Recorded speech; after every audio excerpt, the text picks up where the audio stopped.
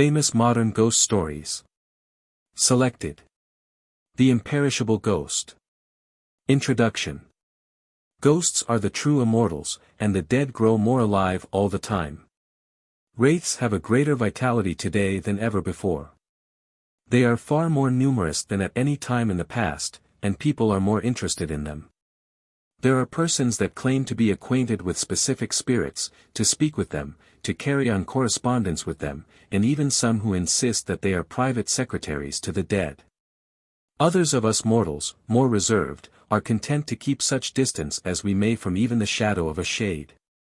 But there's no getting away from ghosts nowadays, for even if you shut your eyes to them in actual life, you stumble over them in the books you read, you see them on the stage and on the screen, and you hear them on the lecture platform.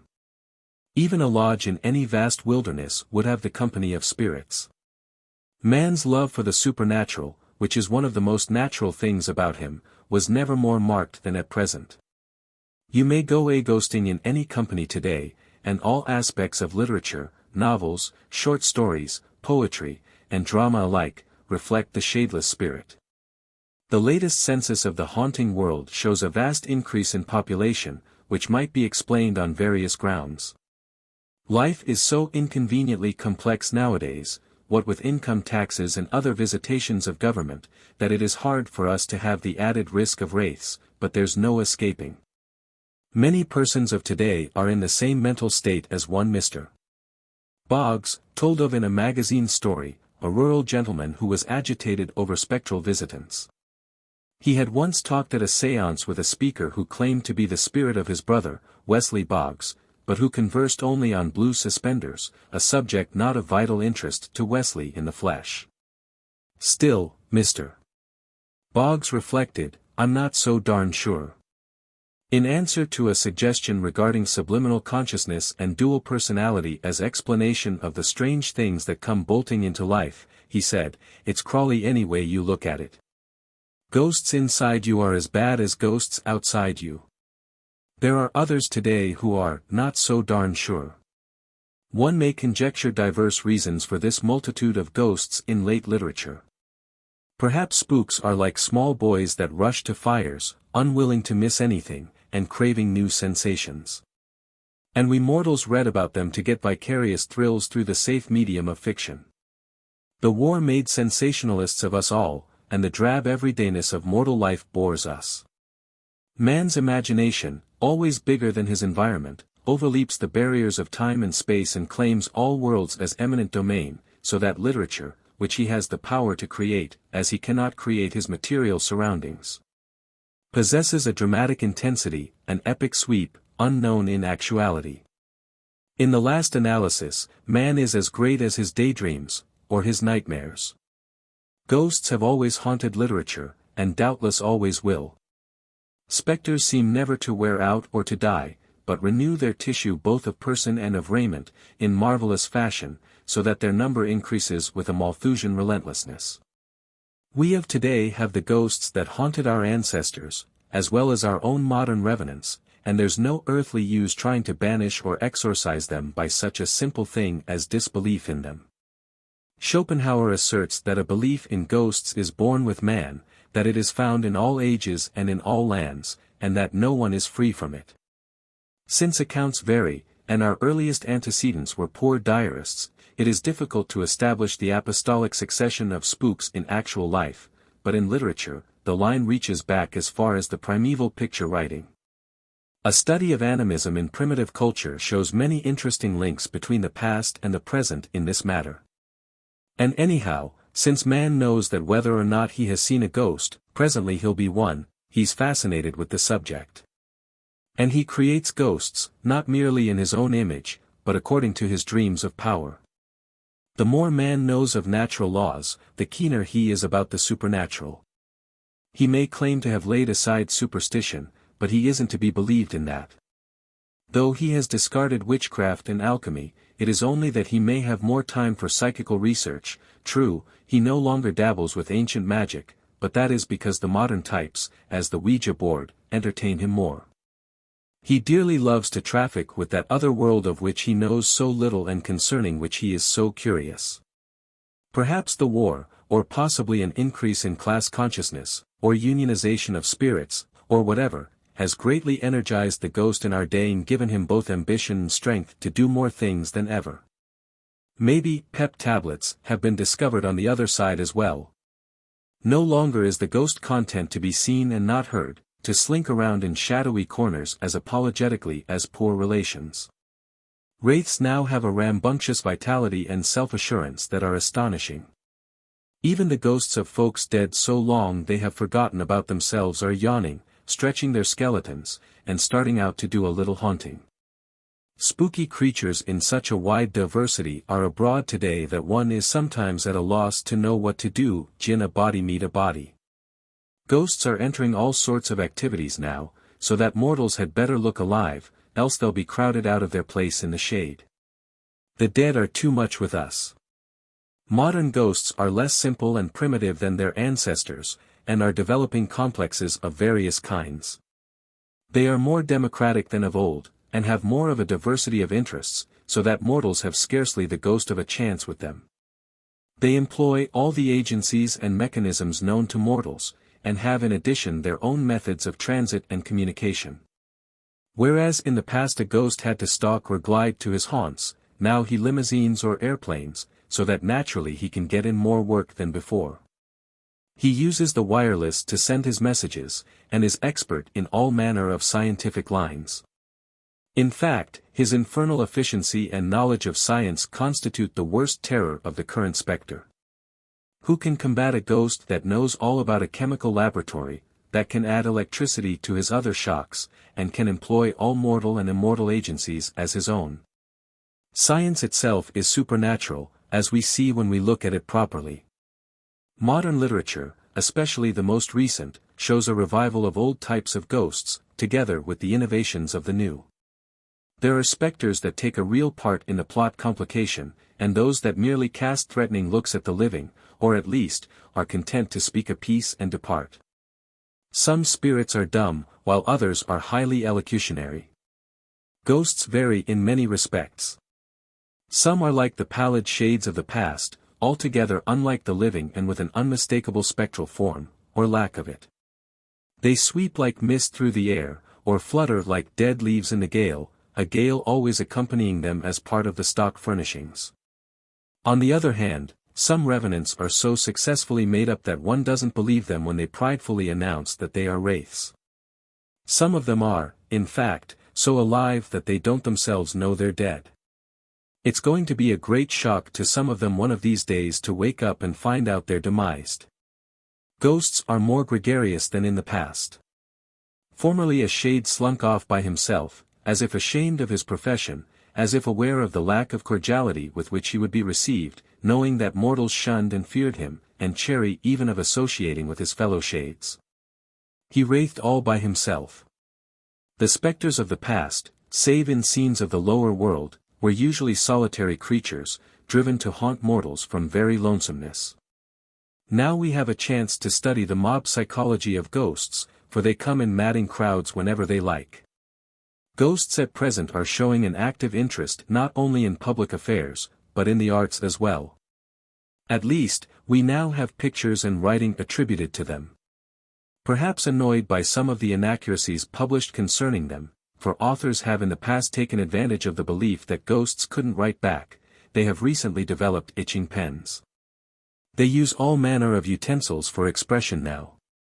There's the magic typewriter that spooks for John Kendrick Bangs, the boardwalk that Patience Worth executes for Mrs.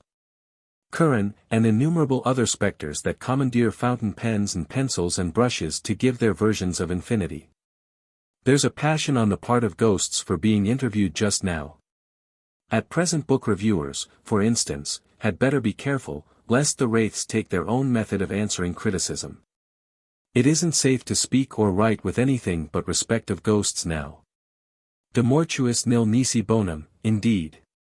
One should never make light of a shade. Modern ghosts have a more pronounced personality than the specters of the past. They have more strength, of mind as well as of body, than the colorless revenants of earlier literature, and they produce a more vivid effect on the beholder and the reader. They know more surely what they wish to do, and they advance relentlessly and with economy of effort to the effecting of their purpose, whether it be of pure horror, of beauty, or pathos of humor.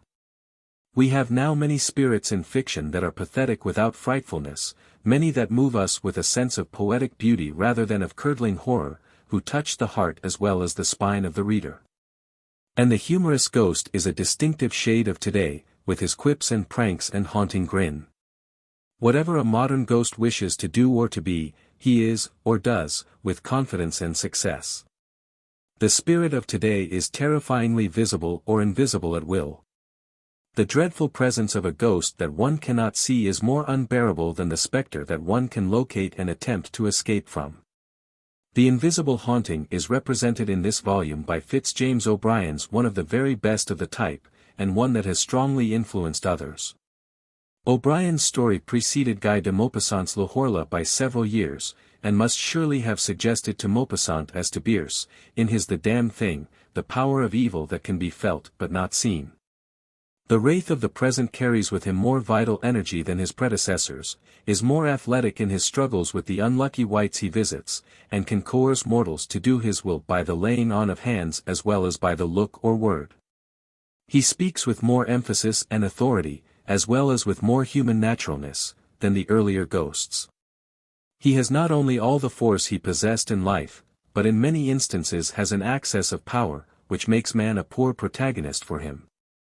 Algernon Blackwood's spirits of evil, for example, have a more awful potentiality than any living person could have, and their will to harm has been increased immeasurably by the accident of death.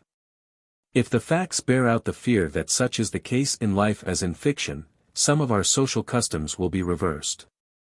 A man will strive by all means to keep his deadly enemy alive, lest death may endow him with tenfold power to hurt. Dark discarnate passions, disembodied hates, work evil where a simple ghost might be helpless and abashed. Algernon Blackwood has command over the spirits of air and fire and wave, so that his pages thrill with beauty and terror. He has handled almost all known aspects of the supernatural, and from his many stories he has selected for this volume as the best example of his ghostly art. Apparitions are more readily recognizable at present than in the past, for they carry into eternity all the disfigurements or physical peculiarities that the living bodies possessed, a fact discouraging to all persons not conspicuous for good looks. Freckles and warts, long noses and missing limbs distinguish the ghosts and aid in crucial identification.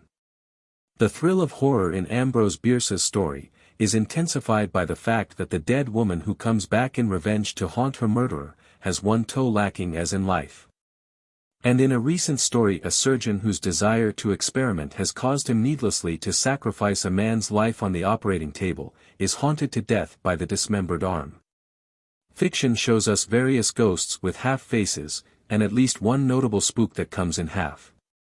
Such ability, it will be granted, must necessarily increase the haunting power, for if a ghost may send a foot or an arm or a leg to harry one person, he can dispatch his backbone or his liver or his heart to upset other human beings simultaneously in a sectional haunting at once economically efficient and terrifying. For instance, has a loathsome horror that a complete skeleton or conventionally equipped wraith could not achieve. Who can doubt that a bodiless hand leaping around on its errands of evil has a menace that a complete 6-foot frame could not duplicate? Yet, in Quiller couches a pair of hands, what pathos and beauty in the thought of the child hands coming back to serve others in homely tasks. Surely no housewife in these helpless days would object to being haunted in such delicate fashion. Ghosts of today have an originality that antique specters lacked. For instance, what story of the past has the awful thrill in Andreev's, that story of the man who came back from the grave, living, yet dead? With the horror of the unknown so manifest in his face that those who looked into his deep eyes met their doom. Present-day writers skillfully combine various elements of awe with the supernatural, as madness with the ghostly, adding to the chill of fear which each concept gives. Wilbur Daniel Steele's is an instance of that method. Pose, one of the best stories in any language, reveals the unrelenting will of the dead to effect its desire, the dead wife triumphantly coming back to life through the second wife's body. Olivia Howard Dunbar's is another instance of jealousy reaching beyond the grave. One of Robert W.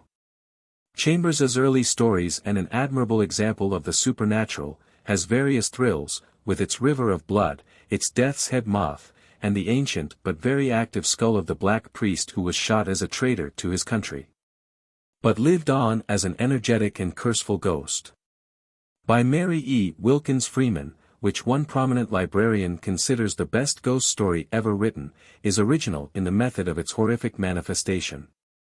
Isn't it more devastating to one's sanity to see the shadow of a revenge ghost cast on the wall, to know that a vindictive spirit is beside one but invisible, than to see the spectre himself?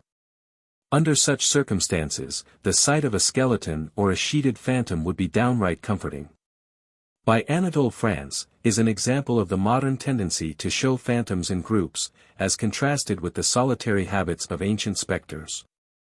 Here the spirits of those who had sinned for love could meet and celebrate Mass together in one evening of the year. The delicate beauty of many of the modern ghostly stories is apparent in, by Richard Le Gallienne, for this prose poem has an appeal of tenderness rather than of terror. And everybody who has had affection for a dog will appreciate the pathos of the little sketch, by Mila J. Closser. The dog appears more frequently as a ghost than does any other animal, perhaps because man feels that he is nearer the human, though the horse is as intelligent and as much beloved.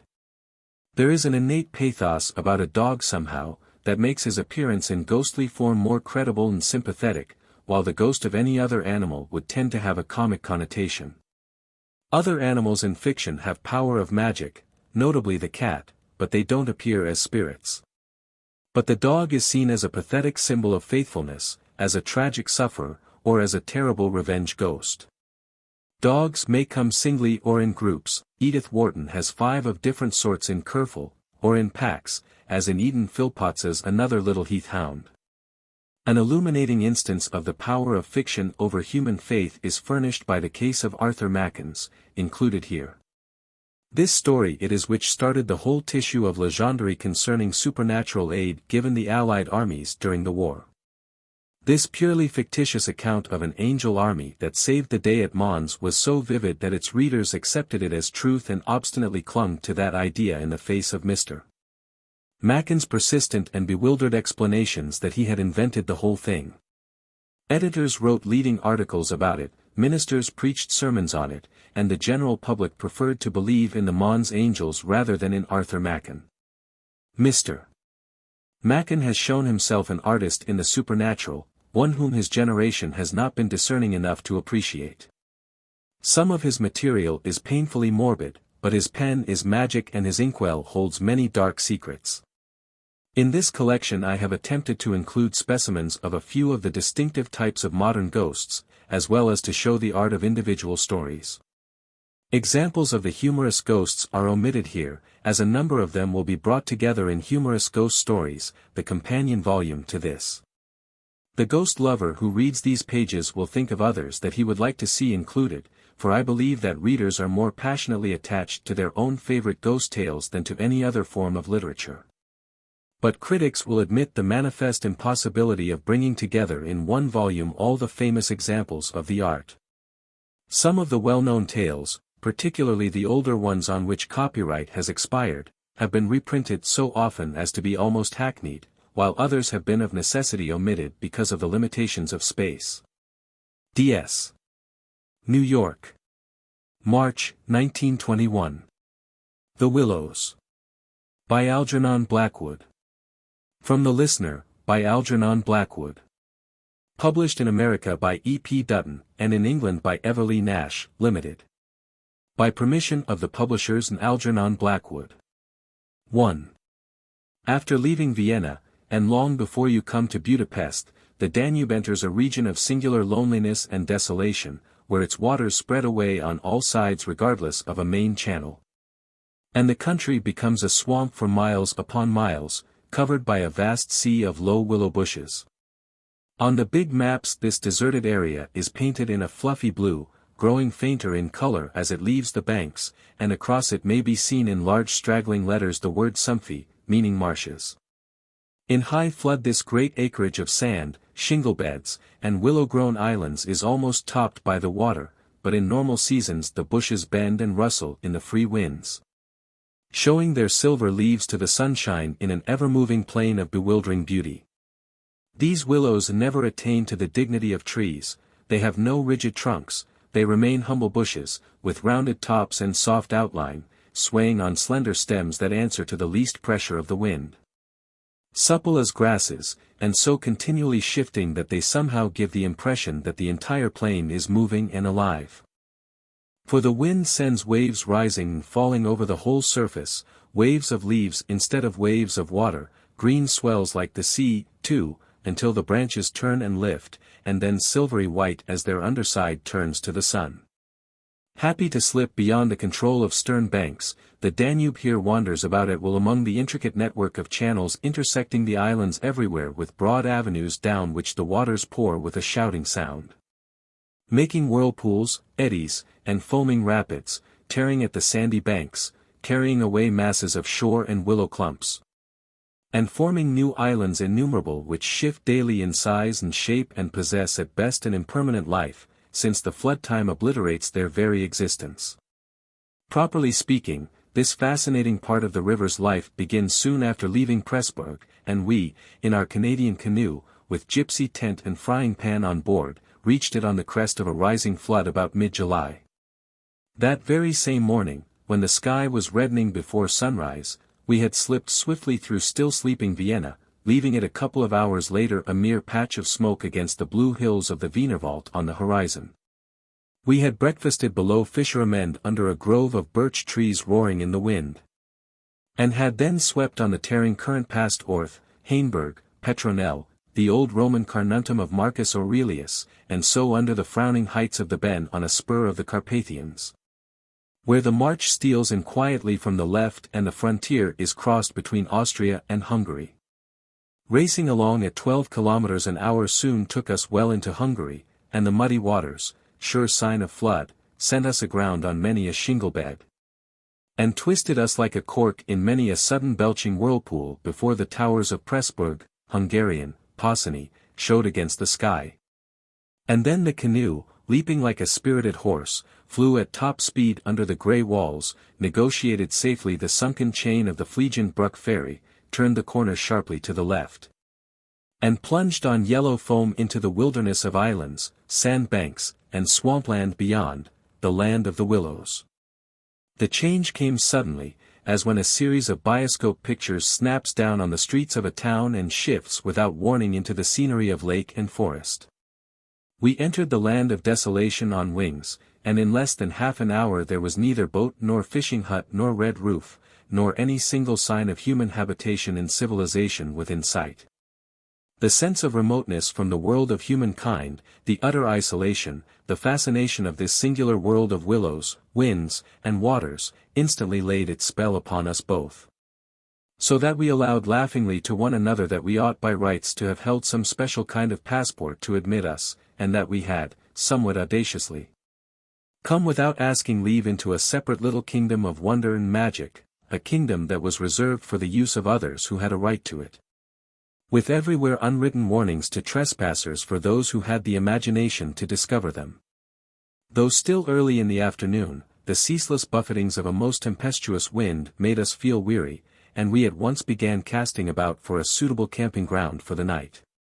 But the bewildering character of the islands made landing difficult, the swirling flood carried us inshore and then swept us out again. The willow branches tore our hands as we seized them to stop the canoe, and we pulled many a yard of sandy bank into the water before at length we shot with a great sideways blow from the wind into a backwater and managed to beach the bows in a cloud of spray.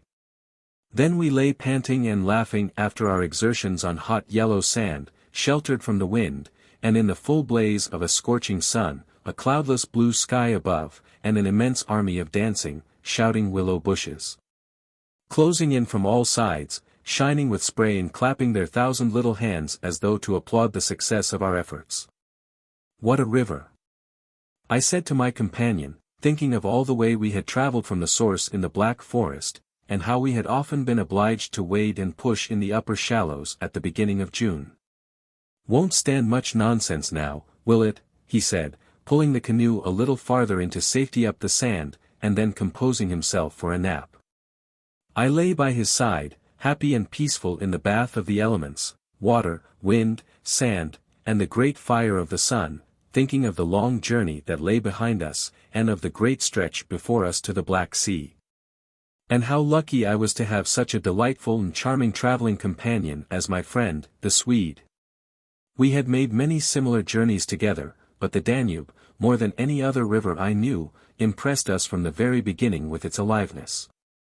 From its tiny bubbling entry into the world among the pinewood gardens of Donaueschingen, until this moment when it began to play the great river game of losing itself among the deserted swamps, unobserved, unrestrained. It had seemed to us like following the growth of some living creature.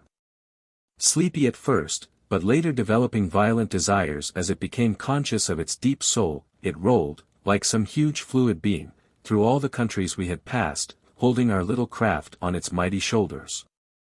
Playing roughly with us sometimes, yet always friendly and well-meaning, till at length we had come inevitably to regard it as a great personage. How, indeed, could it be otherwise, since it told us so much of its secret life? At night we heard it singing to the moon as we lay in our tent, uttering that odd sibilant note peculiar to itself and said to be caused by the rapid tearing of the pebbles along its bed, so great is its hurrying speed. We knew, too, the voice of its gurgling whirlpools, suddenly bubbling up on a surface previously quite calm, the roar of its shallows and swift rapids, its constant steady thundering below all mere surface sounds. And that ceaseless tearing of its icy waters at the banks. How it stood up and shouted when the rains fell flat upon its face. And how its laughter roared out when the wind blew upstream and tried to stop its growing speed. We knew all its sounds and voices, its tumblings and foamings, its unnecessary splashing against the bridges, that self-conscious chatter when there were hills to look on. The affected dignity of its speech when it passed through the little towns, far too important to laugh, and all these faint, sweet whisperings when the sun caught it fairly in some slow curve and poured down upon it till the steam rose. It was full of tricks, too, in its early life before the great world knew it. There were places in the upper reaches among the Swabian forests, when yet the first whispers of its destiny had not reached it, where it elected to disappear through holes in the ground. To appear again on the other side of the porous limestone hills and start a new river with another name. Leaving, too, so little water in its own bed that we had to climb out and wade and push the canoe through miles of shallows.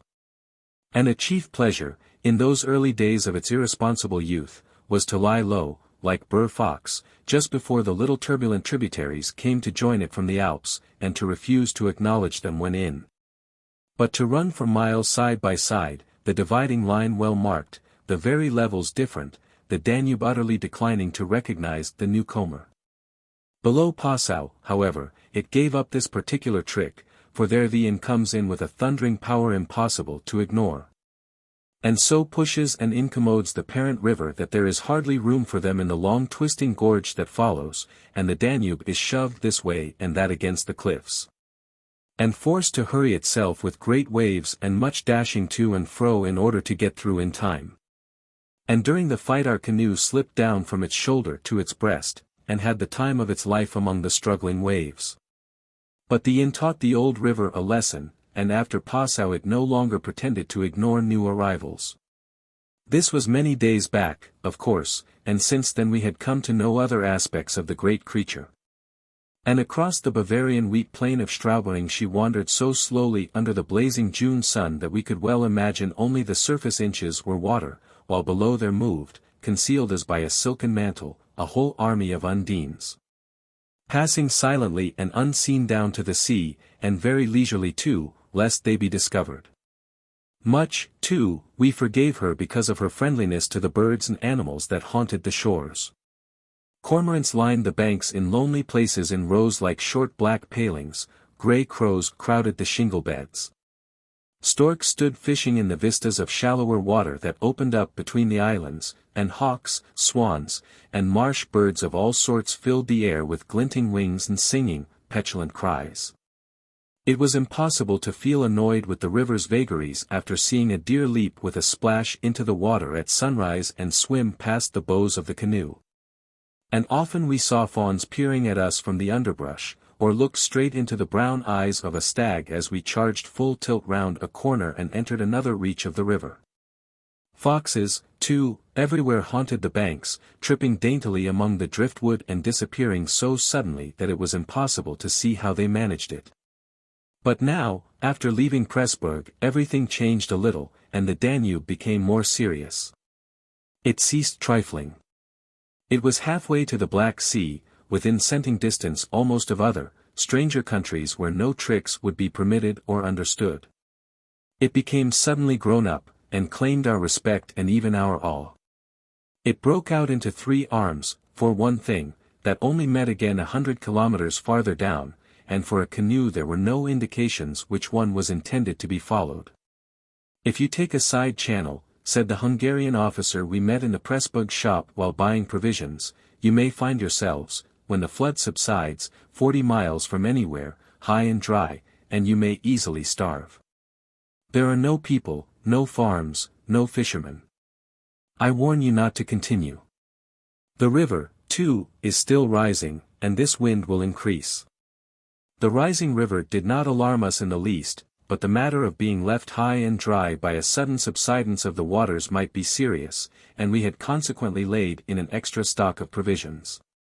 For the rest, the officer's prophecy held true, and the wind, blowing down a perfectly clear sky, increased steadily till it reached the dignity of a westerly gale.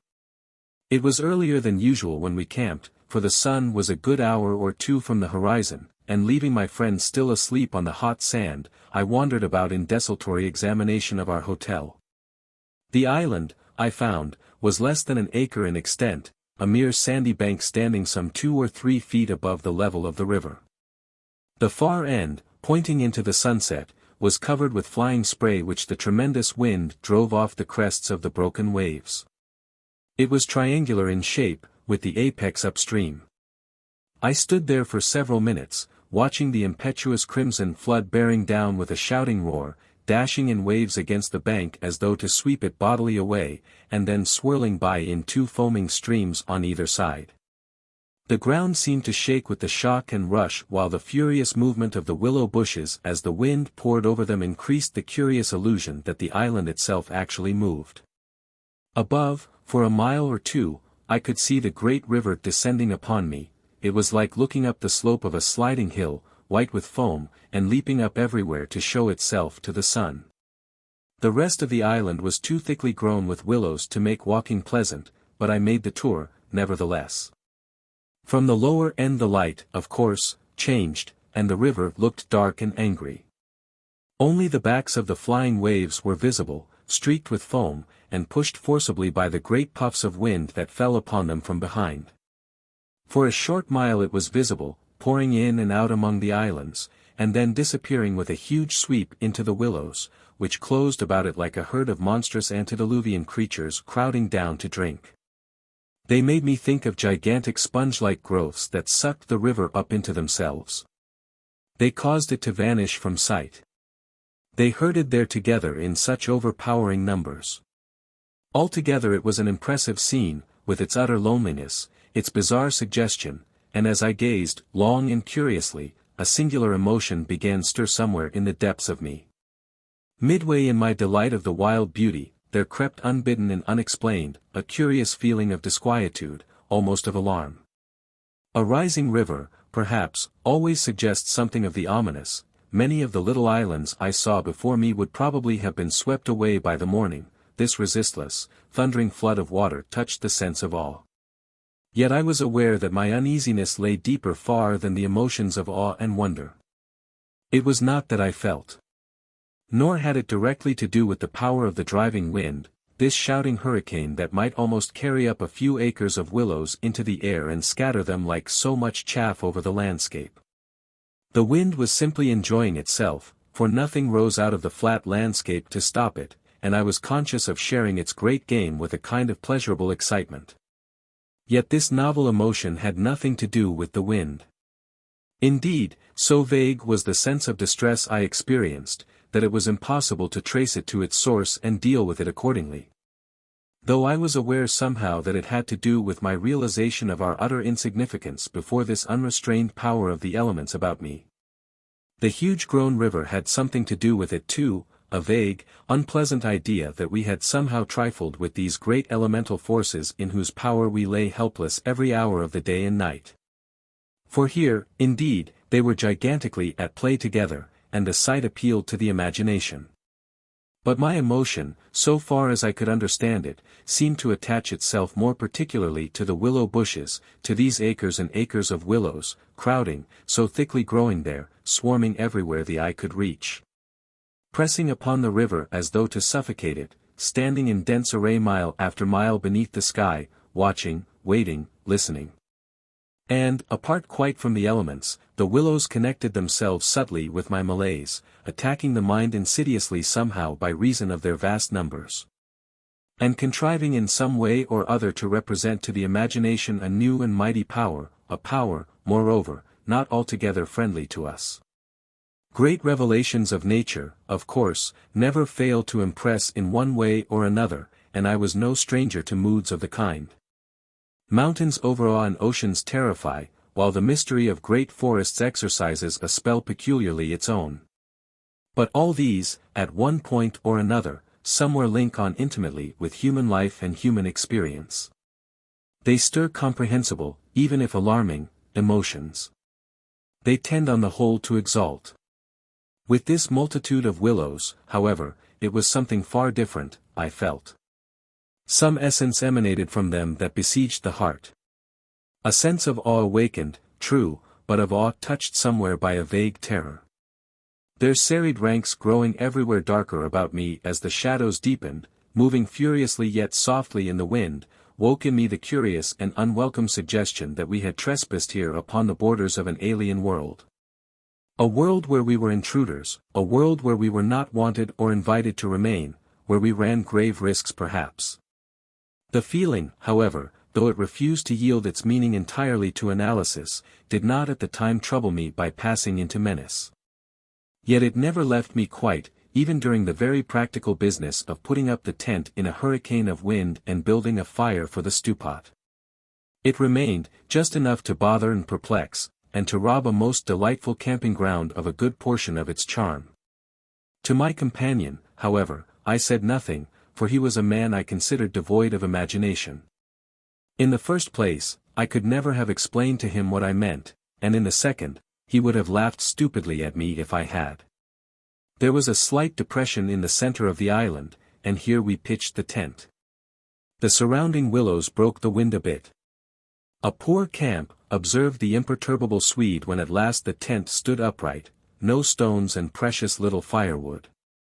I'm for moving on early tomorrow, eh? This sand won't hold anything." But the experience of a collapsing tent at midnight had taught us many devices, and we made the cozy gypsy house as safe as possible, and then set about collecting a store of wood to last till bedtime. Willow bushes drop no branches, and driftwood was our only source of supply. We hunted the shores pretty thoroughly. Everywhere the banks were crumbling as the rising flood tore at them and carried away great portions with a splash and a gurgle. "The island's much smaller than when we landed," said the accurate Swede. "It won't last long at this rate. We'd better drag the canoe close to the tent, and be ready to start at a moment's notice. I shall sleep in my clothes." He was a little distance off, climbing along the bank, and I heard his rather jolly laugh as he spoke. "By Jove!" I heard him call, a moment later, and turned to see what had caused his exclamation. But for the moment he was hidden by the willows, and I could not find him. "What in the world's this?" I heard him cry again, and this time his voice had become serious. I ran up quickly and joined him on the bank. He was looking over the river, pointing at something in the water. "Good heavens, it's a man's body," he cried excitedly. "Look!" A black thing, turning over and over in the foaming waves, swept rapidly past. It kept disappearing and coming up to the surface again. It was about 20 feet from the shore, and just as it was opposite to where we stood it lurched round and looked straight at us. We saw its eyes reflecting the sunset, and gleaming an odd yellow as the body turned over. Then it gave a swift, gulping plunge, and dived out of sight in a flash. An otter, by gad, we exclaimed in the same breath, laughing. It was an otter, alive, and out on the hunt, yet it had looked exactly like the body of a drowned man turning helplessly in the current. Far below it came to the surface once again, and we saw its black skin, wet and shining in the sunlight. Then, too, just as we turned back, our arms full of driftwood, another thing happened to recall us to the river bank. This time it really was a man, and what was more, a man in a boat. Now a small boat on the Danube was an unusual sight at any time, but here in this deserted region, and at flood time, it was so unexpected as to constitute a real event. We stood and stared. Whether it was due to the slanting sunlight, or the refraction from the wonderfully illumined water, I cannot say, but, whatever the cause, I found it difficult to focus my sight properly upon the flying apparition.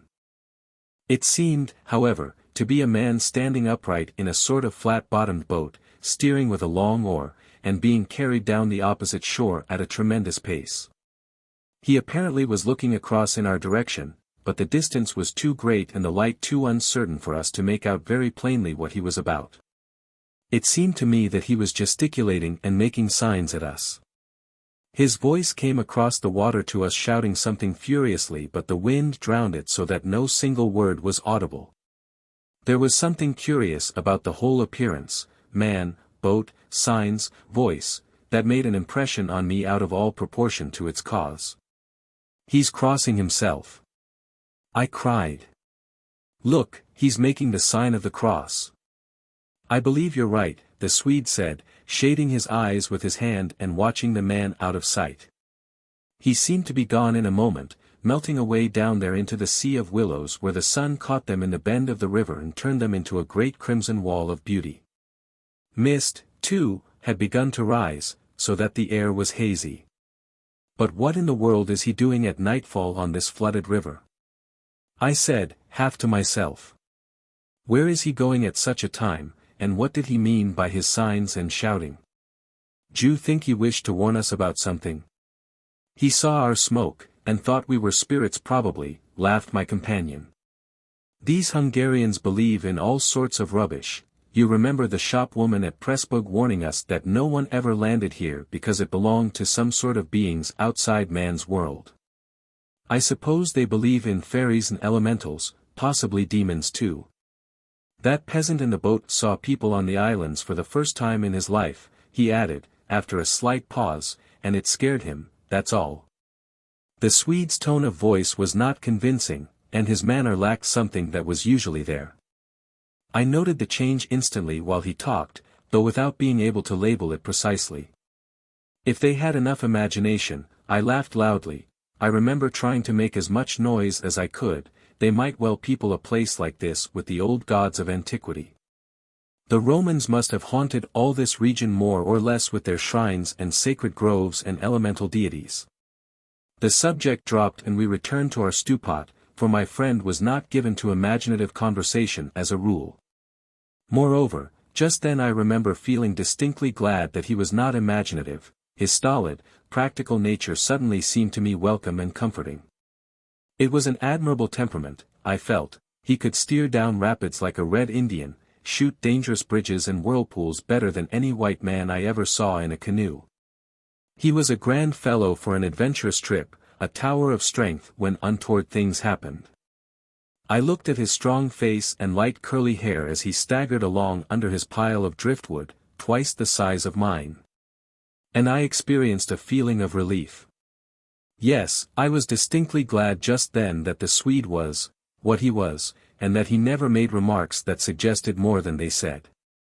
"The river's still rising, though," he added, as if following out some thoughts of his own, and dropping his load with a gasp. "This island will be under water in 2 days if it goes on."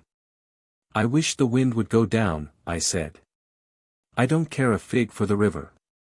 The flood, indeed, had no terrors for us. We could get off at 10 minutes' notice, and the more water the better we liked it. It meant an increasing current and the obliteration of the treacherous shingle beds that so often threatened to tear the bottom out of our canoe. Contrary to our expectations, the wind did not go down with the sun. It seemed to increase with the darkness, howling overhead and shaking the willows round us like straws. Curious sounds accompanied it sometimes, like the explosion of heavy guns, and it fell upon the water and the island in great flat blows of immense power. It made me think of the sounds a planet must make, could we only hear it, driving along through space. But the sky kept wholly clear of clouds, and soon after supper the full moon rose up in the east and covered the river and the plain of shouting willows with a light like the day. We lay on the sandy patch beside the fire, smoking, listening to the noises of the night round us, and talking happily of the journey we had already made, and of our plans ahead. The map lay spread in the door of the tent, but the high wind made it hard to study, and presently we lowered the curtain and extinguished the lantern. The firelight was enough to smoke and see each other's faces by, and the sparks flew about overhead like fireworks. A few yards beyond, the river gurgled and hissed, and from time to time a heavy splash announced the falling away of further portions of the bank. Our talk, I noticed, had to do with the faraway scenes and incidents of our first camps in the Black Forest, or of other subjects altogether remote from the present setting. For neither of us spoke of the actual moment more than was necessary, almost as though we had agreed tacitly to avoid discussion of the camp and its incidents. Neither the otter nor the boatman, for instance, received the honor of a single mention, though ordinarily these would have furnished discussion for the greater part of the evening. They were, of course, distinct events in such a place. The scarcity of wood made it a business to keep the fire going, for the wind, that drove the smoke in our faces wherever we sat, helped at the same time to make a forced draught. We took it in turn to make foraging expeditions into the darkness, and the quantity the Swede brought back always made me feel that he took an absurdly long time finding it. For the fact was I did not care much about being left alone, and yet it always seemed to be my turn to grub about among the bushes or scramble along the slippery banks in the moonlight. The long day's battle with wind and water, such wind and such water, had tired us both, and an early bed was the obvious program. Yet neither of us made the move for the tent. We lay there, tending the fire, talking in desultory fashion, peering about us into the dense willow bushes, and listening to the thunder of wind and river. The loneliness of the place had entered our very bones, and silence seemed natural, for after a bit the sound of our voices became a trifle unreal and forced. Whispering would have been the fitting mode of communication, I felt, and the human voice, always rather absurd amid the roar of the elements, now carried with it something almost illegitimate. It was like talking out loud in church, or in some place where it was not lawful, perhaps not quite safe, to be overheard. The eeriness of this lonely island, set among a million willows, swept by a hurricane, and surrounded by hurrying deep waters, touched us both, I fancy. Untrodden by man, almost unknown to man, it lay there beneath the moon, remote from human influence, on the frontier of another world, an alien world, a world tenanted by willows only and the souls of willows. And we, in our rashness, had dared to invade it, even to make use of it. Something more than the power of its mystery stirred in me as I lay on the sand, feet to fire, and peered up through the leaves at the stars. For the last time I rose to get firewood. When this has burnt up, I said firmly, I shall turn in, and my companion watched me lazily as I moved off into the surrounding shadows. For an unimaginative man I thought he seemed unusually receptive that night, unusually open to suggestion of things other than sensory. He too was touched by the beauty and loneliness of the place. I was not altogether pleased, I remember, to recognize this slight change in him, and instead of immediately collecting sticks, I made my way to the far point of the island where the moonlight on plain and river could be seen to better advantage. The desire to be alone had come suddenly upon me, my former dread returned in force, there was a vague feeling in me I wished to face and probe to the bottom. When I reached the point of sand jutting out among the waves, the spell of the place descended upon me with a positive shock. No mere scenery could have produced such an effect. There was something more here, something to alarm. I gazed across the waste of wild waters, I watched the whispering willows, I heard the ceaseless beating of the tireless wind, and, one and all, each in its own way, stirred in me this sensation of a strange distress. But the willows especially, for ever they went on chattering and talking among themselves, laughing a little, shrilly crying out. Sometimes sighing, but what it was they made so much to do about belonged to the secret life of the great plain they inhabited. And it was utterly alien to the world I knew, or to that of the wild yet kindly elements. They made me think of a host of beings from another plane of life, another evolution altogether, perhaps, all discussing a mystery known only to themselves. I watched them moving busily together, oddly shaking their big bushy heads, twirling their myriad leaves even when there was no wind. They moved of their own will as though alive, and they touched, by some incalculable method, my own keen sense of the horrible. There they stood in the moonlight, like a vast army surrounding our camp, shaking their innumerable silver spears defiantly, formed all ready for an attack. The psychology of places, for some imaginations at least, is very vivid. For the wanderer, especially, camps have their note either of welcome or rejection. At first it may not always be apparent, because the busy preparations of tent and cooking prevent, but with the first pause, after supper usually, it comes and announces itself. And the note of this willow camp now became unmistakably plain to me: we were interlopers, trespassers, we were not welcomed. The sense of unfamiliarity grew upon me as I stood there watching. We touched the frontier of a region where our presence was resented. For a night's lodging we might perhaps be tolerated, but for a prolonged and inquisitive stay, no. By all the gods of the trees and the wilderness, no. We were the first human influences upon this island, and we were not wanted. The willows were against us. Strange thoughts like these, bizarre fancies, born I know not whence, found lodgment in my mind as I stood listening. What, I thought, if, after all, these crouching willows proved to be alive? If suddenly they should rise up, like a swarm of living creatures, marshaled by the gods whose territory we had invaded, sweep towards us off the vast swamps, booming overhead in the night, and then settle down. As I looked it was so easy to imagine they actually moved, crept nearer, retreated a little, huddled together in masses, hostile, waiting for the great wind that should finally start them a-running. I could have sworn their aspect changed a little, and their ranks deepened and pressed more closely together. The melancholy shrill cry of a night bird sounded overhead, and suddenly I nearly lost my balance as the piece of bank I stood upon fell with a great splash into the river, undermined by the flood. I stepped back just in time, and went on hunting for firewood again, half laughing at the odd fancies that crowded so thickly into my mind and cast their spell upon me. I recall the Swede's remark about moving on next day, and I was just thinking that I fully agreed with him, when I turned with a start and saw the subject of my thoughts standing immediately in front of me. He was quite close. The roar of the elements had covered his approach. "You've been gone so long," he shouted above the wind, "I thought something must have happened to you." But there was that in his tone, and a certain look in his face as well, that conveyed to me more than his actual words, and in a flash I understood the real reason for his coming. It was because the spell of the place had entered his soul too, and he did not like being alone. "River still rising," he cried, pointing to the flood in the moonlight, "and the wind's simply awful."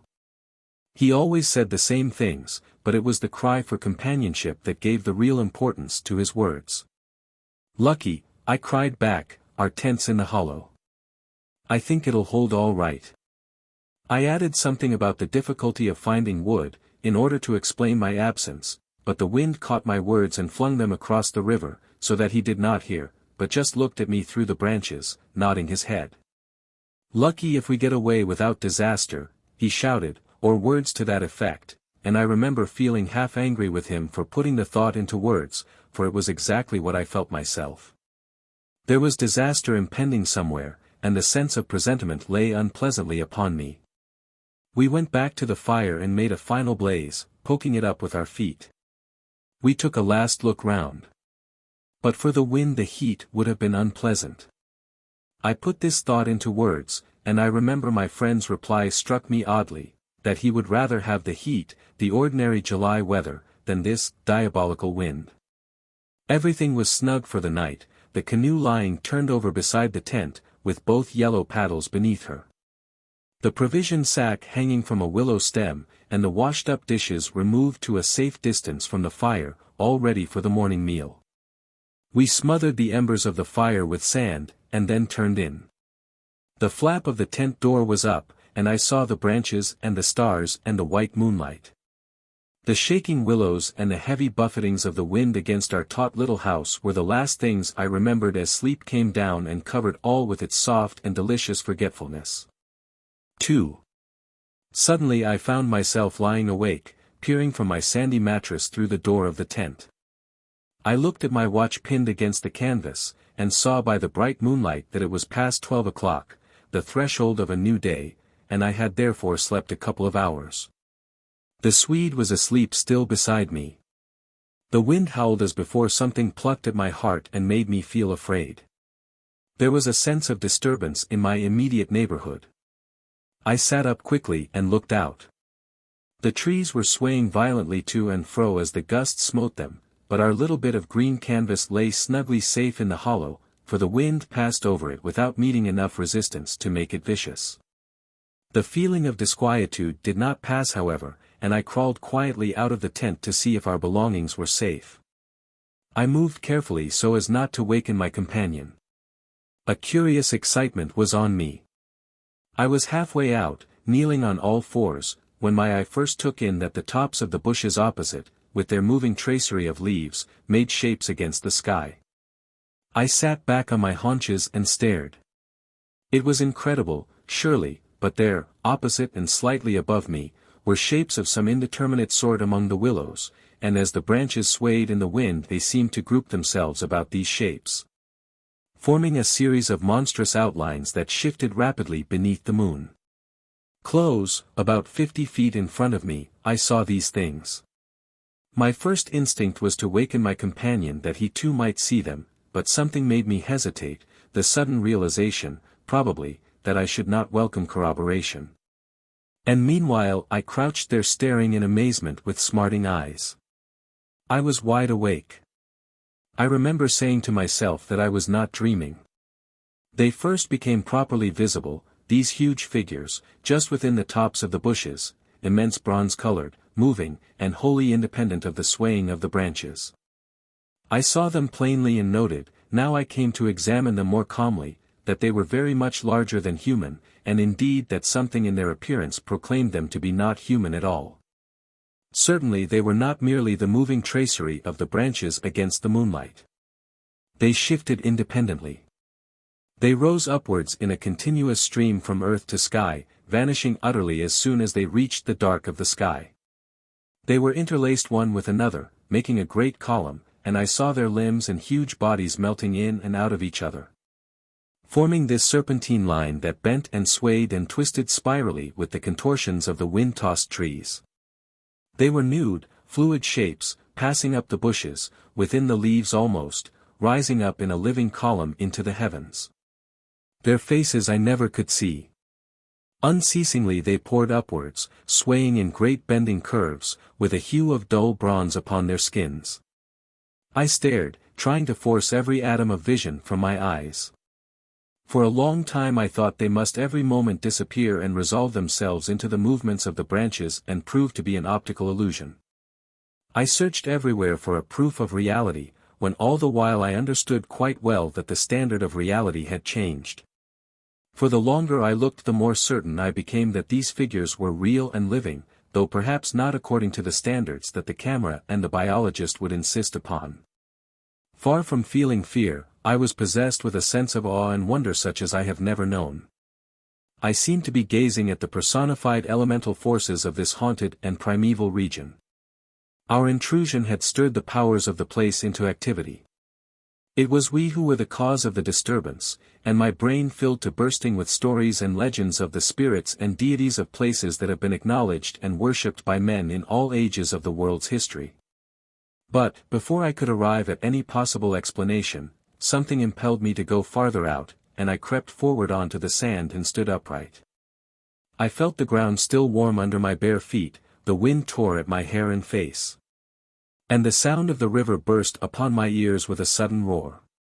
These things, I knew, were real, and proved that my senses were acting normally. Yet the figures still rose from earth to heaven, silent, majestically, in a great spiral of grace and strength that overwhelmed me at length with a genuine deep emotion of worship. I felt that I must fall down and worship, absolutely worship. Perhaps in another minute I might have done so, when a gust of wind swept against me with such force that it blew me sideways, and I nearly stumbled and fell. It seemed to shake the dream violently out of me. At least it gave me another point of view somehow. The figures still remained, still ascended into heaven from the heart of the night, but my reason at last began to assert itself. It must be a subjective experience, I argued, none the less real for that, but still subjective. The moonlight and the branches combined to work out these pictures upon the mirror of my imagination, and for some reason I projected them outwards and made them appear objective. I knew this must be the case, of course. I was the subject of a vivid and interesting hallucination. I took courage, and began to move forward across the open patches of sand. By Jove, though, was it all hallucination? Was it merely subjective? Did not my reason argue in the old feudal way from the little standard of the known? I only know that great column of figures ascended darkly into the sky for what seemed a very long period of time, and with a very complete measure of reality as most men are accustomed to gauge reality. Then suddenly they were gone. And, once they were gone and the immediate wonder of their great presence had passed, fear came down upon me with a cold rush.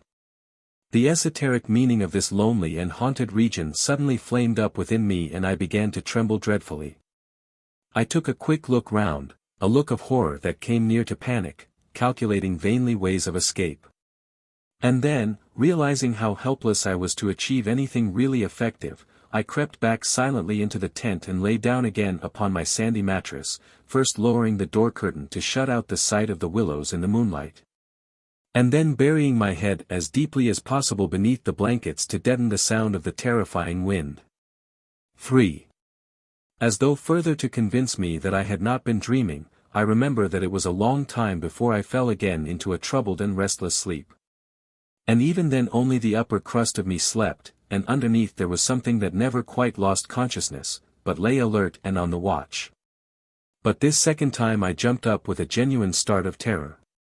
It was neither the wind or the river that woke me, but the slow approach of something that caused the sleeping portion of me to grow smaller and smaller till at last it vanished altogether, and I found myself sitting bolt upright, listening. Outside there was a sound of multitudinous little patterings. They had been coming, I was aware, for a long time, and in my sleep they had first become audible. I sat there nervously wide awake as though I had not slept at all. It seemed to me that my breathing came with difficulty, and that there was a great weight upon the surface of my body. In spite of the hot night, I felt clammy with cold and shivered. Something surely was pressing steadily against the sides of the tent and weighing down upon it from above. Was it the body of the wind? Was this the pattering rain, the dripping of the leaves? The spray blown from the river by the wind and gathering in big drops? I thought quickly of a dozen things. Then suddenly the explanation leaped into my mind: a bough from the poplar, the only large tree on the island, had fallen with the wind. Still half caught by the other branches, it would fall with the next gust and crush us, and meanwhile its leaves brushed and tapped upon the tight canvas surface of the tent. I raised the loose flap and rushed out, calling to the Swede to follow. But when I got out and stood upright I saw that the tent was free. There was no hanging bough, there was no rain or spray, nothing approached. A cold, grey light filtered down through the bushes and lay on the faintly gleaming sand. Stars still crowded the sky directly overhead, and the wind howled magnificently, but the fire no longer gave out any glow, and I saw the east reddening in streaks through the trees. Several hours must have passed since I stood there before, watching the ascending figures, and the memory of it now came back to me horribly, like an evil dream. Oh, how tired it made me feel, that ceaseless raging wind. Yet, though the deep lassitude of a sleepless night was on me, my nerves were tingling with the activity of an equally tireless apprehension, and all idea of repose was out of the question. The river I saw had risen further. Its thunder filled the air, and a fine spray made itself felt through my thin sleeping shirt. Yet nowhere did I discover the slightest evidences of anything to cause alarm. This deep, prolonged disturbance in my heart remained wholly unaccounted for. My companion had not stirred when I called him, and there was no need to waken him now. I looked about me carefully, noting everything: the turned-over canoe, the yellow paddles, 2 of them, I'm certain, the provision sack and the extra lantern hanging together from the tree, and, crowding everywhere about me, enveloping all, the willows, those endless, shaking willows. A bird uttered its morning cry, and a string of duck passed with whirring flight overhead in the twilight. The sand whirled, dry and stinging, about my bare feet in the wind. I walked round the tent and then went out a little way into the bush, so that I could see across the river to the farther landscape. And the same profound yet indefinable emotion of distress seized upon me again as I saw the interminable sea of bushes stretching to the horizon, looking ghostly and unreal in the wan light of dawn. I walked softly here and there, still puzzling over that odd sound of infinite pattering, and of that pressure upon the tent that had wakened me. It must have been the wind, I reflected, the wind beating upon the loose, hot sand, driving the dry particles smartly against the taut canvas, the wind dropping heavily upon our fragile roof. Yet all the time my nervousness and malaise increased appreciably. I crossed over to the farther shore and noted how the coastline had altered in the night, and what masses of sand the river had torn away. I dipped my hands and feet into the cool current, and bathed my forehead. Already there was a glow of sunrise in the sky and the exquisite freshness of coming day. On my way back I passed purposely beneath the very bushes where I had seen the column of figures rising into the air, and midway among the clumps I suddenly found myself overtaken by a sense of vast terror. From the shadows a large figure went swiftly by. Some one passed me, as sure as ever man did. It was a great staggering blow from the wind that helped me forward again, and once out in the more open space, the sense of terror diminished strangely. The winds were about and walking, I remember saying to myself. For the winds often move like great presences under the trees. And altogether the fear that hovered about me was such an unknown and immense kind of fear, so unlike anything I had ever felt before, that it woke a sense of awe and wonder in me that did much to counteract its worst effects. And when I reached a high point in the middle of the island from which I could see the wide stretch of river, crimson in the sunrise, the whole magical beauty of it all was so overpowering that a sort of wild yearning woke in me and almost brought a cry up into the throat. But this cry found no expression, for as my eyes wandered from the plain beyond to the island round me and noted our little tent half hidden among the willows, a dreadful discovery leaped out at me, compared to which my terror of the walking winds seemed as nothing at all. For a change, I thought, had somehow come about in the arrangement of the landscape. It was not that my point of vantage gave me a different view, but that an alteration had apparently been effected in the relation of the tent to the willows, and of the willows to the tent. Surely the bushes now crowded much closer, unnecessarily, unpleasantly close. They had moved nearer. Creeping with silent feet over the shifting sands, drawing imperceptibly nearer by soft, unhurried movements, the willows had come closer during the night. But had the wind moved them, or had they moved of themselves? I recalled the sound of infinite small patterings and the pressure upon the tent and upon my own heart that caused me to wake in terror. I swayed for a moment in the wind like a tree, finding it hard to keep my upright position on the sandy hillock.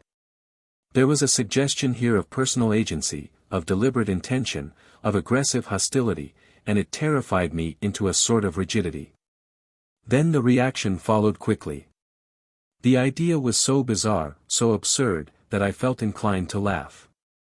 But the laughter came no more readily than the cry. For the knowledge that my mind was so receptive to such dangerous imaginings brought the additional terror that it was through our minds and not through our physical bodies that the attack would come, and was coming. The wind buffeted me about, and, very quickly it seemed, the sun came up over the horizon, for it was after 4 o'clock, and I must have stood on that little pinnacle of sand longer than I knew, afraid to come down at close quarters with the willows. I returned quietly, creepily, to the tent, first taking another exhaustive look round and, yes, I confess it, making a few measurements. I paced out on the warm sand the distances between the willows and the tent, making a note of the shortest distance particularly. I crawled stealthily into my blankets. My companion, to all appearances, still slept soundly, and I was glad that this was so. Provided my experiences were not corroborated, I could find strength somehow to deny them, perhaps. With the daylight I could persuade myself that it was all a subjective hallucination, a fantasy of the night, a projection of the excited imagination. Nothing further came to disturb me, and I fell asleep almost at once, utterly exhausted, yet still in dread of hearing again that weird sound of multitudinous pattering, or of feeling the pressure upon my heart that had made it difficult to breathe. 4. The sun was high in the heavens when my companion woke me from a heavy sleep and announced that the porridge was cooked and there was just time to bathe. The grateful smell of frizzling bacon entered the tent door. "River still rising," he said, "and several islands out in midstream have disappeared altogether. Our own island's much smaller. Any wood left?" I asked sleepily. "The wood and the island will finish tomorrow in a dead heat," he laughed, "but there's enough to last us till then."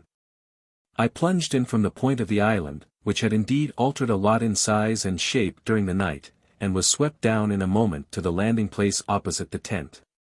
The water was icy, and the banks flew by like the country from an express train.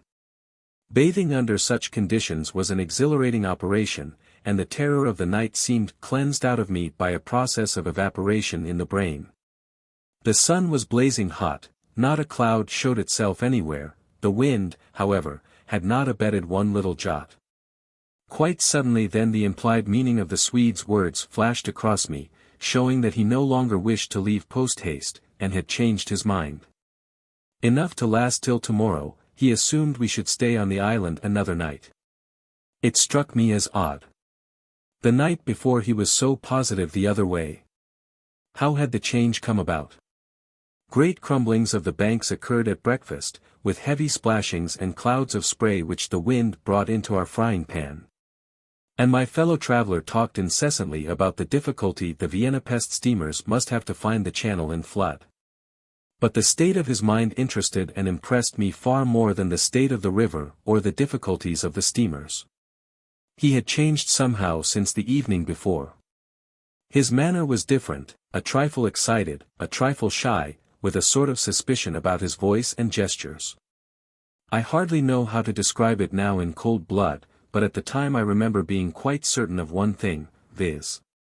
that he had become frightened. He ate very little breakfast, and for once omitted to smoke his pipe. He had the map spread open beside him, and kept studying its markings.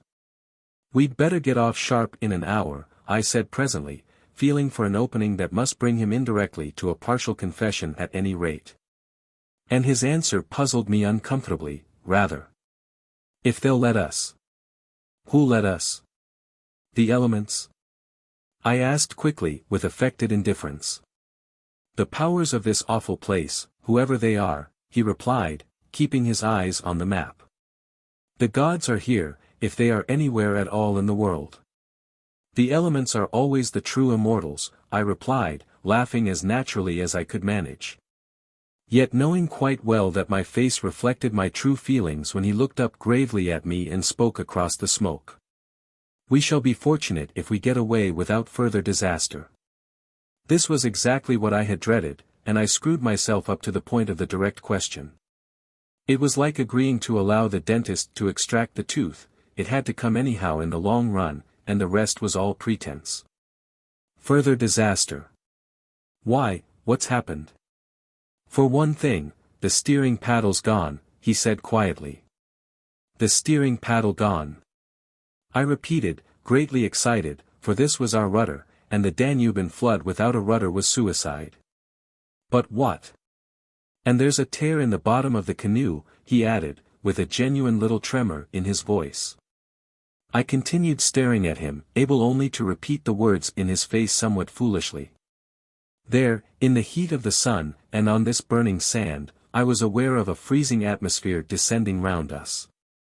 I got up to follow him, for he merely nodded his head gravely and led the way towards the tent a few yards on the other side of the fireplace. The canoe still lay there as I had last seen her in the night, ribs uppermost, the paddles, or rather, the paddle, on the sand beside her. "There's only one," he said, stooping to pick it up. "And here's the rent in the baseboard." It was on the tip of my tongue to tell him that I had clearly noticed 2 paddles a few hours before, but a second impulse made me think better of it, and I said nothing. I approached to see. There was a long, finely made tear in the bottom of the canoe where a little slither of wood had been neatly taken clean out.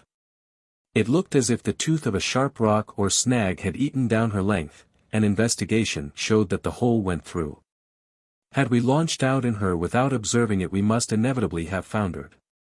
At first the water would have made the wood swell so as to close the hole, but once out in midstream the water must have poured in, and the canoe, never more than 2 inches above the surface, would have filled and sunk very rapidly. "There, you see, an attempt to prepare a victim for the sacrifice," I heard him saying, more to himself than to me. "2 victims rather," he added as he bent over and ran his fingers along the slit. I began to whistle, a thing I always do unconsciously when utterly nonplussed, and purposely paid no attention to his words. I was determined to consider them foolish.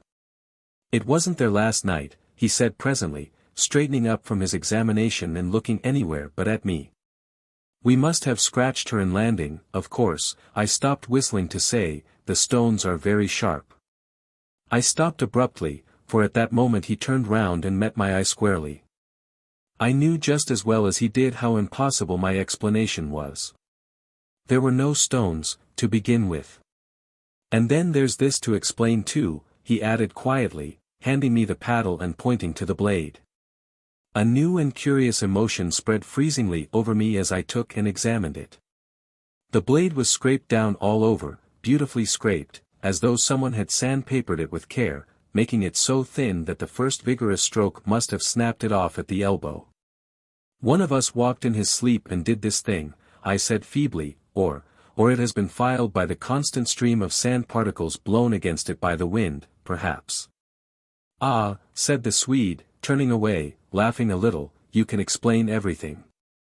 The same wind that caught the steering paddle and flung it so near the bank that it fell in with the next lump that crumbled," I called out after him, absolutely determined to find an explanation for everything he showed me.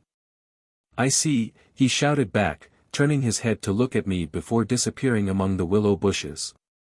Once alone with these perplexing evidences of personal agency, I think my first thought took the form of, one of us must have done this thing, and it certainly was not I. But my second thought decided how impossible it was to suppose, under all the circumstances, that either of us had done it. That my companion, the trusted friend of a dozen similar expeditions, could have knowingly had a hand in it, was a suggestion not to be entertained for a moment. Equally absurd seemed the explanation that this imperturbable and densely practical nature had suddenly become insane and was busied with insane purposes. Yet the fact remained that what disturbed me most, and kept my fear actively alive even in this blaze of sunshine and wild beauty, was the clear certainty that some curious alteration had come about in his mind, that he was nervous, timid, suspicious, aware of goings-on he did not speak about, watching a series of secret and hitherto unmentionable events, waiting, in a word, for a climax that he expected, and, I thought, expected very soon. This grew up in my mind intuitively, I hardly knew how. I made a hurried examination of the tent and its surroundings, but the measurements of the night remained the same. There were deep hollows formed in the sand, I now noticed for the first time, basin-shaped and of various depths and sizes, varying from that of a teacup to a large bowl. The wind, no doubt, was responsible for these miniature craters, just as it was for lifting the paddle and tossing it towards the water. The rent in the canoe was the only thing that seemed quite inexplicable. And, after all, it was conceivable that a sharp point had caught it when we landed. The examination I made of the shore did not assist this theory, but all the same I clung to it with that diminishing portion of my intelligence which I called my reason. An explanation of some kind was an absolute necessity, just as some working explanation of the universe is necessary, however absurd, to the happiness of every individual who seeks to do his duty in the world and face the problems of life. The simile seemed to me at the time an exact parallel. I at once set the pitch melting, and presently the Swede joined me at the work, though under the best conditions in the world the canoe could not be safe for traveling till the following day. I drew his attention casually to the hollows in the sand. "Yes," he said, "I know. They're all over the island. But you can explain them, no doubt." "Wind, of course," I answered without hesitation. "Have you never watched those little whirlwinds in the street that twist and twirl everything into a circle?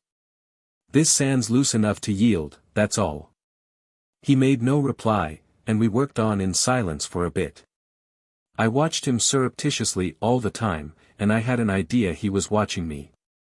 He seemed, too, to be always listening attentively to something I could not hear, or perhaps for something that he expected to hear, for he kept turning about and staring into the bushes, and up into the sky, and out across the water where it was visible through the openings among the willows.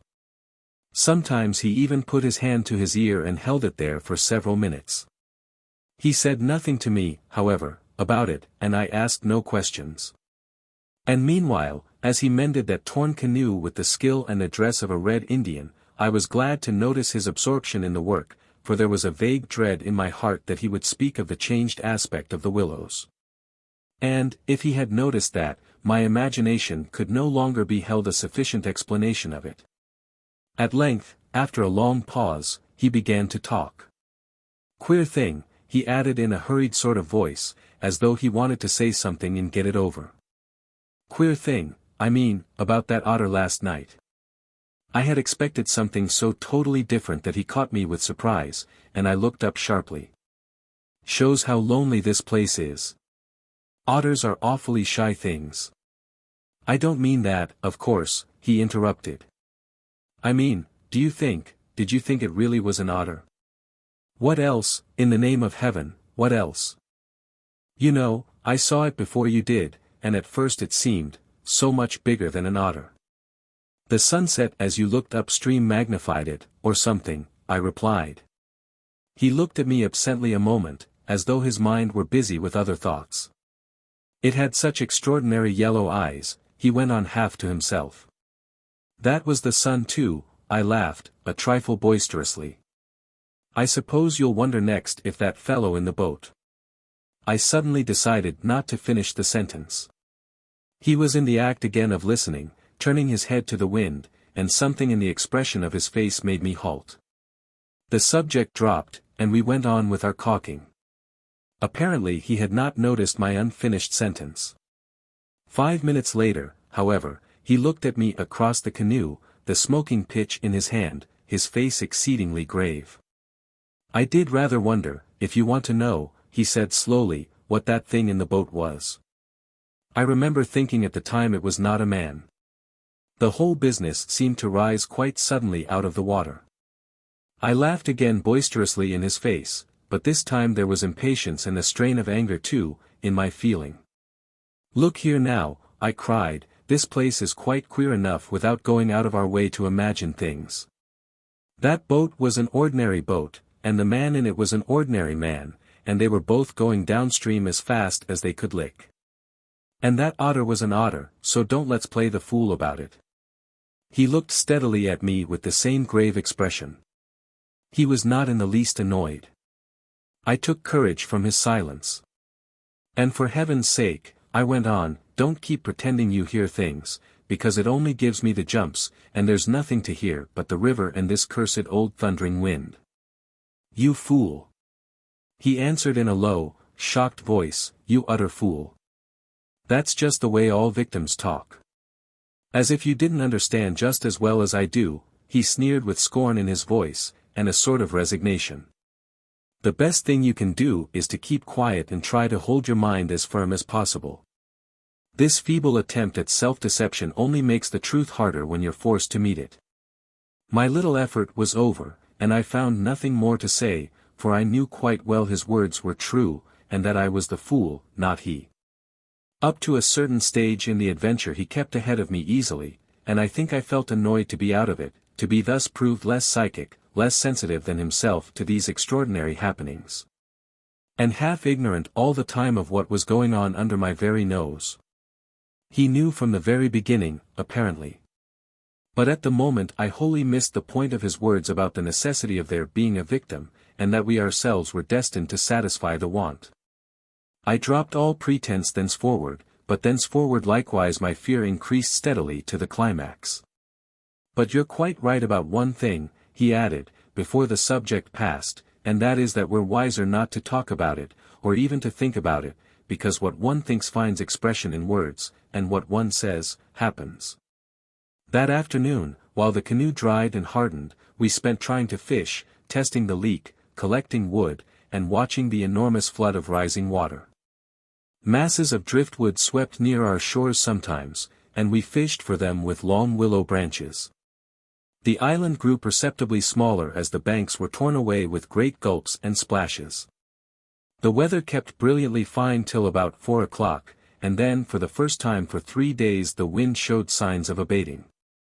Clouds began to gather in the southwest, spreading thence slowly over the sky. This lessening of the wind came as a great relief, for the incessant roaring, banging, and thundering had irritated our nerves. Yet the silence that came about 5 o'clock with its sudden cessation was in a manner quite as oppressive. The booming of the river had everything its own way then, it filled the air with deep murmurs, more musical than the wind noises, but infinitely more monotonous.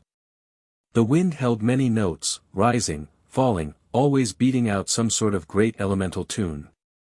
Whereas the river's song lay between 3 notes at most, dull pedal notes, that held a lugubrious quality foreign to the wind, and somehow seemed to me, in my then nervous state, to sound wonderfully well the music of doom. It was extraordinary, too, how the withdrawal suddenly of bright sunlight took everything out of the landscape that made for cheerfulness. And since this particular landscape had already managed to convey the suggestion of something sinister, the change of course was all the more unwelcome and noticeable. For me, I know, the darkening outlook became distinctly more alarming, and I found myself more than once calculating how soon after sunset the full moon would get up in the east. And whether the gathering clouds would greatly interfere with her lighting of the little island. With this general hush of the wind, though it still indulged in occasional brief gusts, the river seemed to me to grow blacker, the willows to stand more densely together. The latter, too, kept up a sort of independent movement of their own, rustling among themselves when no wind stirred, and shaking oddly from the roots upwards. When common objects in this way become charged with the suggestion of horror, they stimulate the imagination far more than things of unusual appearance. And these bushes, crowding huddled about us, assumed for me in the darkness a bizarre grotesquerie of appearance that lent to them somehow the aspect of purposeful and living creatures. Their very ordinariness, I felt, masked what was malignant and hostile to us. The forces of the region drew nearer with the coming of night. They were focusing upon our island, and more particularly upon ourselves. For thus, somehow, in the terms of the imagination, did my really indescribable sensations in this extraordinary place present themselves. I had slept a good deal in the early afternoon, and had thus recovered somewhat from the exhaustion of a disturbed night, but this only served apparently to render me more susceptible than before to the obsessing spell of the haunting. I fought against it, laughing at my feelings as absurd and childish, with very obvious physiological explanations, yet, in spite of every effort, they gained in strength upon me so that I dreaded the night as a child lost in a forest must dread the approach of darkness. The canoe we had carefully covered with a waterproof sheet during the day, and the one remaining paddle had been securely tied by the Swede to the base of a tree, lest the wind should rob us of that too. From 5 o'clock onwards I busied myself with the stew-pot and preparations for dinner, it being my turn to cook that night. We had potatoes, onions, bits of bacon fat to add flavor, and a general thick residue from former stews at the bottom of the pot. With black bread broken up into it the result was most excellent, and it was followed by a stew of plums with sugar and a brew of strong tea with dried milk. A good pile of wood lay close at hand, and the absence of wind made my duties easy. My companion sat lazily watching me, dividing his attentions between cleaning his pipe and giving useless advice, an admitted privilege of the off-duty man. He had been very quiet all the afternoon, engaged in recalking the canoe, strengthening the tent ropes, and fishing for driftwood while I slept. No more talk about undesirable things had passed between us, and I think his only remarks had to do with the gradual destruction of the island, which he declared was now fully a third smaller than when we first landed. The pot had just begun to bubble when I heard his voice calling to me from the bank, where he had wandered away without my noticing. I ran up. "Come and listen," he said, "and see what you make of it." He held his hand cupwise to his ear, as so often before. "Now do you hear anything?" he asked, watching me curiously. We stood there, listening attentively together. At first I heard only the deep note of the water and the hissings rising from its turbulent surface. The willows, for once, were motionless and silent. Then a sound began to reach my ears faintly, a peculiar sound, something like the humming of a distant gong.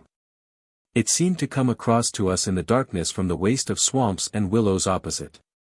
It was repeated at regular intervals, but it was certainly neither the sound of a bell nor the hooting of a distant steamer.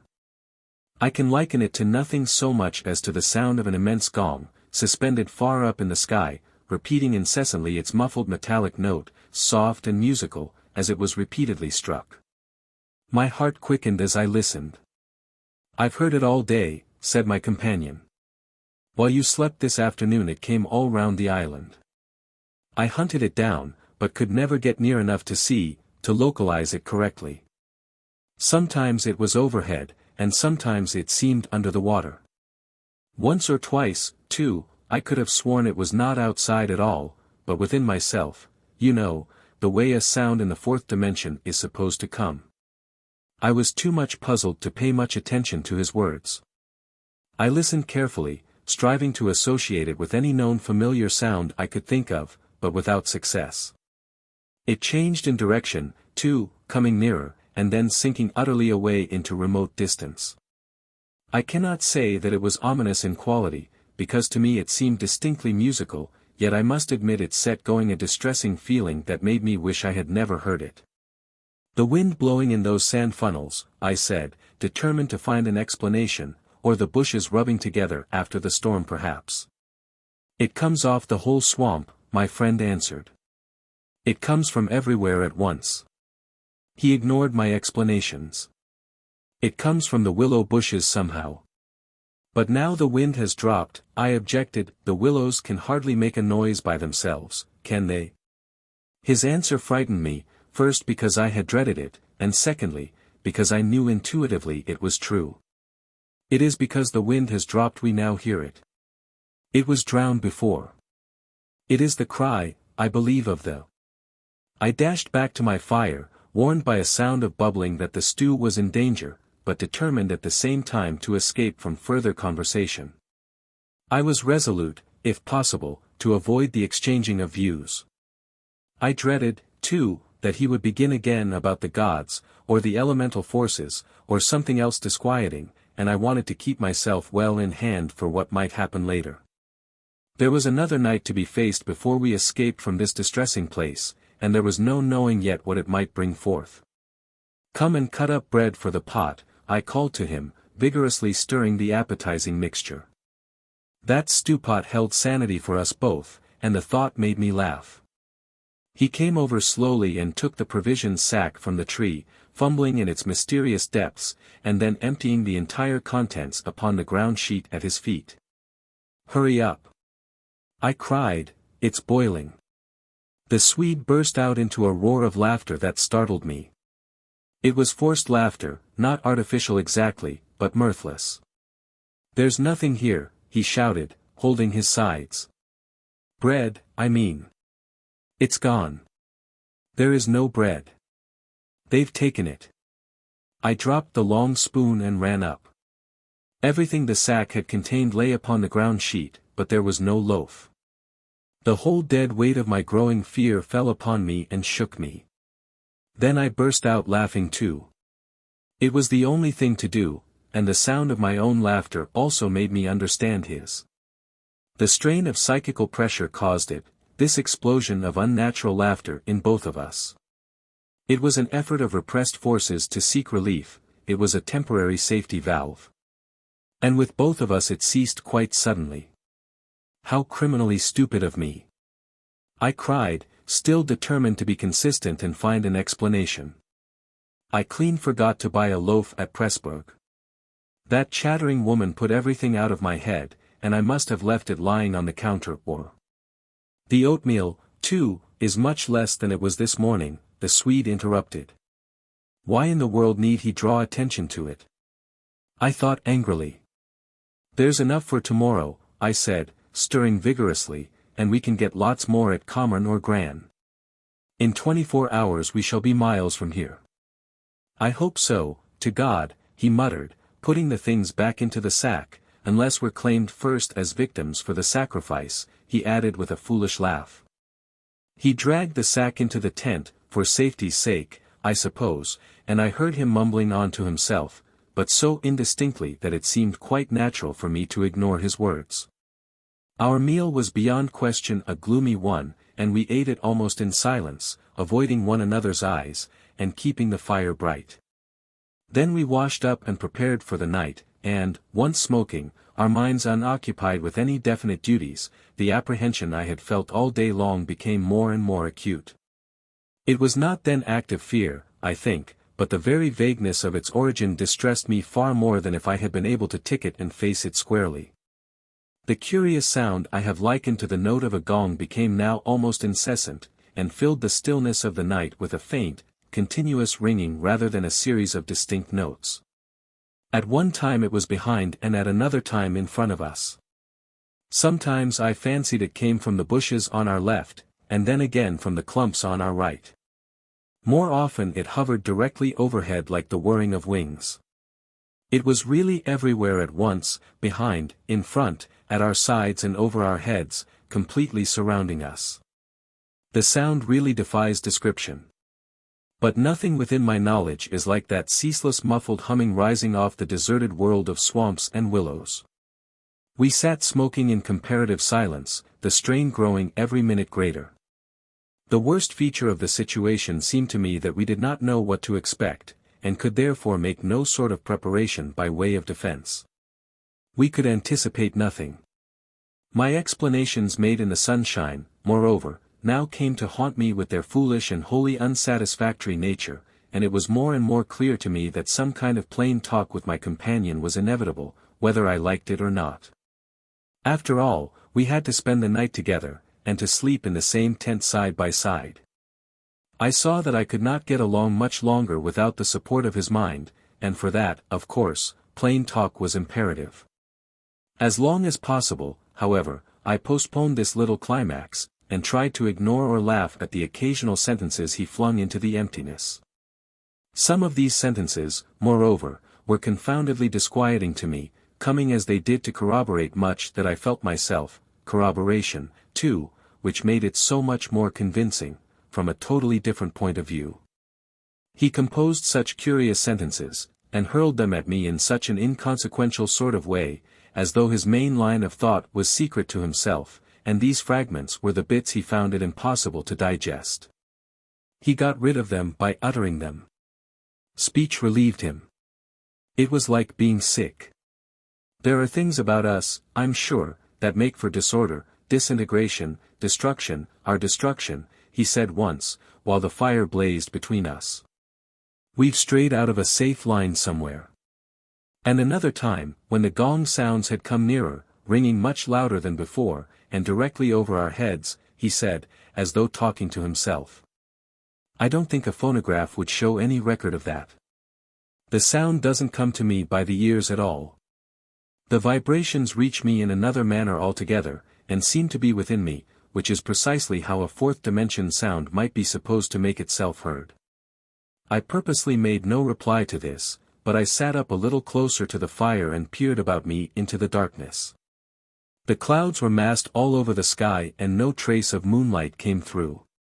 Very still, too, everything was, so that the river and the frogs had things all their own way.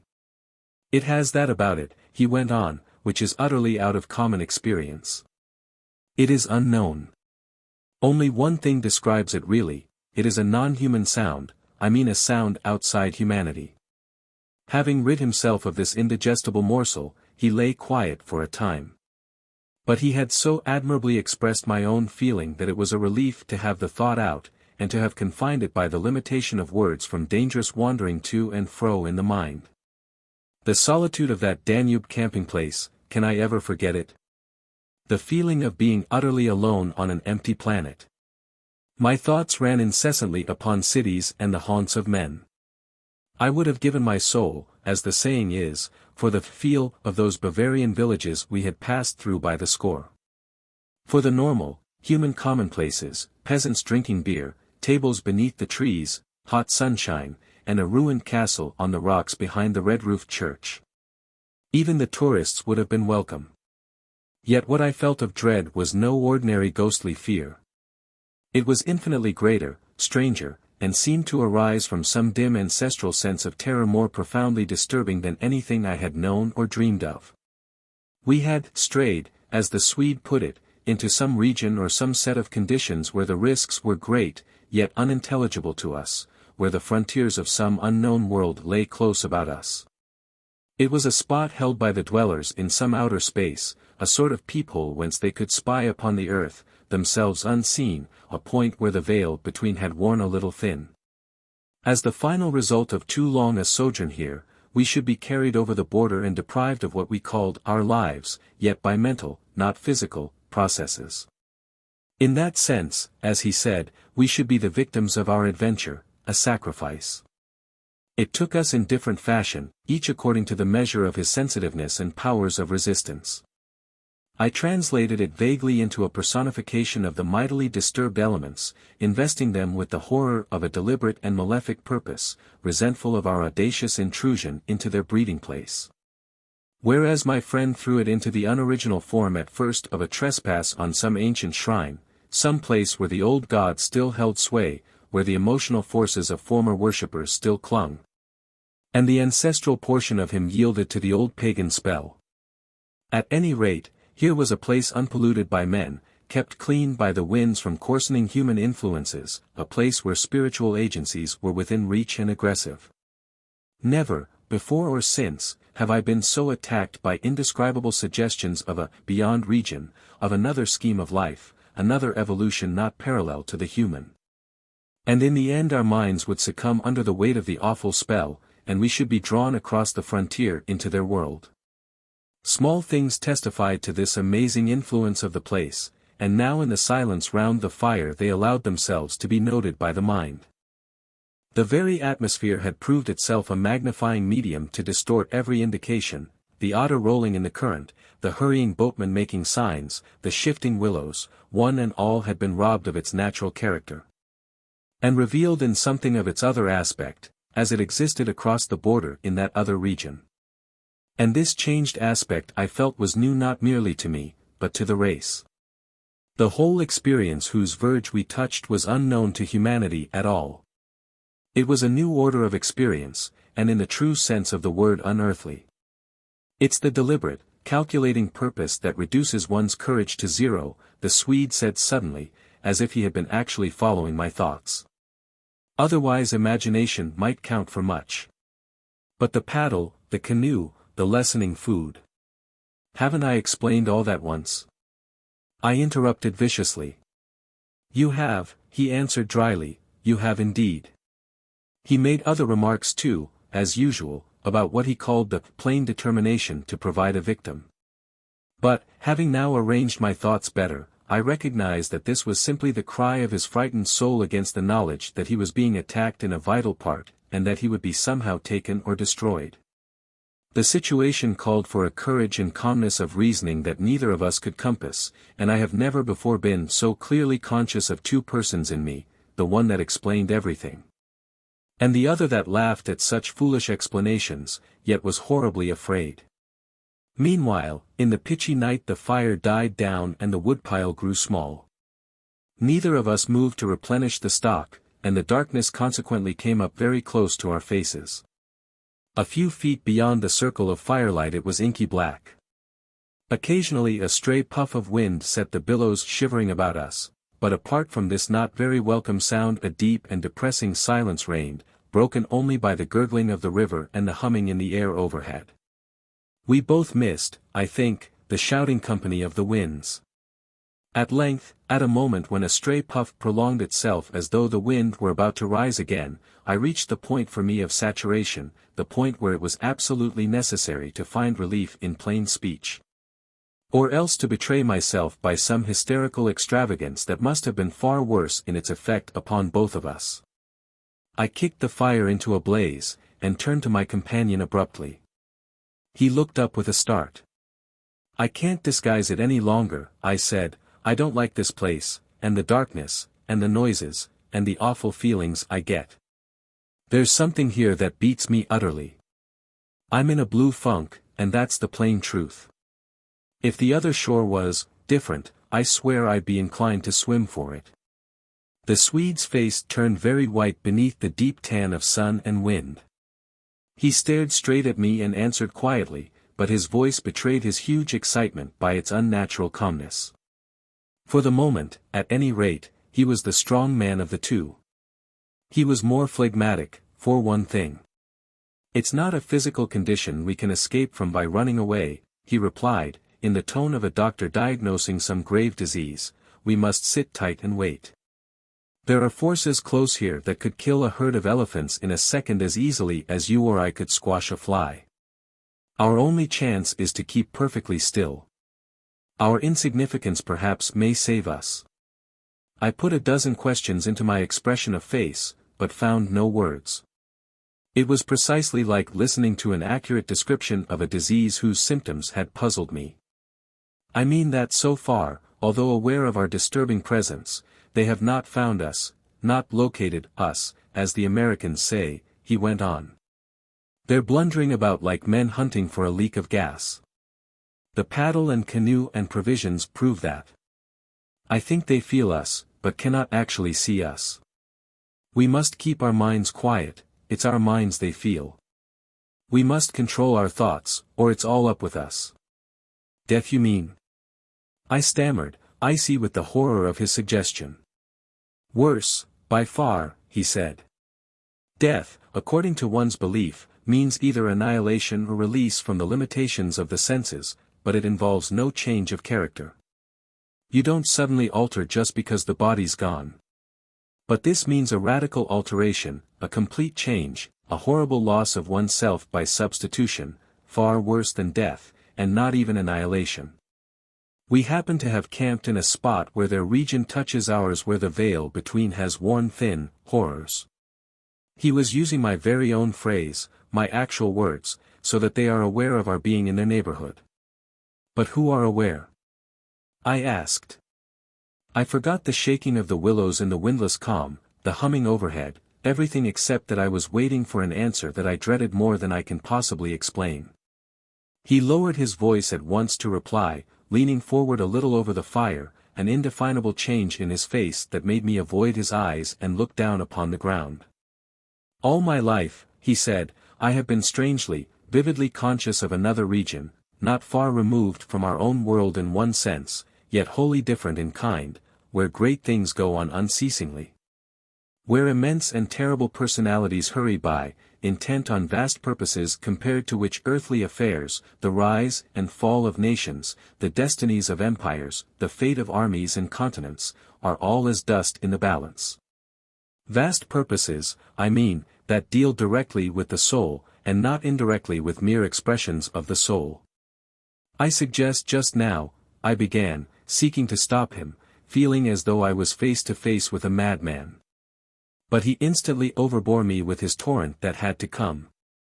"You think," he said, "it is the spirits of the elements, and I thought perhaps it was the old gods. But I tell you now it is, neither. These would be comprehensible entities, for they have relations with men, depending upon them for worship or sacrifice, whereas these beings who are now about us have absolutely nothing to do with mankind. And it is mere chance that their space happens just at this spot to touch our own." The mere conception, which his words somehow made so convincing, as I listened to them there in the dark stillness of that lonely island, set me shaking a little all over. I found it impossible to control my movements. And what do you propose?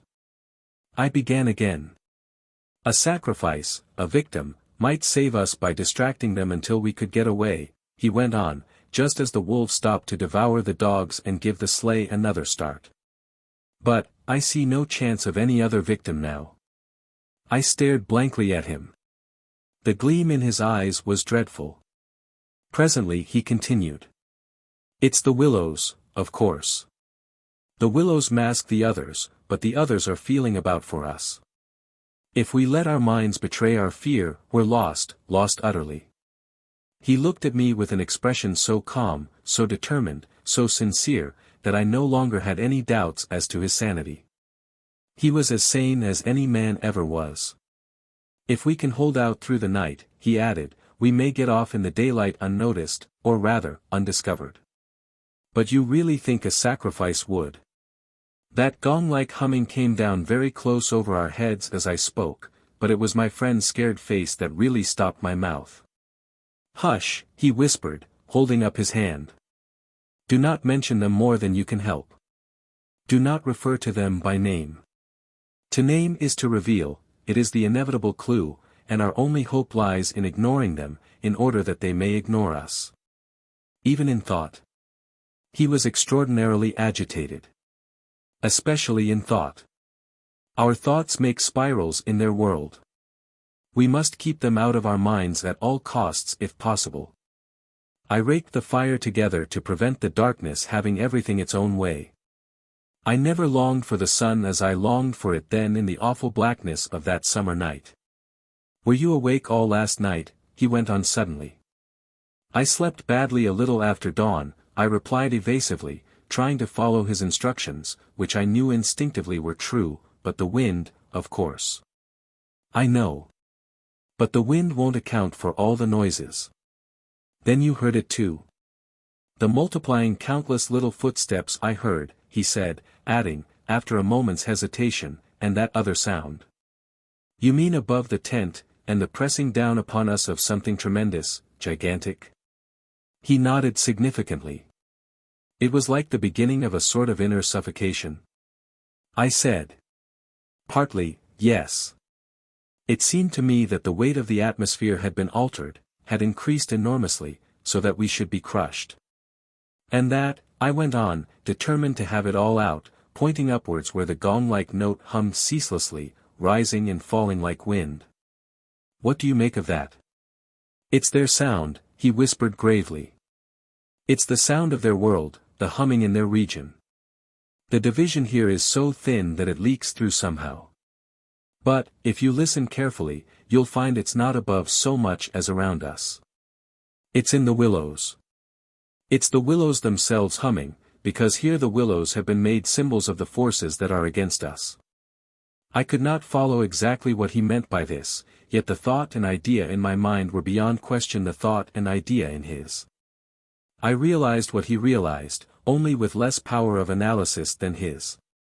It was on the tip of my tongue to tell him at last about my hallucination of the ascending figures and the moving bushes, when he suddenly thrust his face again close into mine across the firelight and began to speak in a very earnest whisper. He amazed me by his calmness and pluck, his apparent control of the situation. This man I had for years deemed unimaginative, stolid. Now listen, he said. The only thing for us to do is to go on as though nothing had happened, follow our usual habits, go to bed, and so forth, pretend we feel nothing and notice nothing. It is a question wholly of the mind, and the less we think about them the better our chance of escape. Above all, don't think, for what you think happens. All right, I managed to reply, simply breathless with his words and the strangeness of it all right, I'll try, but tell me one thing more first. Tell me what you make of those hollows in the ground all about us, those sand funnels. No. He cried, forgetting to whisper in his excitement. I dare not, simply dare not, put the thought into words. If you have not guessed I am glad. Don't try to. They have put it into my mind, try your hardest to prevent their putting it into yours. He sank his voice again to a whisper before he finished, and I did not press him to explain. There was already just about as much horror in me as I could hold. The conversation came to an end, and we smoked our pipes busily in silence. Then something happened, something unimportant apparently, as the way is when the nerves are in a very great state of tension, and this small thing for a brief space gave me an entirely different point of view. I chanced to look down at my sand shoe, the sort we used for the canoe, and something to do with the hole at the toe suddenly recalled to me the London shop where I had bought them, the difficulty the man had in fitting me, and other details of the uninteresting but practical operation. At once, in its train, followed a wholesome view of the modern skeptical world I was accustomed to move in at home.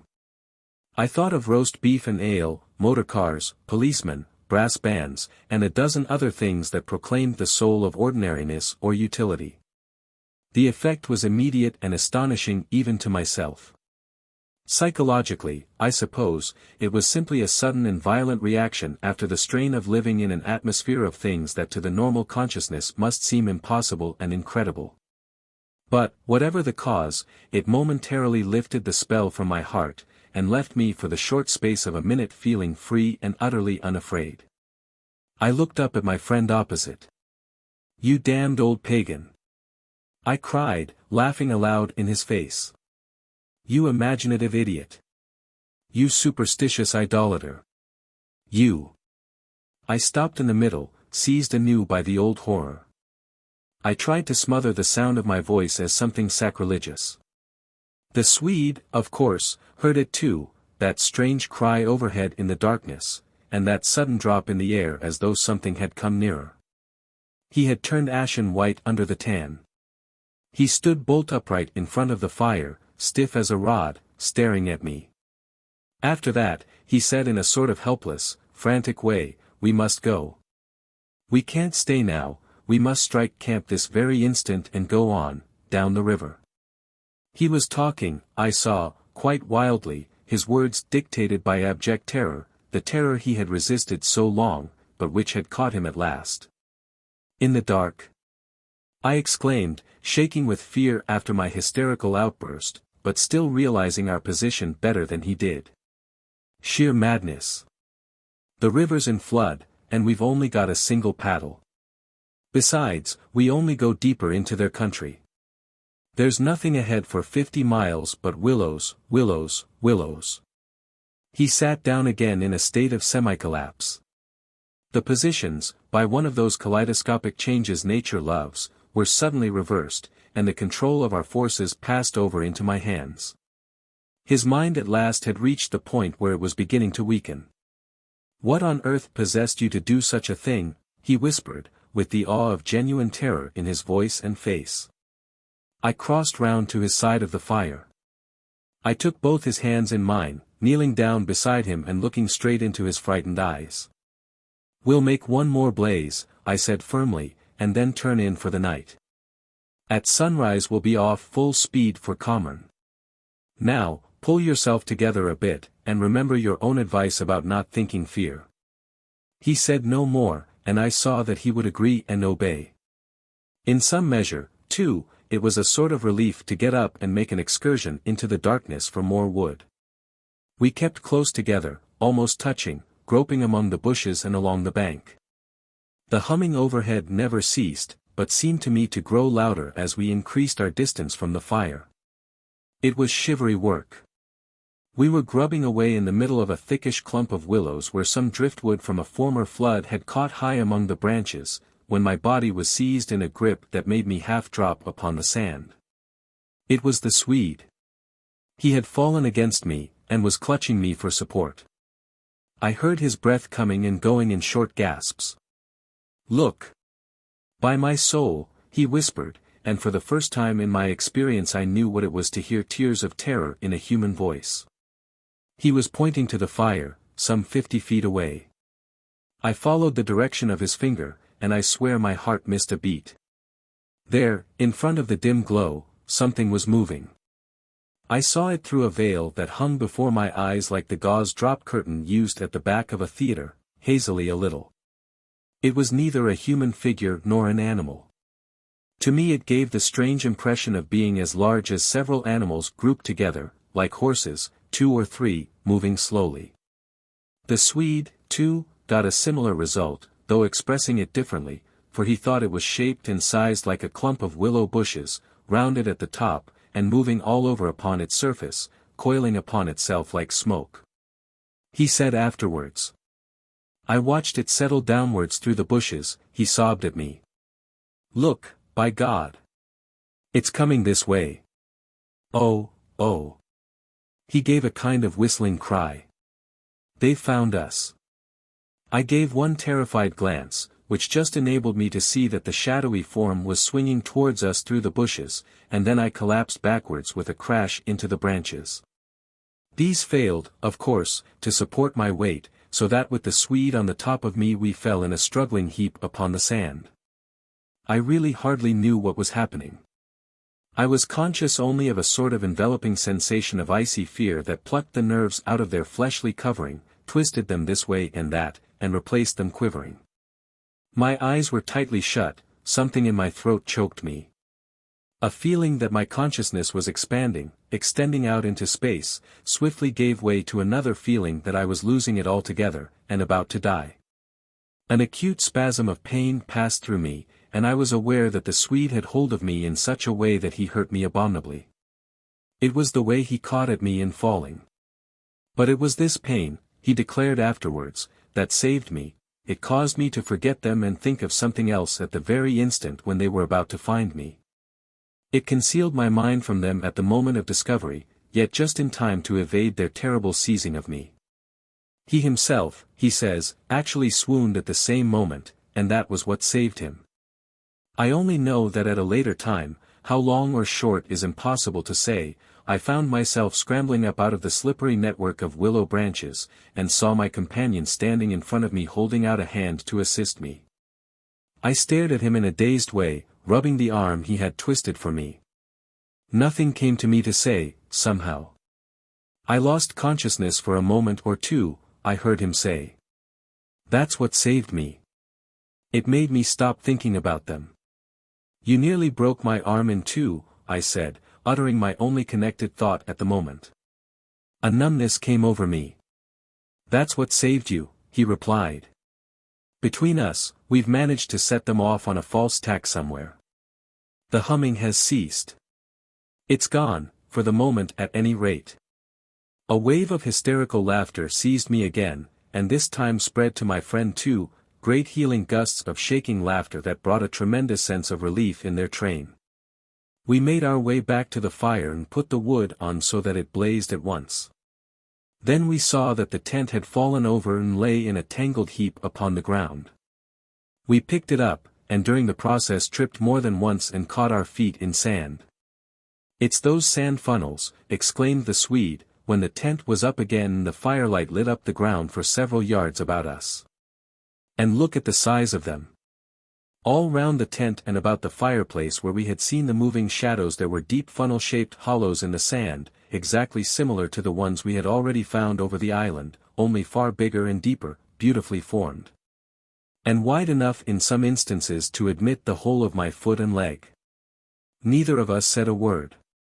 We both knew that sleep was the safest thing we could do, and to bed we went accordingly without further delay, having first thrown sand on the fire and taken the provision sack and the paddle inside the tent with us. The canoe, too, we propped in such a way at the end of the tent that our feet touched it, and the least motion would disturb and wake us. In case of emergency, too, we again went to bed in our clothes, ready for a sudden start. It was my firm intention to lie awake all night and watch, but the exhaustion of nerves and body decreed otherwise, and sleep after a while came over me with a welcome blanket of oblivion. The fact that my companion also slept quickened its approach. At first he fidgeted and constantly sat up, asking me if I heard this or heard that. He tossed about on his cork mattress, and said the tent was moving and the river had risen over the point of the island. But each time I went out to look I returned with the report that all was well, and finally he grew calmer and lay still. Then at length his breathing became regular and I heard unmistakable sounds of snoring, the first and only time in my life when snoring has been a welcome and calming influence. This, I remember, was the last thought in my mind before dozing off. A difficulty in breathing woke me, and I found the blanket over my face.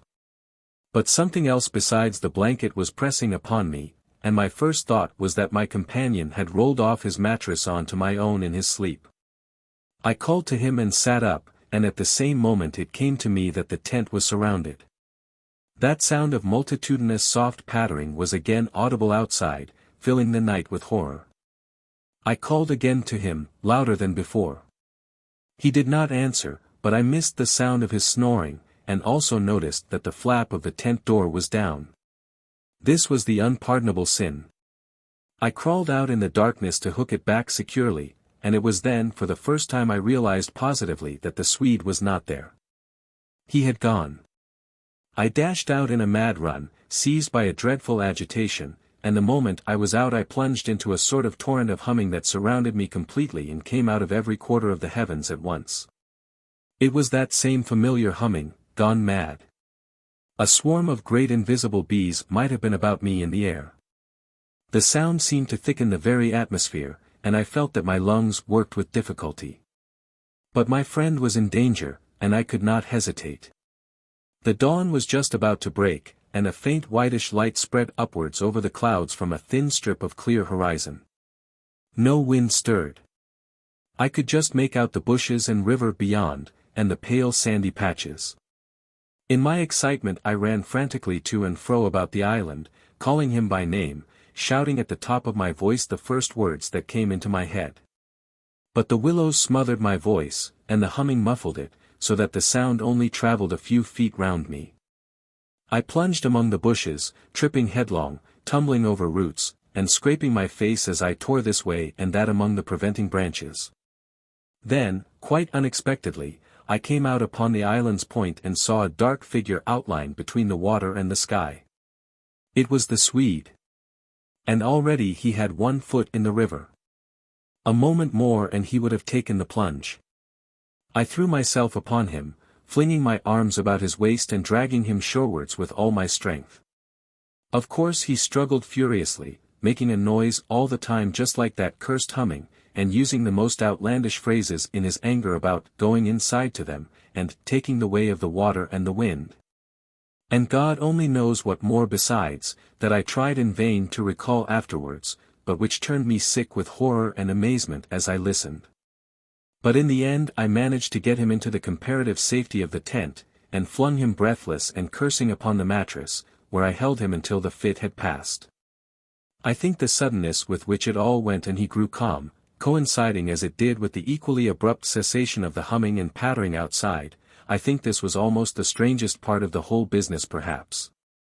For he just opened his eyes and turned his tired face up to me so that the dawn threw a pale light upon it through the doorway, and said, for all the world just like a frightened child, "My life, old man, it's my life I owe you. But it's all over now anyhow. They've found a victim in our place." Then he dropped back upon his blankets and went to sleep literally under my eyes. He simply collapsed, and began to snore again as healthily as though nothing had happened and he had never tried to offer his own life as a sacrifice by drowning. And when the sunlight woke him 3 hours later, hours of ceaseless vigil for me, it became so clear to me that he remembered absolutely nothing of what he had attempted to do, that I deemed it wise to hold my peace and ask no dangerous questions. He woke naturally and easily, as I have said, when the sun was already high in a windless hot sky, and he at once got up and set about the preparation of the fire for breakfast. I followed him anxiously at bathing, but he did not attempt to plunge in, merely dipping his head and making some remark about the extra coldness of the water. "River's falling at last," he said, "and I'm glad of it." "The humming has stopped too," I said. He looked up at me quietly with his normal expression. Evidently he remembered everything except his own attempt at suicide. "Everything has stopped," he said, "because..." He hesitated. But I knew some reference to that remark he had made just before he fainted was in his mind, and I was determined to know it. "Because they've found another victim?" I said, forcing a little laugh. "Exactly," he answered, "exactly. I feel as positive of it as though, I feel quite safe again, he finished. He began to look curiously about him. The sunlight lay in hot patches on the sand. There was no wind. The willows were motionless. He slowly rose to feet. "Come," he said, "I think if we look, we shall find it." He started off on a run, and I followed him. He kept to the banks, poking with a stick among the sandy bays and caves and little backwaters, myself always close on his heels. "Ah!" he exclaimed presently, "ah!" The tone of his voice somehow brought back to me a vivid sense of the horror of the last 24 hours, and I hurried up to join him. He was pointing with his stick at a large black object that lay half in the water and half on the sand. It appeared to be caught by some twisted willow roots so that the river could not sweep it away. A few hours before the spot must have been under water. "See," he said quietly, "the victim that made our escape possible." And when I peered across his shoulder I saw that his stick rested on the body of a man. He turned it over. It was the corpse of a peasant, and the face was hidden in the sand. Clearly the man had been drowned but a few hours before, and his body must have been swept down upon our island somewhere about the hour of the dawn, at the very time the fit had passed. "We must give it a decent burial, you know." "I suppose so," I replied. I shuddered a little in spite of myself, for there was something about the appearance of that poor drowned man that turned me cold. The Swede glanced up sharply at me, and began clambering down the bank. I followed him more leisurely. The current, I noticed, had torn away much of the clothing from the body, so that the neck and part of the chest lay bare. Halfway down the bank my companion suddenly stopped and held up his hand in warning. But either my foot slipped, or I had gained too much momentum to bring myself quickly to a halt, for I bumped into him and sent him forward with a sort of leap to save himself. We tumbled together onto the hard sand so that our feet splashed into the water. And, before anything could be done, we had collided a little heavily against the corpse. The Swede uttered a sharp cry. And I sprang back as if I had been shot. At the moment we touched the body there arose from its surface the loud sound of humming, the sound of several hummings, which passed with a vast commotion as of winged things in the air about us and disappeared upwards into the sky, growing fainter and fainter till they finally ceased in the distance. It was exactly as though we had disturbed some living yet invisible creatures at work. My companion clutched me, and I think I clutched him, but before either of us had time properly to recover from the unexpected shock, we saw that a movement of the current was turning the corpse round so that it became released from the grip of the willow roots. A moment later it had turned completely over, the dead face uppermost, staring at the sky. It lay on the edge of the main stream. In another moment it would be swept away. The Swede started to save it, shouting again something I did not catch about a proper burial, and then abruptly dropped upon his knees on the sand and covered his eyes with his hands. I was beside him in an instant. I saw what he had seen. For just as the body swung round to the current the face and the exposed chest turned full towards us, and showed plainly how the skin and flesh were indented with small hollows, beautifully formed, and exactly similar in shape and kind to the sand funnels that we had found all over the island. "Their mark," I heard my companion mutter under his breath. "Their awful mark." And when I turned my eyes again from his ghastly face to the river, the current had done its work, and the body had been swept away into midstream and was already beyond our reach and almost out of sight, turning over and over on the waves like an otter. The Shadows on the Wall, by Mary E. Wilkins Freeman. From the Wind in the Rose Bush, by Mary E. Wilkins Freeman. Copyright by Harper & Brothers. By permission of the publishers and Mary E. Wilkins Freeman. Henry had words with Edward in the study the night before Edward died, said Caroline Glynn. She spoke not with acrimony, but with grave severity. Rebecca and Glynn gasped by way of assent. She sat in a wide flounce of black silk in the corner of the sofa, and rolled terrified eyes from her sister Caroline to her sister Mrs. Stephen Brigham, who had been Emma Glynn, the one beauty of the family. The latter was beautiful still, with a large, splendid, full-blown beauty, she filled a great rocking chair with her superb bulk of femininity, and swayed gently back and forth, her black silks whispering in her black frills fluttering. Even the shock of death, for her brother Edward lay dead in the house, could not disturb her outward serenity of demeanor. But even her expression of masterly placidity changed before her sister Caroline's announcement and her sister Rebecca Ann's gasp of terror and distress in response. "I think Henry might have controlled his temper, when poor Edward was so near his end," she said with an asperity which disturbed slightly the roseate curves of her beautiful mouth. "Of course he did not know," murmured Rebecca Ann in a faint tone. "Of course he did not know it," said Caroline quickly. She turned on her sister with a strange, sharp look of suspicion. Then she shrank as if from the other's possible answer. Rebecca gasped again. The married sister, Mrs. Emma Brigham, was now sitting up straight in her chair. She had ceased rocking, and was eyeing them both intently with a sudden accentuation of family likeness in her face. "What do you mean?" said she impartially to them both. Then she, too, seemed to shrink before a possible answer. She even laughed an evasive sort of laugh. "Nobody means anything," said Caroline firmly. She rose and crossed the room toward the door with grim decisiveness. "Where are you going?" asked Mrs. Brigham. "I have something to see to," replied Caroline, and the others at once knew by her tone that she had some solemn and sad duty to perform in the chamber of death. "Oh," said Mrs. Brigham. After the door had closed behind Caroline, she turned to Rebecca. "Did Henry have many words with him?" she asked. "They were talking very loud," replied Rebecca evasively. Mrs. Brigham looked at her. She had not resumed rocking. She still sat up straight, with a slight knitting of intensity on her fair forehead, between the pretty rippling curves of her auburn hair. "Did you ever hear anything?" she asked in a low voice with a glance toward the door.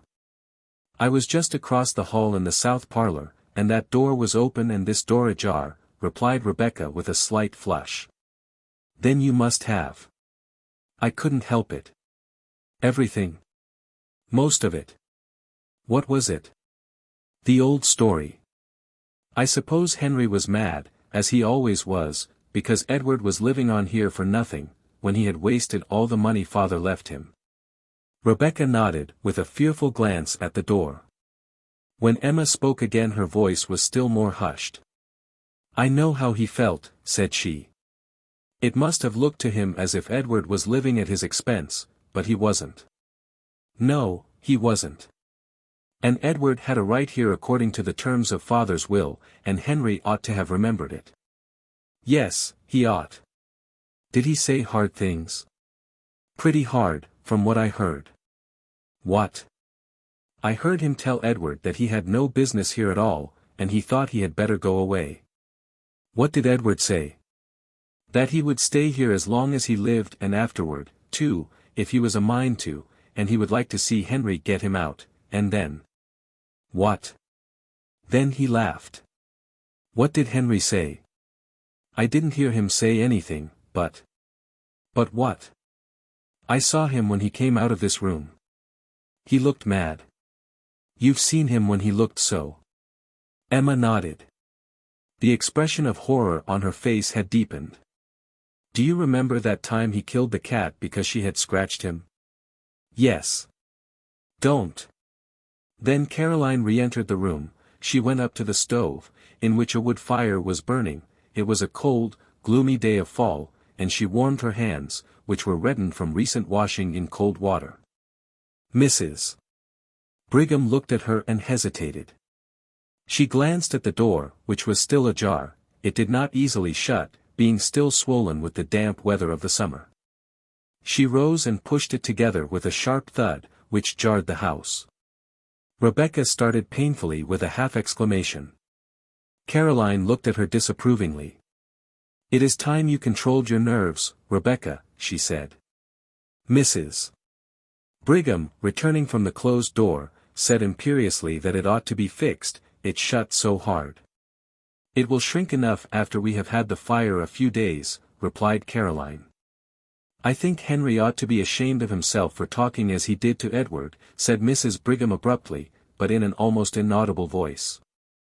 "Hush," said Caroline, with a glance of actual fear at the closed door. "Nobody can hear with the door shut.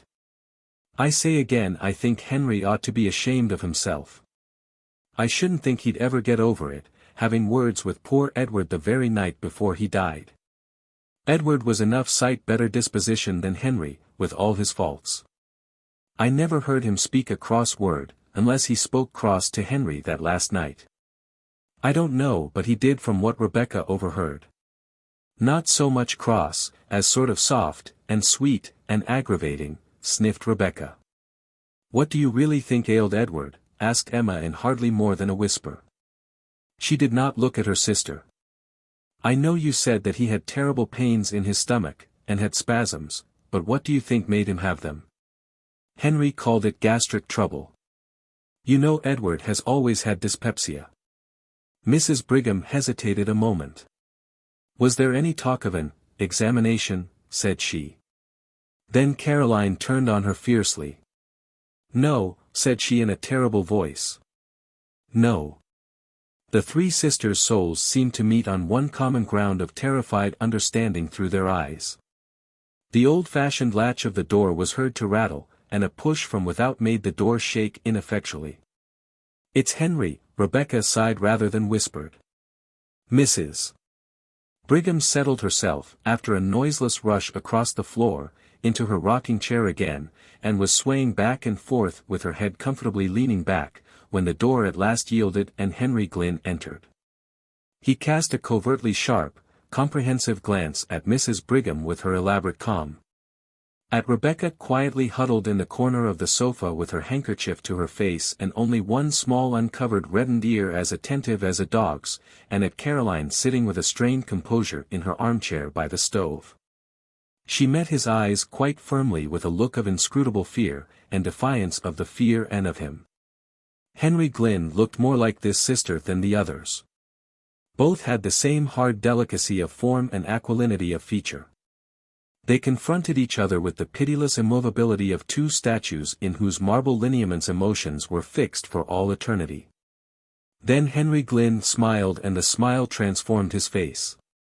He looked suddenly years younger, and an almost boyish recklessness appeared in his face. He flung himself into a chair with a gesture which was bewildering from its incongruity with his general appearance. He leaned his head back, flung one leg over the other, and looked laughingly at Mrs. Brigham. "I declare, Emma, you grow younger every year," he said. She flushed a little, and her placid mouth widened at the corners. She was susceptible to praise. "Our thoughts today ought to belong to the one of us who will never grow older," said Caroline in a hard voice. Henry looked at her, still smiling. "Of course, we none of us forget that," said he, in a deep, gentle voice. "But we have to speak to the living, Caroline, and I have not seen Emma for a long time, and the living are as dear as the dead." "Not to me," said Caroline. She rose and went abruptly out of the room again. Rebecca also rose and hurried after her, sobbing loudly. Henry looked slowly after them. "Caroline is completely unstrung," said he. Mrs. Brigham rocked. A confidence in him inspired by his manner was stealing over her. Out of that confidence she spoke quite easily and naturally. "His death was very sudden," said she. Henry's eyelids quivered slightly, but his gaze was unswerving. "Yes," said he, "it was very sudden. He was sick only a few hours." "What did you call it?" "Gastric." "You did not think of an examination?" "There was no need. I am perfectly certain as to the cause of his death." Suddenly Mrs. Brigham felt a creep as of some live horror over her very soul. Her flesh prickled with cold, before an inflection of his voice. She rose, tottering on weak knees. "Where are you going?" asked Henry in a strange, breathless voice. Mrs. Brigham said something incoherent about some sewing which she had to do, some black for the funeral, and was out of the room. She went up to the front chamber which she occupied. Caroline was there. She went close to her and took her hands, and the two sisters looked at each other. "Don't speak, don't, I won't have it," said Caroline finally in an awful whisper. "I won't," replied Emma. That afternoon the three sisters were in the study. Mrs. Brigham was hemming some black material. At last she laid her work on her lap. "It's no use, I cannot see to sew another stitch until we have a light," said she. Caroline, who was writing some letters at the table, turned to Rebecca, in her usual place on the sofa. "Rebecca, you had better get a lamp," she said. Rebecca started up, even in the dusk her face showed her agitation. "It doesn't seem to me that we need a lamp quite yet," she said in a piteous, pleading voice like a child's. "Yes, we do," returned Mrs. Brigham peremptorily. "I can't see to sew another stitch." Rebecca rose and left the room. Presently she entered with a lamp. She set it on the table, an old-fashioned card table which was placed against the opposite wall from the window. That opposite wall was taken up with 3 doors, the one small space was occupied by the table. "What have you put that lamp over there for?" asked Mrs. Brigham, with more of impatience than her voice usually revealed. "Why didn't you set it in the hall, and have done with it?" "Neither Caroline nor I can see if it is on that table." "I thought perhaps you would move," replied Rebecca hoarsely. "If I do move, we can't both sit at that table. Caroline has her paper all spread around. Why don't you set the lamp on the study table in the middle of the room, then we can both see." Rebecca hesitated. Her face was very pale. She looked with an appeal that was fairly agonizing at her sister Caroline. "Why don't you put the lamp on this table, as she says?" asked Caroline, almost fiercely. "Why do you act so, Rebecca?" Rebecca took the lamp and set it on the table in the middle of the room without another word. Then she seated herself on the sofa and placed a hand over her eyes as if to shade them, and remained so. "Does the light hurt your eyes, and is that the reason why you didn't want the lamp?" asked Mrs. Brigham kindly. "I always like to sit in the dark," replied Rebecca chokingly. Then she snatched her handkerchief hastily from her pocket and began to weep. Caroline continued to write, Mrs. Brigham to sew. Suddenly Mrs. Brigham as she sewed glanced at the opposite wall. The glance became a steady stare. She looked intently, her work suspended in her hands. Then she looked away again and took a few more stitches, then she looked again, and again turned to her task. At last she laid her work in her lap and stared concentratedly. She looked from the wall round the room, taking note of the various objects. Then she turned to her sisters. "What is that?" said she. "What?" asked Caroline harshly. "That strange shadow on the wall," replied Mrs. Brigham. Rebecca sat with her face hidden, Caroline dipped her pen in the inkstand. "Why don't you turn around and look?" asked Mrs. Brigham in a wondering and somewhat aggrieved way. "I am in a hurry to finish this letter," replied Caroline shortly. Mrs. Brigham rose, her work slipping to the floor, and began walking round the room, moving various articles of furniture, with her eyes on the shadow. Then suddenly she shrieked out. "Look at this awful shadow. What is it? Caroline, look, look. Rebecca, look. What is it?" All Mrs. Brigham's triumphant placidity was gone. Her handsome face was livid with horror. She stood stiffly pointing at the shadow. Then after a shuddering glance at the wall Rebecca burst out in a wild wail. "Oh, Caroline, there it is again, there it is again. Caroline Glynn, you look," said Mrs. Brigham. "Look. What is that dreadful shadow?" Caroline rose, turned, and stood confronting the wall. "How should I know?" she said.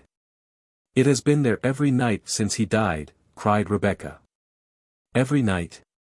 "Yes, he died Thursday and this is Saturday, that makes 3 nights," said Caroline rigidly. She stood as if holding her calm with a vice of concentrated will. It looks like, stammered Mrs. Brigham in a tone of intense horror. "I know what it looks like well enough," said Caroline. "I've got eyes in my head.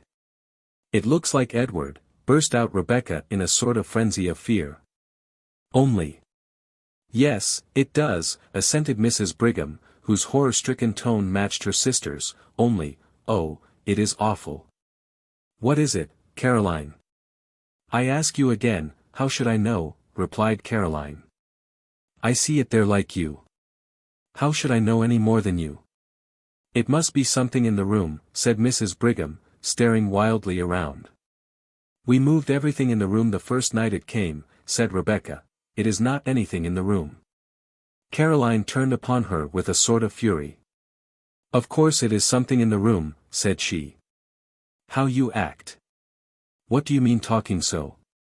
Of course it is something in the room." "Of course it is," agreed Mrs. Brigham, looking at Caroline suspiciously. "It must be something in the room." "It is not anything in the room," repeated Rebecca with obstinate horror. The door opened suddenly and Henry Glynn entered. He began to speak, then his eyes followed the direction of the others. He stood staring at the shadow on the wall. "What is that?" he demanded in a strange voice. "It must be due to something in the room," Mrs. Brigham said faintly. Henry Glynn stood and stared a moment longer. His face showed a gamut of emotions. Horror, conviction, then furious incredulity. Suddenly he began hastening hither and thither about the room. He moved the furniture with fierce jerks, turning ever to see the effect upon the shadow on the wall. Not a line of its terrible outlines wavered. "It must be something in the room," he declared in a voice which seemed to snap like a lash. His face changed, the inmost secrecy of his nature seemed evident upon his face, until one almost lost sight of his lineaments. Rebecca stood close to her sofa, regarding him with woeful, fascinated eyes. Mrs. Brigham clutched Caroline's hand. They both stood in a corner out of his way. For a few moments he raged about the room like a caged wild animal. He moved every piece of furniture. When the moving of a piece did not affect the shadow he flung it to the floor. Then suddenly he desisted. He laughed. "What an absurdity," he said easily. "Such a to-do about a shadow." "That's so," assented Mrs. Brigham, in a scared voice which she tried to make natural. As she spoke she lifted a chair near her. "I think you have broken the chair that Edward was fond of," said Caroline. Terror and wrath were struggling for expression on her face. Her mouth was set, her eyes shrinking. Henry lifted the chair with a show of anxiety. "Just as good as ever," he said pleasantly. He laughed again, looking at his sisters. "Did I scare you?" he said. "I should think you might be used to me by this time. You know my way of wanting to leap to the bottom of a mystery, and that shadow does look queer, like, and I thought if there was any way of accounting for it I would like to without any delay." "You don't seem to have succeeded," remarked Caroline dryly, with a slight glance at the wall. Henry's eyes followed hers and he quivered perceptibly. "Oh, there is no accounting for shadows," he said, and he laughed again. "A man is a fool to try to account for shadows." Then the supper bell rang, and they all left the room, but Henry kept his back to the wall, as did, indeed, the others. Henry led the way with an alert motion like a boy, Rebecca brought up the rear. She could scarcely walk, her knees trembled so. "I can't sit in that room again this evening," she whispered to Caroline after supper. "Very well, we will sit in the south room," replied Caroline. "I think we will sit in the south parlor," she said aloud. "It isn't as damp as the study, and I have a cold." So they all sat in the south room with their sewing. Henry read the newspaper, his chair drawn close to the lamp on the table. About 9 o'clock he rose abruptly and crossed the hall to the study. The three sisters looked at one another. Mrs. Brigham rose, folded her rustling skirts compactly round her, and began tiptoeing toward the door. "What are you going to do?" inquired Rebecca agitatedly. "I am going to see what he is about," replied Mrs. Brigham cautiously. As she spoke she pointed to the study door across the hall. It was ajar. Henry had striven to pull it together behind him, but it had somehow swollen beyond the limit with curious speed. It was still ajar and a streak of light showed from top to bottom. Mrs. Brigham folded her skirt so tightly that her bulk with its swelling curves was revealed in a black silk sheath, and she went with a slow toddle across the hall to the study door. She stood there, her eye at the crack. In the south room Rebecca stopped sewing and sat watching with dilated eyes. Caroline sewed steadily. What Mrs. Brigham, standing at the crack in the study door, saw was this. Henry Glynn, evidently reasoning that the source of the strange shadow must be between the table on which the lamp stood and the wall, was making systematic passes and thrusts with an old sword which had belonged to his father all over and through the intervening space. Not an inch was left unpierced. He seemed to have divided the space into mathematical sections. He brandished the sword with a sort of cold fury in calculation, the blade gave out flashes of light, the shadow remained unmoved. Mrs. Brigham, watching, felt herself cold with horror. Finally Henry ceased and stood with the sword in hand and raised as if to strike, surveying the shadow on the wall threateningly. Mrs. Brigham toddled back across the hall and shut the south room door behind her before she related what she had seen. He looked like a demon, she said again. Have you got any of that old wine in the house, Caroline? I don't feel as if I could stand much more. Yes, there's plenty, said Caroline, you can have some when you go to bed. I think we had all better take some, said Mrs. Brigham. Oh, Caroline, what? Don't ask, don't speak, said Caroline. No, I'm not going to, replied Mrs. Brigham, but... Soon the three sisters went to their chambers and the south parlor was deserted. Caroline called to Henry in the study to put out the light before he came upstairs. They had been gone about an hour when he came into the room bringing the lamp which had stood in the study. He set it on the table, and waited a few minutes, pacing up and down.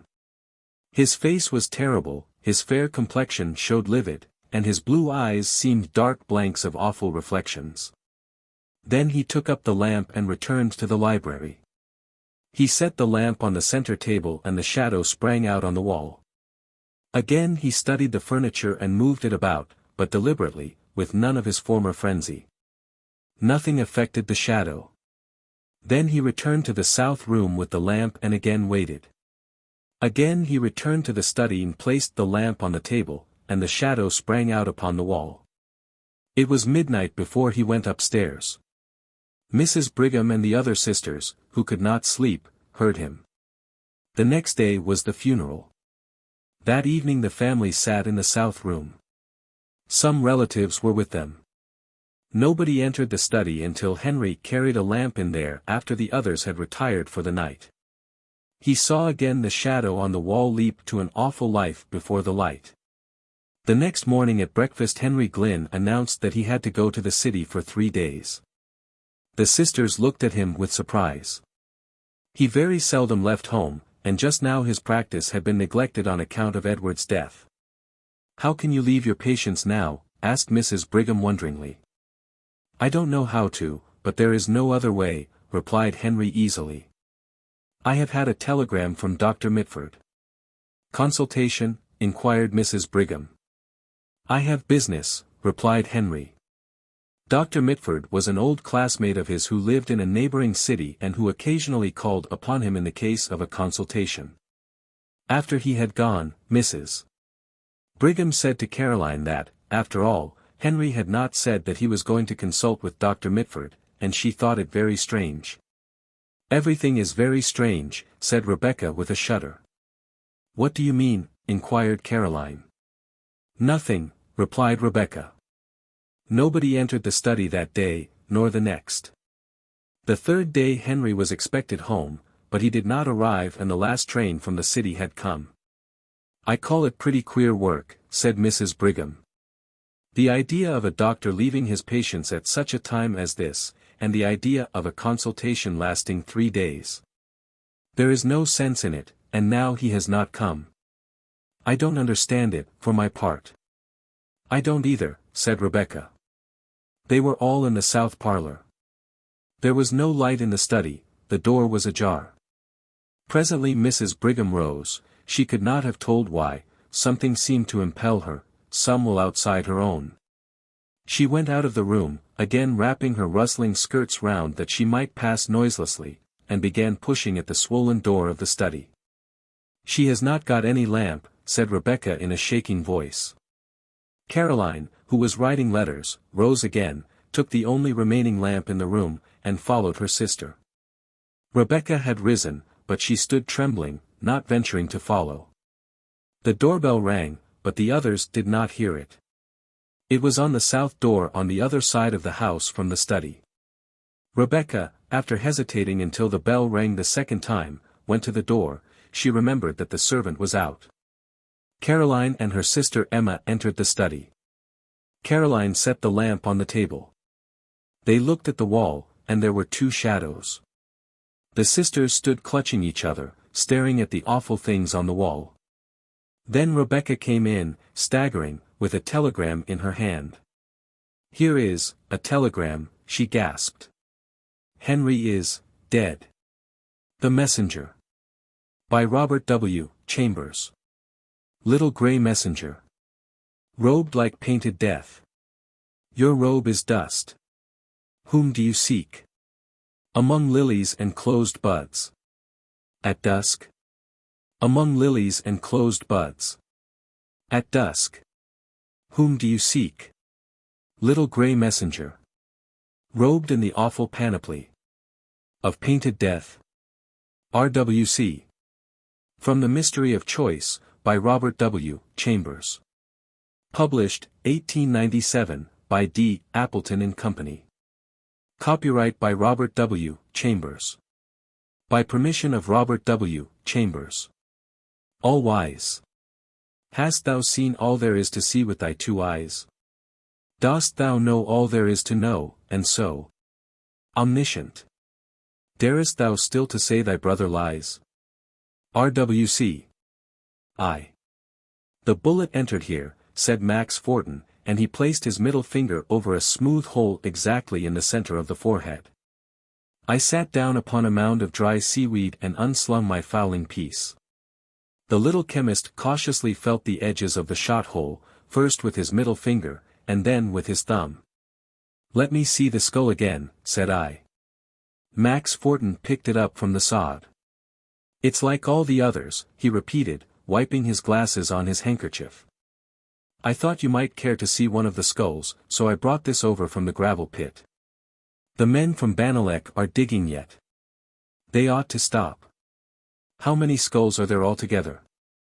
I inquired. "They found 38 skulls, there are 39 noted in the list. They lie piled up in the gravel pit on the edge of Le Bihon's wheat field. The men are at work yet. Le Bihon is going to stop them." "Let's go over," said I, and I picked up my gun and started across the cliffs, poor Tin on one side, Mome on the other. "Who has the list?" I asked, lighting my pipe. "You say there is a list?" "The list was found rolled up in a brass cylinder," said the chemist. He added, "You should not smoke here. You know that if a single spark drifted into the wheat—" "Ah, but I have a cover to my pipe," said I, smiling. Fortin watched me as I closed the pepperbox arrangement over the glowing bowl of the pipe. Then he continued. "The list was made out on thick yellow paper, the brass tube has preserved it. It is as fresh today as it was in 1760. You shall see it." "Is that the date?" "The list is dated April, 1760. The Brigadier Durand has it. It is not written in French." "Not written in French?" I exclaimed. "No," replied Fortin solemnly, "it is written in Breton." "But," I protested, "the Breton language was never written or printed in 1760. "Except by priests," said the chemist. "I have heard of but one priest who ever wrote the Breton language," I began. Fortin stole a glance at my face. "You mean, the Black Priest?" he asked. I nodded. Fortin opened his mouth to speak again, hesitated, and finally shut his teeth obstinately over the wheat stem that he was chewing. And the Black Priest? I suggested encouragingly. But I knew it was useless, for it is easier to move the stars from their courses than to make an obstinate Breton talk. We walked on for a minute or two in silence. "Where is the Brigadier Durand?" I asked, motioning Mome to come out of the wheat, which he was trampling as though it were heather. As I spoke we came in sight of the farther edge of the wheat field and the dark, wet mass of cliffs beyond. "Durand is down there, you can see him. He stands just behind the mayor of St. Gildas." "I see," said I, and we struck straight down, following a sun-baked cattle path across the heather. When we reached the edge of the wheat field, Le Bihan, the mayor of St. Gildas, called to me, and I tucked my gun under my arm and skirted the wheat to where he stood. 38 skulls, he said in his thin, high-pitched voice, "there is but one more, and I am opposed to further search." "I suppose Fortin told you?"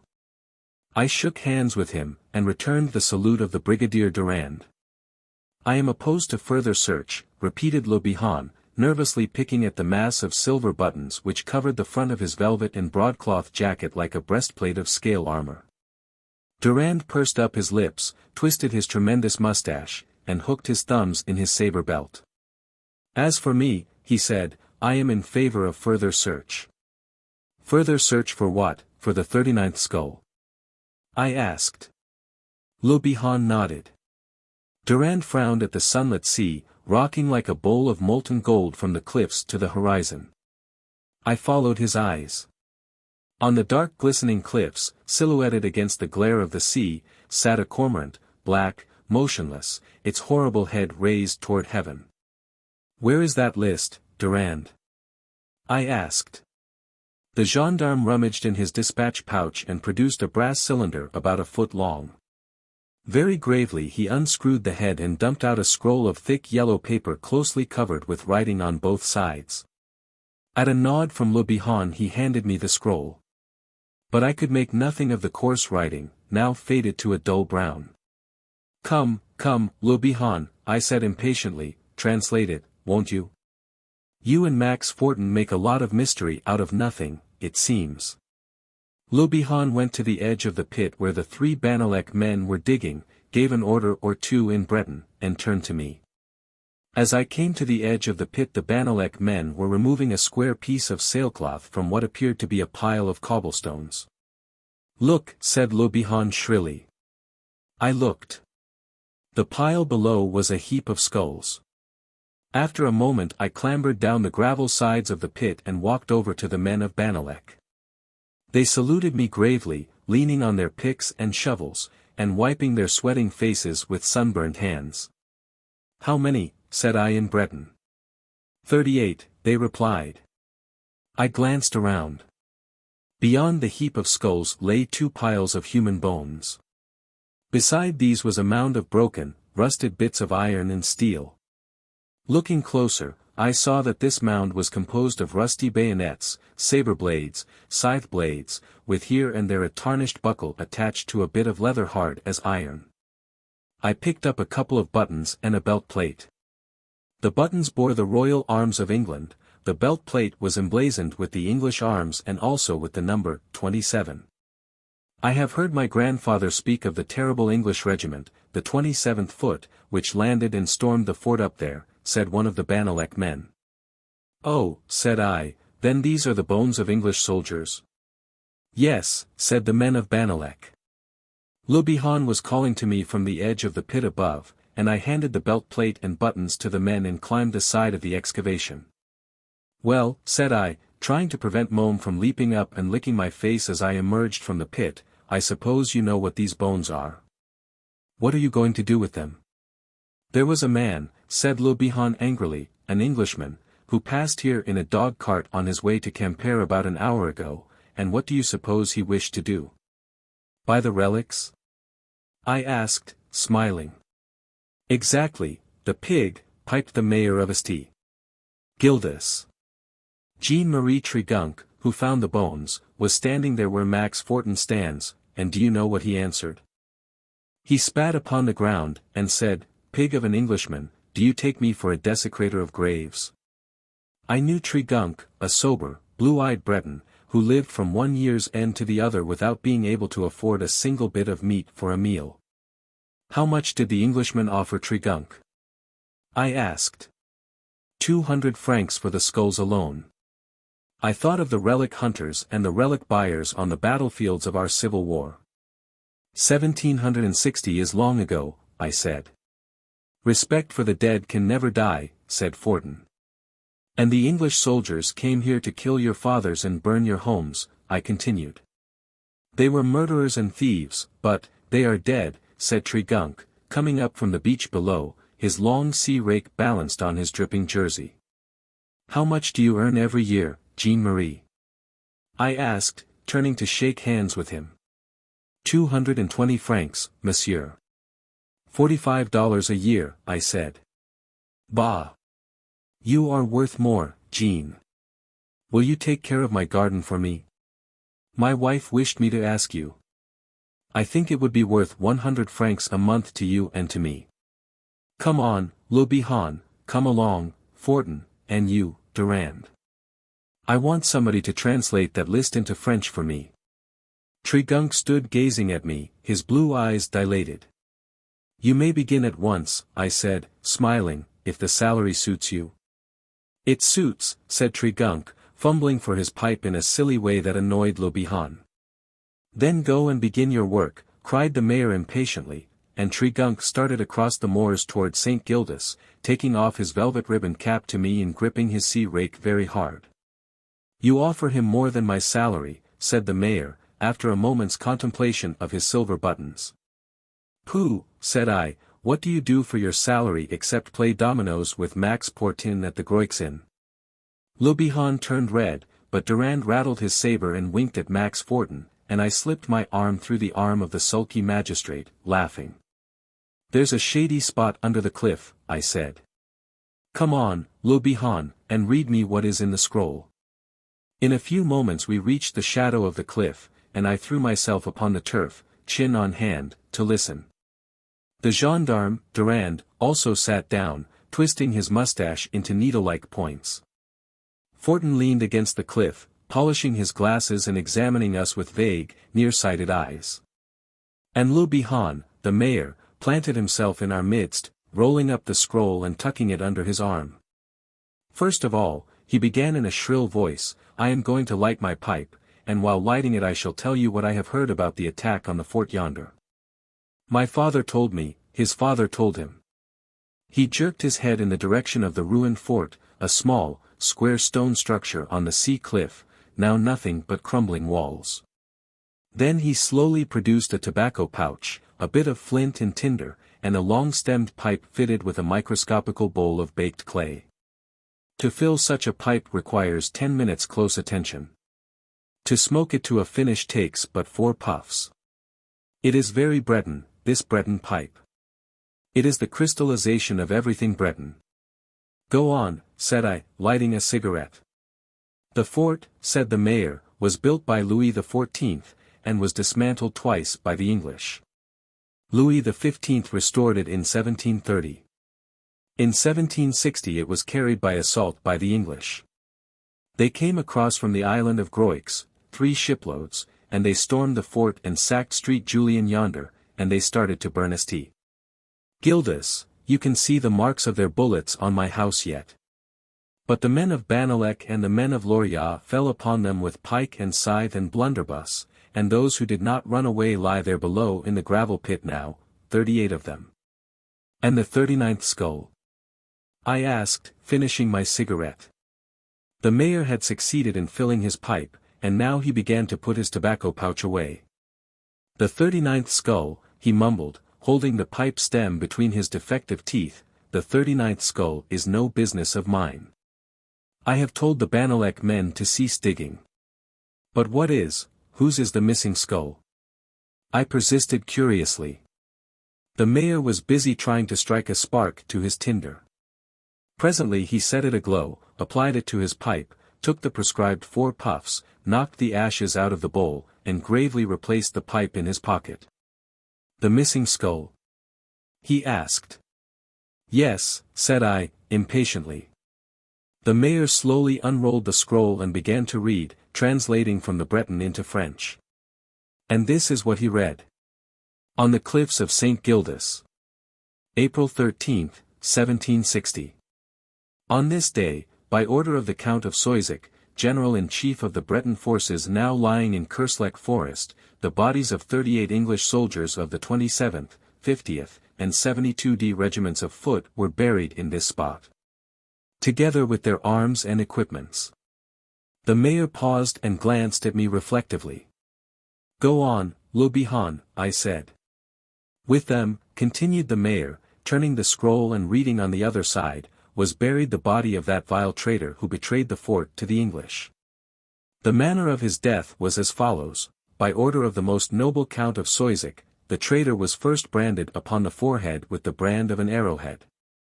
The iron burned through the flesh and was pressed heavily so that the brand should even burn into the bone of the skull.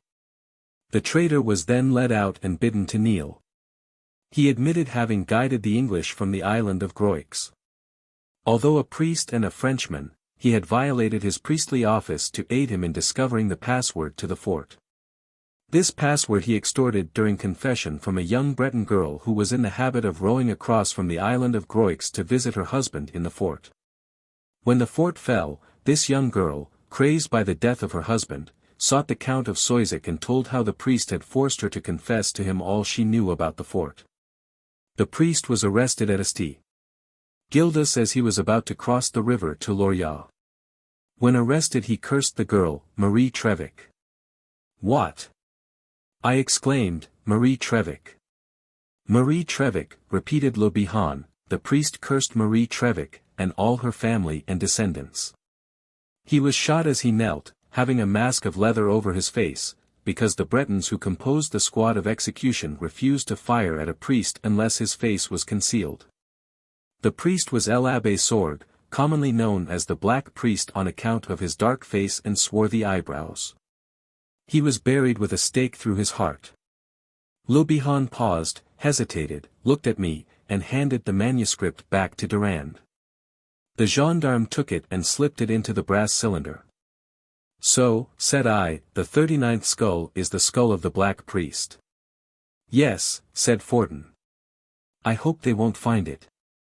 I have forbidden them to proceed, said the mayor querulously. You heard me, Max Fortin. I rose and picked up my gun. Mome came and pushed his head into my hand. That's a fine dog, observed Durand, also rising. Why don't you wish to find his skull? I asked Le Bihan. It would be curious to see whether the arrow brand really burned into the bone. There is something in that scroll that I didn't read to you, said the mayor grimly. Do you wish to know what it is? Of course, I replied in surprise. Give me the scroll again, Durand, he said, then he read from the bottom, I, l'Abbé Sorgue, forced to write the above by my executioners, have written it in my own blood, and with it I leave my curse. My curse on St. Gildas, on Marie Trevic, and on her descendants. I will come back to St. Gildas when my remains are disturbed. Woe to that Englishman whom my branded skull shall touch.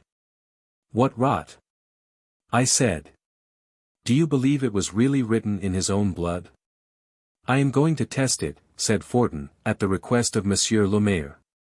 I am not anxious for the job, however. See, said Le Bihan, holding out the scroll to me, it is signed, L'Abbé Sorgue. I glanced curiously over the paper. It must be the Black Priest, I said.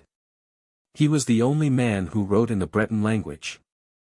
This is a wonderfully interesting discovery, for now, at last, the mystery of the Black Priest's disappearance is cleared up. You will, of course, send this scroll to Paris, Le Bihan. No, said the mayor obstinately, it shall be buried in the pit below where the rest of the Black Priest lies. I looked at him and recognized that argument would be useless. But still I said, it will be a loss to history, Monsieur Le Bihan. All the worse for history, then, said the enlightened mayor of St. Gildas. We had sauntered back to the gravel pit while speaking. The men of Banalec were carrying the bones of the English soldiers toward the Street Gildas cemetery, on the cliffs to the east, where already a knot of white-coiffed women stood in attitudes of prayer. And I saw the somber robe of a priest among the crosses of the little graveyard. They were thieves and assassins, they are dead now, muttered Max Fortin. Respect the dead, repeated the mayor of St. Gildas, looking after the Banalek men. It was written in that scroll that Marie Trevik, of Groix Island, was cursed by the priest, she and her descendants, I said, touching Le Bihan on the arm. There was a Marie Trevik who married an Eve Trevik of St. Gildas. It is the same, said Le Bihan, looking at me obliquely. Oh, said I, then they were ancestors of my wife. Do you fear the curse? Asked Le Bihan. What? I laughed. There was the case of the Purple Emperor, said Max Fortin timidly. Startled for a moment, I faced him, then shrugged my shoulders and kicked at a smooth bit of rock which lay near the edge of the pit, almost embedded in gravel. Do you suppose the Purple Emperor drank himself crazy because he was descended from Marie Trevik? I asked contemptuously. Of course not, said Max Fortin hastily. Of course not, piped the mayor. How low? What's that you're kicking? What? Said I, glancing down, at the same time involuntarily giving another kick. The smooth bit of rock dislodged itself and rolled out of the loosened gravel at my feet. The 39th skull. I exclaimed. By jingo, it's the noddle of the Black Priest. See. There is the arrowhead branded on the front. The mayor stepped back. Max Fortin also retreated. There was a pause, during which I looked at them, and they looked anywhere but at me. I don't like it, said the mayor at last, in a husky, high voice. I don't like it. The scroll says he will come back to St. Gildas when his remains are disturbed. I don't like it, Monsieur Darrell. Bosh, said I. The poor wicked devil is where he can't get out. For heaven's sake, Le Bihan, what is this stuff you are talking in the year of grace 1896? The mayor gave me a look. And he says Englishman. You are an Englishman, Monsieur Darrell, he announced. You know better. You know I'm an American. It's all the same, said the mayor of St. Gildas, obstinately. No, it isn't. I answered, much exasperated, and deliberately pushed the skull till it rolled into the bottom of the gravel pit below. Cover it up, said I, bury the scroll with it too, if you insist, but I think you ought to send it to Paris. Don't look so gloomy, Fortin, unless you believe in werewolves and ghosts. Hey! What the devil's the matter with you, anyway? What are you staring at, Le Bihan? Come, muttered the mayor in a low, tremulous voice, it's time we got out of this. Did you see? Fortin?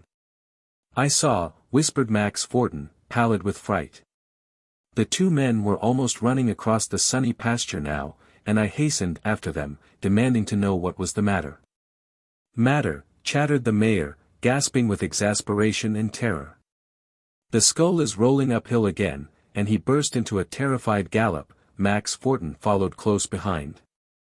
I watched them stampeding across the pasture, then turned toward the gravel pit, mystified, incredulous. The skull was lying on the edge of the pit, exactly where it had been before I pushed it over the edge. For a second I stared at it. A singular chilly feeling crept up my spinal column, and I turned and walked away, sweat starting from the root of every hair on my head. Before I had gone 20 paces the absurdity of the whole thing struck me. I halted, hot with shame and annoyance, and retraced my steps. There lay the skull. I rolled a stone down instead of the skull, I muttered to myself. Then with the butt of my gun I pushed the skull over the edge of the pit and watched it roll to the bottom, and as it struck the bottom of the pit, Mome, my dog, suddenly whipped his tail between his legs, whimpered, and made off across the moor. Mome! I shouted, angry and astonished, but the dog only fled the faster, and I ceased calling from sheer surprise. What the mischief is the matter with that dog? I thought. He had never before played me such a trick. Mechanically I glanced into the pit, but I could not see the skull. I looked down. The skull lay at my feet again, touching them. Good heavens! I stammered, and struck at it blindly with my gunstock. The ghastly thing flew into the air, whirling over and over, and rolled again down the sides of the pit to the bottom. Breathlessly I stared at it, then, confused and scarcely comprehending, I stepped back from the pit, still facing it, 1, 10, 20 paces, my eyes almost starting from my head. As though I expected to see the thing roll up from the bottom of the pit under my very gaze. At last I turned my back to the pit and strode out across the gorse-covered moorland toward my home. As I reached the road that winds from Street Gildas to St. Julian I gave one hasty glance at the pit over my shoulder. The sun shone hot on the sod about the excavation. There was something white and bare and round on the turf at the edge of the pit. It might have been a stone, there were plenty of them lying about. 2. When I entered my garden I saw Mom sprawling on the stone doorstep. He eyed me sideways and flopped his tail. "Are you not mortified, you idiot dog?" I said, looking about the upper windows for Liz. Mom rolled over on his back and raised one deprecating forepaw, as though to ward off calamity. "Don't act as though I was in the habit of beating you to death," I said, disgusted. I had never in my life raised whip to the brute. "But you are a fool dog," I continued. "No, you needn't come to be babed and wept over, Liz can do that, if she insists, but I am ashamed of you, and you can go to the devil." Mom slunk off into the house, and I followed, mounting directly to my wife's boudoir. It was empty. "Where has she gone?" I said, looking hard at Mom, who had followed me. "Oh. I see you don't know. Don't pretend you do. Come off that lounge. Do you think Liz wants tan-colored hairs all over her lounge?" I rang the bell for Catherine and Fine, but they didn't know where Madam had gone. So I went into my room, bathed, exchanged my somewhat grimy shooting clothes for a suit of warm, soft knickerbockers, and, after lingering some extra moments over my toilet, for I was particular. Now that I had married Liz, I went down to the garden and took a chair out under the fig trees. Where can she be? I wondered. Mom came sneaking out to be comforted, and I forgave him for Liz's sake, whereupon he frisked. "You bounding cur," said I, "now what on earth started you off across the moor? If you do it again I'll push you along with a charge of dust shot." As yet I had scarcely dared think about the ghastly hallucination of which I had been a victim, but now I faced it squarely, flushing a little with mortification at the thought of my hasty retreat from the gravel pit. "To think," I said aloud, "that those old woman's tales of Max Fortin and Le Bihan should have actually made me see what didn't exist at all." I lost my nerve like a schoolboy in a dark bedroom. For I knew now that I had mistaken a round stone for a skull each time, and had pushed a couple of big pebbles into the pit instead of the skull itself. "By Jingo," said I, "I'm nervous. My liver must be in a devil of a condition if I see such things when I'm awake. Liz will know what to give me." I felt mortified and irritated and sulky, and thought disgustedly of Le Bihan and Max Fortin. But after a while I ceased speculating, dismissed the mayor, the chemist, and the skull from my mind, and smoked pensively, watching the sun low dipping in the western ocean. As the twilight fell for a moment over ocean and moorland, a wistful, restless happiness filled my heart, the happiness that all men know, all men who have loved. Slowly the purple mist crept out over the sea, the cliffs darkened. The forest was shrouded. Suddenly the sky above burned with the afterglow, and the world was alight again. Cloud after cloud caught the rose dye, the cliffs were tinted with it. Moor and pasture, heather and forest burned and pulsated with the gentle flush. I saw the gulls turning and tossing above the sandbar, their snowy wings tipped with pink. I saw the sea swallows shearing the surface of the still river, stained to its placid depths with warm reflections of the clouds.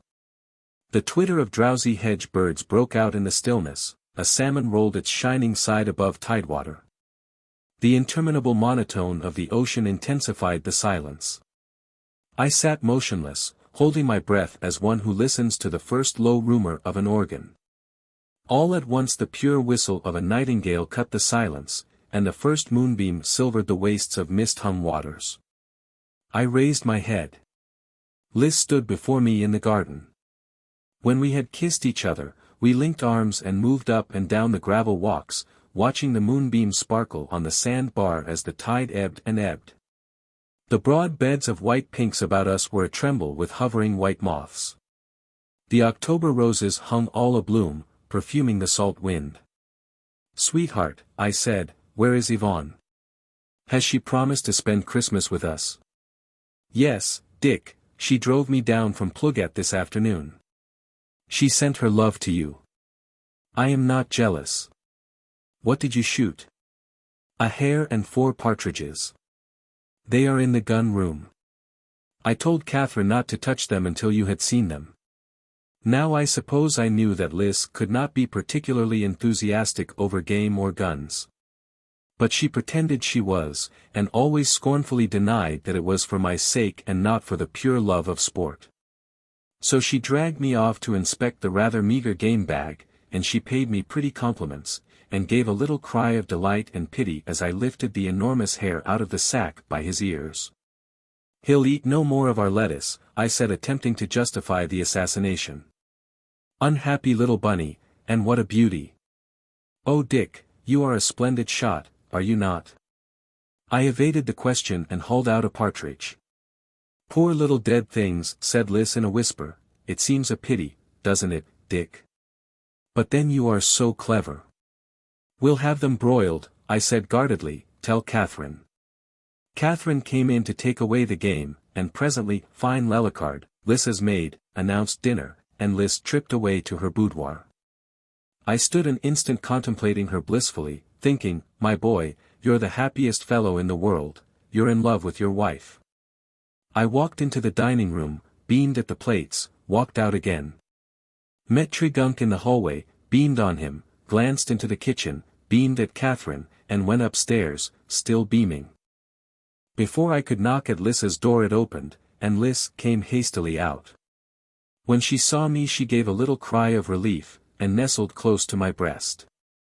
"There is something peering in at my window," she said. "What?" I cried angrily. "A man, I think, disguised as a priest, and he has a mask on. He must have climbed up by the bay tree. I was down the stairs and out of doors in no time." The moonlit garden was absolutely deserted. Trigunk came up, and together we searched the hedge and shrubbery around the house and out to the road. "Jean-Marie," said I at length, "loose my bulldog, he knows you, and take your supper on the porch where you can watch. My wife says the fellow is disguised as a priest, and wears a mask." Trigunk showed his white teeth in a smile. "He will not care to venture in here again, I think, Monsieur Darrell." I went back and found Liz seated quietly at the table. "The soup is ready, dear," she said. "Don't worry, it was only some foolish lout from Banalek. No one in St. Gildas or St. Julian would do such a thing." I was too much exasperated to reply at first, but Liz treated it as a stupid joke, and after a while I began to look at it in that light. Liz told me about Yvonne, and reminded me of my promise to have Herbert Stewart down to meet her. "You wicked diplomat!" I protested. "Herbert is in Paris, and hard at work for the Salon. Don't you think he might spare a week to flirt with the prettiest girl in Finisterre?" inquired Liz innocently. "Prettiest girl? Not much," I said. "Who is, then?" urged Liz. I laughed a trifle sheepishly. "I suppose you mean me, Dick," said Liz, coloring up. "Now I bore you, don't I?" "Bore me? Ah, no, Dick." After coffee and cigarettes were served I spoke about Trigunk, and Liz approved. "Poor Jean. He will be glad, won't he? What a dear fellow you are." "Nonsense," said I, "we need a gardener, you said so yourself, Liz." But Liz leaned over and kissed me, and then bent down and hugged Mome, who whistled through his nose in sentimental appreciation. I am a very happy woman, said Liz. Mome was a very bad dog today, I observed. Poor Mome, said Liz, smiling. When dinner was over and Mome lay snoring before the blaze, for the October nights are often chilly in Finisterre, Liz curled up in the chimney corner with her embroidery, and gave me a swift glance from under her dropping lashes. You look like a schoolgirl, Liz, I said teasingly. I don't believe you are 16 yet. She pushed back her heavy burnished hair thoughtfully. Her wrist was as white as surf foam. Have we been married 4 years? I don't believe it, I said. She gave me another swift glance and touched the embroidery on her knee, smiling faintly. I see, said I, also smiling at the embroidered garment. Do you think it will fit? Fit? Repeated Liz. Then she laughed. And, I persisted, are you perfectly sure that we shall need it? Perfectly, said Liz. A delicate color touched her cheeks and neck. She held up the little garment, all fluffy with misty lace and wrought with quaint embroidery. It is very gorgeous, said I, don't use your eyes too much, dearest. May I smoke a pipe? Of course, she said, selecting a skein of pale blue silk. For a while I sat and smoked in silence, watching her slender fingers among the tinted silks and thread of gold. Presently she spoke. What did you say your crest is, Dick? My crest? Oh, something or other rampant on a something or other. Dick. Dearest. Don't be flippant. But I really forget. It's an ordinary crest, everybody in New York has them. No family should be without M. You are disagreeable, Dick. Send Josephine upstairs for my album. Are you going to put that crest on the whatever it is? I am, and my own crest, too. I thought of the Purple Emperor and wondered a little. You didn't know I had one, did you? She smiled. What is it? I replied evasively. You shall see. Ring for Josephine. I rang, and, when Fine appeared, Liz gave her some orders in a low voice, and Josephine trotted away, bobbing her white coiffed head with a bien, madam. After a few minutes she returned, bearing a tattered, musty volume, from which the gold and blue had mostly disappeared. I took the book in my hands and examined the ancient emblazoned covers. Lilies! I exclaimed. Fleur-de-lis, said my wife demurely. Oh, said I, astonished, and opened the book. You have never before seen this book, asked Liz, with a touch of malice in her eyes. You know I haven't. Hello. What's this? Oh ho. So there should be a de before Trevik? Liz de Trevik? Then why in the world did the Purple Emperor? Dick, cried Liz. All right, said I, shall I read about the Sieur de Trevik who rode to Saladin's tent alone to seek for medicine for St. Louise? Or shall I read about, what is it?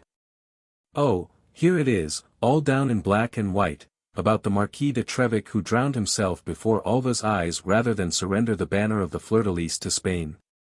It's all written here. But, dear, how about that soldier named Trevik who was killed in the old fort on the cliff yonder?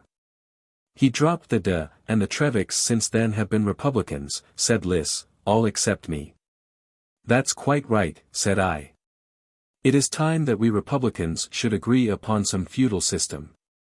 My dear, I drink to the king, and I raised my wine glass and looked at Liz. To the king, said Liz, flushing. She smoothed out the tiny garment on her knees. She touched the glass with her lips, her eyes were very sweet. I drained the glass to the king. After a silence I said, I will tell the king stories. His Majesty shall be amused. His Majesty, repeated Liz softly. Or hers, I laughed. Who knows? Who knows, murmured Liz, with a gentle sigh. I know some stories about Jack the Giant Killer, I announced. Do you, Liz? No, not about a giant killer, but I know all about the werewolf, and Jean Laflamme, and the man in purple tatters, and, oh dear me, I know lots more. You are very wise, said I shall teach His Majesty, English. And I Breton, cried Lys jealously. I shall bring playthings to the king, said I, big green lizards from the gorse, little grey mullets to swim in glass globes, baby rabbits from the forest of Kerslek. And I, said Lys, will bring the first primrose. The first branch of aubepine, the first jonquil, to the king, my king. Our king, said I, and there was peace in Finisterre. I lay back, idly turning the leaves of the curious old volume. I am looking, said I, for the crest. The crest, dear. It is a priest's head with an arrow-shaped mark on the forehead, on a field. I sat up and stared at my wife. Dick, whatever is the matter, she smiled. The story is there in that book. Do you care to read it? No. Shall I tell it to you? Well, then, it happened in the Third Crusade. There was a monk whom men called the Black Priest. He turned apostate, and sold himself to the enemies of Christ. A Sieur de Trevec burst into the Saracen camp, at the head of only 100 lances, and carried the Black Priest away out of the very midst of their army. So that is how you come by the crest, I said quietly. But I thought of the branded skull in the gravel pit, and wondered. Yes, said Lys. The Sieur de Trevec cut the Black Priest's head off, but first he branded him with an arrow mark on the forehead. The book says it was a pious action, and the Sieur de Trevec got great merit by it. But I think it was cruel, the branding, she sighed. Did you ever hear of any other Black Priest? Yes. There was one in the last century, here in St. Gildas. He cast a white shadow in the sun. He wrote in the Breton language. Chronicles, too, I believe. I never saw them. His name was the same as that of the old chronicler, and of the other priest, Jacques Sorgue. Some said he was a lineal descendant of the traitor. Of course the first Black Priest was bad enough for anything. But if he did have a child, it need not have been the ancestor of the last Jacques Sorgue. They say he was so good he was not allowed to die, but was caught up to heaven one day, added Lys, with believing eyes. I smiled. But he disappeared, persisted Lys. I'm afraid his journey was in another direction, I said jestingly, and thoughtlessly told her the story of the morning. I had utterly forgotten the masked man at her window, but before I finished I remembered him fast enough, and realized what I had done as I saw her face whiten. Lys, I urged tenderly, that was only some clumsy clown's trick. You said so yourself. You are not superstitious, my dear. Her eyes were on mine. She slowly drew the little gold cross from her bosom and kissed it.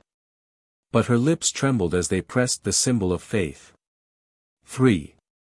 About 9 o'clock the next morning I walked into the Groix Inn and sat down at the long-discolored oaken table, nodding good day to Marianne Bruyère, who in turn bobbed her white coif at me.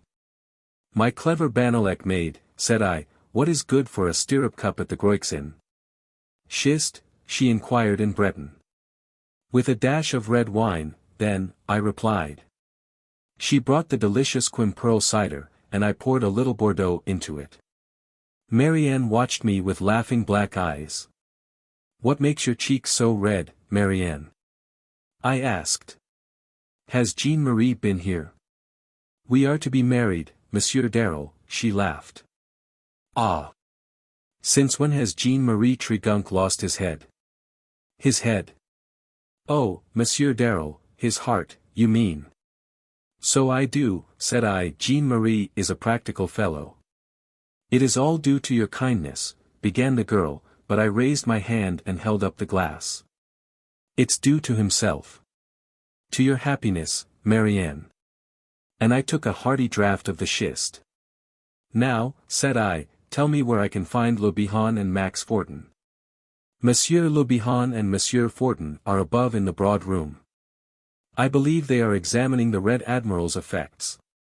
To send them to Paris? Oh, I know. May I go up, Marianne? And God go with you, smiled the girl. When I knocked at the door of the broad room above, little Max Fortin opened it. Dust covered his spectacles and nose. His hat, with the tiny velvet ribbons fluttering, was all awry. "Come in, Monsieur Darrell," he said, "the mayor and I are packing up the effects of the Purple Emperor and of the poor Red Admiral." "The collections?" I asked, entering the room. "You must be very careful in packing those butterfly cases, the slightest jar might break wings and antennas, you know." Le Bihan shook hands with me and pointed to the great pile of boxes. "They're all cork-lined," he said, "but Fortin and I are putting felt around each box. The Entomological Society of Paris pays the freight." The combined collection of the Red Admiral and the Purple Emperor made a magnificent display. I lifted and inspected case after case set with gorgeous butterflies and moths, each specimen carefully labeled with the name in Latin. There were cases filled with crimson tiger moths all aflame with color. Cases devoted to the common yellow butterflies, symphonies in orange and pale yellow, cases of soft gray and dun-colored sphinx moths, and cases of grayish nettlebed butterflies of the numerous family of Vanessa. All alone in a great case by itself was pinned the Purple Emperor, the Apatura iris, that fatal specimen that had given the Purple Emperor his name and quietus. I remembered the butterfly, and stood looking at it with bent eyebrows. Le Bihan glanced up from the floor where he was nailing down the lid of a box full of cases. "It is settled, then," said he, "that Madame, your wife, gives the Purple Emperor's entire collection to the city of Paris?" I nodded. "Without accepting anything for it?" "It is a gift," I said. "Including the Purple Emperor there in the case?" "That butterfly is worth a great deal of money," persisted Le Bihan. "You don't suppose that we would wish to sell that specimen, do you?" I answered a trifle sharply. "If I were you I should destroy it," said the mayor in his high-pitched voice. "That would be nonsense," said I, "like your burying the brass cylinder and scroll yesterday." "It was not nonsense," said Le Bihan doggedly, "and I should prefer not to discuss the subject of the scroll." I looked at Max Fortin, who immediately avoided my eyes. "You are a pair of superstitious old women," said I, digging my hands into my pockets, "you swallow every nursery tale that is invented." "What of it?" said Le Bihan sulkily, "there's more truth than lies in most of them." "Oh!" I sneered, "does the mayor of St. Gildas and Street Julian believe in the loup-garou?" "No, not in the loup-garou." "In what, then, Jean la Flamme?" "That," said Le Bihan with conviction, "is history." "The devil it is," said I. "And perhaps, Monsieur the Mayor, your faith in giants is unimpaired?" "There were giants, everybody knows it," growled Max Fortin. "And you a chemist?" I observed scornfully. "Listen, Monsieur Darrell," squeaked Le Bihan. "You know yourself that the Purple Emperor was a scientific man. Now suppose I should tell you that he always refused to include in his collection a death's messenger." "A what?" I exclaimed. "You know what I mean, that moth that flies by night. Some call it the death's head, but in St. Gildas we call it death's messenger." "Oh," said I, "you mean that big sphinx moth that is commonly known as the death's head moth. Why the mischief should the people here call it death's messenger?" "For hundreds of years it has been known as death's messenger in St. Gildas," said Max Fortin. "Even Froissart speaks of it in his commentaries on Jacques Sorgue's Chronicles. The book is in your library." "Sorgue? And who was Jacques Sorgue?" "I never read his book." "Jacques Sorgue was the son of some unfrocked priest, I forget. It was during the Crusades." "Good heavens!" I burst out, "I've been hearing of nothing but crusades and priests and death and sorcery ever since I kicked that skull into the gravel pit, and I am tired of it, I tell you frankly. One would think we lived in the Dark Ages." "Do you know what year of our Lord it is, Le Bihan?" 1896, replied the mayor. "And yet you two hulking men are afraid of a death's head moth." "I don't care to have one fly into the window," said Max Fortin. "It means evil to the house and the people in it." God alone knows why he marked one of his creatures with a yellow death's head on the back, observed Le Bihan piously, but I take it that he meant it as a warning. And I propose to profit by it, he added triumphantly. See here, Le Bihan, I said, by a stretch of imagination one can make out a skull on the thorax of a certain big sphinx moth. What of it? It is a bad thing to touch, said the mayor wagging his head. It squeaks when handled, added Max Fortin. Some creatures squeak all the time, I observed, looking hard at Le Bihan. Pigs, added the mayor. Yes, and asses, I replied. Listen, Le Bihan, do you mean to tell me that you saw that skull roll uphill yesterday? The mayor shut his mouth tightly and picked up his hammer. Don't be obstinate, I said, I asked you a question. And I refuse to answer, snapped Le Bihan. Fortin saw what I saw, let him talk about it. I looked searchingly at the little chemist. I don't say that I saw it actually roll up out of the pit, all by itself, said Fortin with a shiver, but then, how did it come up out of the pit, if it didn't roll up all by itself? It didn't come up at all.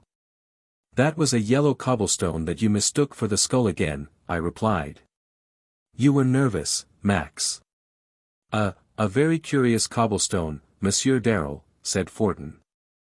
I also was a victim to the same hallucination, I continued, and I regret to say that I took the trouble to roll 2 innocent cobblestones into the gravel pit, imagining each time that it was the skull I was rolling. It was, observed Le Bihan with a morose shrug.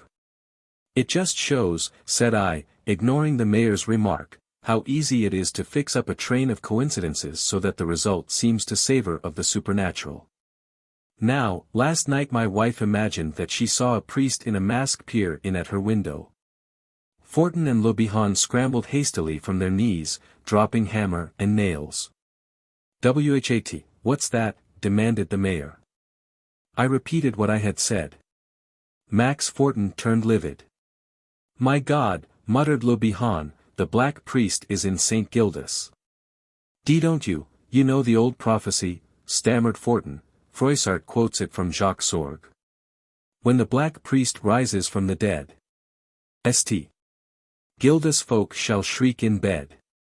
When the black priest rises from his grave. May the good God St. Gildas save." "Aristide Le Bihan," I said angrily, "and you, Max Fortin, I've got enough of this nonsense. Some foolish lout from Banalec has been in St. Gildas playing tricks to frighten old fools like you. If you have nothing better to talk about than nursery legends, I'll wait until you come to your senses. Good morning." And I walked out, more disturbed than I cared to acknowledge to myself. The day had become misty and overcast. Heavy, wet clouds hung in the east. I heard the surf thundering against the cliffs, and the grey gulls squealed as they tossed and turned high in the sky. The tide was creeping across the river sands, higher, higher, and I saw the seaweed floating on the beach, and the lankins springing from the foam, silvery thread-like flashes in the gloom. Curlew were flying up the river in 2s and 3s. The timid sea swallows skimmed across the moors toward some quiet, lonely pool, safe from the coming tempest. In every hedge field birds were gathering, huddling together, twittering restlessly. When I reached the cliffs I sat down, resting my chin on my clenched hands. Already a vast curtain of rain, sweeping across the ocean miles away, hid the island of Groix. To the east, behind the white semaphore on the hills, black clouds crowded up over the horizon. After a little the thunder boomed, dull, distant, and slender skeins of lightning unraveled across the crest of the coming storm. Under the cliff at my feet the surf rushed foaming over the shore, and the lankins jumped and skipped and quivered until they seemed to be but the reflections of the meshed lightning. I turned to the east. It was raining over Groix, it was raining at St. Barbe, it was raining now at the semaphore. High in the storm whirl a few gulls pitched, a nearer cloud trailed veils of rain in its wake, the sky was spattered with lightning, the thunder boomed. As I rose to go, a cold raindrop fell upon the back of my hand, and yet another on my face. I gave a last glance at the sea, where the waves were bursting into strange white shapes that seemed to fling out menacing arms toward me.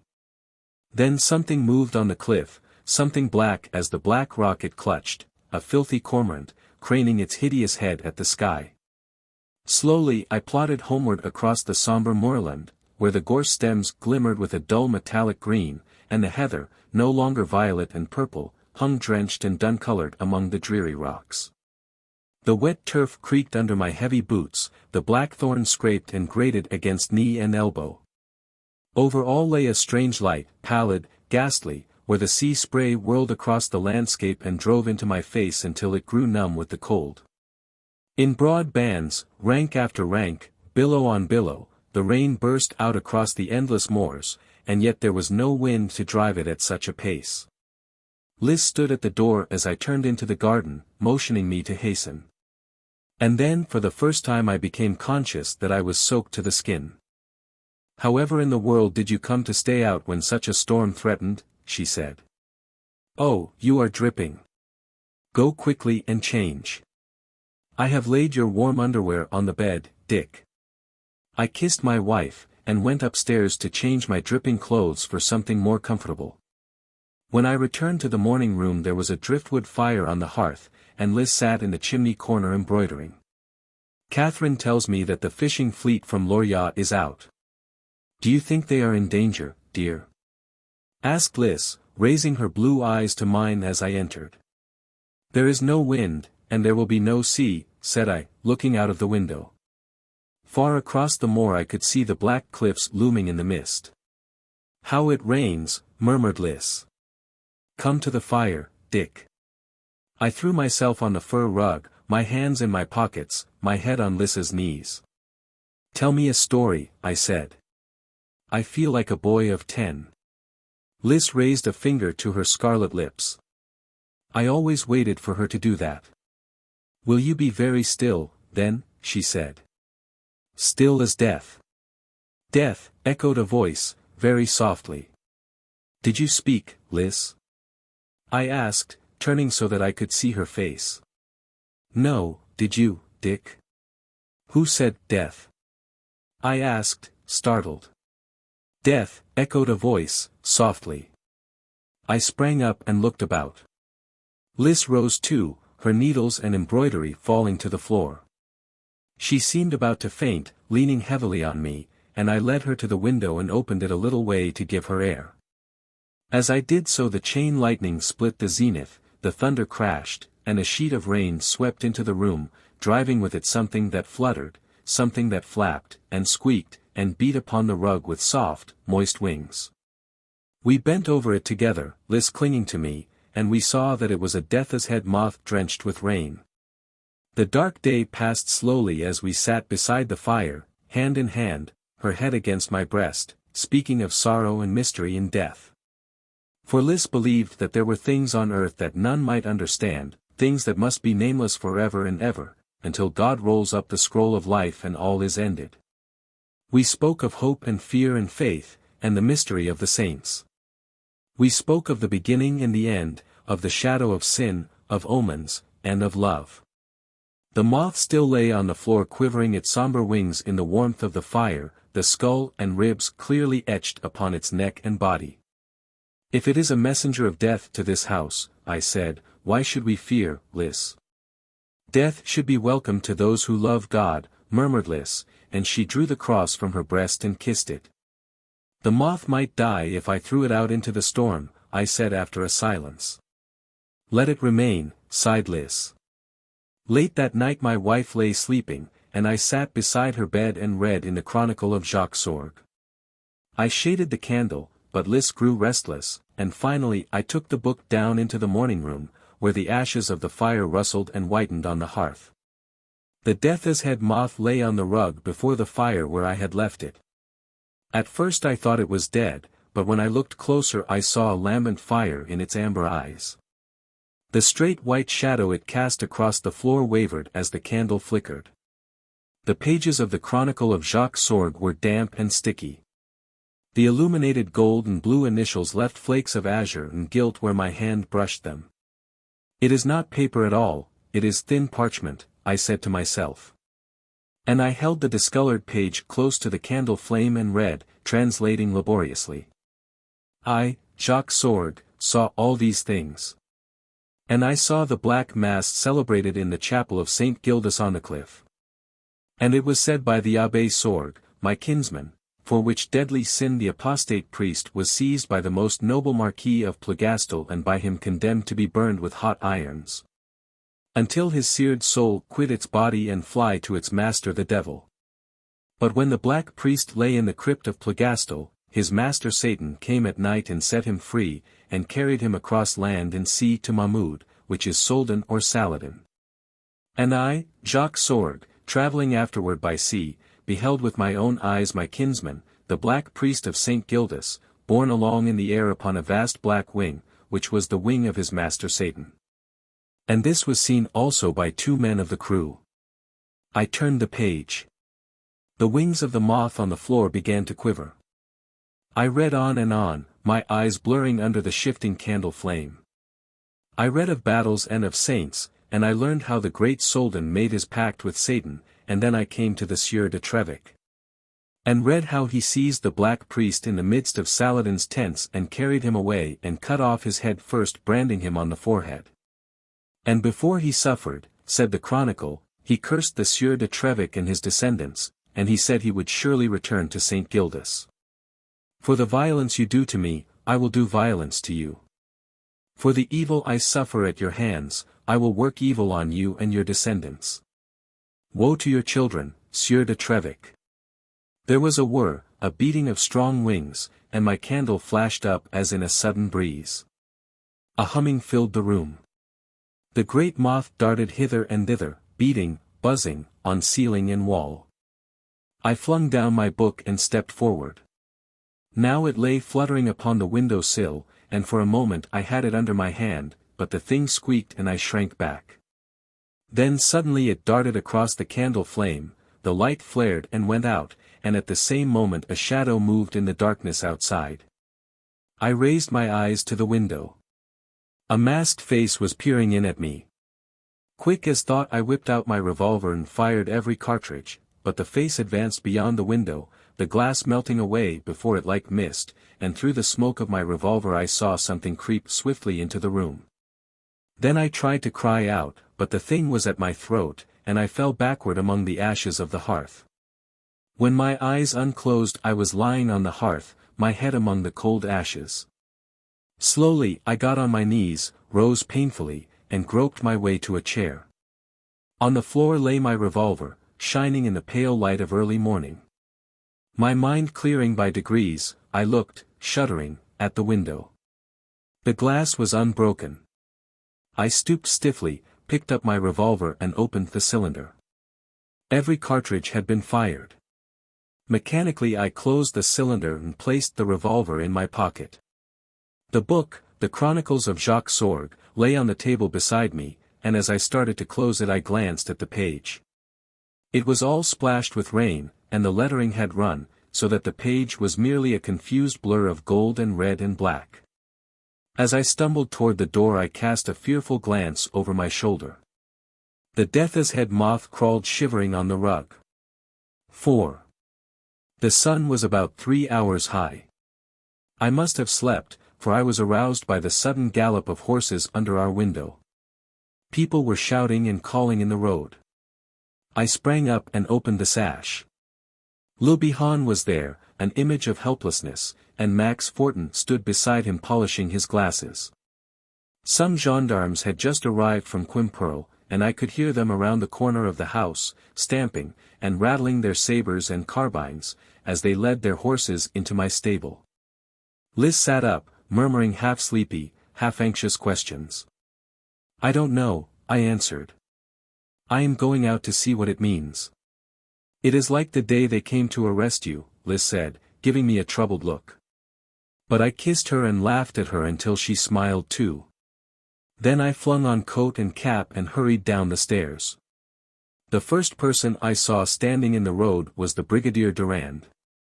"Hello," said I, "have you come to arrest me again? What the devil is all this fuss about, anyway?" "We were telegraphed for an hour ago," said Durand briskly, and for a sufficient reason, I think. Look there, Monsieur Darrell. He pointed to the ground almost under my feet. Good heavens! I cried, where did that puddle of blood come from? That's what I want to know, Monsieur Darrell. Max Fortin found it at daybreak. See, it splashed all over the grass, too. A trail of it leads into your garden, across the flower beds to your very window, the one that opens from the morning room. There is another trail leading from this spot across the road to the cliffs, then to the gravel pit, and thence across the moor to the forest of Kerslake. We are going to mount in a minute and search the bosquets. Will you join us? Bon Dieu! But the fellow bled like an ox. Max Fortin says it's human blood, or I should not have believed it. The little chemist of Quimperle came up at that moment, rubbing his glasses with a colored handkerchief. Yes, it is human blood, he said, but one thing puzzles me, the corpuscles are yellow. I never saw any human blood before with yellow corpuscles. But your English Dr. Thompson asserts that he has. Well, it's human blood, anyway, isn't it? Insisted Durand, impatiently. Yes, admitted Max Fortin. Then it's my business to trail it, said the big gendarme, and he called his men and gave the order to mount. Did you hear anything last night? Asked Durand of me. I heard the rain. I wonder the rain did not wash away these traces. They must have come after the rain ceased. See this thick splash, how it lies over and weighs down the wet grass blades. Pah! It was a heavy, evil-looking clot, and I stepped back from it, my throat closing in disgust. My theory, said the brigadier, is this: some of those Beribi fishermen, probably the Icelanders, got an extra glass of cognac into their hides and quarreled on the road. Some of them were slashed, and staggered to your house. But there is only one trail, and yet, how could all that blood come from only one person? Well, the wounded man, let us say, staggered first to your house and then back here, and he wandered off, drunk and dying, God knows where. That's my theory. A very good one, said I calmly. And you are going to trail him? Yes. When? At once. Will you come? Not now. I'll gallop over by and by. You are going to the edge of the Kerslake forest? Yes, you will hear us calling. Are you coming, Max Fortin? And you, Le Bihan? Good, take the dog cart. The big gendarme tramped around the corner to the stable and presently returned mounted on a strong grey horse, his sabre shone on his saddle. His pale yellow and white facings were spotless. The little crowd of white-coiffed women with their children fell back as Durand touched spurs and clattered away followed by his 2 troopers. Soon after Le Bihan and Max Fortin also departed in the mayor's dingy dog-cart. Are you coming? Piped Le Bihan shrilly. In a quarter of an hour, I replied, and went back to the house. When I opened the door of the morning room the death's head moth was beating its strong wings against the window. For a second I hesitated, then walked over and opened the sash. The creature fluttered out, whirred over the flower beds a moment, then darted across the moorland toward the sea. I called the servants together and questioned them. Josephine, Catherine, Jean-Marie Trigunk, not one of them had heard the slightest disturbance during the night. Then I told Jean-Marie to saddle my horse, and while I was speaking Liz came down. Dearest, I began, going to her. You must tell me everything you know, Dick, she interrupted, looking me earnestly in the face. But there is nothing to tell, only a drunken brawl, and someone wounded. And you are going to ride, where, Dick? Well, over to the edge of Kerslake forest. Durand and the mayor, and Max Fortin, have gone on, following a trail. What trail? Some blood. Where did they find it? Out in the road there. Liz crossed herself. Does it come near our house? Yes. How near? It comes up to the morning room window, said I, giving in. Her hand on my arm grew heavy. I dreamed last night. So did I, but I thought of the empty cartridges in my revolver, and stopped. I dreamed that you were in great danger, and I could not move hand or foot to save you, but you had your revolver, and I called out to you to fire. I did fire. I cried excitedly. You fired? I took her in my arms. My darling, I said, something strange has happened, something that I cannot understand as yet. But, of course, there is an explanation. Last night I thought I fired at the Black Priest. Ah, gasped Liz. Is that what you dreamed? Yes, that was it. I begged you to fire. And I did. Her heart was beating against my breast. I held her close in silence. Dick, she said at length, perhaps you killed the thing. If it was human I did not miss, I answered grimly. And it was human, I went on, pulling myself together, ashamed of having so nearly gone to pieces. Of course it was human. The whole affair is plain enough. Not a drunken brawl, as Durand thinks. It was a drunken lout's practical joke, for which he has suffered. I suppose I must have filled him pretty full of bullets, and he has crawled away to die in Kerslake Forest. It's a terrible affair, I'm sorry I fired so hastily. But that idiot Le Bihan and Max Fortin have been working on my nerves till I am as hysterical as a schoolgirl, I ended angrily. You fired, but the window glass was not shattered, said Liz in a low voice. Well, the window was open, then. And as for the rest, I've got nervous indigestion, and a doctor will settle the Black Priest for me, Liz. I glanced out of the window at Tregunc waiting with my horse at the gate. Dearest, I think I had better go to join Durand and the others. I will go, too. Oh, no. Yes, Dick. Don't, Liz. I shall suffer every moment you are away. The ride is too fatiguing, and we can't tell what unpleasant sight you may come upon. Liz, you don't really think there is anything supernatural in this affair?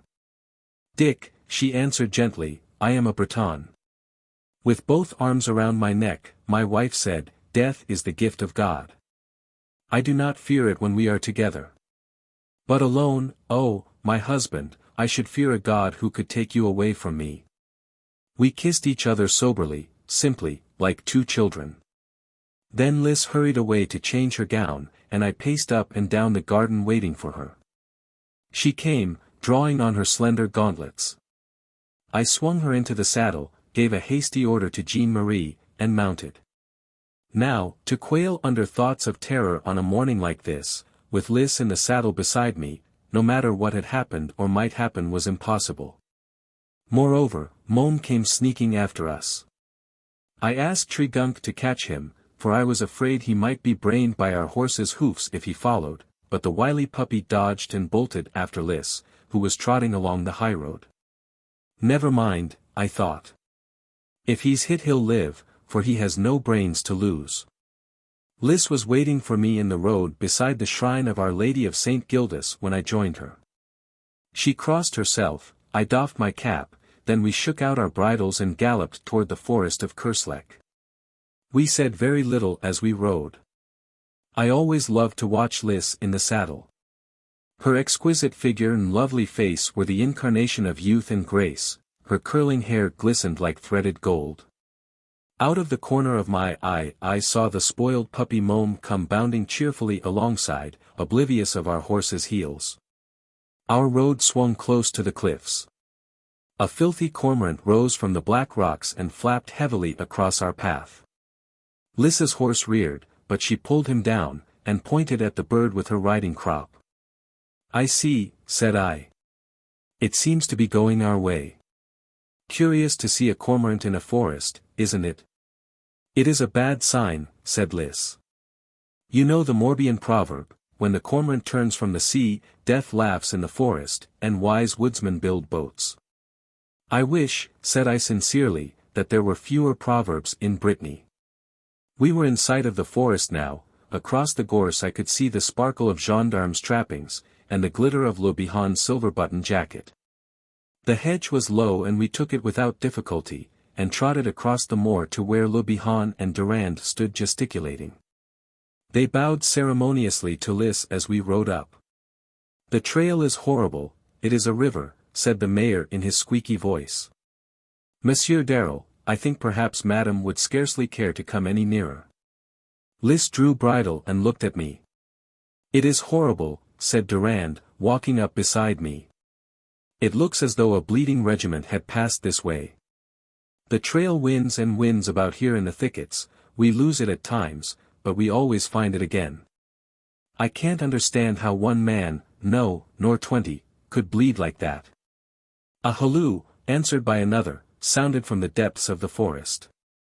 "It's my men, they are following the trail," muttered the brigadier. "God alone knows what is at the end." "Shall we gallop back, Liz?" I asked. "No. Let us ride along the western edge of the woods and dismount. The sun is so hot now, and I should like to rest for a moment," she said. "The western forest is clear of anything disagreeable," said Durand. "Very well," I answered. "Call me, Le Bihan, if you find anything." Liz wheeled her mare, and I followed across the springy heather, Mome trotting cheerfully in the rear. We entered the sunny woods about a quarter of a kilometer from where we left Durand. I took Liz from her horse, flung both bridles over a limb, and, giving my wife my arm, aided her to a flat mossy rock which overhung a shallow brook gurgling among the beech trees. Liz sat down and drew off her gauntlets. Mome pushed his head into her lap, received an undeserved caress, and came doubtfully toward me. I was weak enough to condone his offense, but I made him lie down at my feet, greatly to his disgust. I rested my head on Liz's knees, looking up at the sky through the crossed branches of the trees. "I suppose I have killed him," I said. "It shocks me terribly, Liz. You could not have known, dear. He may have been a robber, and, if not, have you ever fired your revolver since that day 4 years ago when the Red Admiral's son tried to kill you? But I know you have not." "No," said I, wondering. "It's a fact, I have not." "Why? And don't you remember that I asked you to let me load it for you the day when Eve went off, swearing to kill you and his father?" "Yes, I do remember." Well, I took the cartridges first to St. Gildas Chapel and dipped them in holy water." "You must not laugh, Dick," said Liz gently, laying her cool hands on my lips. "Laugh, my darling." Overhead the October sky was pale amethyst, and the sunlight burned like orange flame through the yellow leaves of beech and oak. Gnats and midges danced and wavered overhead, a spider dropped from a twig halfway to the ground and hung suspended on the end of his gossamer thread. "Are you sleepy, dear?" asked Liz, bending over me. "I am, a little. I scarcely slept 2 hours last night," I answered. "You may sleep, if you wish," said Liz, and touched my eyes caressingly. "Is my head heavy on your knees?" "No, Dick." I was already in a half-doze. Still I heard the brook babbling under the beeches and the humming of forest flies overhead. Presently even these were stilled. The next thing I knew I was sitting bolt upright, my ears ringing with a scream, and I saw Liz cowering beside me, covering her white face with both hands. As I sprang to my feet she cried again and clung to my knees. I saw my dog rush growling into a thicket, then I heard him whimper, and he came backing out, whining, ears flat, tail down. I stooped and disengaged Liz's hand. "Don't go, Dick," she cried. "Oh God, it's the Black Priest." In a moment I had leaped across the brook and pushed my way into the thicket. It was empty. I stared about me, I scanned every tree trunk, every bush. Suddenly I saw him. He was seated on a fallen log, his head resting in his hands, his rusty black robe gathered around him. For a moment my hair stirred under my cap, sweat started on forehead and cheekbone. Then I recovered my reason, and understood that the man was human and was probably wounded to death. To death. For there at my feet, lay the wet trail of blood, over leaves and stones, down into the little hollow, across to the figure in black resting silently under the trees. I saw that he could not escape even if he had the strength, for before him, almost at his very feet, lay a deep, shining swamp. As I stepped forward my foot broke a twig. At the sound the figure started a little, then its head fell forward again. Its face was masked. Walking up to the man, I bade him tell where he was wounded. Durand and the others broke through the thicket at the same moment and hurried to my side. "Who are you who hide a masked face in a priest's robe?" said the gendarme loudly. There was no answer. See the stiff blood all over his robe," muttered Le Bihan to Fortin. "He will not speak," said I. "He may be too badly wounded," whispered Le Bihan. "I saw him raise his head," I said, "my wife saw him creep up here." Durand stepped forward and touched the figure. "Speak," he said. "Speak," quavered Fortin. Durand waited a moment, then with a sudden upward movement he stripped off the mask and threw back the man's head. We were looking into the eye sockets of a skull. Durand stood rigid, the mayor shrieked. The skeleton burst out from its rotting robes and collapsed on the ground before us. From between the staring ribs and the grinning teeth spurted a torrent of black blood, showering the shrinking grasses. Then the thing shuddered, and fell over into the black ooze of the bog. Little bubbles of iridescent air appeared from the mud. The bones were slowly engulfed, and, as the last fragments sank out of sight, up from the depths and along the bank crept a creature, shiny, shivering, quivering its wings. It was a death's head moth.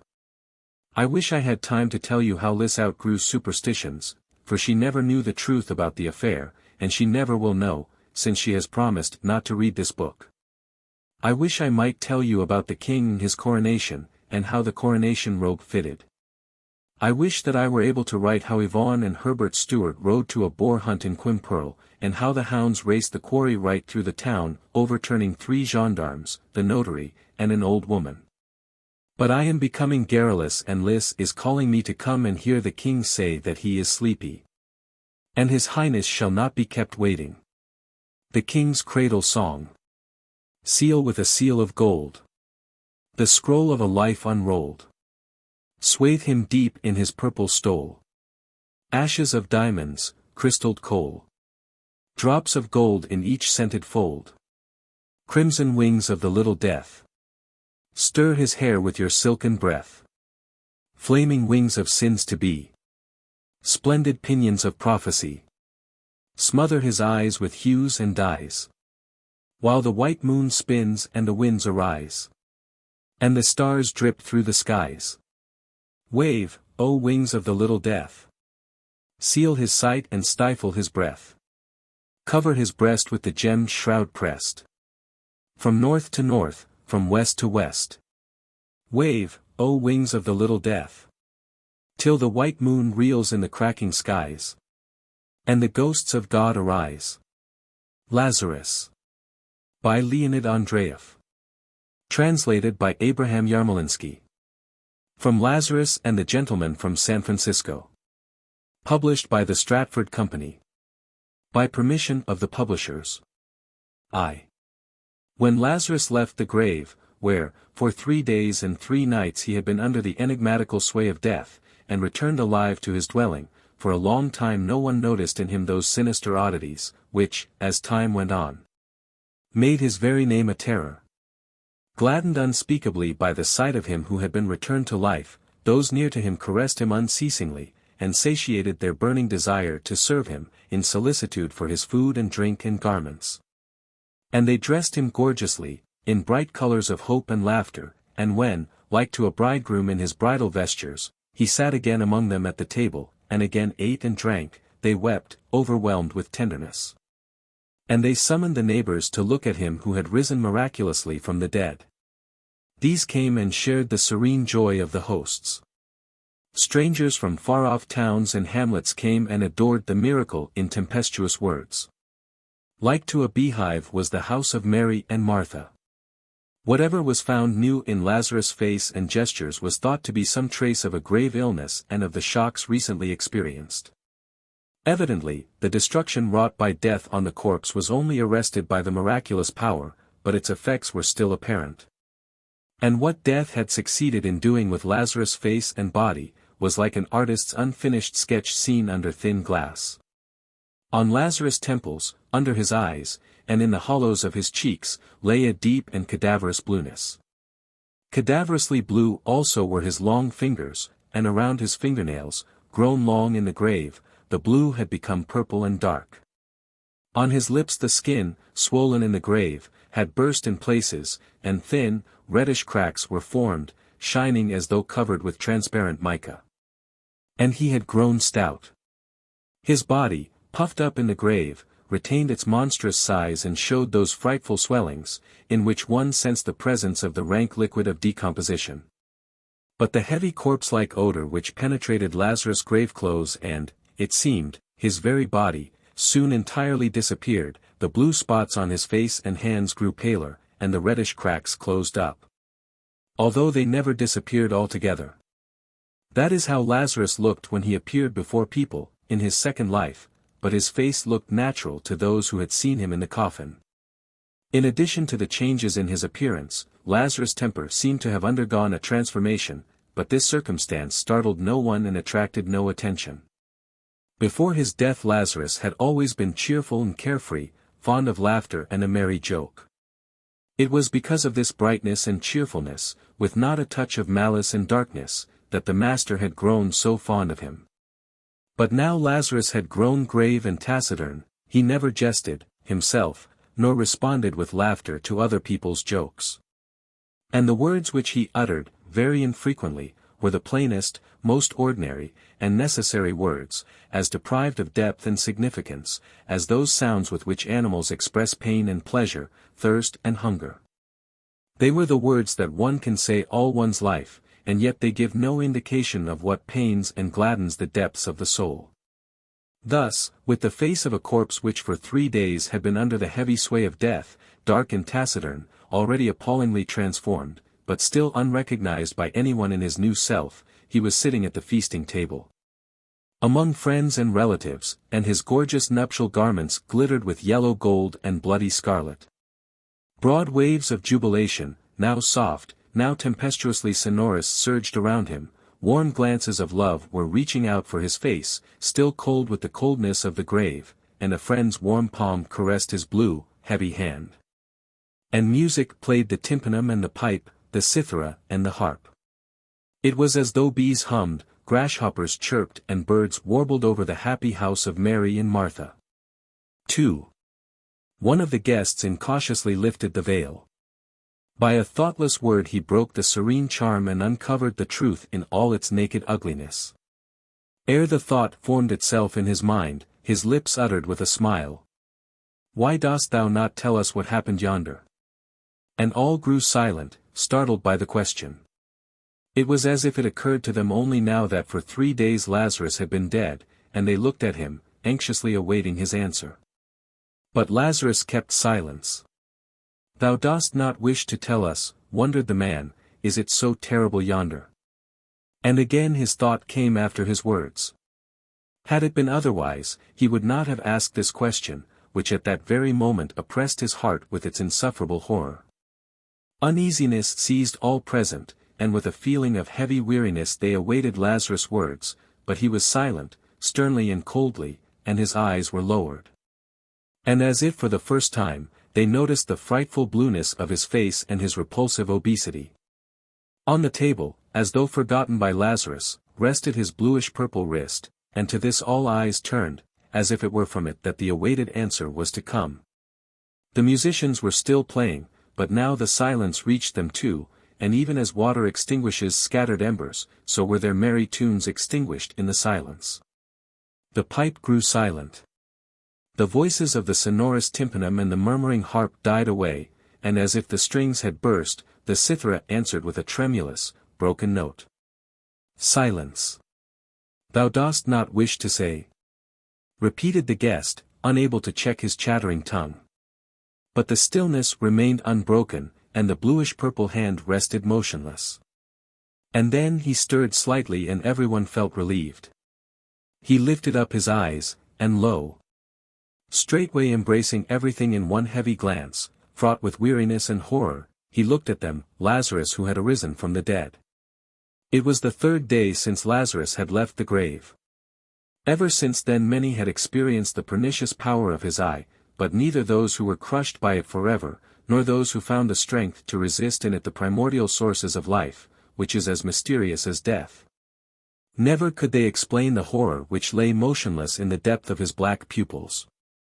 Lazarus looked calmly and simply with no desire to conceal anything, but also with no intention to say anything. He looked coldly, as he who is infinitely indifferent to those alive. Many carefree people came close to him without noticing him, and only later did they learn with astonishment and fear who that calm stout man was, that walked slowly by, almost touching them with his gorgeous and dazzling garments. The sun did not cease shining, when he was looking, nor did the fountain hush its murmur, and the sky overhead remained cloudless and blue. But the man under the spell of his enigmatical look heard no more the fountain and saw not the sky overhead. Sometimes he wept bitterly, sometimes he tore his hair and in frenzy called for help. But more often it came to pass that apathetically and quietly he began to die, and so he languished many years, before everybody's very eyes, wasted away, colorless, flabby, dull, like a tree, silently drying up in a stony soil.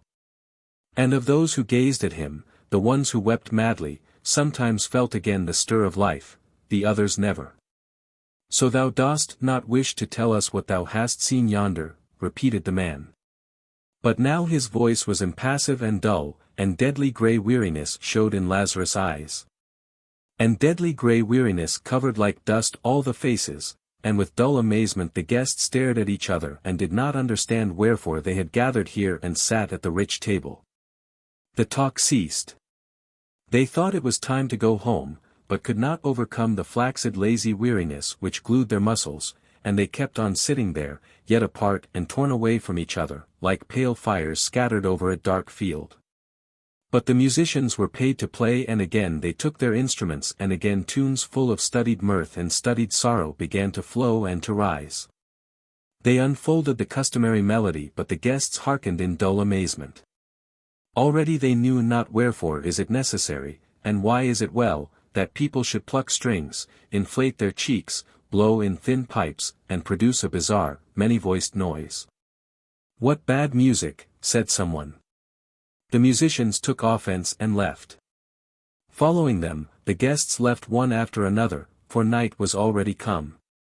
And when placid darkness encircled them and they began to breathe with more ease, suddenly Lazarus' image loomed up before each one in formidable radiance, the blue face of a corpse, grave clothes gorgeous and resplendent, a cold look, in the depths of which lay motionless and unknown horror.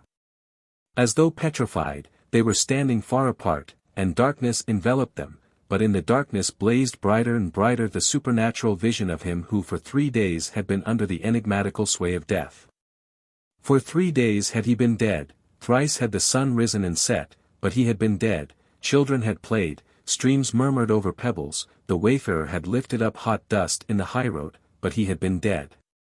And now he is again among them, touches them, looks at them, looks at them. And through the black discs of his pupils, as through darkened glass, stares the unknowable yonder. 3. No one was taking care of Lazarus, for no friends no relatives were left to him, and the great desert which encircled the holy city, came near the very threshold of his dwelling. And the desert entered his house, and stretched on his couch, like a wife and extinguished the fires. No one was taking care of Lazarus. One after the other, his sisters, Mary and Martha, forsook him. For a long while Martha was loath to abandon him, for she knew not who would feed him and pity him, she wept and prayed. But one night, when the wind was roaming in the desert and with a hissing sound the cypresses were bending over the roof, she dressed noiselessly and secretly left the house. Lazarus probably heard the door slam.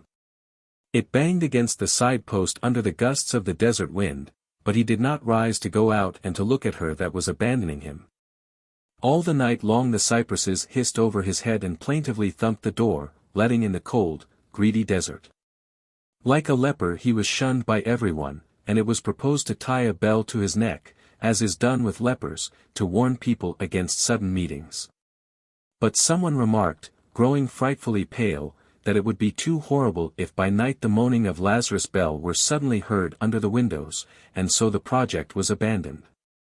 And since he did not take care of himself, he would probably have starved to death, had not the neighbors brought him food in fear of something that they sensed but vaguely. The food was brought to him by children. They were not afraid of Lazarus, nor did they mock him with naive cruelty, as children are wont to do with the wretched and miserable. They were indifferent to him, and Lazarus answered them with the same coldness. He had no desire to caress the black little curls, and to look into their innocent shining eyes. Given to time and to the desert, his house was crumbling down, and long since had his famishing, lowing goats wandered away to the neighboring pastures. And his bridal garments became threadbare. Ever since that happy day, when the musicians played, he had worn them unaware of the difference of the new and the worn. The bright colors grew dull and faded. Vicious dogs and the sharp thorn of the desert turned the tender fabric into rags. By day, when the merciless sun slew all things alive, and even scorpions sought shelter under stones and writhed there in a mad desire to sting, he sat motionless under the sunrays, his blue face and the uncouth, bushy beard lifted up, bathing in the fiery flood. When people still talked to him, he was once asked, "Poor Lazarus, does it please thee to sit thus and to stare at the sun?" And he had answered, "Yes, it does." So strong, it seemed, was the cold of his 3 days' grave, so deep the darkness, that there was no heat on earth to warm Lazarus, nor a splendor that could brighten the darkness of his eyes. That is what came to the mind of those who spoke to Lazarus, and with a sigh they left him. And when the scarlet, flattened globe would lower, Lazarus would set out for the desert and walk straight toward the sun, as though striving to reach it. He always walked straight toward the sun, and those who tried to follow him and to spy upon what he was doing at night in the desert retained in their memory the black silhouette of a tall stout man against the red background of an enormous flattened disk. Night pursued them with her horrors, and so they did not learn of Lazarus' doings in the desert, but the vision of the black on red was forever branded on their brain. Just as a beast with a splinter in its eye furiously rubs its muzzle with its paws, so they too foolishly rubbed their eyes, but what Lazarus had given was indelible, and death alone could efface it. But there were people who lived far away, who never saw Lazarus and knew of him only by report. With daring curiosity, which is stronger than fear and feeds upon it, with hidden mockery, they would come to Lazarus who was sitting in the sun and enter into conversation with him. By this time Lazarus' appearance had changed for the better and was not so terrible. The first minute they snapped their fingers and thought of how stupid the inhabitants of the holy city were. But when the short talk was over and they started homeward, their looks were such that the inhabitants of the holy city recognized them at once and said, "Look, there is one more fool on whom Lazarus has set his eye." And they shook their heads regretfully, and lifted up their arms. There came brave, intrepid warriors, with tinkling weapons, happy youths came with laughter and song. Busy tradesmen, jingling their money, ran in for a moment, and haughty priests leaned their croziers against Lazarus' door, and they were all strangely changed, as they came back. The same terrible shadow swooped down upon their souls and gave a new appearance to the old familiar world. Those who still had the desire to speak, expressed their feelings thus. All things tangible and visible grew hollow, light, and transparent, similar to lightsome shadows in the darkness of night. For, that great darkness, which holds the whole cosmos, was dispersed neither by the sun or by the moon and the stars, but like an immense black shroud enveloped the earth and, like a mother, embraced it. It penetrated all the bodies, iron and stone, and the particles of the bodies, having lost their ties, grew lonely, and it penetrated into the depth of the particles, and the particles of particles became lonely. For that great void, which encircles the cosmos, was not filled by things visible, neither by the sun, nor by the moon and the stars, but reigned unrestrained, penetrating everywhere, severing body from body, particle from particle.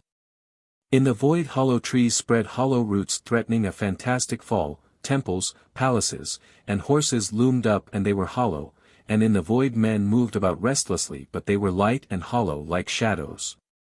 For, time was no more, and the beginning of all things came near their end, the building was still being built, and builders were still hammering away, and its ruins were already seen and the void in its place.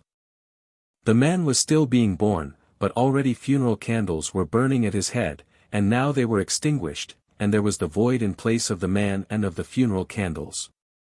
And wrapped by void and darkness the man in despair trembled in the face of the horror of the infinite.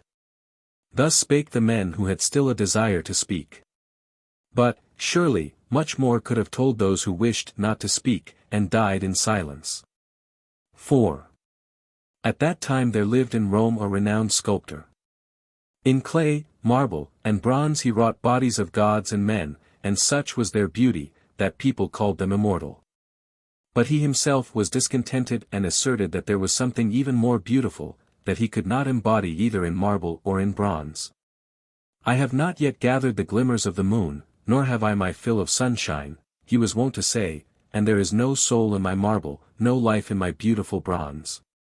And when on moonlit nights he slowly walked along the road, crossing the black shadows of cypresses, his white tunic glittering in the moonshine, those who met him would laugh in a friendly way and say, "Art thou going to gather moonshine, Aurelius? Why then didst thou not fetch baskets?" And he would answer, laughing and pointing to his eyes, "Here are the baskets wherein I gather the sheen of the moon and the glimmer of the sun." And so it was, the moon glimmered in his eyes and the sun sparkled therein. But he could not translate them into marble, and therein lay the serene tragedy of his life. He was descended from an ancient patrician race, had a good wife and children, and suffered from no want. When the obscure rumor about Lazarus reached him, he consulted his wife and friends and undertook the far journey to Judea to see him who had miraculously risen from the dead. He was somewhat weary in those days, and he hoped that the road would sharpen his blunted senses. What was said of Lazarus did not frighten him, he had pondered much over death, did not like it, but he disliked also those who confused it with life. In this life, life and beauty. Beyond, death, the enigmatical. Thought he, and there is no better thing for a man to do than to delight in life and in the beauty of all things living. He had even a vainglorious desire to convince Lazarus of the truth of his own view and restore his soul to life, as his body had been restored. This seemed so much easier because the rumors, shy and strange, did not render the whole truth about Lazarus and but vaguely warned against something frightful. Lazarus had just risen from the stone in order to follow the sun which was setting in the desert, when a rich Roman attended by an armed slave, approached him and addressed him in a sonorous tone of voice. "Lazarus." And Lazarus beheld a superb face, lit with glory, and arrayed in fine clothes, and precious stones sparkling in the sun. The red light lent to the Roman's face and head the appearance of gleaming bronze, that also Lazarus noticed. He resumed obediently his place and lowered his weary eyes. "Yes, thou art ugly, my poor Lazarus," quietly said the Roman, playing with his golden chain, "thou art even horrible, my poor friend. And death was not lazy that day when thou didst fall so heedlessly into his hands. But thou art stout, and, as the great Caesar used to say, fat people are not ill-tempered. To tell the truth, I don't understand why men fear thee. Permit me to spend the night in thy house, the hour is late, and I have no shelter." Never had anyone asked Lazarus hospitality. "I have no bed," said he. "I am somewhat of a soldier and I can sleep sitting," the Roman answered. "We shall build a fire." "I have no fire." "Then we shall have our talk in the darkness, like two friends." "I think thou wilt find a bottle of wine." "I have no wine." The Roman laughed. "Now I see why thou art so somber and dislikest thy second life. No wine. Why, then we shall do without it. There are words that make the head go round better than the Falernian." By a sign he dismissed the slave, and they remained all alone. And again the sculptor started speaking, but it was as if, together with the setting sun, life had left his words. And they grew pale and hollow, as if they staggered on unsteady feet, as if they slipped and fell down, drunk with the heavy lees of weariness and despair. And black chasms grew up between the words, like far-off hints of the great void and the great darkness. Now I am thy guest, and thou wilt not be unkind to me, Lazarus, said he. Hospitality is the duty even of those who for 3 days were dead. 3 days, I was told, thou didst rest in the grave. There it must be cold, and that is whence comes thy ill habit of going without fire and wine. As to me, I like fire, it grows dark here so rapidly. The lines of thy eyebrows and forehead are quite interesting, they are like ruins of strange palaces, buried in ashes after an earthquake. But why dost thou wear such ugly and queer garments? I have seen bridegrooms in thy country, and they wear such clothes, are they not funny, and terrible? But art thou a bridegroom? The sun had already disappeared, a monstrous black shadow came running from the east, it was as if gigantic bare feet began rumbling on the sand, and the wind sent a cold wave along the backbone. In the darkness thou seemest still larger, Lazarus, as if thou hast grown stouter in these moments. Dost thou feed on darkness, Lazarus? I would fain have a little fire, at least a little fire, a little fire. I feel somewhat chilly, your nights are so barbarously cold. Were it not so dark, I should say that thou wert looking at me, Lazarus. Yes, it seems to me, thou art looking. Why, thou art looking at me, I feel it, but there thou art smiling. Night came, and filled the air with heavy blackness. How well it will be, when the sun will rise tomorrow anew. I am a great sculptor, thou knowest, that is how my friends call me. I create. Yes, that is the word, but I need daylight. I give life to the cold marble, I melt sonorous bronze in fire, in bright hot fire. Why didst thou touch me with thy hand? Come, said Lazarus, thou art my guest. And they went to the house. And a long night enveloped the earth. The slave, seeing that his master did not come, went to seek him, when the sun was already high in the sky. And he beheld his master side by side with Lazarus, in profound silence were they sitting right under the dazzling and scorching sunrays and looking upward. The slave began to weep and cried out.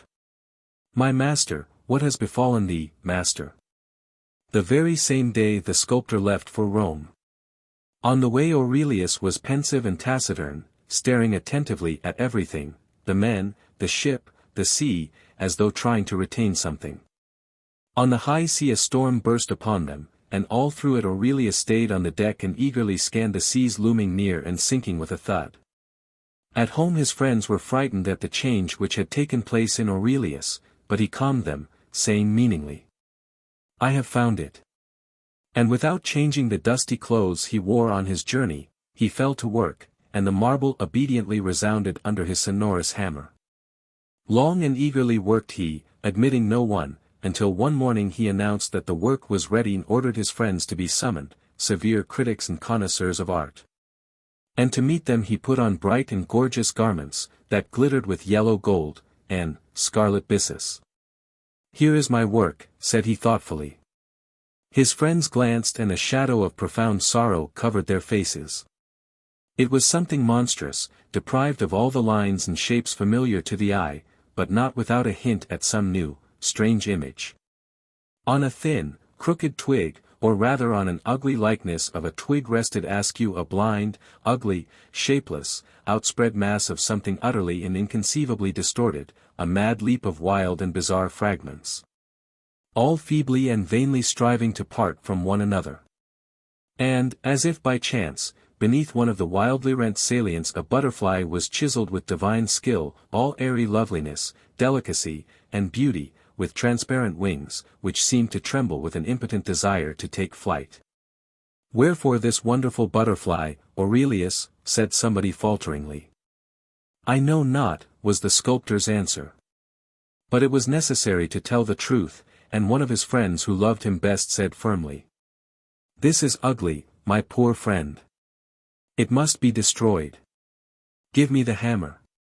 And with 2 strokes he broke the monstrous man into pieces, leaving only the infinitely delicate butterfly untouched. From that time on Aurelius created nothing. With profound indifference he looked at marble and bronze, and on his former divine works, where everlasting beauty rested. With the purpose of arousing his former fervent passion for work and, awakening his deadened soul, his friends took him to see other artists' beautiful works, but he remained indifferent as before, and the smile did not warm up his tightened lips. And only after listening to lengthy talks about beauty, he would retort wearily and indolently. But all this is a lie. And by the day, when the sun was shining, he went into his magnificent, skillfully built garden, and having found a place without shadow, he exposed his bare head to the glare and heat. Red and white butterflies fluttered around. From the crooked lips of a drunken satyr, water streamed down with a splash into a marble cistern, but he sat motionless and silent, like a pallid reflection of him who, in the far-off distance, at the very gates of the stony desert, sat under the fiery sun. And now it came to pass that the great, deified Augustus himself summoned Lazarus. The imperial messengers dressed him gorgeously, in solemn nuptial clothes, as if time had legalized them, and he was to remain until his very death the bridegroom of an unknown bride. It was as though an old, rotting coffin had been gilt and furnished with new, gay tassels. And men, all in trim and bright attire, rode after him, as if in bridal procession indeed, and those foremost trumpeted loudly, bidding people to clear the way for the emperor's messengers. But Lazarus' way was deserted, his native land cursed the hateful name of him who had miraculously risen from the dead, and people scattered at the very news of his appalling approach. The solitary voice of the brass trumpets sounded in the motionless air, and the wilderness alone responded with its languid echo. Then Lazarus went by sea.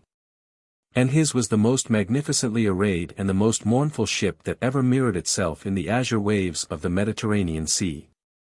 Many were the travelers aboard, but like a tomb was the ship, all silence and stillness, and the despairing water sobbed at the steep, proudly curved prow.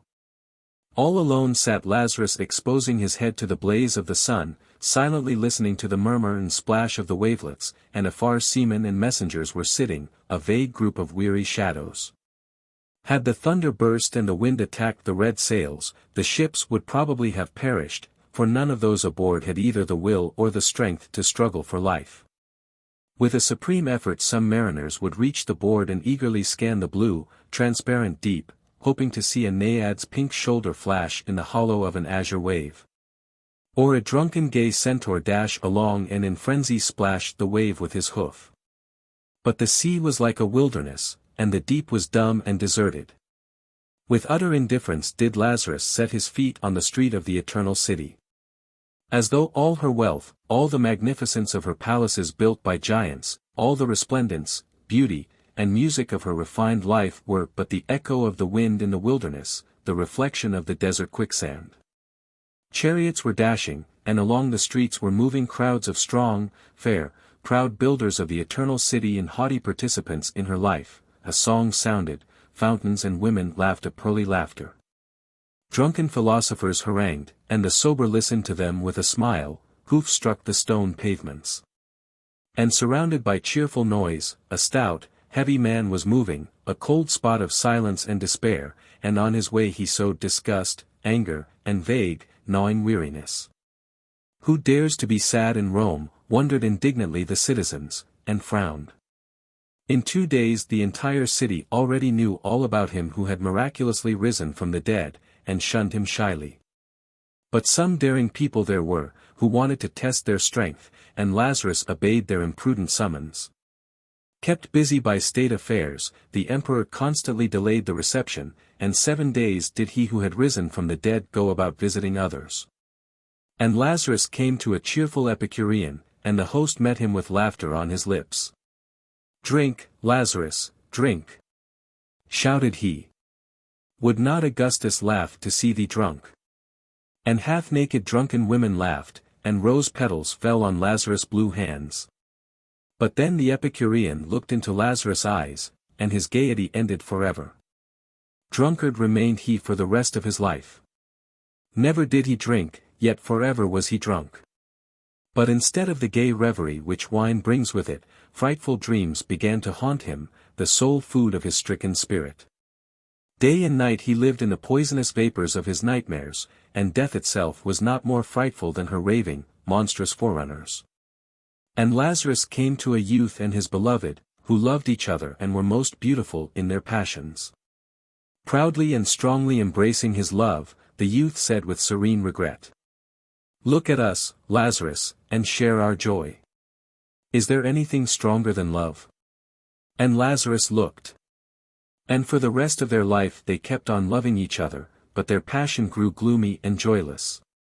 Like those funeral cypresses whose roots feed on the decay of the graves and whose black summits in a still evening hour seek in vain to reach the sky.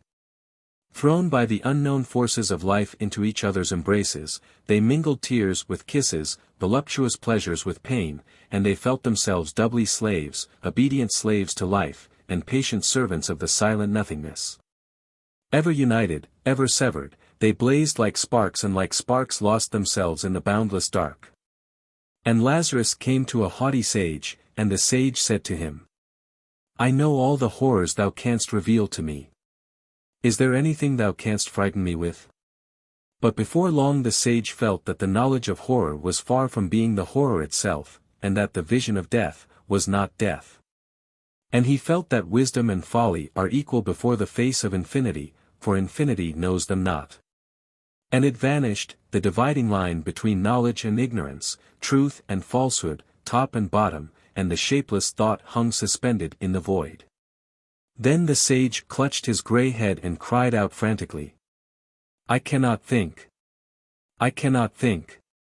Thus under the indifferent glance for him, who miraculously had risen from the dead, perished everything that asserts life, its significance and joys. And it was suggested that it was dangerous to let him see the emperor, that it was better to kill him and, having buried him secretly, to tell the emperor that he had disappeared no one knew whither. Already swords were being whetted and youths devoted to the public welfare prepared for the murder, when Augustus ordered Lazarus to be brought before him next morning, thus destroying the cruel plans. If there was no way of getting rid of Lazarus, at least it was possible to soften the terrible impression his face produced. With this in view, skillful painters, barbers, and artists were summoned, and all night long they were busy over Lazarus' head. They cropped his beard, curled it, and gave it a tidy, agreeable appearance. By means of paints they concealed the corpse-like blueness of his hands and face. Repulsive were the wrinkles of suffering that furrowed his old face, and they were puttied, painted, and smoothed.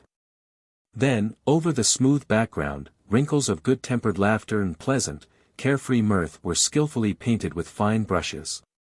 Lazarus submitted indifferently to everything that was done to him. Soon he was turned into a becomingly stout, venerable old man, into a quiet and kind grandfather of numerous offspring. It seemed that the smile, with which only a while ago he was spinning funny yarns, was still lingering on his lips, and that in the corner of his eye serene tenderness was hiding, the companion of old age. But people did not dare change his nuptial garments, and they could not change his eyes, two dark and frightful glasses through which looked at men, the unknowable yonder. 6. Lazarus was not moved by the magnificence of the imperial palace. It was as though he saw no difference between the crumbling house, closely pressed by the desert, and the stone palace, solid and fair, and indifferently he passed into it.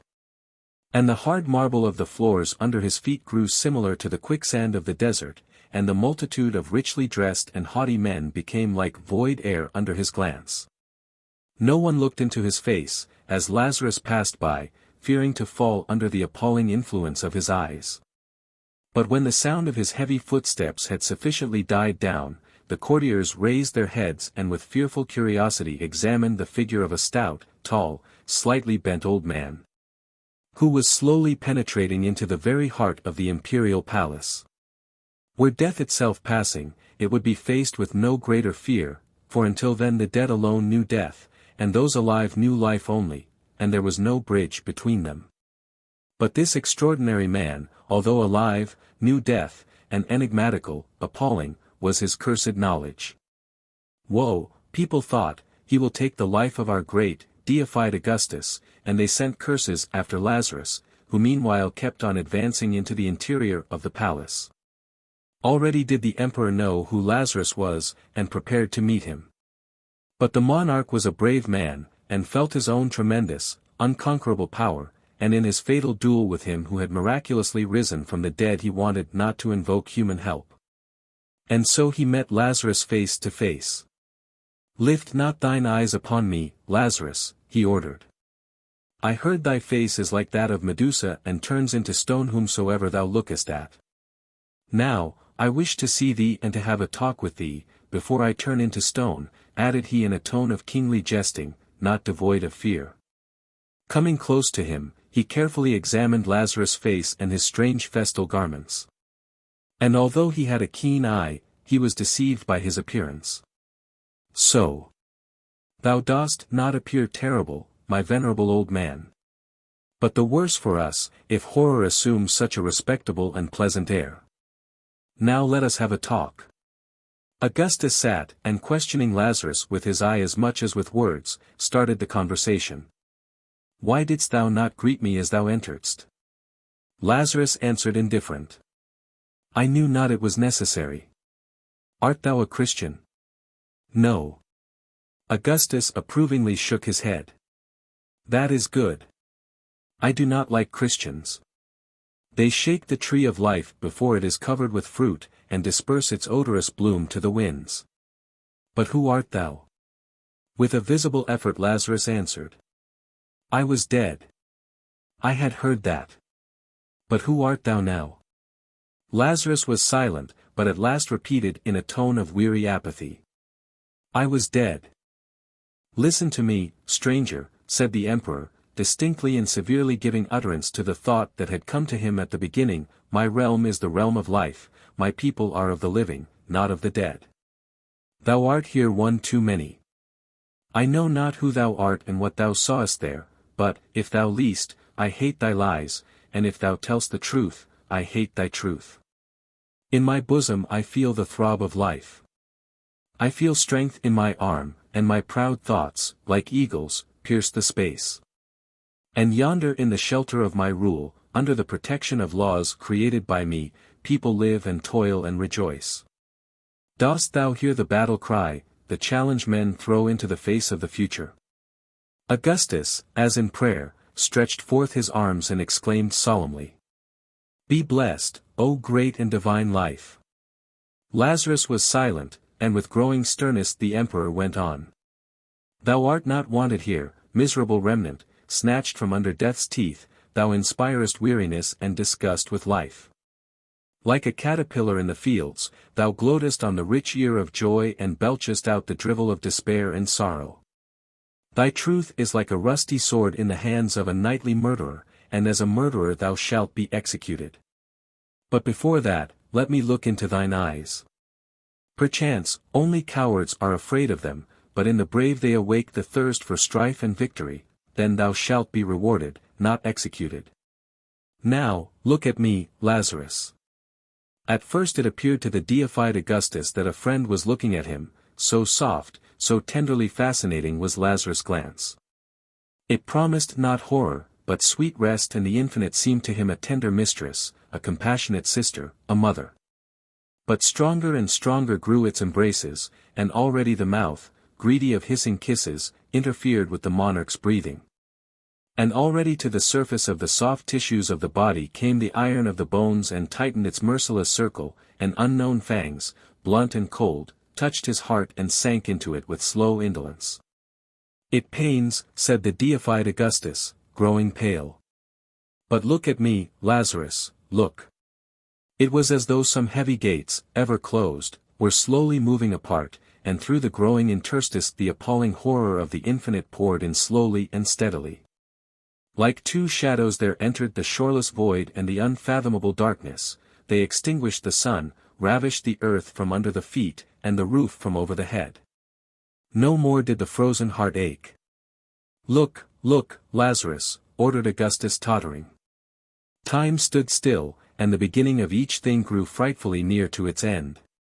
Augustus' throne just erected, crumbled down, and the void was already in the place of the throne and of Augustus. Noiselessly did Rome crumble down, and a new city stood on its site, and it too was swallowed by the void. Like fantastic giants, cities, states, and countries fell down and vanished in the void darkness, and with uttermost indifference did the insatiable black womb of the infinite swallow them. "Halt!" ordered the emperor. In his voice sounded already a note of indifference, his hands dropped in languor, and in the vain struggle with the onrushing darkness his fiery eyes now blazed up, and now went out. "My life thou hast taken from me, Lazarus," said he in a spiritless, feeble voice. And these words of hopelessness saved him. He remembered his people, whose shield he was destined to be, and keen salutary pain pierced his deadened heart. "They are doomed to death," he thought wearily. "Serene shadows in the darkness of the infinite," thought he, and horror grew upon him. "Frail vessels with living seething blood with a heart that knows sorrow and also great joy," said he in his heart, and tenderness pervaded it. Thus pondering and oscillating between the poles of life and death, he slowly came back to life, to find in its suffering and in its joys a shield against the darkness of the void and the horror of the infinite. "No, thou hast not murdered me, Lazarus," said he firmly, "but I will take thy life. Be gone." That evening the deified Augustus partook of his meats and drinks with particular joy. Now and then his lifted hand remained suspended in the air, and a dull glimmer replaced the bright sheen of his fiery eye. It was the cold wave of horror that surged at his feet. Defeated, but not undone, ever awaiting its hour, that horror stood at the emperor's bedside, like a black shadow all through his life. It swayed his nights, but yielded the days to the sorrows and joys of life. The following day, the hangman with a hot iron burned out Lazarus' eyes. Then he was sent home. The deified Augustus dared not kill him. Lazarus returned to the desert, and the wilderness met him with hissing gusts of wind and the heat of the blazing sun. Again he was sitting on a stone, his rough, bushy beard lifted up. And the two black holes in place of his eyes looked at the sky with an expression of dull terror. Afar off the holy city stirred noisily and restlessly, but around him everything was deserted and dumb. No one approached the place where lived he who had miraculously risen from the dead, and long since his neighbors had forsaken their houses. Driven by the hot iron into the depth of his skull, his cursed knowledge hid there in an ambush. As though leaping out from an ambush it plunged its thousand invisible eyes into the man, and no one dared look at Lazarus. And in the evening, when the sun, reddening and growing wider, would come nearer and nearer the western horizon, the blind Lazarus would slowly follow it. He would stumble against stones and fall, stout and weak as he was. Would rise heavily to his feet and walk on again, and on the red screen of the sunset his black body and outspread hands would form a monstrous likeness of a cross. And it came to pass that once he went out and did not come back. Thus seemingly ended the second life of him who for 3 days had been under the enigmatical sway of death, and rose miraculously from the dead. The Beast with 5 Fingers. By W. F. Harvey. From the New Decameron, by various hands. Copyright, 1919, by Robert M. McBride and Company. By permission of the publishers. When I was a little boy I once went with my father to call on Adrian Borlsover. I played on the floor with a black spaniel while my father appealed for a subscription. Just before we left my father said, "Mr. Borlsover, may my son here shake hands with you? It will be a thing to look back upon with pride when he grows to be a man." I came up to the bed on which the old man was lying and put my hand in his, awed by the still beauty of his face. He spoke to me kindly, and hoped that I should always try to please my father. Then he placed his right hand on my head and asked for a blessing to rest upon me. "Amen," said my father, and I followed him out of the room, feeling as if I wanted to cry. But my father was in excellent spirits. "That old gentleman, Jim," said he, "is the most wonderful man in the whole town. For 10 years he has been quite blind." "But I saw his eyes," I said. "They were ever so black and shiny, they weren't shut up like Nora's puppies. Can't he see at all?" And so I learnt for the first time that a man might have eyes that looked dark and beautiful and shining without being able to see. "Just like Mrs. Tomlinson has big ears," I said, and can't hear at all except when Mr. Tomlinson shouts. "Jim," said my father, "it's not right to talk about a lady's ears. Remember what Mr. Borlsover said about pleasing me and being a good boy." That was the only time I saw Adrian Borlsover. I soon forgot about him and the hand which he laid in blessing on my head. But for a week I prayed that those dark tender eyes might see. "His spaniel may have puppies," I said in my prayers, "and he will never be able to know how funny they look with their eyes all closed up. Please let old Mr. Borlsover see." Adrian Borlsover, as my father had said, was a wonderful man. He came of an eccentric family. Borlsover's sons, for some reason, always seemed to marry very ordinary women, which perhaps accounted for the fact that no Borlsover had been a genius, and only one Borlsover had been mad. But they were great champions of little causes, generous patrons of odd sciences, founders of querulous sects, trustworthy guides to the bypath meadows of erudition. Adrian was an authority on the fertilization of orchids. He had held at one time the family living at Borlsover Conyers, until a congenital weakness of the lungs obliged him to seek a less rigorous climate in the sunny south coast watering place where I had seen him. Occasionally he would relieve one or other of the local clergy. My father described him as a fine preacher, who gave long and inspiring sermons from what many men would have considered unprofitable texts. An excellent proof, he would add, of the truth of the doctrine of direct verbal inspiration. Adrian Borlsover was exceedingly clever with his hands. His penmanship was exquisite. He illustrated all his scientific papers, made his own woodcuts, and carved the reredos that is at present the chief feature of interest in the church at Borlsover Conyers. He had an exceedingly clever knack in cutting silhouettes for young ladies and paper pigs and cows for little children, and made more than one complicated wind instrument of his own devising. When he was 50 years old, Adrian Borlsover lost his sight. In a wonderfully short time he had adapted himself to the new conditions of life. He quickly learned to read Braille. So marvelous indeed was his sense of touch that he was still able to maintain his interest in botany. The mere passing of his long supple fingers over a flower was sufficient means for its identification, though occasionally he would use his lips. I have found several letters of his among my father's correspondence. In no case was there anything to show that he was afflicted with blindness, and this in spite of the fact that he exercised undue economy in the spacing of lines. Towards the close of his life the old man was credited with powers of touch that seemed almost uncanny. It has been said that he could tell at once the color of a ribbon placed between his fingers. My father would neither confirm nor deny the story. Adrian Borlsover was a bachelor. His elder brother George had married late in life, leaving one son, Eustace, who lived in a gloomy Georgian mansion at Borlsover Conyers, where he could work undisturbed in collecting material for his great book on heredity. Like his uncle, he was a remarkable man. The Borlsovers had always been born naturalists, but Eustace possessed in a special degree the power of systematizing his knowledge. He had received his university education in Germany, and then, after postgraduate work in Vienna and Naples, had traveled for 4 years in South America and the East, getting together a huge store of material for a new study into the processes of variation. He lived alone at Borlsover Conyers with Saunders his secretary, a man who bore a somewhat dubious reputation in the district, but whose powers as a mathematician, combined with his business abilities, were invaluable to Eustace. Uncle and nephew saw little of each other. The visits of Eustace were confined to a week in the summer or autumn, long weeks, that dragged almost as slowly as the bath chair in which the old man was drawn along the sunny sea front. In their way the two men were fond of each other, though their intimacy would doubtless have been greater had they shared the same religious views. Adrian held to the old-fashioned evangelical dogmas of his early manhood. His nephew for many years had been thinking of embracing Buddhism. Both men possessed, too, the reticence the Borlsovers had always shown, and which their enemies sometimes called hypocrisy.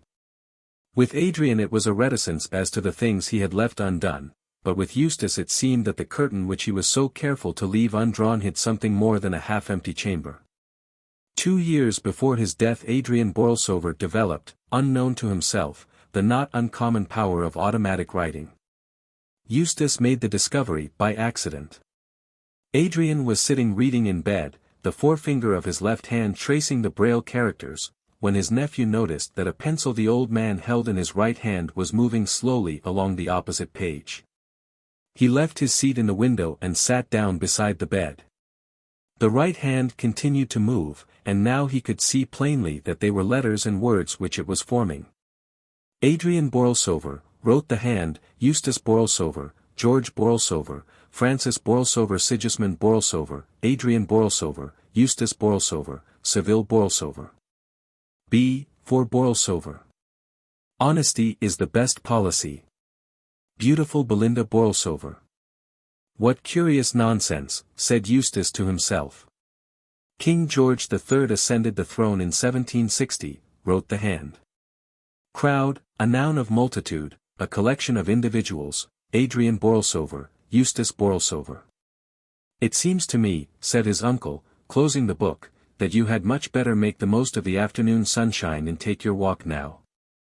I think perhaps I will, Eustace answered as he picked up the volume. I won't go far, and when I come back I can read to you those articles in Nature about which we were speaking. He went along the promenade, but stopped at the first shelter, and seating himself in the corner best protected from the wind, he examined the book at leisure.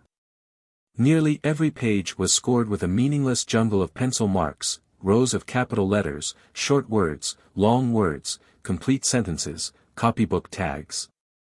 The whole thing, in fact, had the appearance of a copybook, and on a more careful scrutiny Eustace thought that there was ample evidence to show that the handwriting at the beginning of the book, good though it was not nearly so good as the handwriting at the end.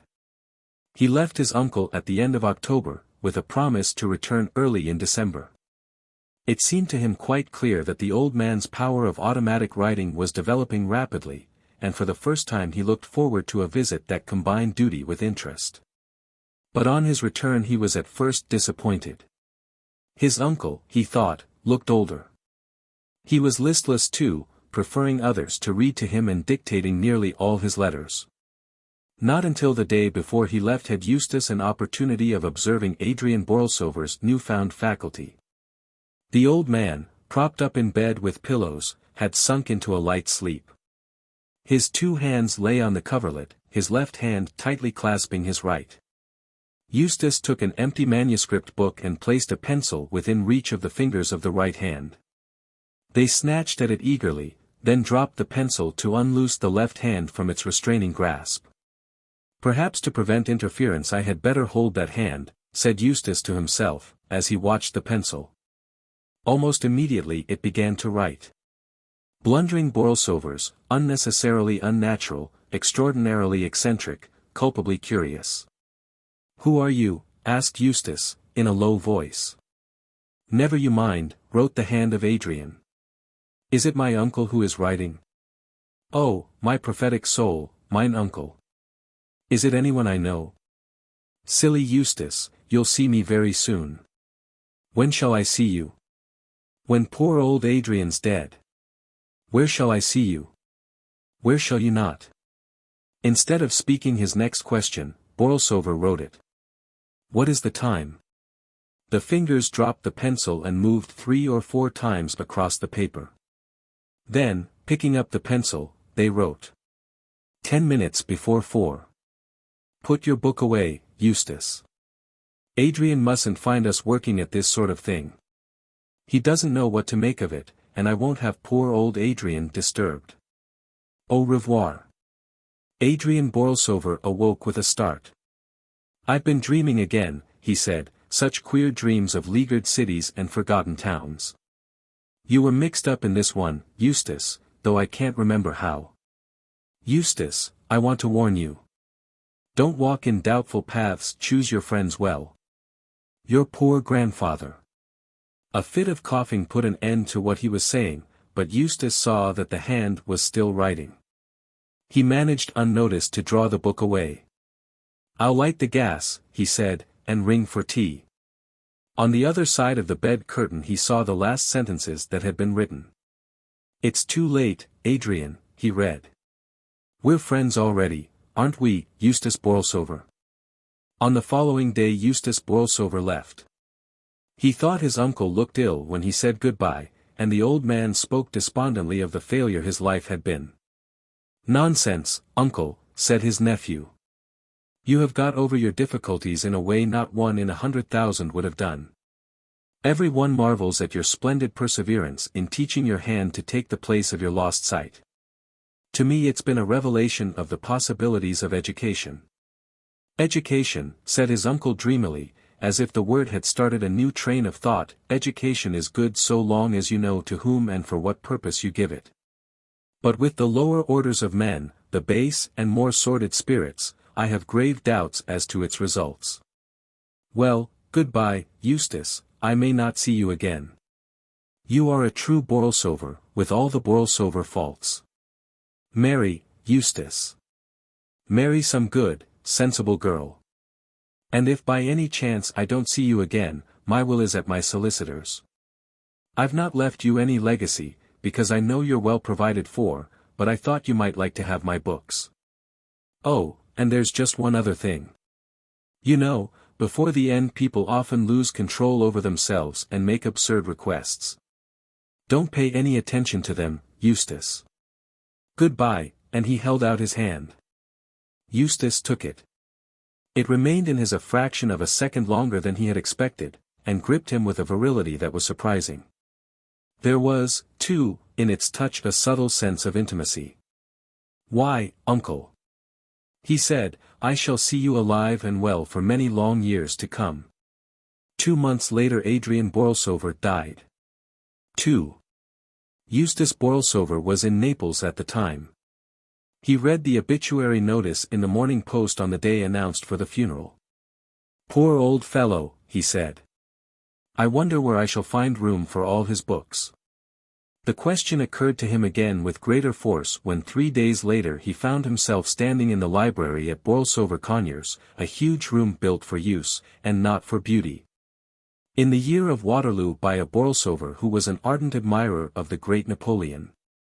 It was arranged on the plan of many college libraries, with tall, projecting bookcases forming deep recesses of dusty silence, fit graves for the old hates of forgotten controversy, the dead passions of forgotten lives.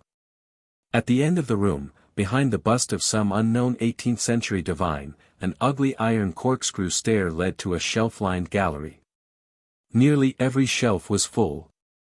I must talk to Saunders about it, said Eustace. I suppose that it will be necessary to have the billiard room fitted up with bookcases. The two men met for the first time after many weeks in the dining room that evening. Hullo, said Eustace, standing before the fire with his hands in his pockets. How goes the world, Saunders? Why these dress togs? He himself was wearing an old shooting jacket. He did not believe in mourning, as he had told his uncle on his last visit. And though he usually went in for quiet-colored ties, he wore this evening one of an ugly red, in order to shock Morton the butler, and to make them thrash out the whole question of mourning for themselves in the servants' hall. Eustace was a true Borlsover. The world, said Saunders, goes the same as usual, confoundedly slow. The dress togs are accounted for by an invitation from Captain Lockwood to bridge. How are you getting there? I've told your coachman to drive me in your carriage. Any objection? Oh, dear me, no. We've had all things in common for far too many years for me to raise objections at this hour of the day. You'll find your correspondence in the library, went on Saunders. Most of it I've seen to. There are a few private letters I haven't opened. There's also a box with a rat, or something, inside it that came by the evening post. Very likely it's the six-toed albino. I didn't look, because I didn't want to mess up my things, but I should gather from the way it's jumping about that it's pretty hungry. Oh, I'll see to it, said Eustace, while you and the captain earn an honest penny. Dinner over and Saunders gone, Eustace went into the library.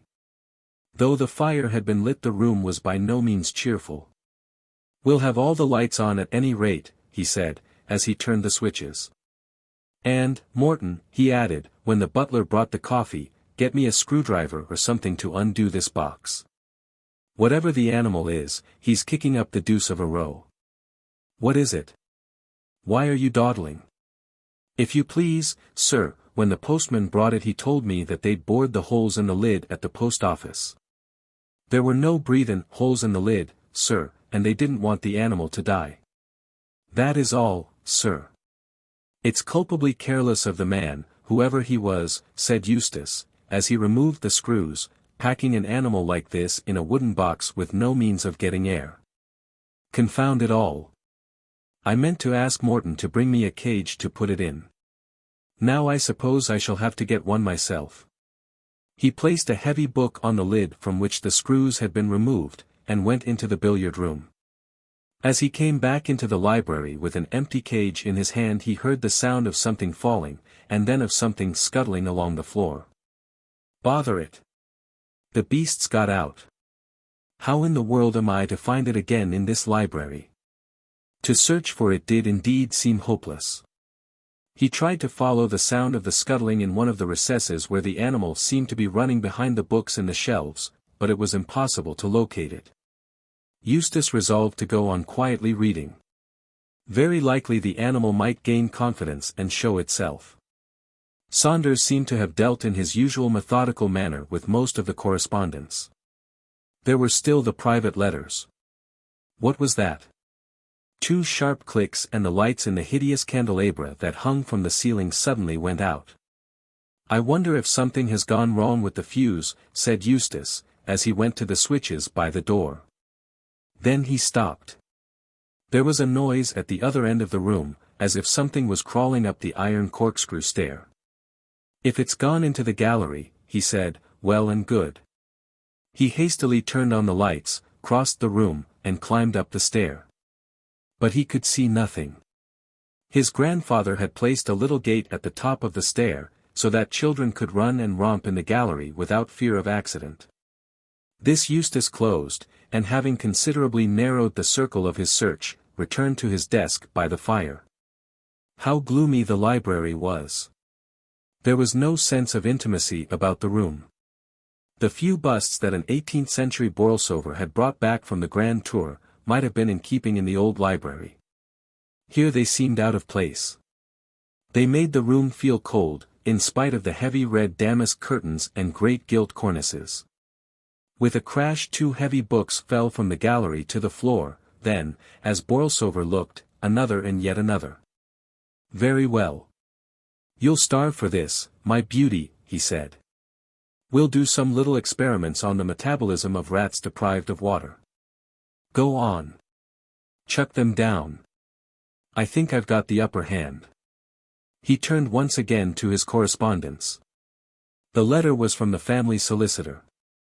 It spoke of his uncle's death and of the valuable collection of books that had been left to him in the will. There was one request, he read, which certainly came as a surprise to me. As you know, Mr. Adrian Borlsover had left instructions that his body was to be buried in as simple a manner as possible at Eastbourne. He expressed a desire that there should be neither wreaths nor flowers of any kind, and hoped that his friends and relatives would not consider it necessary to wear mourning. The day before his death we received a letter cancelling these instructions. He wished his body to be embalmed. He gave us the address of the man we were to employ, Pennifer, Ludgate Hill, with orders that his right hand was to be sent to you, stating that it was at your special request. The other arrangements as to the funeral remained unaltered. Good Lord, said Eustace, what in the world was the old boy driving at? And what in the name of all that's holy is that? Someone was in the gallery. Someone had pulled the cord attached to one of the blinds, and it had rolled up with a snap. Someone must be in the gallery, for a second blind did the same. Someone must be walking round the gallery, for one after the other the blinds sprang up, letting in the moonlight. I haven't got to the bottom of this yet, said Eustace, but I will do before the night is very much older, and he hurried up the corkscrew stair. He had just got to the top when the lights went out a second time, and he heard again the scuttling along the floor. Quickly he stole on tiptoe in the dim moonshine in the direction of the noise, feeling as he went for one of the switches. His fingers touched the metal knob at last. He turned on the electric light. About 10 yards in front of him, crawling along the floor, was a man's hand. Eustace stared at it in utter astonishment. It was moving quickly, in the manner of a geometer caterpillar, the fingers humped up one moment, flattened out the next, the thumb appeared to give a crab-like motion to the whole. While he was looking, too surprised to stir, the hand disappeared round the corner. Eustace ran forward. He no longer saw it, but he could hear it as it squeezed its way behind the books on one of the shelves. A heavy volume had been displaced. There was a gap in the row of books where it had got in. In his fear lest it should escape him again, he seized the first book that came to his hand and plugged it into the hole. Then, emptying 2 shelves of their contents, he took the wooden boards and propped them up in front to make his barrier doubly sure. "I wish Saunders was back," he said, "one can't tackle this sort of thing alone." It was after 11, and there seemed little likelihood of Saunders returning before 12. He did not dare to leave the shelf unwatched, even to run downstairs to ring the bell. Morton the butler often used to come round about 11 to see that the windows were fastened, but he might not come. Eustace was thoroughly unstrung. At last he heard steps down below. "Morton," he shouted, "Morton." "Sir." "Has Mr. Saunders got back yet?" "Not yet, sir." "Well, bring me some brandy, and hurry up about it. I'm up here in the gallery, you duffer." "Thanks," said Eustace, as he emptied the glass. "Don't go to bed yet, Morton. There are a lot of books that have fallen down by accident, bring them up and put them back in their shelves." Morton had never seen Borlsover in so talkative a mood as on that night. "Here," said Eustace, when the books had been put back and dusted, "you might hold up these boards for me, Morton. That beast in the box got out, and I've been chasing it all over the place. I think I can hear it chawing at the books, sir. They're not valuable, I hope." "I think that's the carriage, sir. I'll go and call Mr. Saunders." It seemed to Eustace that he was away for 5 minutes, but it could hardly have been more than 1 when he returned with Saunders. "All right, Morton, you can go now." "I'm up here, Saunders." "What's all the row?" asked Saunders, as he lounged forward with his hands in his pockets. The luck had been with him all the evening. He was completely satisfied, both with himself and with Captain Lockwood's taste in wines. "What's the matter? You look to me to be in an absolute blue funk." "That old devil of an uncle of mine," began Eustace. "Oh, I can't explain it all. It's his hand that's been playing old Harry all the evening. But I've got it cornered behind these books. You've got to help me catch it." "What's up with you, Eustace? What's the game?" "It's no game, you silly idiot. If you don't believe me, take out one of those books and put your hand in and feel." "All right," said Saunders, "but wait till I've rolled up my sleeve. The accumulated dust of centuries, eh?" He took off his coat, knelt down, and thrust his arm along the shelf. "There's something there right enough," he said. "It's got a funny stumpy end to it, whatever it is, and nips like a crab." "Ah, no, you don't." He pulled his hand out in a flash. "Shove in a book quickly. Now it can't get out." "What was it?" asked Eustace. "It was something that wanted very much to get hold of me.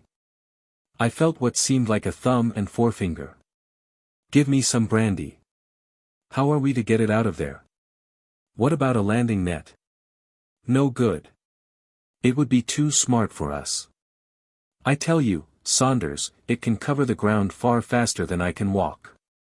But I think I see how we can manage it. The 2 books at the end of the shelf are big ones that go right back against the wall. The others are very thin. I'll take out one at a time, and you slide the rest along until we have it squashed between the end 2. It certainly seemed to be the best plan. One by one, as they took out the books, the space behind grew smaller and smaller. There was something in it that was certainly very much alive. Once they caught sight of fingers pressing outward for a way of escape. At last they had it pressed between the two big books. "There's muscle there, if there isn't flesh and blood," said Saunders, as he held them together. "It seems to be a hand right enough, too. I suppose this is a sort of infectious hallucination. I've read about such cases before." "Infectious fiddlesticks," said Eustace, his face white with anger. "Bring the thing downstairs. We'll get it back into the box." It was not altogether easy, but they were successful at last. "Drive in the screws," said Eustace, "we won't run any risks. Put the box in this old desk of mine. There's nothing in it that I want. Here's the key. Thank goodness, there's nothing wrong with the lock." "Quite a lively evening," said Saunders. "Now let's hear more about your uncle." They sat up together until early morning. Saunders had no desire for sleep. Eustace was trying to explain and to forget, to conceal from himself a fear that he had never felt before, the fear of walking alone down the long corridor to his bedroom. 3. "Whatever it was," said Eustace to Saunders on the following morning, "I propose that we drop the subject. There's nothing to keep us here for the next 10 days. We'll motor up to the lakes and get some climbing. And see nobody all day, and sit bored to death with each other every night. Not for me, thanks. Why not run up to town? Run's the exact word in this case, isn't it?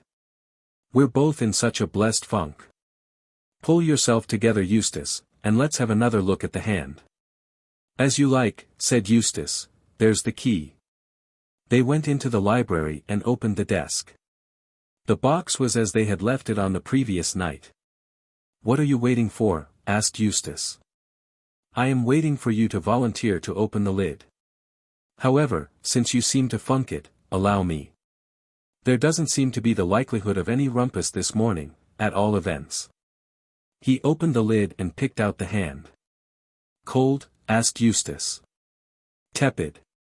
A bit below blood heat by the feel. Soft and supple too. If it's the embalming, it's a sort of embalming I've never seen before." "Is it your uncle's hand?"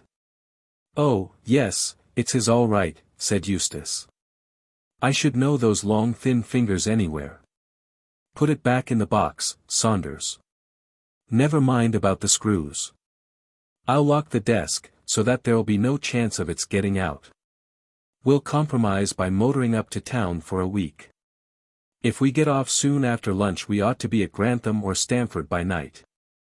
"Right," said Saunders, "and tomorrow, oh, well, by tomorrow we shall have forgotten all about this beastly thing." If when the morrow came they had not forgotten, it was certainly true that at the end of the week they were able to tell a very vivid ghost story at the little supper Eustace gave on Hallow-E'en. "You don't want us to believe that it's true, Mr. Borlsover? How perfectly awful. I'll take my oath on it, and so would Saunders here, wouldn't you, old chap?" "Any number of oaths," said Saunders. "It was a long thin hand, you know, and it gripped me just like that." "Don't, Mr. Saunders. Don't. How perfectly horrid. Now tell us another one, do. Only a really creepy one, please." "Here's a pretty mess," said Eustace on the following day as he threw a letter across the table to Saunders. "It's your affair, though. Mrs. Merritt, if I understand it, gives a month's notice." "Oh, that's quite absurd on Mrs. Merritt's part," Saunders replied. "She doesn't know what she's talking about. Let's see what she says." "Dear Sir," he read, "this is to let you know that I must give you a month's notice as from Tuesday the 13th. For a long time I've felt the place too big for me, but when Jane Parfitt and Emma Laidlaw go off with scarcely as much as an, if you please, after frightening the wits out of the other girls, so that they can't turn out a room by themselves or walk alone down the stairs for fear of treading on half-frozen toads or hearing it run along the passages at night, all I can say is that it's no place for me. So I must ask you, Mr. Borlsover, sir, to find a new housekeeper that has no objection to large and lonely houses, which some people do say, not that I believe them for a minute, my poor mother always having been a Wesleyan, are haunted. Yours faithfully, Elizabeth Merritt. P.S. I should be obliged if you would give my respects to Mr. Saunders. I hope that he won't run no risks with his cold. Saunders, said Eustace, you've always had a wonderful way with you in dealing with servants. You mustn't let poor old Merritt go. Of course she shan't go, said Saunders. She's probably only angling for a rise in salary. I'll write to her this morning. No, there's nothing like a personal interview. We've had enough of town. We'll go back tomorrow, and you must work your cold for all it's worth. Don't forget that it's got onto the chest, and will require weeks of feeding up and nursing. All right. I think I can manage Mrs. Merritt. But Mrs. Merritt was more obstinate than he had thought. She was very sorry to hear of Mr. Saunders' cold, and how he lay awake all night in London coughing, very sorry indeed. She'd change his room for him gladly, and get the south room aired. And wouldn't he have a basin of hot bread and milk last thing at night? But she was afraid that she would have to leave at the end of the month. Try her with an increase of salary, was the advice of Eustace. It was no use. Mrs. Merritt was obdurate, though she knew of a Mrs.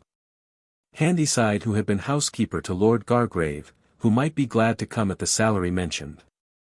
What's the matter with the servants, Morton? Asked Eustace that evening when he brought the coffee into the library. What's all this about Mrs. Merritt wanting to leave? If you please, sir, I was going to mention it myself. I have a confession to make, sir.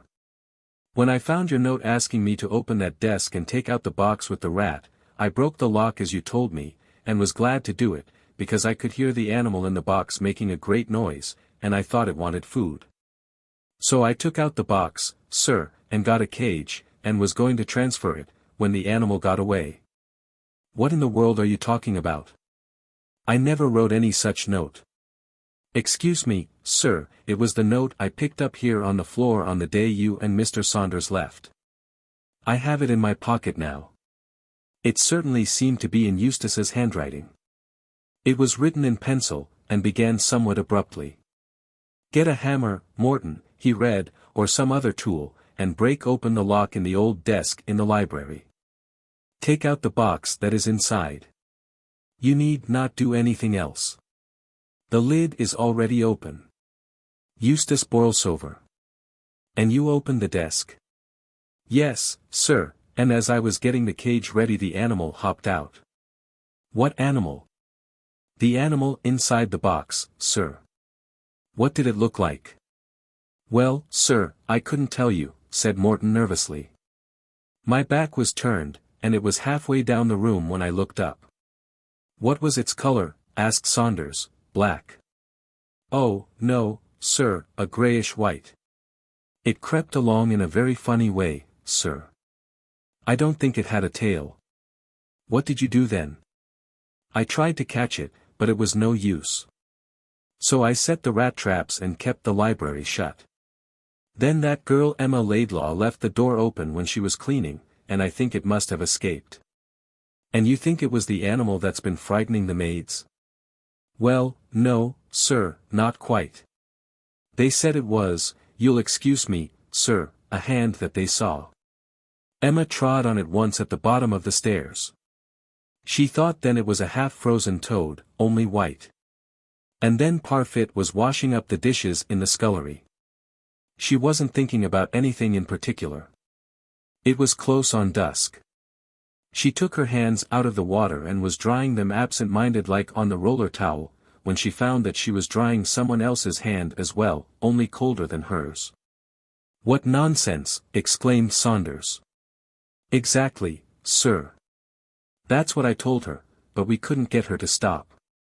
You don't believe all this, said Eustace, turning suddenly towards the butler. Me, sir? Oh, no, sir. I've not seen anything. Nor heard anything. Well, sir, if you must know, the bells do ring at odd times, and there's nobody there when we go, and when we go round to draw the blinds of a night, as often as not somebody's been there before us. But as I says to Mrs. Merritt, a young monkey might do wonderful things, and we all know that Mr. Borlsover has had some strange animals about the place. Very well, Morton, that will do. What do you make of it? Asked Saunders when they were alone. I mean of the letter he said you wrote. Oh, that's simple enough, said Eustace. See the paper it's written on. I stopped using that years ago, but there were a few odd sheets and envelopes left in the old desk. We never fastened up the lid of the box before locking it in. The hand got out, found a pencil, wrote this note, and shoved it through a crack onto the floor where Morton found it. That's plain as daylight. But the hand couldn't write. Couldn't it? You've not seen it do the things I've seen, and he told Saunders more of what had happened at Eastbourne. Well, said Saunders, in that case we have at least an explanation of the legacy. It was the hand which wrote unknown to your uncle that letter to your solicitor, bequeathing itself to you. Your uncle had no more to do with that request than I. In fact, it would seem that he had some idea of this automatic writing, and feared it. Then if it's not my uncle, what is it? I suppose some people might say that a disembodied spirit had got your uncle to educate and prepare a little body for it. Now it's got into that little body and is off on its own. Well, what are we to do? We'll keep our eyes open, said Saunders, and try to catch it. If we can't do that, we shall have to wait till the bally clockwork runs down. After all, if it's flesh and blood, it can't live forever. For 2 days nothing happened. Then Saunders saw it sliding down the banister in the hall. He was taken unawares, and lost a full second before he started in pursuit, only to find that the thing had escaped him. 3 days later, Eustace, writing alone in the library at night, saw it sitting on an open book at the other end of the room. The fingers crept over the page, feeling the print as if it were reading. But before he had time to get up from his seat, it had taken the alarm and was pulling itself up the curtains. Eustace watched it grimly as it hung on to the cornice with 3 fingers, flicking thumb and forefinger at him in an expression of scornful derision. I know what I'll do, he said. If I only get it into the open I'll set the dogs on to it. He spoke to Saunders of the suggestion. It's jolly good idea, he said, only we won't wait till we find it out of doors. We'll get the dogs. There are the 2 terriers and the underkeeper's Irish mongrel that's on to rats like a flash. Your spaniel has not got spirit enough for this sort of game. They brought the dogs into the house, and the keeper's Irish mongrel chewed up the slippers, and the terriers tripped up Morton as he waited at table, but all 3 were welcome. Even false security is better than no security at all. For a fortnight nothing happened. Then the hand was caught, not by the dogs, but by Mrs. Merritt's grey parrot. The bird was in the habit of periodically removing the pins that kept its seed and water tins in place, and of escaping through the holes in the side of the cage. When once at liberty Peter would show no inclination to return, and would often be about the house for days. Now, after 6 consecutive weeks of captivity, Peter had again discovered a new means of unloosing his bolts and was at large, exploring the tapestried forests of the curtains and singing songs in praise of liberty from cornice and picture rail. It's no use your trying to catch him, said Eustace to Mrs. Merritt, as she came into the study one afternoon towards dusk with a step-ladder. You'd much better leave Peter alone. Starve him into surrender, Mrs. Merritt, and don't leave bananas and seed about for him to peck at when he fancies he's hungry. You're far too soft-hearted. Well, sir, I see he's right out of reach now on that picture rail, so if you wouldn't mind closing the door, sir, when you leave the room, I'll bring his cage in tonight and put some meat inside it. He's that fond of meat, though it does make him pull out his feathers to suck the quills. They do say that if you cook. Never mind, Mrs. Merritt, said Eustace, who was busy writing. That will do, I'll keep an eye on the bird. There was silence in the room, unbroken but for the continuous whisper of his pen. Scratch poor Peter, said the bird. Scratch poor old Peter. Be quiet, you beastly bird. Poor old Peter. Scratch poor Peter, do. I'm more likely to wring your neck if I get hold of you. He looked up at the picture rail, and there was the hand holding on to a hook with 3 fingers, and slowly scratching the head of the parrot with the 4th. Eustace ran to the bell and pressed it hard, then across to the window, which he closed with a bang. Frightened by the noise, the parrot shook its wings preparatory to flight, and as it did so the fingers of the hand got hold of it by the throat. There was a shrill scream from Peter as he fluttered across the room, wheeling round in circles that ever descended, borne down under the weight that clung to him. The bird dropped at last quite suddenly, and Eustace saw fingers and feathers rolled into an inextricable mass on the floor. The struggle abruptly ceased as finger and thumb squeezed the neck. The bird's eyes rolled up to show the whites, and there was a faint, half-choked gurgle. But before the fingers had time to loose their hold, Eustace had them in his own. "Send Mr. Saunders here at once," he said to the maid who came in answer to the bell. "Tell him I want him immediately." Then he went with the hand to the fire. There was a ragged gash across the back where the bird's beak had torn it, but no blood oozed from the wound. He noticed with disgust that the nails had grown long and discolored. "I'll burn the beastly thing," he said. But he could not burn it. He tried to throw it into the flames, but his own hands, as if restrained by some old primitive feeling, would not let him. And so Saunders found him pale and irresolute, with the hand still clasped tightly in his fingers. "I've got it at last," he said in a tone of triumph. "Good, let's have a look at it." "Not when it's loose. Get me some nails and a hammer and a board of some sort." "Can you hold it all right?" "Yes, the thing's quite limp. Tired out with throttling poor old Peter, I should say." "And now," said Saunders when he returned with the things, "what are we going to do?" "Drive a nail through it first, so that it can't get away, then we can take our time over examining it." "Do it yourself," said Saunders. "I don't mind helping you with guinea pigs occasionally when there's something to be learned, partly because I don't fear a guinea pig's revenge. This thing's different. All right, you miserable skunk. I won't forget the way you've stood by me." He took up a nail, and before Saunders had realized what he was doing had driven it through the hand, deep into the board.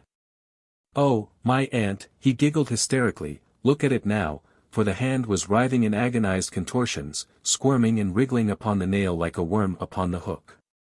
"Well," said Saunders, "you've done it now. I'll leave you to examine it. Don't go, in heaven's name. Cover it up, man, cover it up. Shove a cloth over it. Here," and he pulled off the antimacassar from the back of a chair and wrapped the board in it. "Now get the keys from my pocket and open the safe. Chuck the other things out. Oh, Lord, it's getting itself into frightful knots. And open it quick." He threw the thing in and banged the door. "We'll keep it there till it dies," he said. "May I burn in hell if I ever open the door of that safe again." Mrs. Merrick departed at the end of the month. Her successor certainly was more successful in the management of the servants. Early in her rule she declared that she would stand no nonsense, and gossip soon withered and died.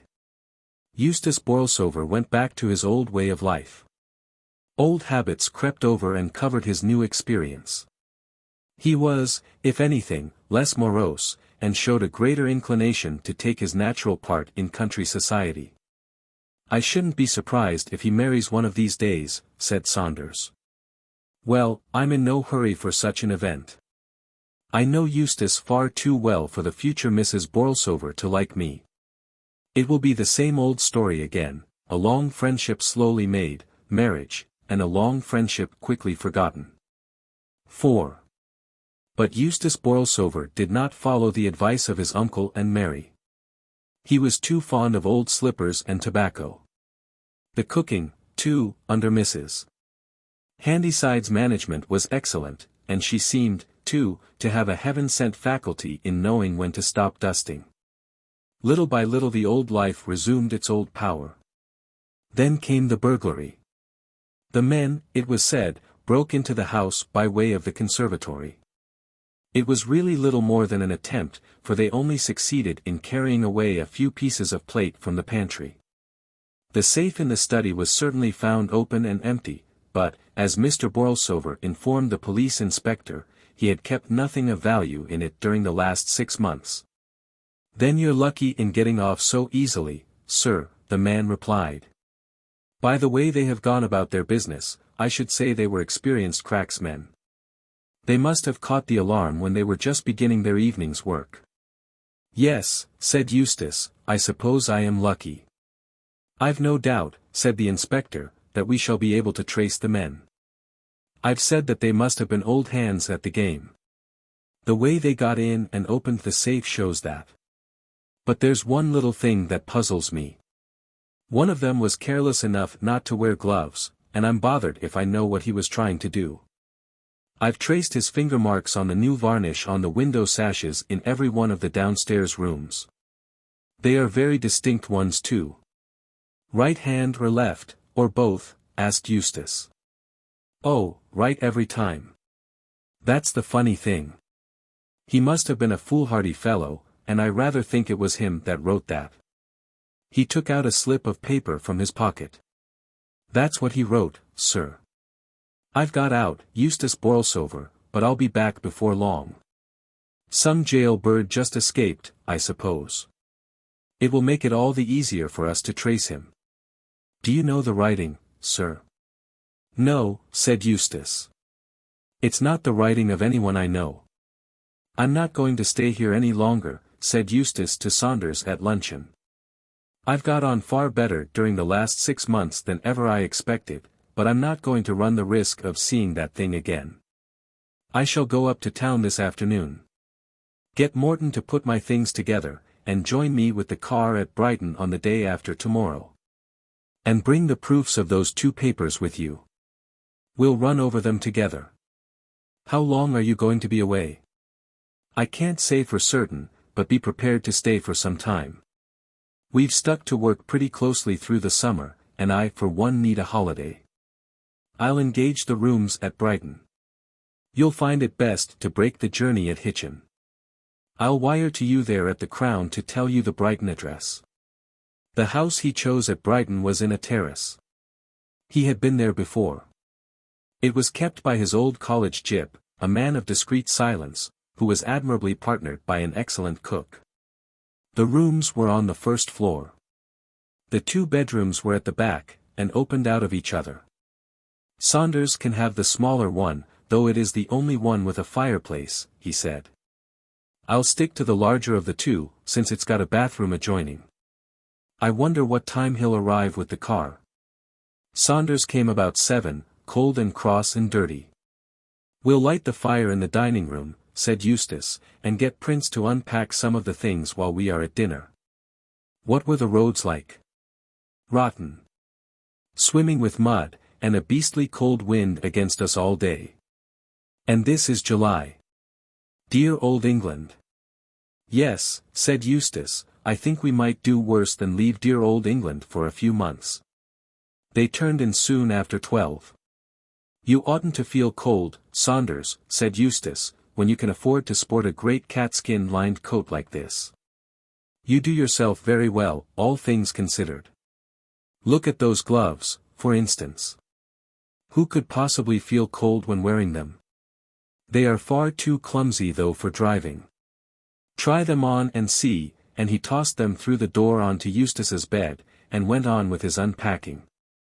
A minute later he heard a shrill cry of terror. "Oh, Lord," he heard, "it's in the glove. Quick, Saunders, quick." Then came a smacking thud. Eustace had thrown it from him. "I've chucked it into the bathroom," he gasped, "it's hit the wall and fallen into the bath. Come now if you want to help." Saunders, with a lighted candle in his hand, looked over the edge of the bath. There it was, old and maimed, dumb and blind, with a ragged hole in the middle, crawling, staggering, trying to creep up the slippery sides, only to fall back helpless. "Stay there," said Saunders. "I'll empty a collar box or something, and we'll jam it in. It can't get out while I'm away." "Yes, it can," shouted Eustace. "It's getting out now. It's climbing up the plug chain."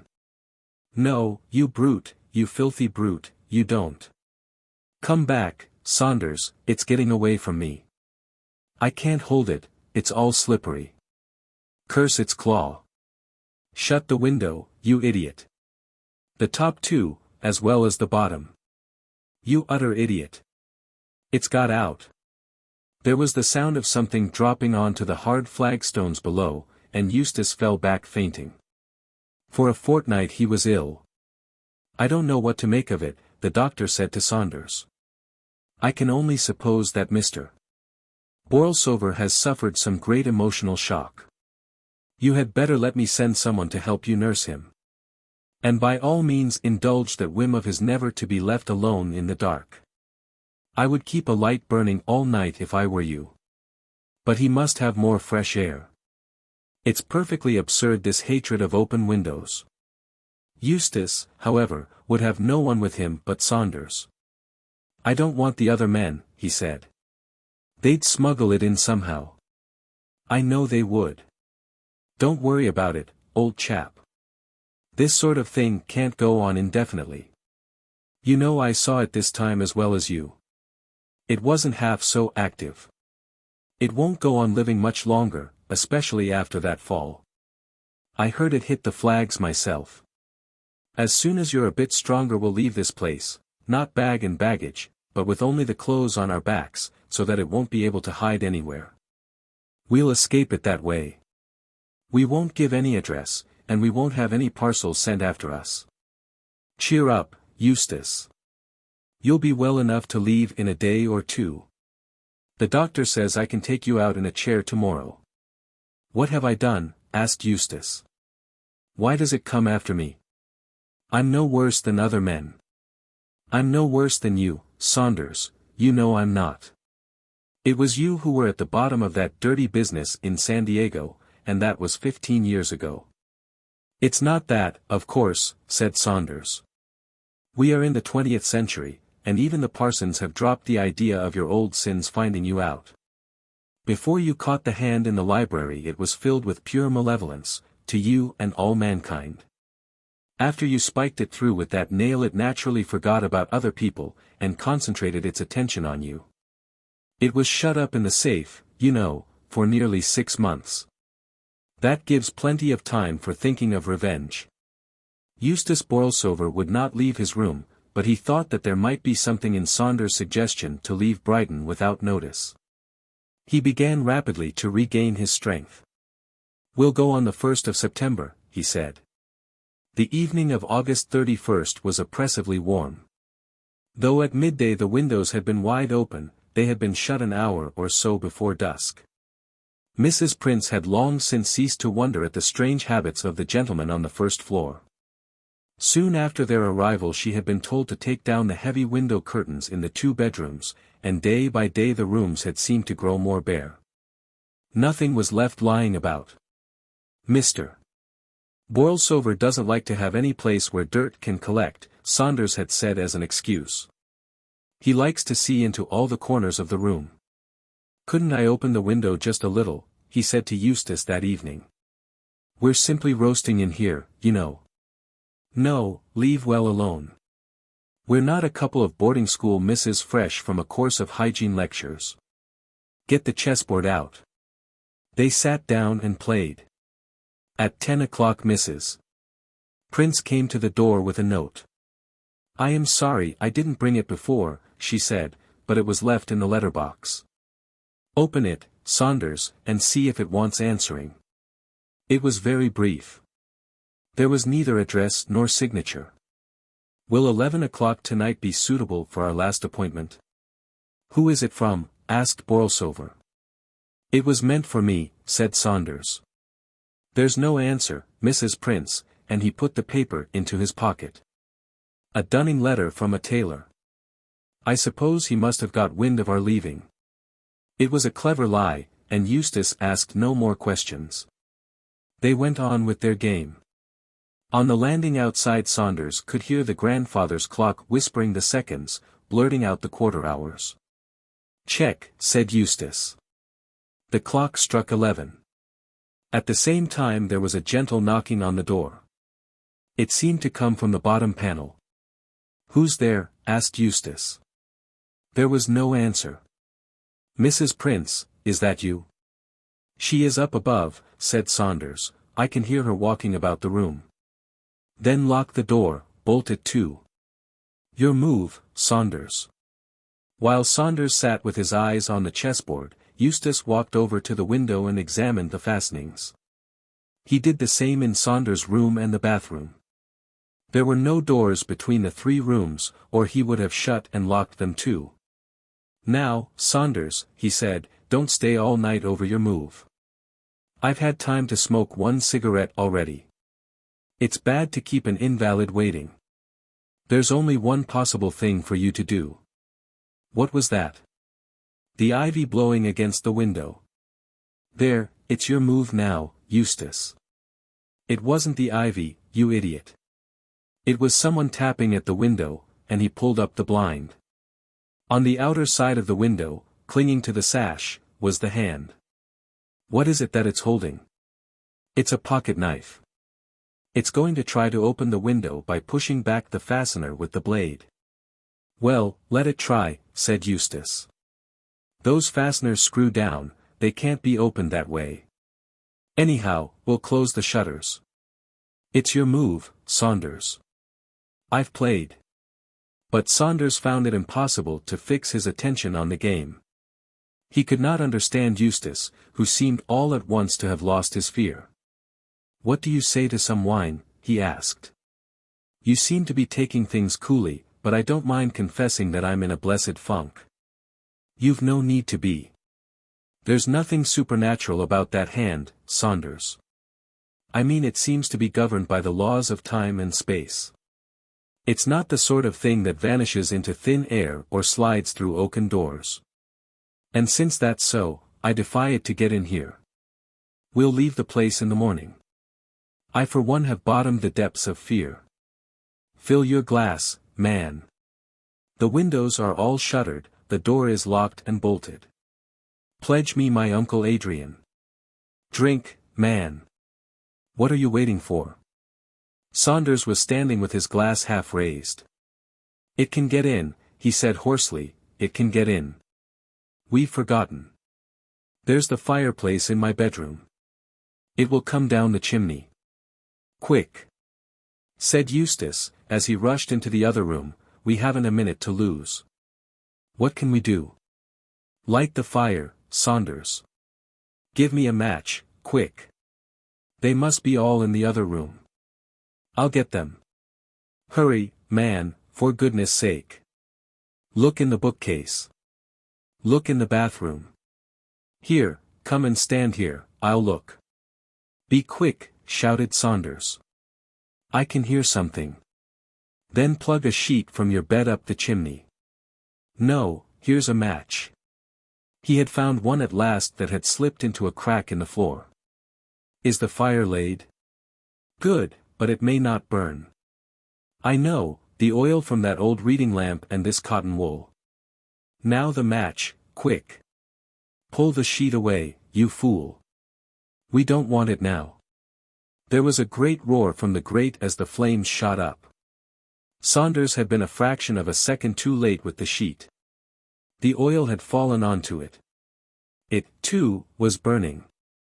"The whole place will be on fire," cried Eustace, as he tried to beat out the flames with a blanket. "It's no good. I can't manage it. You must open the door, Saunders, and get help." Saunders ran to the door and fumbled with the bolts. The key was stiff in the lock. "Hurry!" shouted Eustace, "the whole place is ablaze." The key turned in the lock at last. For half a second Saunders stopped to look back. Afterwards he could never be quite sure as to what he had seen, but at the time he thought that something black and charred was creeping slowly, very slowly, from the mass of flames towards Eustace Borlsover. For a moment he thought of returning to his friend, but the noise and the smell of the burning sent him running down the passage crying, "Fire! Fire!" He rushed to the telephone to summon help, and then back to the bathroom. He should have thought of that before, for water. As he burst open the bedroom door there came a scream of terror which ended suddenly, and then the sound of a heavy fall. The Mass of Shadows. By Anatole France. From Mother of Pearl, by Anatole France. Copyright by John Lane Company. By permission of the publishers. This tale the sacristan of the Church of St. Eulalie at Neuville-d'Aumont told me, as we sat under the arbor of the White Horse, one fine summer evening, drinking a bottle of old wine to the health of the dead man, now very much at his ease, whom that very morning he had borne to the grave with full honours, beneath a pall powdered with smart silver tears. My poor father who is dead, it is the sacristan who is speaking, was in his lifetime a grave digger. He was of an agreeable disposition, the result, no doubt, of the calling he followed, for it has often been pointed out that people who work in cemeteries are of a jovial turn. Death has no terrors for them, they never give it a thought.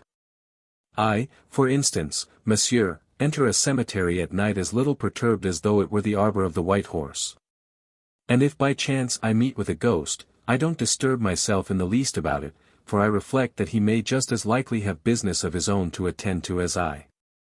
I know the habits of the dead, and I know their character. Indeed, so far as that goes, I know things of which the priests themselves are ignorant. If I were to tell you all I have seen, you would be astounded. But a still tongue makes a wise head, and my father, who, all the same, delighted in spinning a yarn, did not disclose a 20th part of what he knew. To make up for this he often repeated the same stories, and to my knowledge he told the story of Catherine Fontaine at least 100 times. Catherine Fontaine was an old maid whom he well remembered having seen when he was a mere child. I should not be surprised if there were still, perhaps, 3 old fellows in the district who could remember having heard folk speak of her, for she was very well known and of excellent reputation, though poor enough. She lived at the corner of the Rue aux Nuns, in the turret which is still to be seen there, and which formed part of an old half-ruined mansion looking on to the garden of the Ursuline nuns.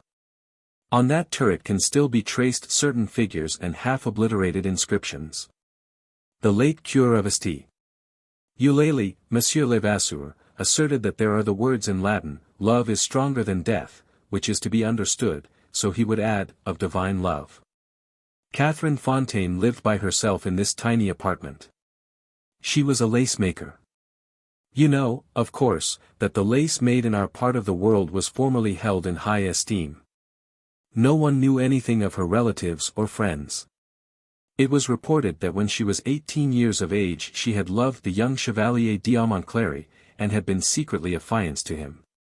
But decent folk didn't believe a word of it, and said it was nothing but a tale concocted because Catherine Fontaine's demeanour was that of a lady rather than that of a working woman, and because, moreover, she possessed beneath her white locks the remains of great beauty. Her expression was sorrowful, and on one finger she wore one of those rings fashioned by the goldsmith into the semblance of 2 tiny hands clasped together. In former days folks were accustomed to exchange such rings at their betrothal ceremony. I am sure you know the sort of thing I mean. Catherine Fontaine lived a saintly life. She spent a great deal of time in churches, and every morning, whatever might be the weather, she went to assist at the 6 o'clock Mass at St. Eulalie. Now one December night, whilst she was in her little chamber, she was awakened by the sound of bells, and nothing doubting that they were ringing for the first Mass, the pious woman dressed herself, and came downstairs and out into the street. The night was so obscure that not even the walls of the houses were visible, and not a ray of light shone from the murky sky. And such was the silence amid this black darkness, that there was not even the sound of a distant dog barking, and a feeling of aloofness from every living creature was perceptible. But Catherine Fontaine knew well every single stone she stepped on, and, as she could have found her way to the church with her eyes shut, she reached without difficulty the corner of the Rue aux Nuns and the Rue de la Paroisse, where the timbered house stands with the tree of Jesse carved on one of its massive beams. When she reached this spot she perceived that the church doors were open, and that a great light was streaming out from the wax tapers. She resumed her journey, and when she had passed through the porch she found herself in the midst of a vast congregation which entirely filled the church. But she did not recognize any of the worshippers and was surprised to observe that all of these people were dressed in velvets and brocades, with feathers in their hats, and that they wore swords in the fashion of days gone by. Here were gentlemen who carried tall canes with gold knobs, and ladies with lace caps fastened with coronet-shaped combs. Chevaliers of the Order of St. Louis extended their hands to these ladies, who concealed behind their fans painted faces, of which only the powdered brow and the patch at the corner of the eye were visible. All of them proceeded to take their places without the slightest sound, and as they moved neither the sound of their footsteps on the pavement, nor the rustle of their garments could be heard. The lower places were filled with a crowd of young artisans in brown jackets, dimity breeches, and blue stockings, with their arms round the waists of pretty blushing girls who lowered their eyes. Near the holy water stoops peasant women, in scarlet petticoats and laced bodices, sat upon the ground as immovable as domestic animals, whilst young lads, standing up behind them, stared out from wide-open eyes and twirled their hats round and round on their fingers, and all these sorrowful countenances seemed centered irremovably on one and the same thought, at once sweet and sorrowful. On her knees, in her accustomed place, Catherine Fontaine saw the priest advance toward the altar, preceded by 2 servers. She recognized neither priest nor clerks. The Mass began. It was a silent Mass, during which neither the sound of the moving lips nor the tinkle of the bell was audible. Catherine Fontaine felt that she was under the observation and the influence also of her mysterious neighbor, and when, scarcely turning her head, she stole a glance at him, she recognized the young Chevalier d'Aumont-Cléry, who had once loved her, and who had been dead for 45 years. She recognized him by a small mark which he had over the left ear, and above all by the shadow which his long black eyelashes cast upon his cheeks. He was dressed in his hunting clothes, scarlet with gold lace, the very clothes he wore that day when he met her in St. Leonard's Wood, begged of her a drink, and stole a kiss. He had preserved his youth and good looks. When he smiled, he still displayed magnificent teeth. Catherine said to him in an undertone, "Monseigneur, you who were my friend, and to whom in days gone by I gave all that a girl holds most dear, may God keep you in his grace. Oh, that he would at length inspire me with regret for the sin I committed in yielding to you, for it is a fact that, though my hair is white and I approach my end, I have not yet repented of having loved you. But, dear dead friend and noble seigneur, tell me, who are these folk, habited after the antique fashion, who are here assisting at this silent Mass?" The Chevalier d'Aumont-Cléry replied in a voice feebler than a breath, but none the less crystal clear. "Catherine, these men and women are souls from purgatory who have grieved God by sinning as we ourselves sin through love of the creature. But who are not on that account cast off by God, inasmuch as their sin, like ours, was not deliberate. Whilst separated from those whom they loved upon earth, they are purified in the cleansing fires of purgatory, they suffer the pangs of absence, which is for them the most cruel of tortures. They are so unhappy that an angel from heaven takes pity upon their love torment. By the permission of the Most High, for 1 hour in the night, he reunites each your lover to loved in their parish church, where they are permitted to assist at the Mass of Shadows, hand clasped in hand. These are the facts. If it has been granted to me to see thee before thy death, Catherine, it is a boon which is bestowed by God's special permission." And Catherine Fontaine answered him, "I would die gladly enough, dear, dead lord, if I might recover the beauty that was mine when I gave you to drink in the forest." Whilst they thus conversed under their breath, a very old canon was taking the collection and proffering to the worshippers a great copper dish, wherein they let fall, each in his turn, ancient coins which have long since ceased to pass current, écus of 6 livres, florins, ducats and ducatoons, jacobuses and rose nobles, and the pieces fell silently into the dish. When at length it was placed before the Chevalier, he dropped into it a louis which made no more sound than had the other pieces of gold and silver. Then the old canon stopped before Catherine Fontaine, who fumbled in her pocket without being able to find a farthing. Then, being unwilling to allow the dish to pass without an offering from herself, she slipped from her finger the ring which the Chevalier had given her the day before his death, and cast it into the copper bowl. As the golden ring fell, a sound like the heavy clang of a bell rang out, and on the stroke of this reverberation the chevalier, the canon, the celebrant, the servers, the ladies and their cavaliers, the whole assembly vanished utterly. The candles guttered out, and Catherine Fontaine was left alone in the darkness. Having concluded his narrative after this fashion, the sacristan drank a long draught of wine, remained pensive for a moment, and then resumed his talk in these words. I have told you this tale exactly as my father has told it to me over and over again, and I believe that it is authentic, because it agrees in all respects with what I have observed of the manners and customs peculiar to those who have passed away. I have associated a good deal with the dead ever since my childhood, and I know that they are accustomed to return to what they have loved. It is on this account that the miserly dead wander at night in the neighborhood of the treasures they conceal during their lifetime. They keep a strict watch over their gold. But the trouble they give themselves, far from being of service to them, turns to their disadvantage, and it is not a rare thing at all to come upon money buried in the ground on digging in a place haunted by a ghost. In the same way deceased husbands come by night to harass their wives who have made a second matrimonial venture, and I could easily name several who have kept a better watch over their wives since death than they ever did while living. That sort of thing is blameworthy, for in all fairness the dead have no business to stir up jealousies. Still I do but tell you what I have observed myself. It is a matter to take into account if one marries a widow. Besides, the tale I have told you is vouchsafed for in the manner following. The morning after that extraordinary night Catherine Fontaine was discovered dead in her chamber, and the beetle attached to St. Eulalie found in the copper bowl used for the collection a gold ring with 2 clasped hands. Besides, I'm not the kind of man to make jokes. Suppose we order another bottle of wine. What was it? By Fitzjames O'Brien. It is, I confess, with considerable diffidence, that I approach the strange narrative which I am about to relate. The events which I purpose detailing are of so extraordinary a character that I am quite prepared to meet with an unusual amount of incredulity and scorn. I accept all such beforehand. I have, I trust, the literary courage to face unbelief.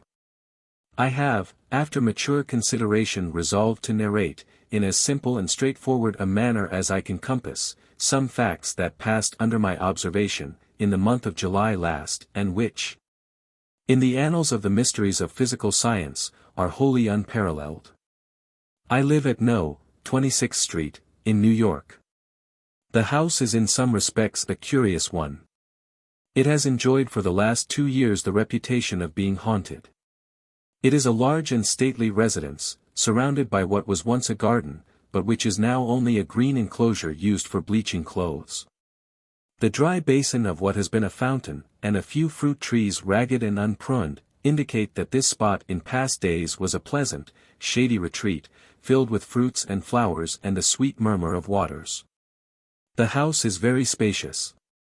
A hall of noble size leads to a large spiral staircase winding through its center, while the various apartments are of imposing dimensions.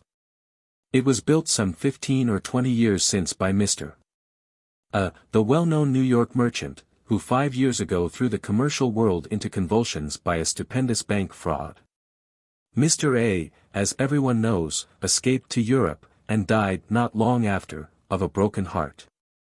Almost immediately after the news of his decease reached this country and was verified, the report spread in 26th Street that No. was haunted. Legal measures had dispossessed the widow of its former owner, and it was inhabited merely by a caretaker and his wife, placed there by the house agent into whose hands it had passed for the purposes of renting or sale. These people declared that they were troubled with unnatural noises. Doors were opened without any visible agency. The remnants of furniture scattered through the various rooms were, during the night, piled one upon the other by unknown hands. Invisible feet passed up and down the stairs in broad daylight, accompanied by the rustle of unseen silk dresses, and the gliding of viewless hands along the massive balusters. The caretaker and his wife declared they would live there no longer. The house agent laughed, dismissed them, and put others in their place. The noises and supernatural manifestations continued. The neighborhood caught up the story, and the house remained untenanted for 3 years. Several persons negotiated for it. But, somehow, always before the bargain was closed they heard the unpleasant rumors and declined to treat any further. It was in this state of things that my landlady, who at that time kept a boarding house in Bleecker Street, and who wished to move further uptown, conceived the bold idea of renting No. 26th Street. Happening to have in her house rather a plucky and philosophical set of boarders, she laid her scheme before us, stating candidly everything she had heard respecting the ghostly qualities of the establishment to which she wished to remove us. With the exception of 2 timid persons, a sea captain and a returned Californian, who immediately gave notice that they would leave, all of Mrs. Moffat's guests declared that they would accompany her in her chivalric incursion into the abode of spirits. Our removal was effected in the month of May, and we were charmed with our new residence. The portion of 26th Street where our house is situated, between 7th and 8th Avenues, is one of the pleasantest localities in New York. The gardens back of the houses, running down nearly to the Hudson, form, in the summer-time, a perfect avenue of verdure. The air is pure and invigorating, sweeping, as it does, straight across the river from the Weehawken Heights, and even the ragged garden which surrounded the house, although displaying on washing days rather too much clothesline, still gave us a piece of greensward to look at, and a cool retreat in the summer evenings, where we smoked our cigars in the dusk, and watched the fireflies flashing their dark lanterns in the long grass. Of course we had no sooner established ourselves at No. than we began to expect ghosts. We absolutely awaited their advent with eagerness. Our dinner conversation was supernatural. One of the boarders, who had purchased Mrs. Crow's Night Side of Nature for his own private delectation, was regarded as a public enemy by the entire household for not having bought 20 copies. The man led a life of supreme wretchedness while he was reading this volume. A system of espionage was established, of which he was the victim. If he incautiously laid the book down for an instant and left the room, it was immediately seized and read aloud in secret places to a select few. I found myself a person of immense importance, it having leaked out that I was tolerably well versed in the history of supernaturalism, and had once written a story the foundation of which was a ghost. If a table or a wainscot panel happened to warp when we were assembled in the large drawing-room, there was an instant silence, and everyone was prepared for an immediate clanking of chains and a spectral form. After a month of psychological excitement, it was with the utmost dissatisfaction that we were forced to acknowledge that nothing in the remotest degree approaching the supernatural had manifested itself. Once the black butler asseverated that his candle had been blown out by some invisible agency while he was undressing himself for the night. But as I had more than once discovered this colored gentleman in a condition when one candle must have appeared to him like 2, thought it possible that, by going a step further in his potations, he might have reversed this phenomenon, and seen no candle at all where he ought to have beheld one. Things were in this state when an accident took place so awful and inexplicable in its character that my reason fairly reels at the bare memory of the occurrence. It was the 10th of July. After dinner was over I repaired, with my friend Dr. Hammond, to the garden to smoke my evening pipe. Independent of certain mental sympathies which existed between the doctor and myself, we were linked together by a vice. We both smoked opium. We knew each other's secret and respected it. We enjoyed together that wonderful expansion of thought, that marvelous intensifying of the perceptive faculties, that boundless feeling of existence when we seem to have points of contact with the whole universe, in short. That unimaginable spiritual bliss, which I would not surrender for a throne, and which I hope you, reader, will never, never taste. Those hours of opium happiness which the doctor and I spent together in secret were regulated with a scientific accuracy. We did not blindly smoke the drug of paradise, and leave our dreams to chance. While smoking, we carefully steered our conversation through the brightest and calmest channels of thought. We talked of the East, and endeavored to recall the magical panorama of its glowing scenery. We criticized the most sensuous poets, those who painted life ruddy with health, brimming with passion, happy in the possession of youth and strength and beauty. If we talked of Shakespeare's Tempest, we lingered over Ariel, and avoided Caliban. Like the Gebers, we turned our faces to the east, and saw only the sunny side of the world. This skillful coloring of our train of thought produced in our subsequent visions a corresponding tone.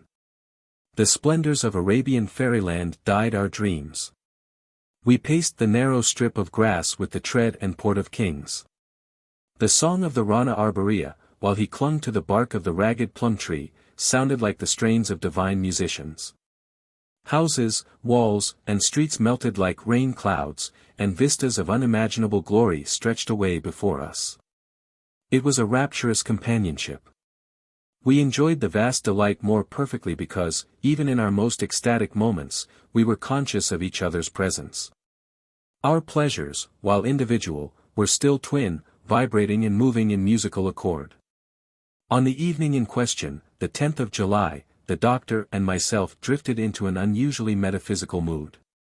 We lit our large meerschaums, filled with fine Turkish tobacco, in the core of which burned a little black nut of opium, that, like the nut in the fairy tale, held within its narrow limits wonders beyond the reach of kings. We paced to and fro, conversing. A strange perversity dominated the currents of our thought. They would not flow through the sunlit channels into which we strove to divert them. For some unaccountable reason, they constantly diverged into dark and lonesome beds, where a continual gloom brooded. It was in vain that, after our old fashion, we flung ourselves on the shores of the East, and talked of its gay bazaars, of the splendors of the time of Haroun, of harems and golden palaces. Black afrits continually arose from the depths of our talk, and expanded, like the one the fisherman released from the copper vessel, until they blotted everything bright from our vision. Insensibly, we yielded to the occult force that swayed us, and indulged in gloomy speculation. We had talked some time upon the proneness of the human mind to mysticism, and the almost universal love of the terrible, when Hammond suddenly said to me, "What do you consider to be the greatest element of terror?" The question puzzled me. That many things were terrible, I knew. Stumbling over a corpse in the dark. Beholding, as I once did, a woman floating down a deep and rapid river, with wildly lifted arms, an awful, upturned face, uttering, as she drifted, shrieks that rent one's heart while we, spectators, stood frozen at a window which overhung the river at a height of 60 feet, unable to make the slightest effort to save her, but dumbly watching her last supreme agony and her disappearance. A shattered wreck, with no life visible, encountered floating listlessly on the ocean, is a terrible object, for it suggests a huge terror, the proportions of which are veiled. But it now struck me, for the first time, that there must be one great and ruling embodiment of fear, a king of terrors, to which all others must succumb. What might it be? To what train of circumstances would it owe its existence? I confess, Hammond, I replied to my friend, I never considered the subject before. That there must be one something more terrible than any other thing, I feel. I cannot attempt, however, even the most vague definition. I am somewhat like you, Harry, he answered. I feel my capacity to experience a terror greater than anything yet conceived by the human mind, something combining in fearful and unnatural amalgamation hitherto supposed incompatible elements. The calling of the voices in Brockden Brown's novel of Wieland is awful, so is the picture of the dweller of the threshold, in Bulwer's Zanoni, but, he added, shaking his head gloomily, there is something more horrible still than those. Look here, Hammond, I rejoined, let us drop this kind of talk, for heaven's sake. We shall suffer for it, depend on it. I don't know what's the matter with me tonight, he replied, but my brain is running upon all sorts of weird and awful thoughts. I feel as if I could write a story like Hoffman, tonight, if I were only master of a literary style. Well, if we are going to be Hoffman-esque in our talk, I'm off to bed. Opium and nightmares should never be brought together. How sultry it is. Good night, Hammond. Good night, Harry. Pleasant dreams to you. To you, gloomy wretch, afrits, ghouls, and enchanters. We parted, and each sought his respective chamber. I undressed quickly and got into bed, taking with me, according to my usual custom, a book, over which I generally read myself to sleep. I opened the volume as soon as I had laid my head upon the pillow, and instantly flung it to the other side of the room.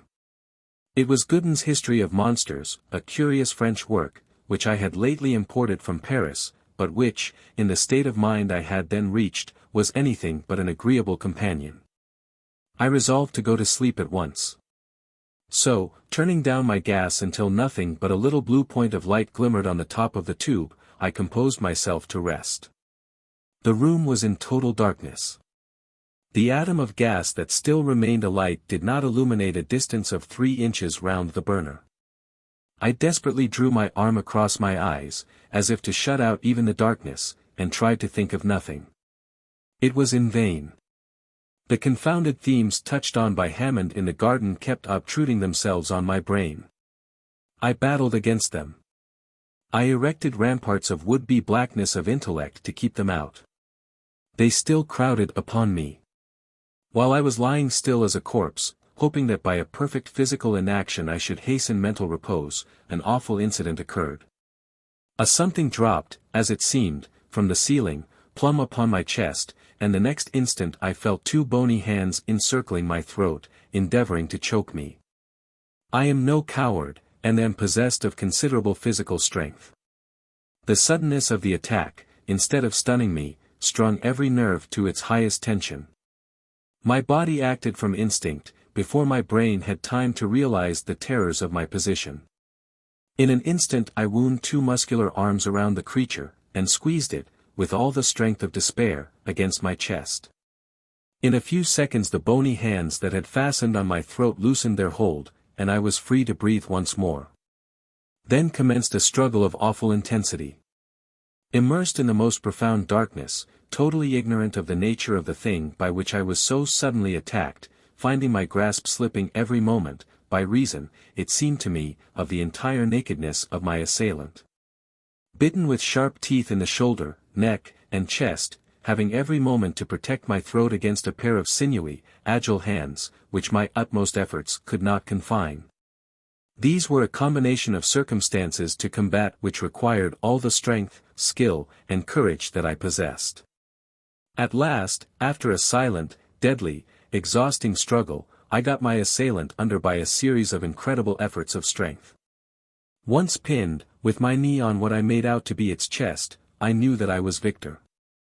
I rested for a moment to breathe. I heard the creature beneath me panting in the darkness, and felt the violent throbbing of a heart. It was apparently as exhausted as I was, that was one comfort.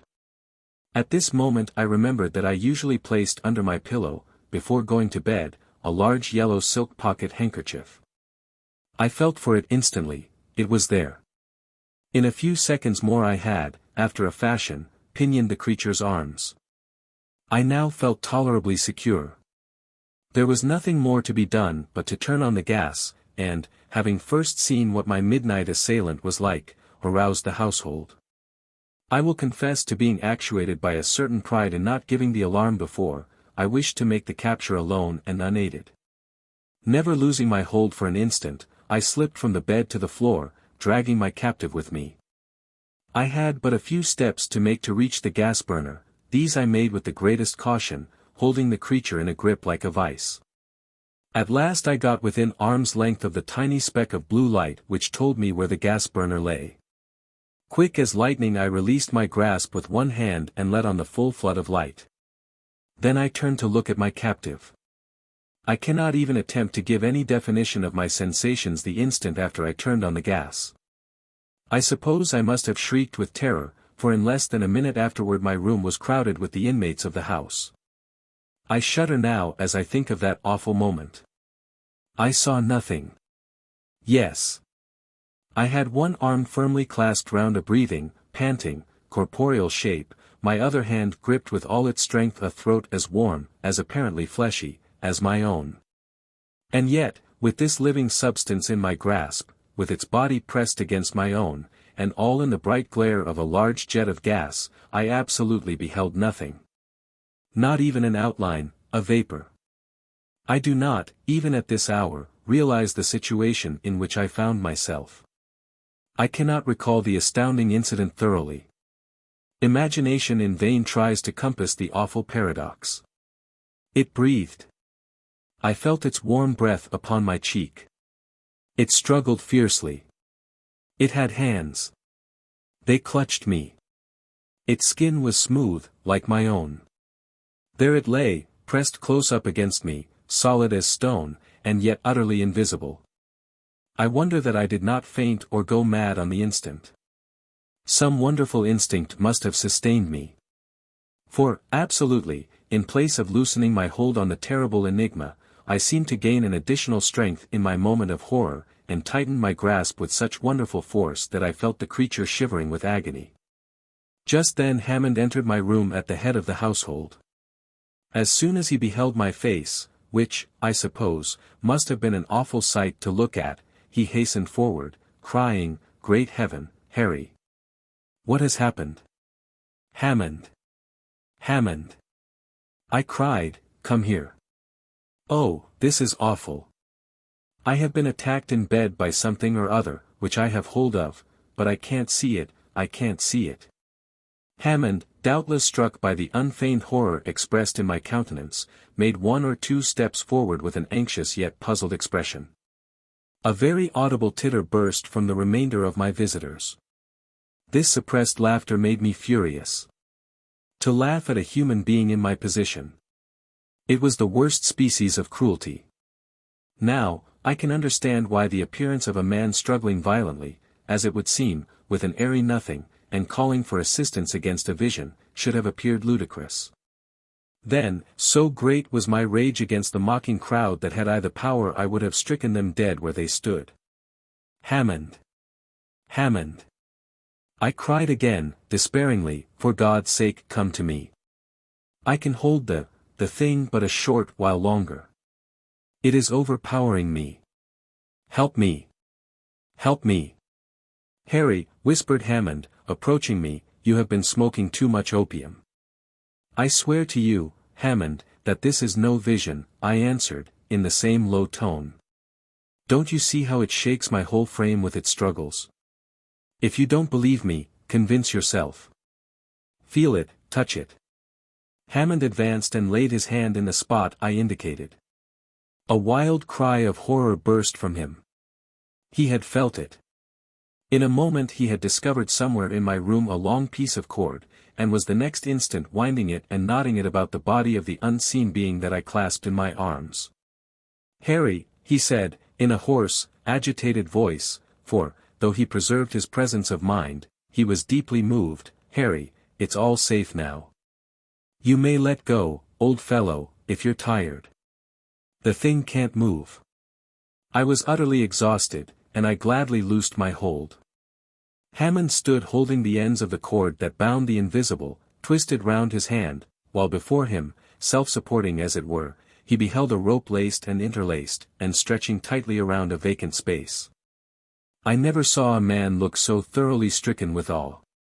Nevertheless his face expressed all the courage and determination which I knew him to possess.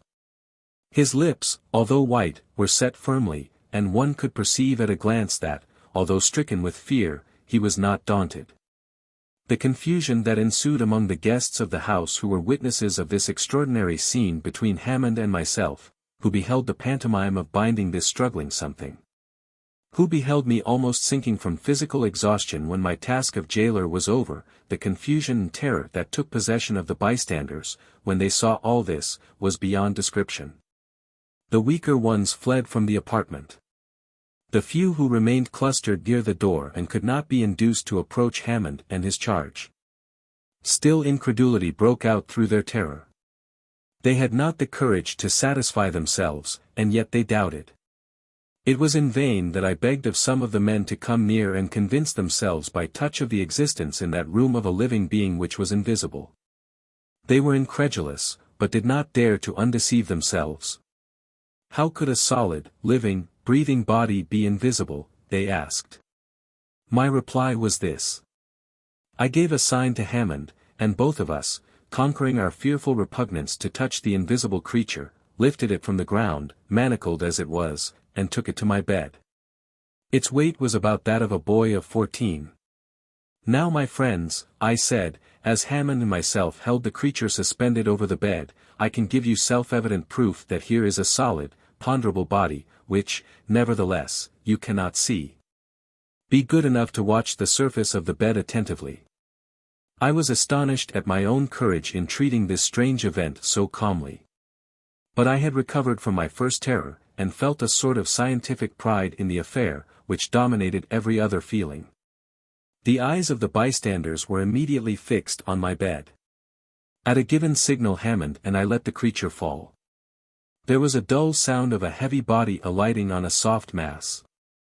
The timbers of the bed creaked. A deep impression marked itself distinctly on the pillow, and on the bed itself. The crowd who witnessed this gave a low cry, and rushed from the room. Hammond and I were left alone with our mystery. We remained silent for some time, listening to the low, irregular breathing of the creature on the bed, and watching the rustle of the bedclothes as it impotently struggled to free itself from confinement. Then Hammond spoke. "Harry, this is awful." Awful. But not unaccountable.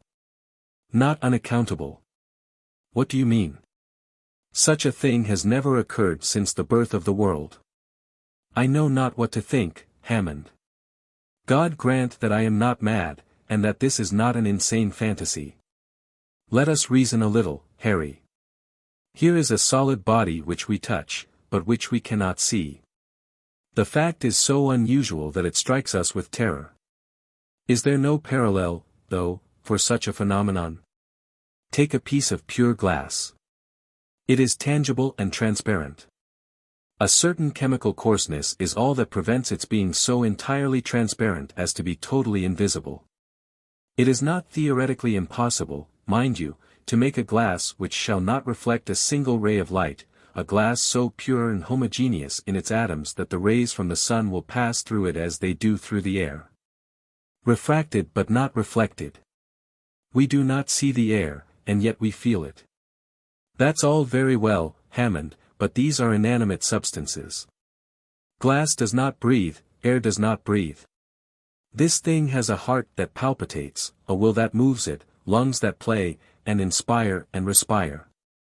You forget the phenomena of which we have so often heard of late, answered the doctor, gravely. At the meetings called spirit circles, invisible hands have been thrust into the hands of those persons round the table, warm, fleshly hands that seem to pulsate with mortal life. What? Do you think, then, that this thing is? I don't know what it is, was the solemn reply, but please the gods I will, with your assistance, thoroughly investigate it. We watched together, smoking many pipes, all night long, by the bedside of the unearthly being that tossed and panted until it was apparently wearied out. Then we learned by the low, regular breathing that it slept. The next morning the house was all astir. The boarders congregated on the landing outside my room, and Hammond and myself were lions. We had to answer 1,000 questions as to the state of our extraordinary prisoner, for as yet not one person in the house except ourselves could be induced to set foot in the apartment. The creature was awake. This was evidenced by the convulsive manner in which the bedclothes were moved in its efforts to escape. There was something truly terrible in beholding, as it were, those second-hand indications of the terrible writhings and agonized struggles for liberty which themselves were invisible. Hammond and myself had racked our brains during the long night to discover some means by which we might realize the shape and general appearance of the enigma. As well as we could make out by passing our hands over the creature's form, its outlines and lineaments were human. There was a mouth, a round, smooth head without hair, a nose, which, however, was little elevated above the cheeks. And its hands and feet felt like those of a boy. At first we thought of placing the being on a smooth surface and tracing its outlines with chalk, as shoemakers trace the outline of the foot. This plan was given up as being of no value. Such an outline would give not the slightest idea of its conformation. A happy thought struck me. We would take a cast of it in plaster of Paris. This would give us the solid figure, and satisfy all our wishes. But how to do it? The movements of the creature would disturb the setting of the plastic covering, and distort the mold. Another thought. Why not give it chloroform? It had respiratory organs, that was evident by its breathing. Once reduced to a state of insensibility, we could do with it what we would. Dr. X was sent for, and after the worthy physician had recovered from the first shock of amazement, he proceeded to administer the chloroform. In 3 minutes afterward we were enabled to remove the fetters from the creature's body, and a modeler was busily engaged in covering the invisible form with the moist clay. In 5 minutes more we had a mold, and before evening a rough facsimile of the mystery. It was shaped like a man, distorted, uncouth, and horrible, but still a man. It was small, not over 4 feet and some inches in height, and its limbs revealed a muscular development that was unparalleled. Its face surpassed in hideousness anything I had ever seen. Gustave Doré, or Cowlot, or Tony Johann Knott, never conceived anything so horrible. There is a face in one of the latter's illustrations to Un voyage au vous plaira, which somewhat approaches the countenance of this creature, but does not equal it. It was the physiognomy of what I should fancy a ghoul might be. It looked as if it was capable of feeding on human flesh. Having satisfied our curiosity, and bound every one in the house to secrecy, it became a question what was to be done with our enigma. It was impossible that we should keep such a horror in our house.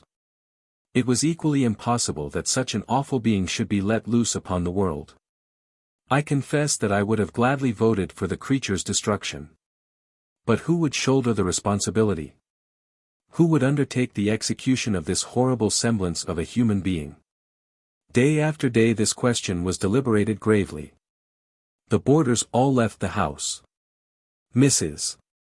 Moffat was in despair, and threatened Hammond and myself with all sorts of legal penalties if we did not remove the horror. Our answer was, we will go if you like, but we decline taking this creature with us. Remove it yourself if you please. It appeared in your house. On you the responsibility rests. To this there was, of course, no answer. Mrs. Moffat could not obtain for love or money a person who would even approach the mystery. The most singular part of the affair was that we were entirely ignorant of what the creature habitually fed on. Everything in the way of nutriment that we could think of was placed before it, but was never touched. It was awful to stand by, day after day, and see the clothes toss, and hear the hard breathing, and know that it was starving. 10, 12 days, a fortnight passed, and it still lived. The pulsations of the heart, however, were daily growing fainter, and had now nearly ceased. It was evident that the creature was dying for want of sustenance. While this terrible life struggle was going on, I felt miserable. I could not sleep. Horrible as the creature was, it was pitiful to think of the pangs it was suffering. At last it died. Hammond and I found it cold and stiff one morning in the bed. The heart had ceased to beat, the lungs to inspire. We hastened to bury it in the garden. It was a strange funeral, the dropping of that viewless corpse into the damp hole. The cast of its form I gave to Dr. X, who keeps it in his museum in 10th Street. As I am on the eve of a long journey from which I may not return, I have drawn up this narrative of an event the most singular that has ever come to my knowledge. The middle toe of the right foot. By Ambrose Bierce. From Can Such Things Be? By Ambrose Bierce. Copyright by the Neal Publishing Company. By permission of the publishers. I. It is well known that the old Manton House is haunted. In all the rural district near about, and even in the town of Marshall, a mile away, not one person of unbiased mind entertains a doubt of it. Incredulity is confined to those opinionated persons who will be called cranks as soon as the useful word shall have penetrated the intellectual domain of the Marshall advance. The evidence that the house is haunted is of two kinds. The testimony of disinterested witnesses who have had ocular proof, and that of the house itself. The former may be disregarded and ruled out on any of the various grounds of objection which may be urged against it by the ingenious. But facts within the observation of all are material and controlling. In the first place, the Manton House has been unoccupied by mortals for more than 10 years, and with its outbuildings is slowly falling into decay, a circumstance which in itself the judicious will hardly venture to ignore. It stands a little way off the loneliest reach of the Marshall and Harriston Road. In an opening which was once a farm and is still disfigured with strips of rotting fence and half covered with brambles overrunning a stony and sterile soil long unacquainted with the plow. The house itself is in tolerably good condition, though badly weather-stained and in dire need of attention from the glazier. The smaller male population of the region having attested in the manner of its kind its disapproval of dwelling without dwellers. It is 2 stories in height, nearly square, its front pierced by a single doorway flanked on each side by a window boarded up to the very top. Corresponding windows above, not protected, serve to admit light and rain to the rooms of the upper floor. Grass and weeds grow pretty rankly all about, and a few shade trees, somewhat the worse for wind, and leaning all in one direction, seem to be making a concerted effort to run away. In short, as the Marshalltown humorist explained in the columns of the Advance, the proposition that the Manton house is badly haunted is the only logical conclusion from the premises. The fact that in this dwelling Mr. Manton thought it expedient one night some 10 years ago to rise and cut the throats of his wife and 2 small children, removing at once to another part of the country, has no doubt done its share in directing public attention to the fitness of the place for supernatural phenomena. To this house, one summer evening, came 4 men in a wagon. 3 of them promptly alighted, and the one who had been driving hitched the team to the only remaining post of what had been a fence. The 4th remained seated in the wagon. "Come," said one of his companions, approaching him, while the others moved away in the direction of the dwelling, "this is the place." The man addressed did not move. "By God," he said harshly, "this is a trick, and it looks to me as if you were in it." "Perhaps I am," the other said, looking him straight in the face and speaking in a tone which had something of contempt in it. "You will remember, however, that the choice of place was with your own assent left to the other side. Of course if you are afraid of spooks—" "I am afraid of nothing," the man interrupted with another oath, and sprang to the ground. The 2 then joined the others at the door, which one of them had already opened with some difficulty, caused by rust of lock and hinge. All entered. Inside it was dark, but the man who had unlocked the door produced a candle and matches and made a light. He then unlocked a door on their right as they stood in the passage. This gave them entrance to a large, square room that the candle but dimly lighted. The floor had a thick carpeting of dust, which partly muffled their footfalls. Cobwebs were in the angles of the walls and depended from the ceiling like strips of rotting lace making undulatory movements in the disturbed air. The room had 2 windows in adjoining sides, but from neither could anything be seen except the rough inner surfaces of boards a few inches from the glass. There was no fireplace, no furniture. There was nothing, besides the cobwebs and the dust. The 4 men were the only objects there which were not a part of the structure. Strange enough they looked in the yellow light of the candle. The one who had so reluctantly alighted was especially spectacular, he might have been called sensational. He was of middle age, heavily built, deep-chested, and broad-shouldered. Looking at his figure, one would have said that he had a giant's strength, at his features, that he would use it like a giant. He was clean-shaven, his hair rather closely cropped and grey. His low forehead was seamed with wrinkles above the eyes, and over the nose these became vertical. The heavy black brows followed the same law, saved from meeting only by an upward turn at what would otherwise have been the point of contact. Deeply sunken beneath these, glowed in the obscure light a pair of eyes of uncertain color, but obviously enough too small. There was something forbidding in their expression, which was not bettered by the cruel mouth and wide jaw.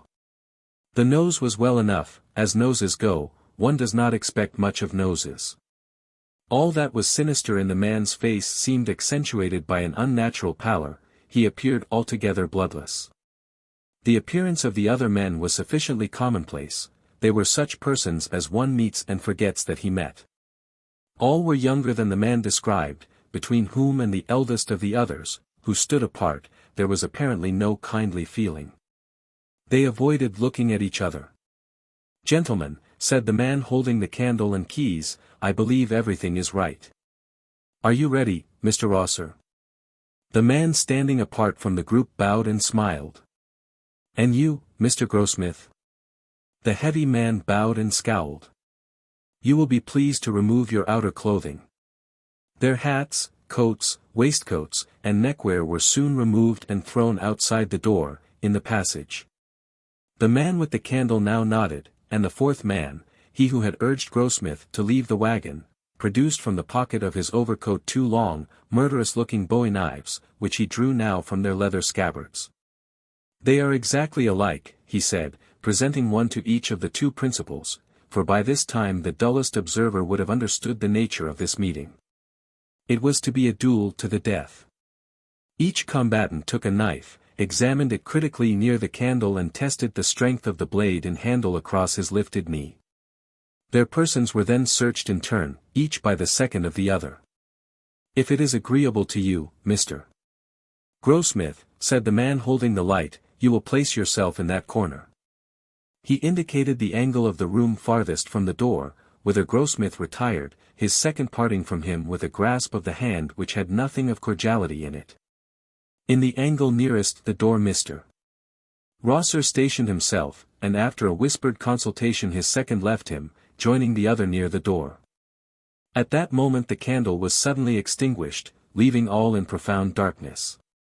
This may have been done by a draught from the open door, whatever the cause, the effect was startling.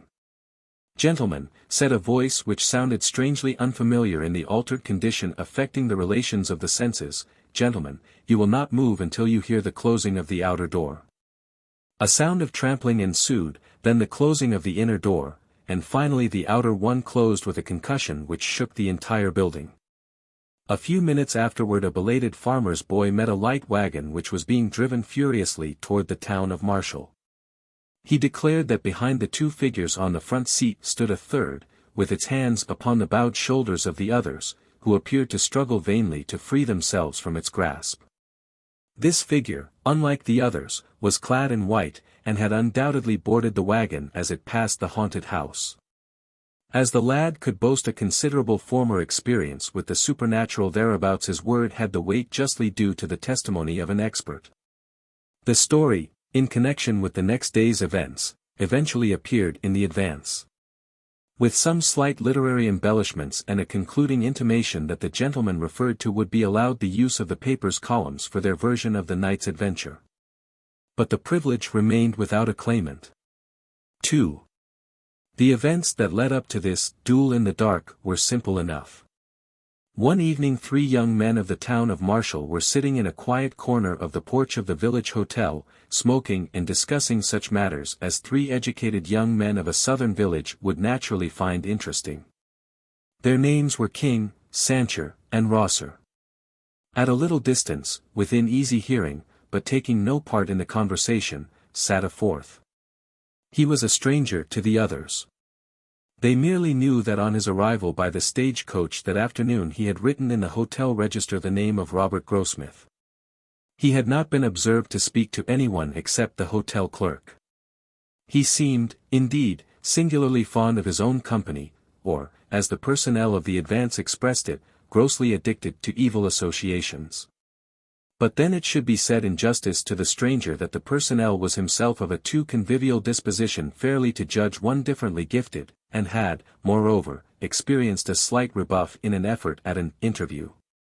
I hate any kind of deformity in a woman, said King, whether natural or acquired. I have a theory that any physical defect has its correlative mental and moral defect. I infer, then, said Rosser, gravely, that a lady lacking the moral advantage of a nose would find the struggle to become Mrs. King an arduous enterprise. Of course you may put it that way, was the reply. But, seriously, I once threw over a most charming girl on learning quite accidentally that she had suffered amputation of a toe. My conduct was brutal if you like, but if I had married that girl I should have been miserable for life and should have made her so.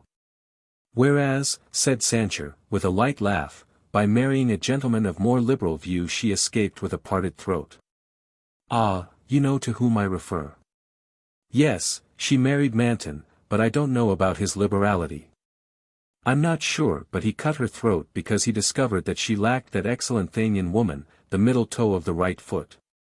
Look at that chap, said Rosser in a low voice, his eyes fixed upon the stranger. That chap was obviously listening intently to the conversation. Damn his impudence, muttered King, what ought we to do? That's an easy one, Rosser replied, rising. Sir, he continued, addressing the stranger, I think it would be better if you would remove your chair to the other end of the veranda. The presence of gentlemen is evidently an unfamiliar situation to you. The man sprang to his feet and strode forward with clenched hands, his face white with rage. All were now standing. Sancher stepped between the belligerents. You are hasty and unjust, he said to Rosser. This gentleman has done nothing to deserve such language. But Rosser would not withdraw a word. By the custom of the country and the time there could be but one outcome to the quarrel. I demand the satisfaction due to a gentleman, said the stranger, who had become more calm. I have not an acquaintance in this region. Perhaps you, sir, bowing to Sancher, will be kind enough to represent me in this matter. Sancher accepted the trust, somewhat reluctantly it must be confessed, for the man's appearance and manner were not at all to his liking. King, who during the colloquy had hardly removed his eyes from the stranger's face and had not spoken a word, consented with a nod to act for Rosser, and the upshot of it was that, the principals having retired, a meeting was arranged for the next evening. The nature of the arrangements has been already disclosed. The duel with knives in a dark room was once a commoner feature of southwestern life than it is likely to be again. How thin a veneering of chivalry covered the essential brutality of the code under which such encounters were possible we shall see. 3. In the blaze of a midsummer noonday the old Manton house was hardly true to its traditions. It was of the earthy. The sunshine caressed it warmly and affectionately, with evident disregard of its bad reputation. The grass greening all the expanse in its front seemed to grow, not rankly, but with a natural and joyous exuberance, and the weeds blossomed quite like plants. Full of charming lights and shadows and populous with pleasant-voiced birds, the neglected shade trees no longer struggled to run away, but bent reverently beneath their burdens of sun and song. Even in the glassless upper windows was an expression of peace and contentment, due to the light within. Over the stony fields the visible heat danced with a lively tremor incompatible with the gravity which is an attribute of the supernatural. Such was the aspect under which the place presented itself to Sheriff Adams and two other men who had come out from Marshall to look at it. One of these men was Mr. King, the sheriff's deputy. The other, whose name was Brewer, was a brother of the late Mrs. Manton.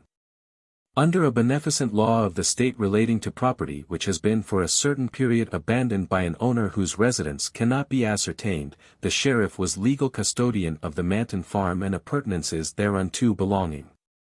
His present visit was in mere perfunctory compliance with some order of a court in which Mr. Brewer had an action to get possession of the property as heir to his deceased sister. By a mere coincidence, the visit was made on the day after the night that Deputy King had unlocked the house for another and very different purpose. His presence now was not of his own choosing, he had been ordered to accompany his superior, and at the moment could think of nothing more prudent than simulated alacrity in obedience to the command. Carelessly opening the front door, which to his surprise was not locked, the sheriff was amazed to see, lying on the floor of the passage into which it opened, a confused heap of men's apparel. Examination showed it to consist of 2 hats, and the same number of coats, waistcoats, and scarves all in a remarkably good state of preservation, albeit somewhat defiled by the dust in which they lay. Mr. Brewer was equally astonished, but Mr. King's emotion is not of record. With a new and lively interest in his own actions the sheriff now unlatched and pushed open a door on the right, and the 3 entered. The room was apparently vacant, no. As their eyes became accustomed to the dimmer light something was visible in the farthest angle of the wall. It was a human figure, that of a man crouching close in the corner. Something in the attitude made the intruders halt when they had barely passed the threshold. The figure more and more clearly defined itself. The man was upon one knee, his back in the angle of the wall, his shoulders elevated to the level of his ears, his hands before his face, palms outward, the fingers spread and crooked like claws. The white face turned upward on the retracted neck had an expression of unutterable fright, the mouth half open, the eyes incredibly expanded. He was stone dead. Yet with the exception of a bowie knife, which had evidently fallen from his own hand, not another object was in the room. In thick dust that covered the floor were some confused footprints near the door and along the wall through which it opened. Along one of the adjoining walls, too, past the boarded-up windows was the trail made by the man himself in reaching his corner. Instinctively in approaching the body the three men followed that trail. The sheriff grasped one of the outthrown arms. It was as rigid as iron, and the application of a gentle force rocked the entire body without altering the relation of its parts. Brewer, pale with excitement, gazed intently into the distorted face. "God of mercy!" he suddenly cried, "it is Manton." "You are right," said King, with an evident attempt at calmness, "I knew Manton. He then wore a full beard and his hair long, but this is he." He might have added, "I recognized him when he challenged Rosser. I told Rosser and Sancher who he was before we played him this horrible trick. When Rosser left this dark room at our heels, forgetting his outer clothing in the excitement, and driving away with us in his shirt sleeves, all through the discreditable proceedings we knew with whom we were dealing. Murderer and coward that he was. But nothing of this did Mr. King say. With his better light he was trying to penetrate the mystery of the man's death. That he had not once moved from the corner where he had been stationed, that his posture was that of neither attack nor defense.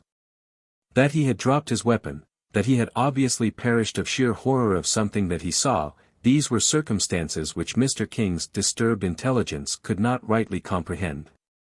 Groping in intellectual darkness for a clue to his maze of doubt, his gaze, directed mechanically downward in the way of one who ponders momentous matters, fell upon something which, there, in the light of day and in the presence of living companions, affected him with terror.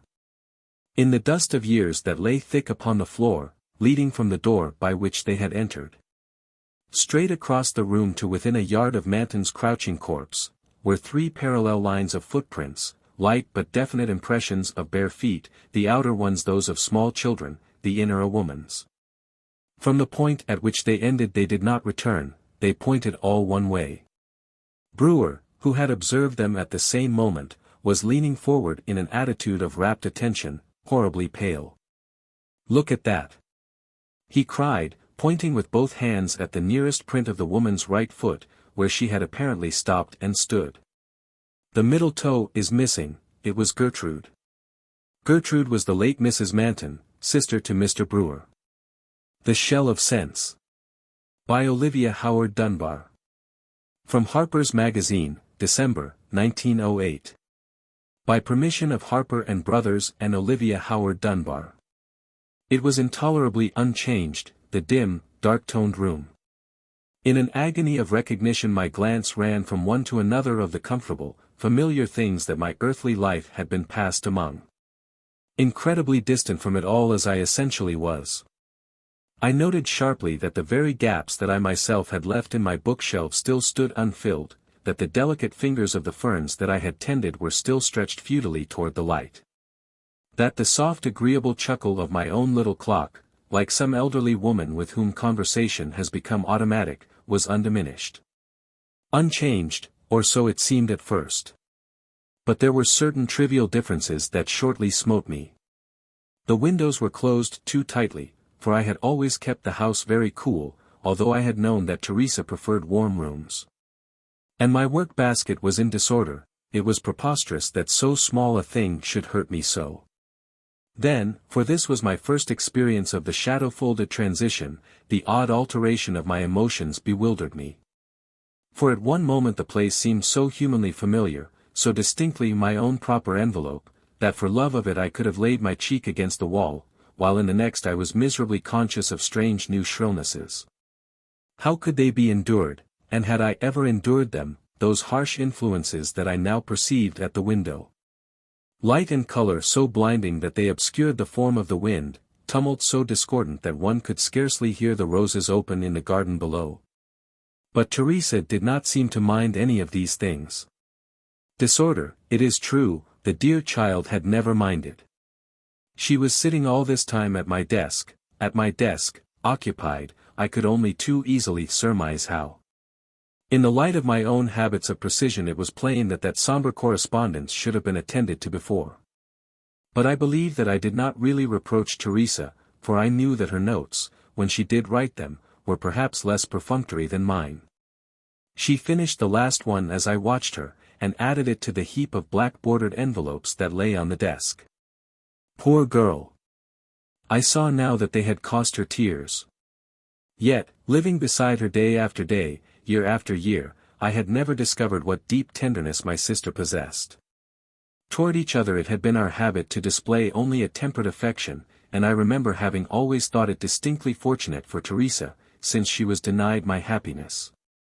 That she could live so easily and pleasantly without emotions of the devastating sort. And now, for the first time, I was really to behold her.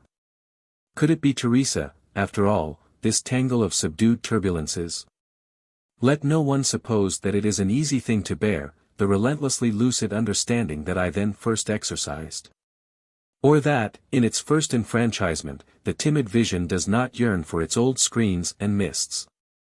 Suddenly, as Teresa sat there, her head, filled with its tender thoughts of me, held in her gentle hands, I felt Alan's step on the carpeted stair outside. Teresa felt it, too, but how? For it was not audible. She gave a start, swept the black envelopes out of sight, and pretended to be writing in a little book. Then I forgot to watch her any longer in my absorption in Alan's coming. It was he, of course, that I was awaiting. It was for him that I had made this first lonely, frightened effort to return, to recover. It was not that I had supposed he would allow himself to recognize my presence, for I had long been sufficiently familiar with his hard and fast denials of the invisible. He was so reasonable always, so sane, so blindfolded. But I had hoped that because of his very rejection of the ether that now contained me I could perhaps all the more safely, the more secretly, watch him, linger near him. He was near now, very near, but why did Teresa, sitting there in the room that had never belonged to her, appropriate for herself his coming? It was so manifestly I who had drawn him, I whom he had come to seek. The door was ajar. He knocked softly at it. "Are you there, Teresa?" he called. He expected to find her, then, there in my room. I shrank back, fearing, almost, to stay.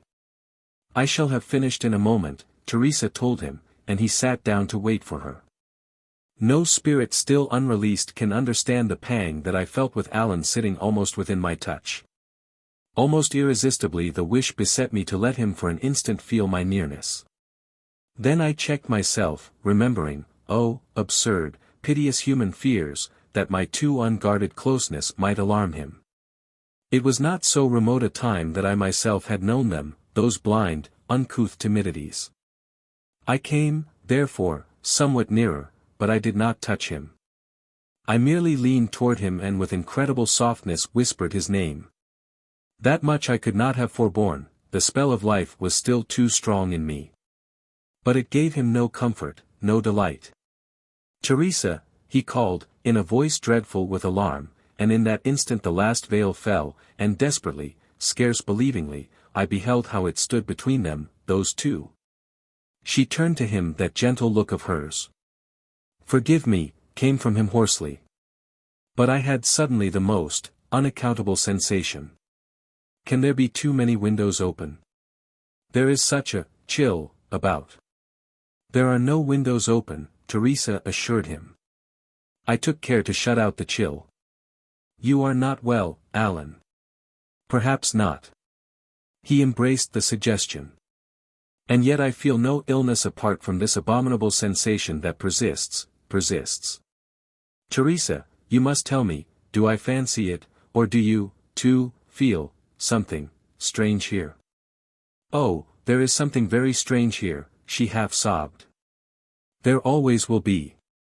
"Good heavens, child, I didn't mean that." He rose and stood looking about him. "I know, of course, that you have your beliefs, and I respect them, but you know equally well that I have nothing of the sort. So, don't let us conjure up anything inexplicable. I stayed impalpably, imponderably near him. Wretched and bereft though I was, I could not have left him while he stood denying me. What I mean, he went on, in his low, distinct voice, is a special, an almost ominous sense of cold. Upon my soul, Teresa, he paused, if I were superstitious, if I were a woman, should probably imagine it to seem, a presence. He spoke the last word very faintly, but Teresa shrank from it nevertheless. Don't say that, Alan, she cried out. Don't think it, I beg of you.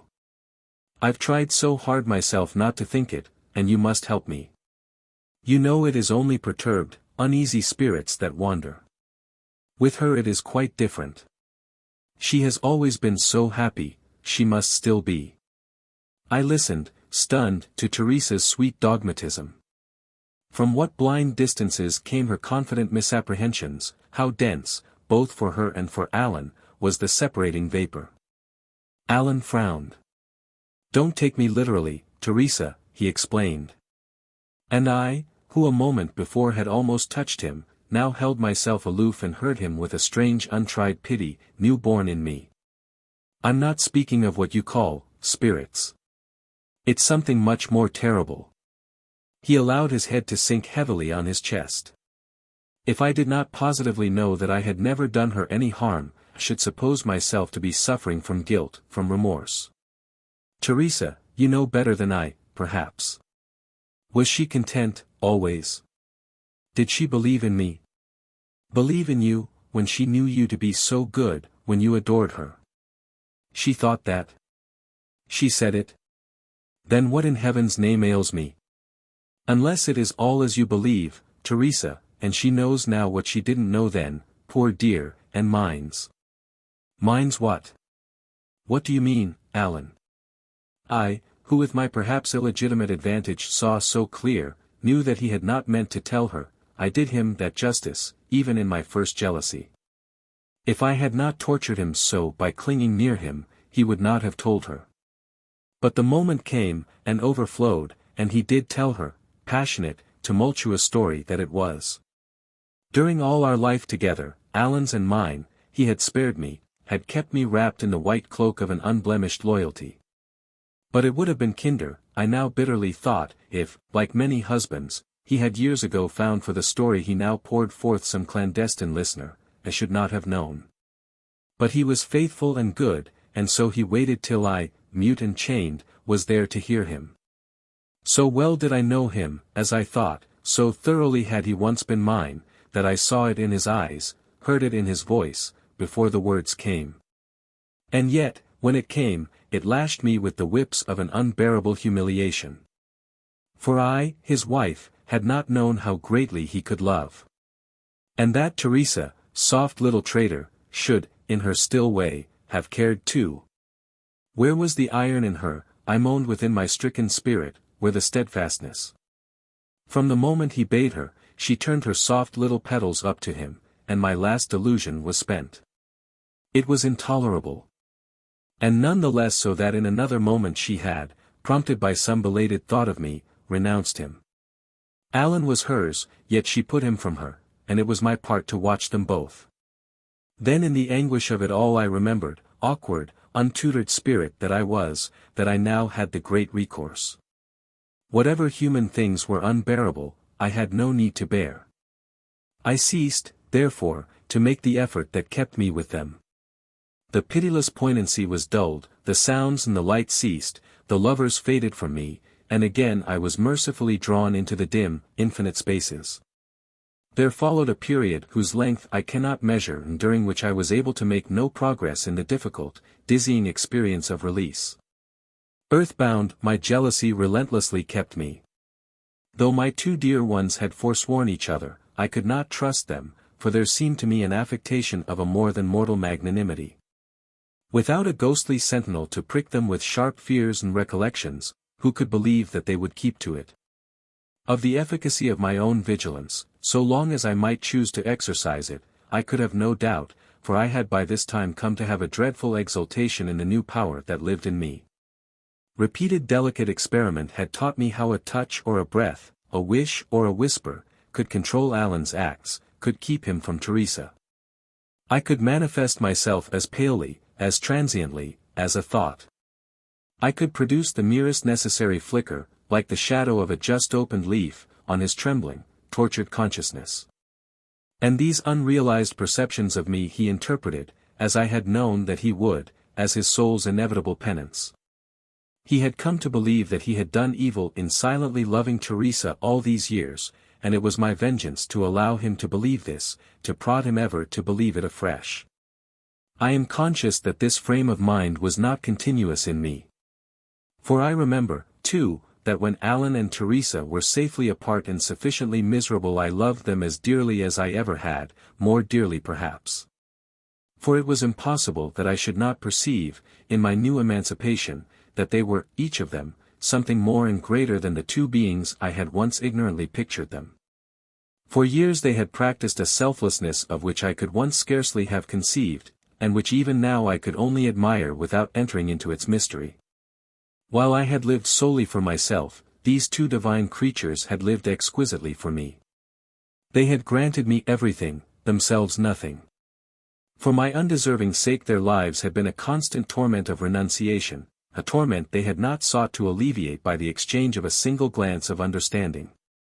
There were even marvelous moments when, from the depths of my newly informed heart, I pitied them, poor creatures, who, withheld from the infinite solaces that I had come to know, were still utterly within that shell of sense. So frail. So piteously contrived for pain.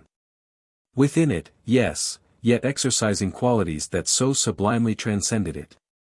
Yet the shy, hesitating compassion that thus had birth in me was far from being able to defeat the earlier, earthlier emotion.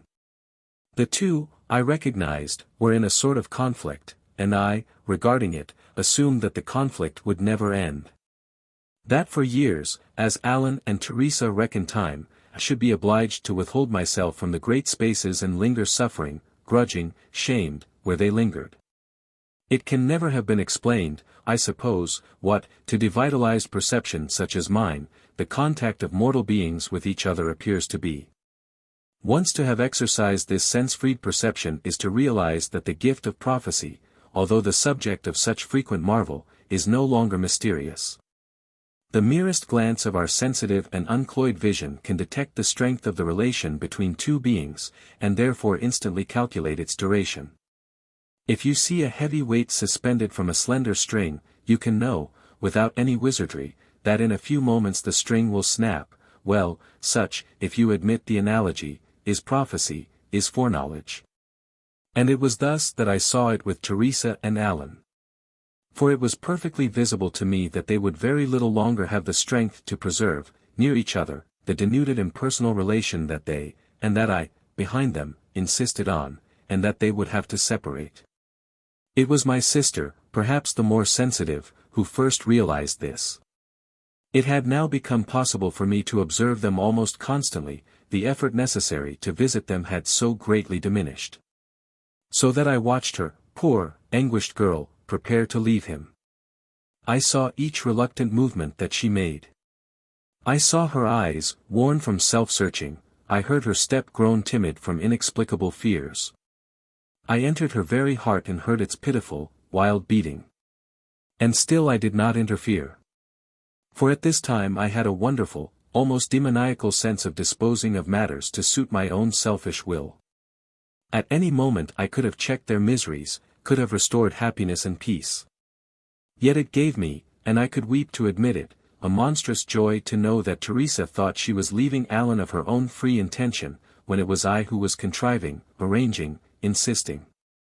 And yet she wretchedly felt my presence near her. I am certain of that. A few days before the time of her intended departure my sister told Alan that she must speak with him after dinner.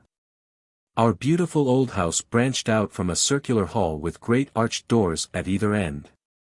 And it was through the rear doorway that always in summer, after dinner, we passed out into the garden adjoining. As usual, therefore, when the hour came, Teresa led the way. That dreadful daytime brilliance that in my present state I found so hard to endure was now becoming softer.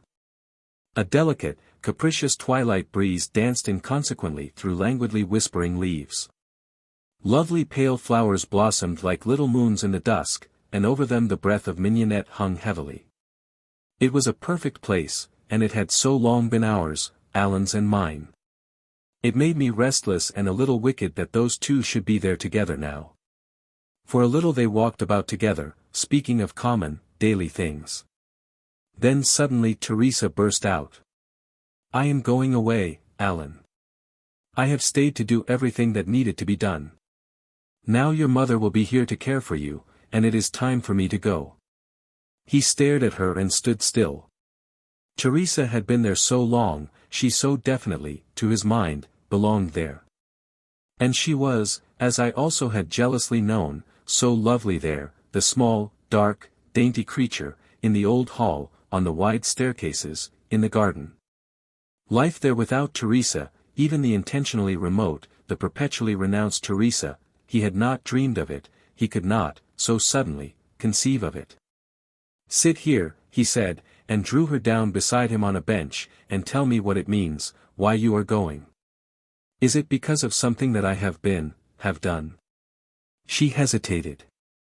I wondered if she would dare tell him. She looked out and away from him, and he waited long for her to speak. The pale stars were sliding into their places. The whispering of the leaves was almost hushed. All about them it was still and shadowy and sweet.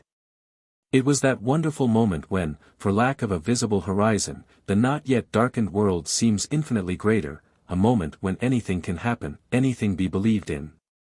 To me, watching, listening, hovering, there came a dreadful purpose and a dreadful courage.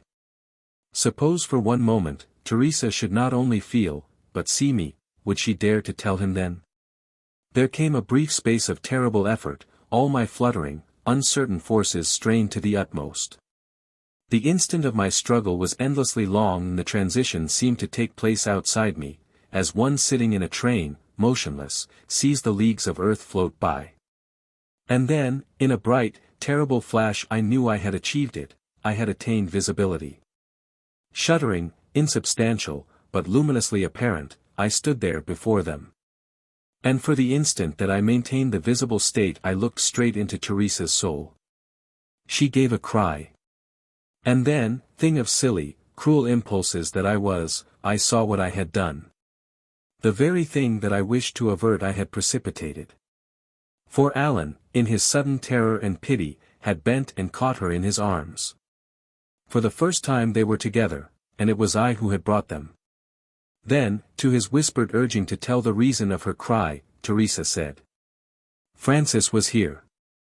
You did not see her, standing there, under the lilacs, with no smile on her face." my dear," was all that Alan said. I had so long now lived invisibly with them, he knew that she was right.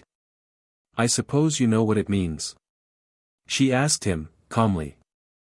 "Dear Teresa," Alan said, slowly, "if you and I should go away somewhere, could we not evade all this ghostliness? And will you come with me?" "Distance would not banish her," my sister confidently asserted. And then she said, softly, "Have you thought what a lonely, awesome thing it must be to be so newly dead? Pity her, Alan. We who are warm and alive should pity her. She loves you still, that is the meaning of it all, you know, and she wants us to understand that for that reason we must keep apart." Oh, it was so plain in her white face as she stood there. "And you did not see her?" "It was your face that I saw," Alan solemnly told her. Oh, how different he had grown from the Alan that I had known, "and yours is the only face that I shall ever see." And again he drew her to him. She sprang from him. "You are defying her, Alan," she cried. "And you must not. It is her right to keep us apart, if she wishes. It must be as she insists. I shall go, as I told you. And, Alan, I beg of you, leave me the courage to do as she demands." They stood facing each other in the deep dusk, and the wounds that I had dealt them gaped red and accusing. "We must pity her," Teresa had said. And as I remembered that extraordinary speech, and saw the agony in her face, and the greater agony in Alan's, there came the great irreparable cleavage between mortality and me. In a swift, merciful flame the last of my mortal emotions, gross and tenacious they must have been, was consumed. My cold grasp of Alan loosened and a new unearthly love of him bloomed in my heart. I was now, however, in a difficulty with which my experience in the newer state was scarcely sufficient to deal. How could I make it plain to Alan and Teresa that I wished to bring them together, to heal the wounds that I had made? Pityingly, remorsefully, I lingered near them all that night and the next day. And by that time had brought myself to the point of a great determination. In the little time that was left, before Teresa should be gone and Alan bereft and desolate, I saw the one way that lay open to me to convince them of my acquiescence in their destiny. In the deepest darkness and silence of the next night I made a greater effort than it will ever be necessary for me to make again. When they think of me, Alan and Teresa, I pray now that they will recall what I did that night, and that my thousand frustrations and selfishnesses may shrivel and be blown from their indulgent memories. Yet the following morning, as she had planned, Teresa appeared at breakfast dressed for her journey. Above in her room there were the sounds of departure. They spoke little during the brief meal, but when it was ended Alan said, "Teresa, there is half an hour before you go. Will you come upstairs with me? I had a dream that I must tell you of." "Alan." She looked at him, frightened, but went with him. "It was of Francis you dreamed," she said, quietly, as they entered the library together. "Did I say it was a dream? But I was awake, thoroughly awake. I had not been sleeping well, and I heard, twice, the striking of the clock. And as I lay there, looking out at the stars, and thinking of you, Teresa, she came to me, stood there before me, in my room. It was no sheeted spectre, you understand, it was Francis, literally she. In some inexplicable fashion I seemed to be aware that she wanted to make me know something, and I waited, watching her face. After a few moments it came. She did not speak, precisely. That is, I am sure I heard no sound.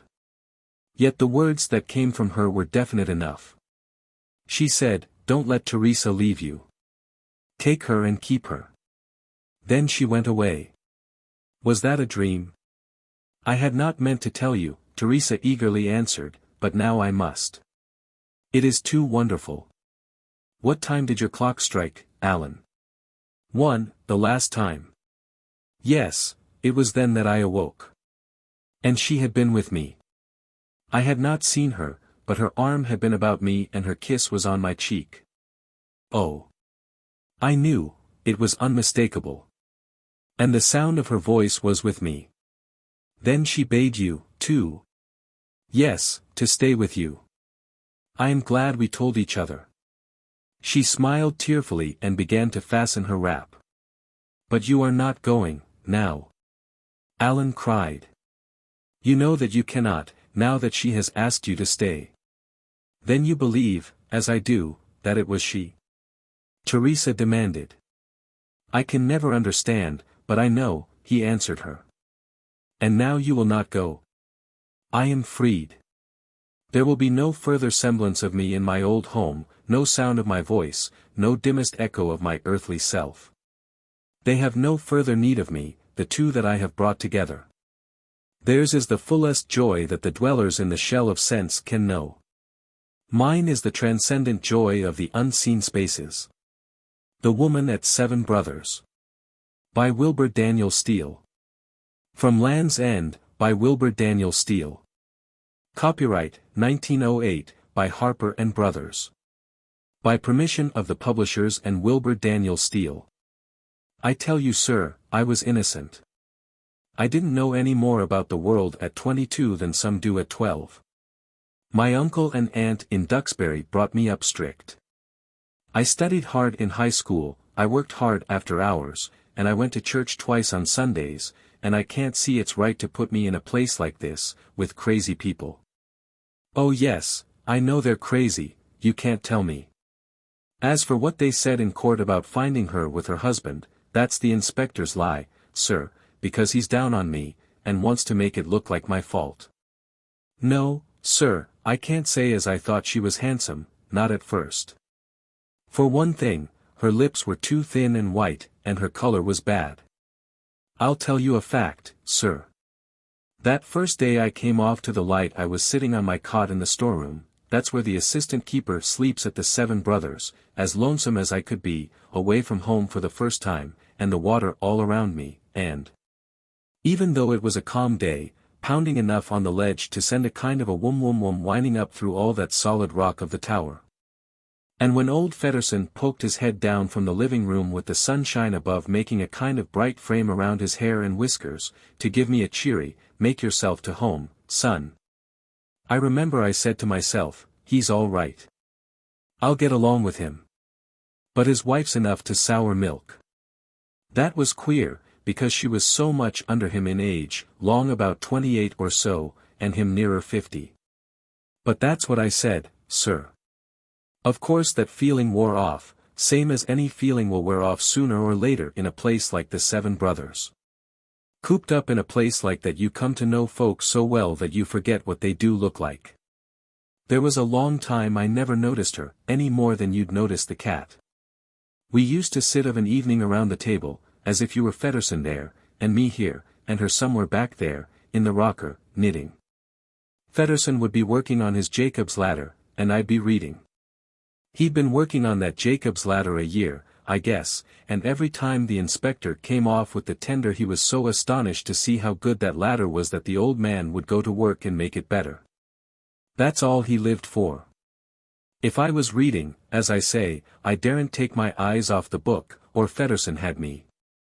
And then he'd begin, what the inspector said about him. How surprised the member of the board had been, that time, to see everything so clean about the light. What the inspector had said about Fedderson's being stuck here in a second-class light, best keeper on the coast. And so on, till either he or I had to go aloft and have a look at the wicks. He'd been there 23 years, all told, and he'd got used to the feeling that he was kept down unfair, so used to it, I guess, that he fed on it. And told himself how folks ashore would talk when he was dead and gone, best keeper on the coast, kept down unfair. Not that he said that to me. No, he was far too loyal and humble and respectful, doing his duty without complaint, as anybody could see. And all that time, night after night, hardly ever a word out of the woman. As I remember it, she seemed more like a piece of furniture than anything else, not even a very good cook, nor over and above tidy. One day, when he and I were trimming the lamp, he passed the remark that his first wife used to dust the lens and take a pride in it. Not that he said a word against Anna, though. He never said a word against any living mortal, he was too upright. I don't know how it came about, or, rather, I do know, but it was so sudden, and so far away from my thoughts, that it shocked me, like the world turned over. It was at prayers. That night I remember Fedderson was uncommon long-winded. We'd had a batch of newspapers out by the tender, and at such times the old man always made a long watch of it, getting the world straightened out. For one thing, the United States minister to Turkey was dead. Well, from him and his soul, Fedderson got on to Turkey and the Presbyterian College there, and from that to heathen in general. He rambled on, like the surf on the ledge, wum, never coming to an end. You know how you'll be at prayers sometimes. My mind strayed. I counted the canes in the chair seat where I was kneeling. I plaited a corner of the tablecloth between my fingers for a spell, and by my eyes went wandering up the back of the chair. The woman, sir, was looking at me. Her chair was back to mine, close, and both our heads were down in the shadow under the edge of the table, with Fedderson clear over on the other side by the stove. And there were her two eyes hunting mine between the spindles in the shadow. You won't believe me, sir, but I tell you I felt like jumping to my feet and running out of the room, it was so queer. I don't know what her husband was praying about after that. His voice didn't mean anything, no more than the seas on the ledge away down there. I went to work to count the canes in the seat again, but all my eyes were in the top of my head. It got so I couldn't stand it. We were at the Lord's Prayer, saying it sing-song together, when I had to look up again. And there her two eyes were, between the spindles, hunting mine. Just then all of us were saying, "Forgive us our trespasses." I thought of it afterward. When we got up she was turned the other way, but I couldn't help seeing her cheeks were red. It was terrible. I wondered if Fedderson would notice, though I might have known he wouldn't, not him. He was in too much of a hurry to get at his Jacob's ladder, and then he had to tell me for the 10th time what the inspector said that day about getting him another light. "Kingdom come, maybe," he said. I made some excuse or other and got away. Once in the storeroom, I sat down on my cot and stayed there a long time, feeling queerer than anything. I read a chapter in the Bible, I don't know why. After I'd got my boots off I sat with them in my hands for as much as an hour, I guess, staring at the oil tank and its lopsided shadow on the wall. I tell you, sir, I was shocked. I was only 22, remember, and I was shocked and horrified. And when I did turn in, finally, I didn't sleep at all well. 2 or 3 times I came to, sitting straight up in bed. Once I got up and opened the outer door to have a look. The water was like glass, dim, without a breath of wind, and the moon just going down. Over on the black shore I made out 2 lights in a village, like a pair of eyes watching. Lonely? My, yes. Lonely and nervous. I had a horror of her, sir. The dinghy boat hung on its davits just there in front of the door, and for a minute I had an awful hankering to climb into it, lower away, and row off, no matter where. It sounds foolish. Well, it seemed foolish next morning, with the sun shining and everything as usual, Fedderson sucking his pen and wagging his head over his eternal log, and his wife down in the rocker with her head in the newspaper. And her breakfast work still waiting. I guess that jarred it out of me more than anything else, sight of her slouched down there, with her stringy, yellow hair and her dusty apron in the pale back of her neck, reading the society notes. Society notes. Think of it. For the first time since I came to Seven Brothers I wanted to laugh. I guess I did laugh when I went aloft to clean the lamp and found everything so free and breezy, gulls flying high and little whitecaps making under a westerly. It was like feeling a big load dropped off your shoulders. Fedderson came up with his dust rag and cocked his head at me.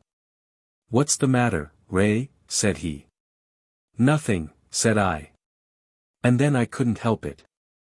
"Seems kind of out of place for society notes," said I, "out here at Seven Brothers."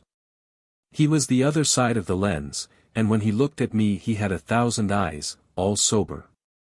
For a minute I thought he was going on dusting, but then he came out and sat down on a sill.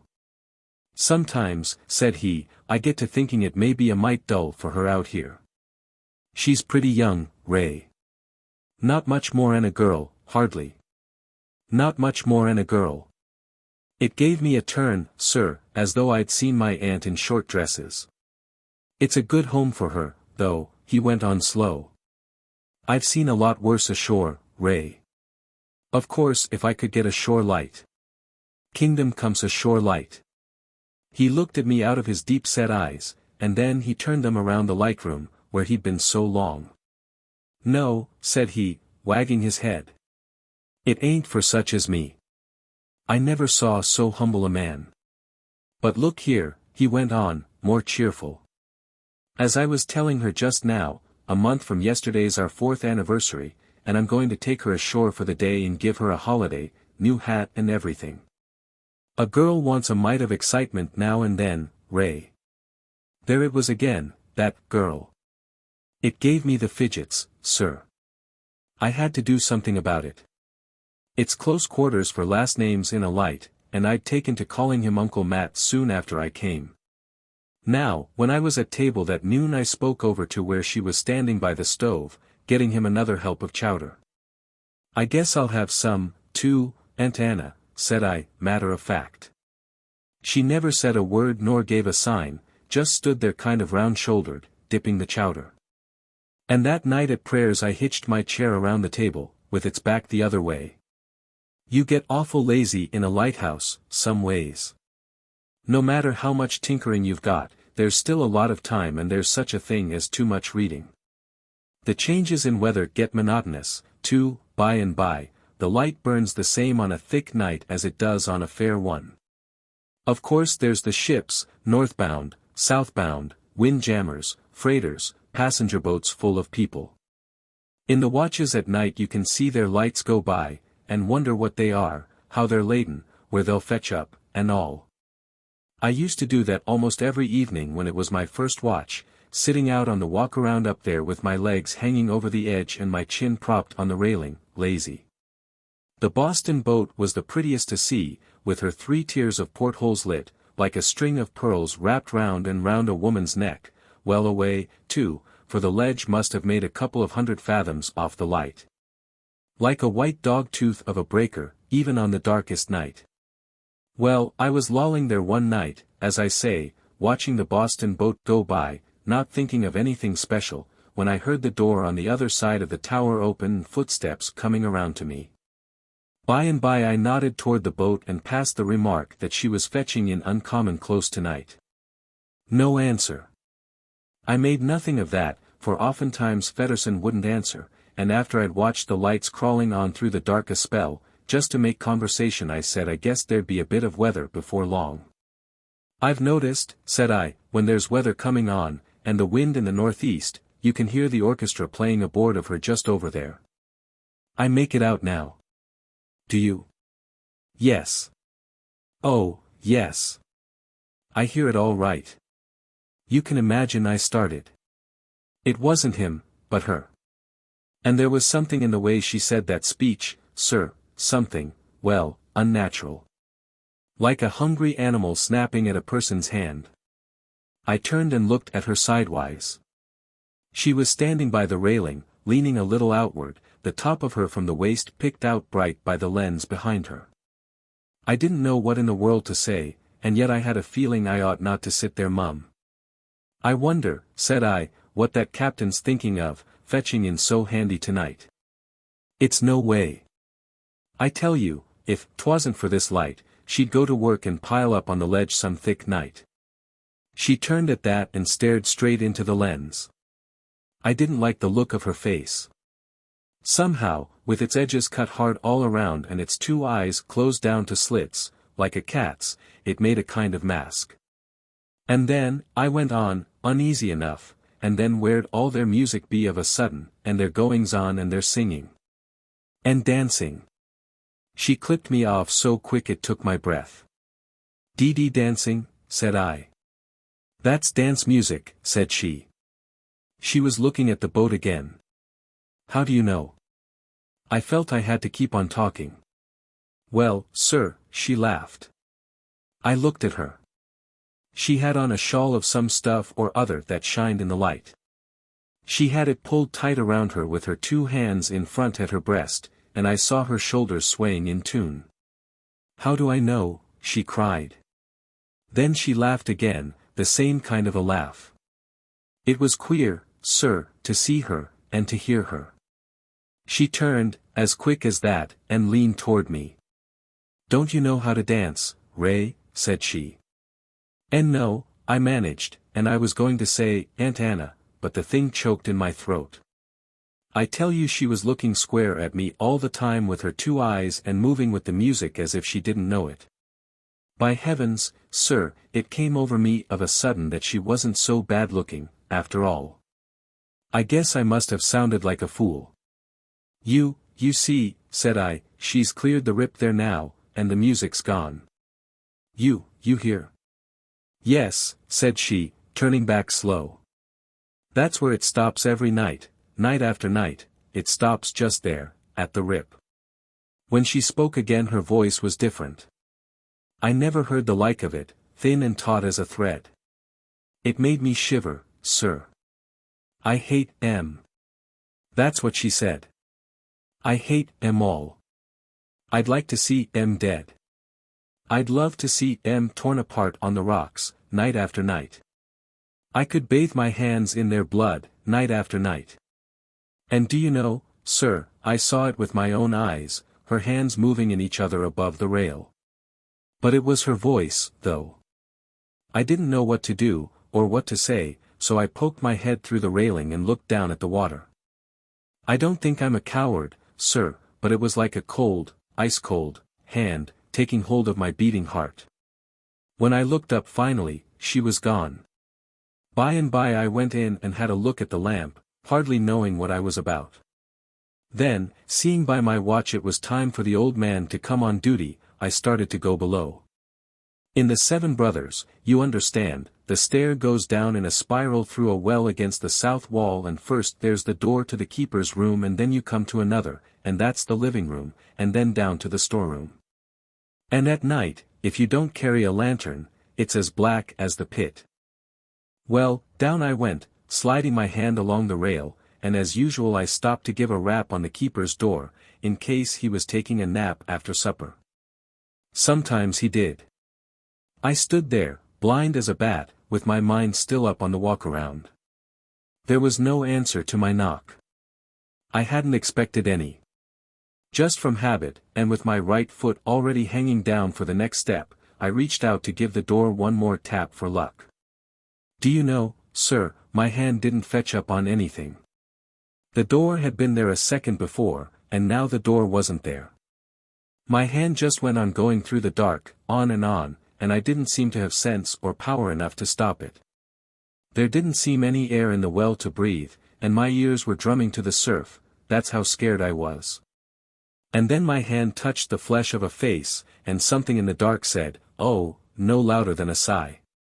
Next thing I knew, sir, I was down in the living room, warm and yellow-lit, with Fedderson cocking his head at me across the table, where he was at that eternal Jacob's ladder of his. "What's the matter, Ray?" said he. "Lord Sake, Ray." "Nothing," said I. Then I think I told him I was sick. That night I wrote a letter to A.L. Peters, the grain dealer in Duxbury, asking for a job, even though it wouldn't go ashore for a couple of weeks, just the writing of it made me feel better. It's hard to tell you how those 2 weeks went by. I don't know why, but I felt like hiding in a corner all the time. I had to come to meals, but I didn't look at her, though, not once, unless it was by accident. Fedderson thought I was still ailing and nagged me to death with advice and so on. One thing I took care not to do, I can tell you, and that was to knock on his door till I'd made certain he wasn't below in the living room, though I was tempted to. Yes, sir, that's a queer thing, and I wouldn't tell you if I hadn't set out to give you the truth. Night after night, stopping there on the landing in that black pit, the air gone out of my lungs and the surf drumming in my ears and sweat standing cold on my neck, and one hand lifting up in the air, God forgive me, sir. Maybe I did wrong not to look at her more, drooping about her work in her gingham apron, with her hair stringing. When the inspector came off with the tender, that time, I told him I was through. That's when he took the dislike to me, I guess, for he looked at me kind of sneering and said, soft as I was, I'd have to put up with it till next relief. And then, said he, there'd be a whole house cleaning at Seven Brothers, because he'd gotten Fedderson the berth at Kingdom Come. And with that he slapped the old man on the back. I wish you could have seen Fedderson, sir. He sat down on my cot as if his knees had given way. Happy? You'd think he'd be happy, with all his dreams come true. Yes, he was happy, beaming all over, for a minute. Then, sir, he began to shrivel up. It was like seeing a man cut down in his prime before your eyes. He began to wag his head. No, said he. No, it's not for such as me. I'm good enough for Seven Brothers, and that's all, Mr. Bayliss. That's all. And for all the inspector could say, that's what he stuck to. He'd figured himself a martyr so many years, nursed that injustice like a mother with her firstborn, sir, and now in his old age, so to speak, they weren't to rob him of it. Fedderson was going to wear out his life in a second-class light, and folks would talk, that was his idea. I heard him hailing down as the tender was casting off. See you tomorrow, Mr. Bayliss. Yep. Coming ashore with the wife for a spree. Anniversary. Yep. But he didn't sound much like a spree. They had robbed him, partly, after all. I wondered what she thought about it. I didn't know till night. She didn't show up to supper, which Fedderson and I got ourselves, had a headache, B said. It was my early watch. I went and lit up and came back to read a spell. He was finishing off the Jacob's ladder, and thoughtful, like a man that's lost a treasure. Once or twice I caught him looking about the room on the sly. It was pathetic, sir. Going up the second time, I stepped out on the walk-around to have a look at things. She was there on the seaward side, wrapped in that silky thing. A fair sea was running across the ledge and it was coming on a little thick, not too thick. Off to the right the Boston boat was blowing, room room. Creeping up on us, quarter speed. There was another fellow behind her, and a fisherman's conch farther offshore. I don't know why, but I stopped beside her and leaned on the rail. She didn't appear to notice me, one way or another. We stood, listening to the whistles, and the longer we stood the more it got on my nerves, her not noticing me. I suppose she'd been too much on my mind lately. I began to be put out. I scraped my feet. I coughed. By and by I said out loud. Look here, I guess I better get out the foghorn and give those fellows a toot. Why, said she, without moving her head, calm as that. Why? It gave me a turn, sir. For a minute I stared at her. Why? Because if she don't pick up this light before very many minutes she'll be too close in to where, tide'll have her on the rocks, that's why. I couldn't see her face, but I could see one of her silk shoulders lift a little, like a shrug. And there I kept on staring at her, a dumb one, sure enough. I know what brought me to was hearing the Boston boat's 3 sharp toots as she picked up the light, mad as anything, and swung her helm aport. I turned away from her, sweat stringing down my face, and walked around to the door. It was just as well, too, for the feed pipe was plugged in the lamp and the wicks were popping. She'd have been out in another 5 minutes, sir. When I'd finished, I saw that woman standing in the doorway. Her eyes were bright. I had a horror of her, sir, a living horror. If only the light had been out, said she, low and sweet. God forgive you, said I, you don't know what you're saying. She went down the stair into the well, winding out of sight, and as long as I could see her, her eyes were watching mine. When I went, myself, after a few minutes, she was waiting for me on that first landing, standing still in the dark. She took hold of my hand, though I tried to get it away. Goodbye, said she in my ear. Goodbye, said I. I didn't understand. You heard what he said today, about kingdom come? Be it so, on his own head. I'll never come back here. Once I set foot ashore, I've got friends in Brightonboro, Ray. I got away from her and started on down. But I stopped. Brightonboro? I whispered back. Why do you tell me? My throat was raw to the words, like a sore. So you'd know, said she. Well, sir, I saw them off next morning, down that new Jacob's ladder into the dinghy boat, her in a dress of blue velvet and him in his best cutaway in derby, rowing away, smaller and smaller, the two of them. And then I went back and sat on my cot, leaving the door open and the ladder still hanging down the wall, along with the boatfalls. I don't know whether it was relief, or what. I suppose I must have been worked up even more than I'd thought those past weeks, for now it was all over I was like a rag.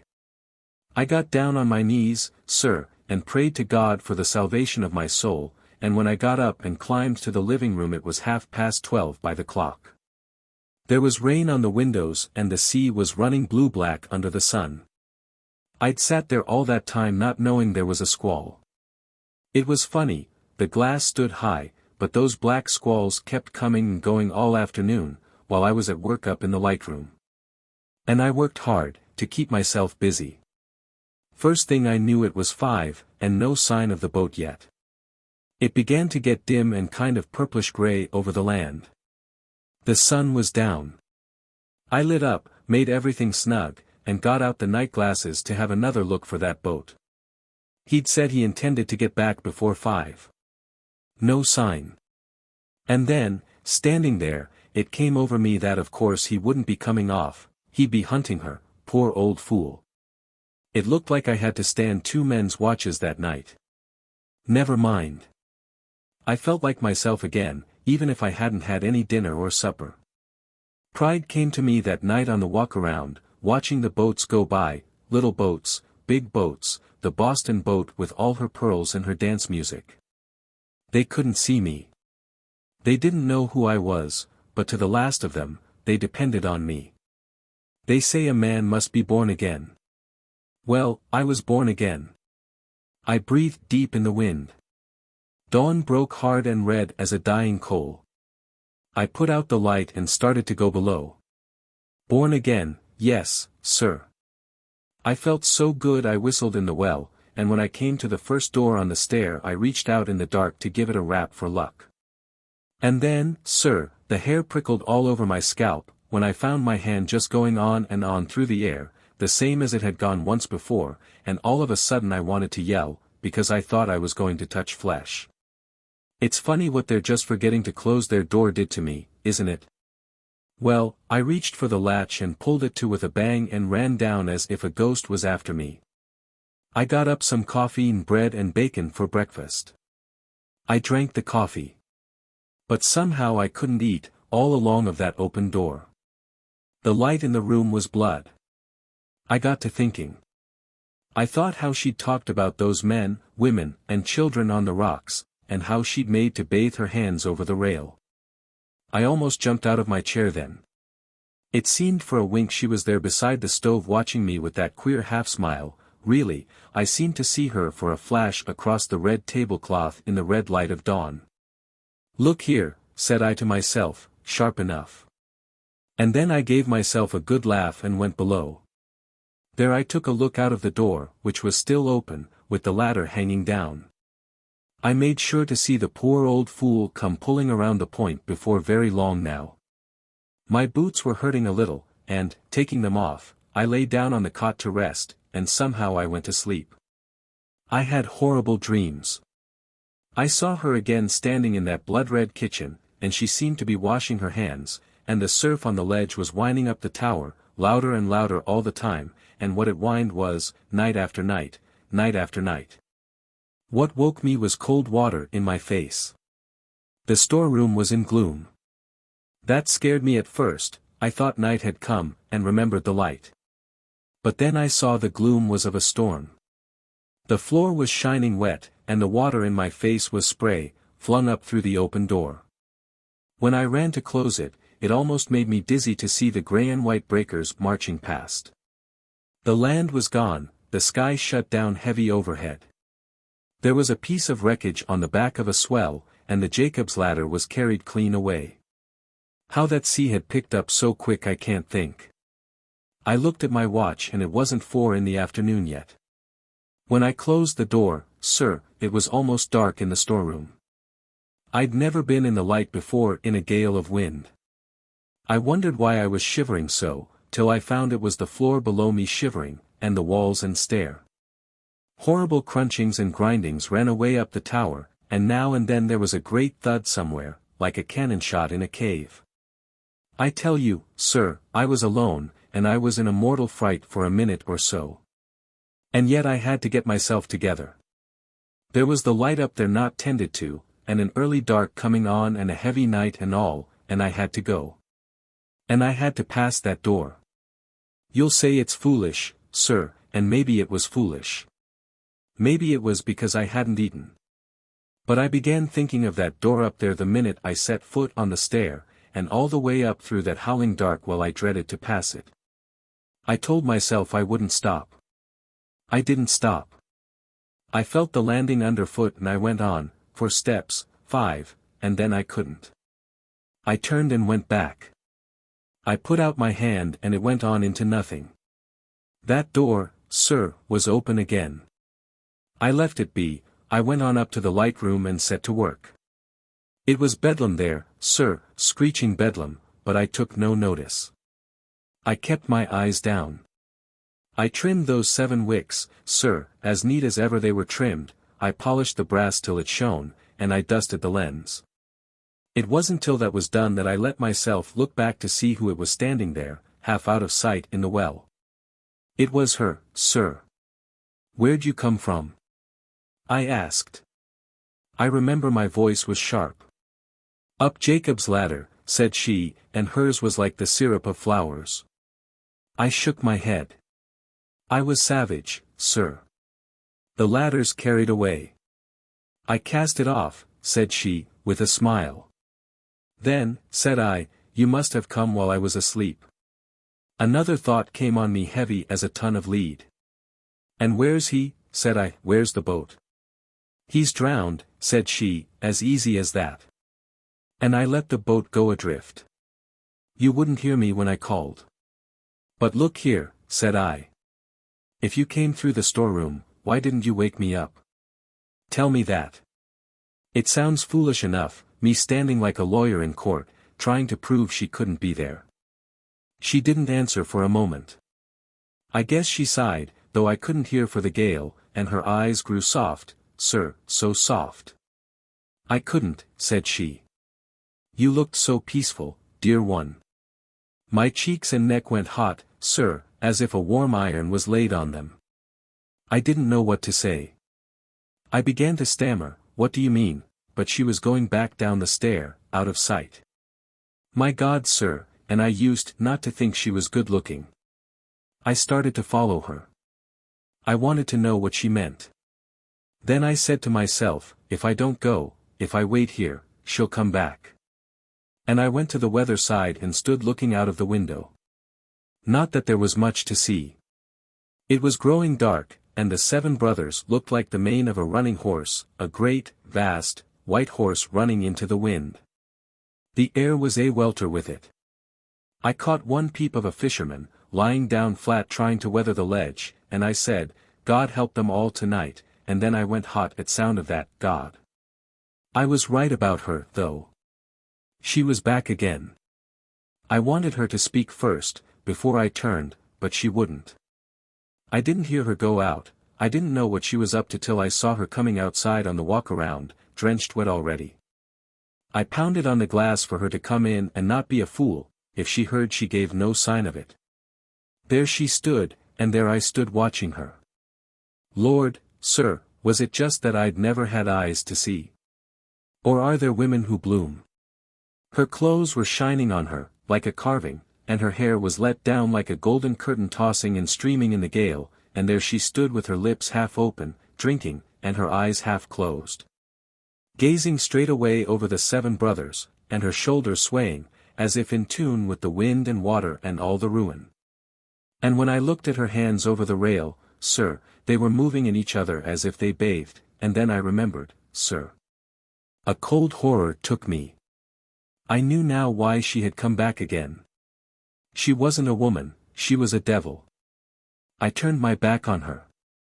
I said to myself, it's time to light up. You've got to light up, like that, over and over, out loud.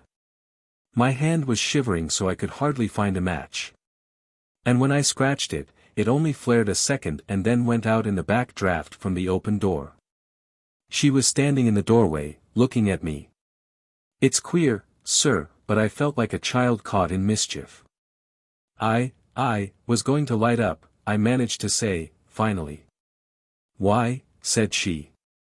No, I can't say it as she did. Why, said I, my God. She came nearer, laughing, as if with pity, lo, you know. Your God. And who is your God? What is God? What is anything on a night like this? I drew back from her. All I could say anything about was the light. Why not the dark, said she. Dark is softer than light, tenderer, dearer than light. From the dark up here, away up here in the wind and storm, we can watch the ships go by, you and I. And you love me so. You've loved me so long, Ray. I never have. I struck out at her. I don't. Her voice was lower than ever, but there was the same laughing pity in it. Oh yes, you have. And she was near me again. I have. I yelled. I'll show you. I'll show you if I have. I got another match, sir, and scratched it on the brass. I gave it to the first wick, the little wick that's inside all the others. It bloomed like a yellow flower. I have. I yelled, and gave it to the next. Then there was a shadow, and I saw she was leaning beside me, her 2 elbows on the brass, her 2 arms stretched out above the wicks, her bare forearms and wrists and hands. I gave a gasp. Take care. You'll burn them. For God's sake. She didn't move or speak. The match burned my fingers and went out, and all I could do was stare at those arms of hers, helpless. I'd never noticed her arms before. They were rounded and graceful and covered with a soft down, like a breath of gold. Then I heard her speaking close to my ear. Pretty arms, she said. Pretty arms. I turned.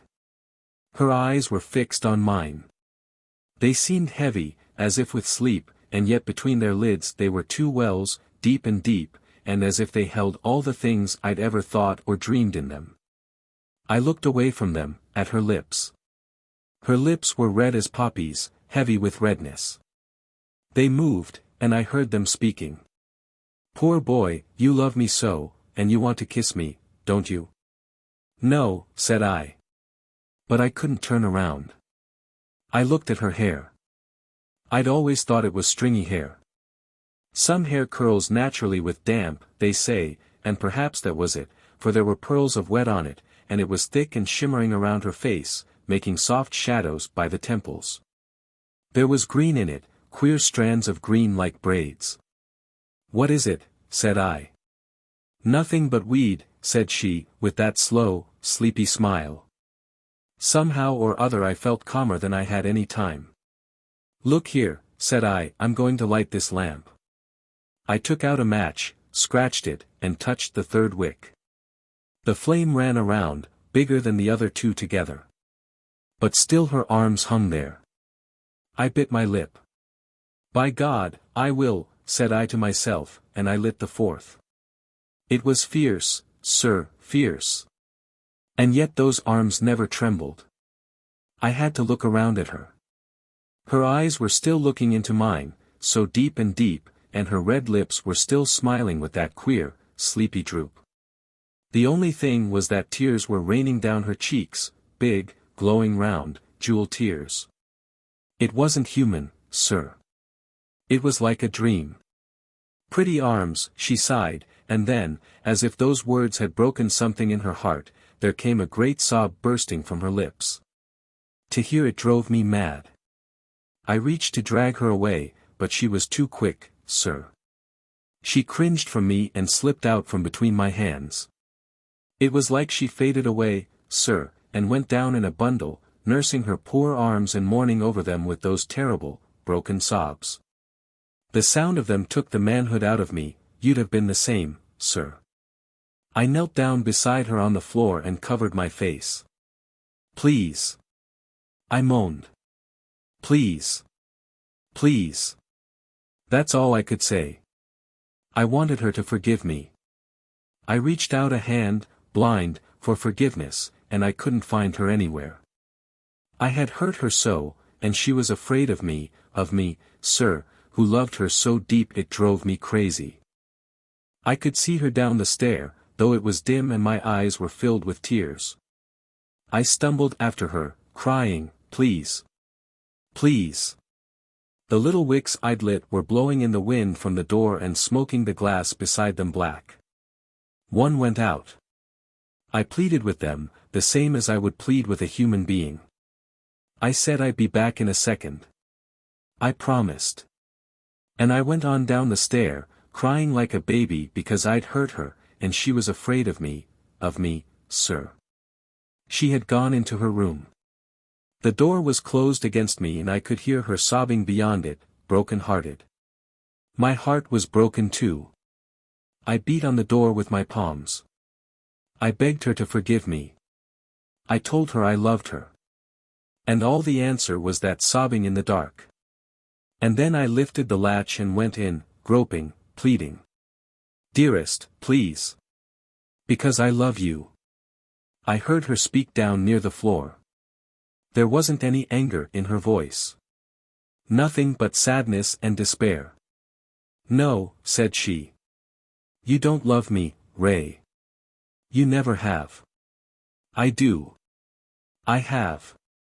"No, no," said she, as if she was tired out. "Where are you?" I was groping for her. I thought, and lit a match. She had got to the door and was standing there as if ready to fly. I went toward her, and she made me stop. She took my breath away. "I hurt your arms," said I, in a dream. "No," said she, hardly moving her lips. She held them out to the match's light for me to look, and there was never a scar on them, not even that soft, golden down was singed, sir. "You can't hurt my body," said she, sad as anything. "Only my heart, Ray, my poor heart." I tell you again, she took my breath away. I lit another match. "How can you be so beautiful?" I wondered. She answered in riddles, but oh, the sadness of her, sir. "Because," said she, "I've always so wanted to be." "How come your eyes so heavy?" said I. "Because I've seen so many things I never dreamed of," said she. "How come your hair so thick?" "It's the seaweed makes it thick," said she, smiling queer. "How come seaweed there?" "Out of the bottom of the sea." She talked in riddles, but it was like poetry to hear her, or a song. "How come your lips so red?" said I. "Because they've wanted so long to be kissed." Fire was on me, sir. I reached out to catch her, but she was gone, out of the door and down the stair. I followed, stumbling. I must have tripped on the turn, for I remember going through the air and fetching up with a crash, and I didn't know anything for a spell, how long I can't say. When I came to, she was there, somewhere, bending over me, crooning, my love, under her breath like a song. But then when I got up, she was not where my arms went, she was down the stair again, just ahead of me. I followed her. I was tottering and dizzy and full of pain. I tried to catch up with her in the dark of the storeroom, but she was too quick for me, sir, always a little too quick for me. Oh, she was cruel to me, sir.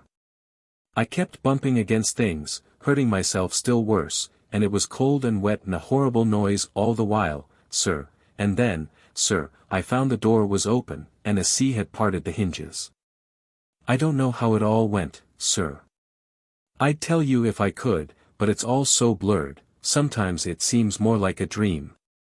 I couldn't find her any more, I couldn't hear her, I went all over, everywhere. Once, I remember, I found myself hanging out of that door between the davits, looking down into those big black seas and crying like a baby. It's all riddles and blur. I can't seem to tell you much, sir. It was all, I don't know. I was talking to somebody else, not her. It was the inspector. I hardly knew it was the inspector. His face was as gray as a blanket, and his eyes were bloodshot, and his lips were twisted. His left wrist hung down, awkward. It was broken coming aboard the light in that sea. Yes, we were in the living room. Yes, sir, it was daylight, gray daylight. I tell you, sir, the man looked crazy to me. He was waving his good arm toward the weather windows, and what he was saying, over and over, was this. "Look what you done, damn you. Look what you done." And what I was saying was this. "I've lost her." I didn't pay any attention to him, nor him to me. By and by he did, though. He stopped his talking all of a sudden, and his eyes looked like the devil's eyes. He put them up close to mine. He grabbed my arm with his good hand, and I cried, I was so weak. "Johnson," said he, "is that it?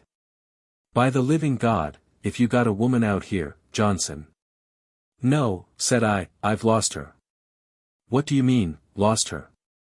"It was dark," said I, "and it's funny how my head was clearing up, and the door was open, the storeroom door, and I was after her, and I guess she stumbled, maybe, and I lost her." "Johnson," said he, what do you mean? You sound crazy, downright crazy. Who? Her, said I, Fedderson's wife. Who? Her, said I. And with that he gave my arm another jerk. Listen, said he, like a tiger. Don't try that on me. It won't do any good, that kind of lies, not where you're going to. Fedderson and his wife, too, the both of M's drowned deader N.A. Dornail. I know, said I, nodding my head. I was so calm it made him wild. You're crazy. Crazy as a loon, Johnson. And he was chewing his lip red. I know, because it was me that found the old man laying on backwater flats yesterday morning, me. And she'd been with him in the boat, too, because he had a piece of her jacket tore off, tangled in his arm. I know, said I, nodding again, like that. You know what, you crazy, murdering fool. Those were his words to me, sir. I know, said I, what I know. And I know, said he, what I know. And there you are, sir.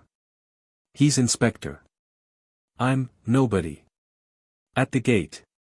By Myla J.O. Closser. From the Century Magazine. By permission of the Century Company and Myla J. Closser. A shaggy Airedale scented his way along the highroad.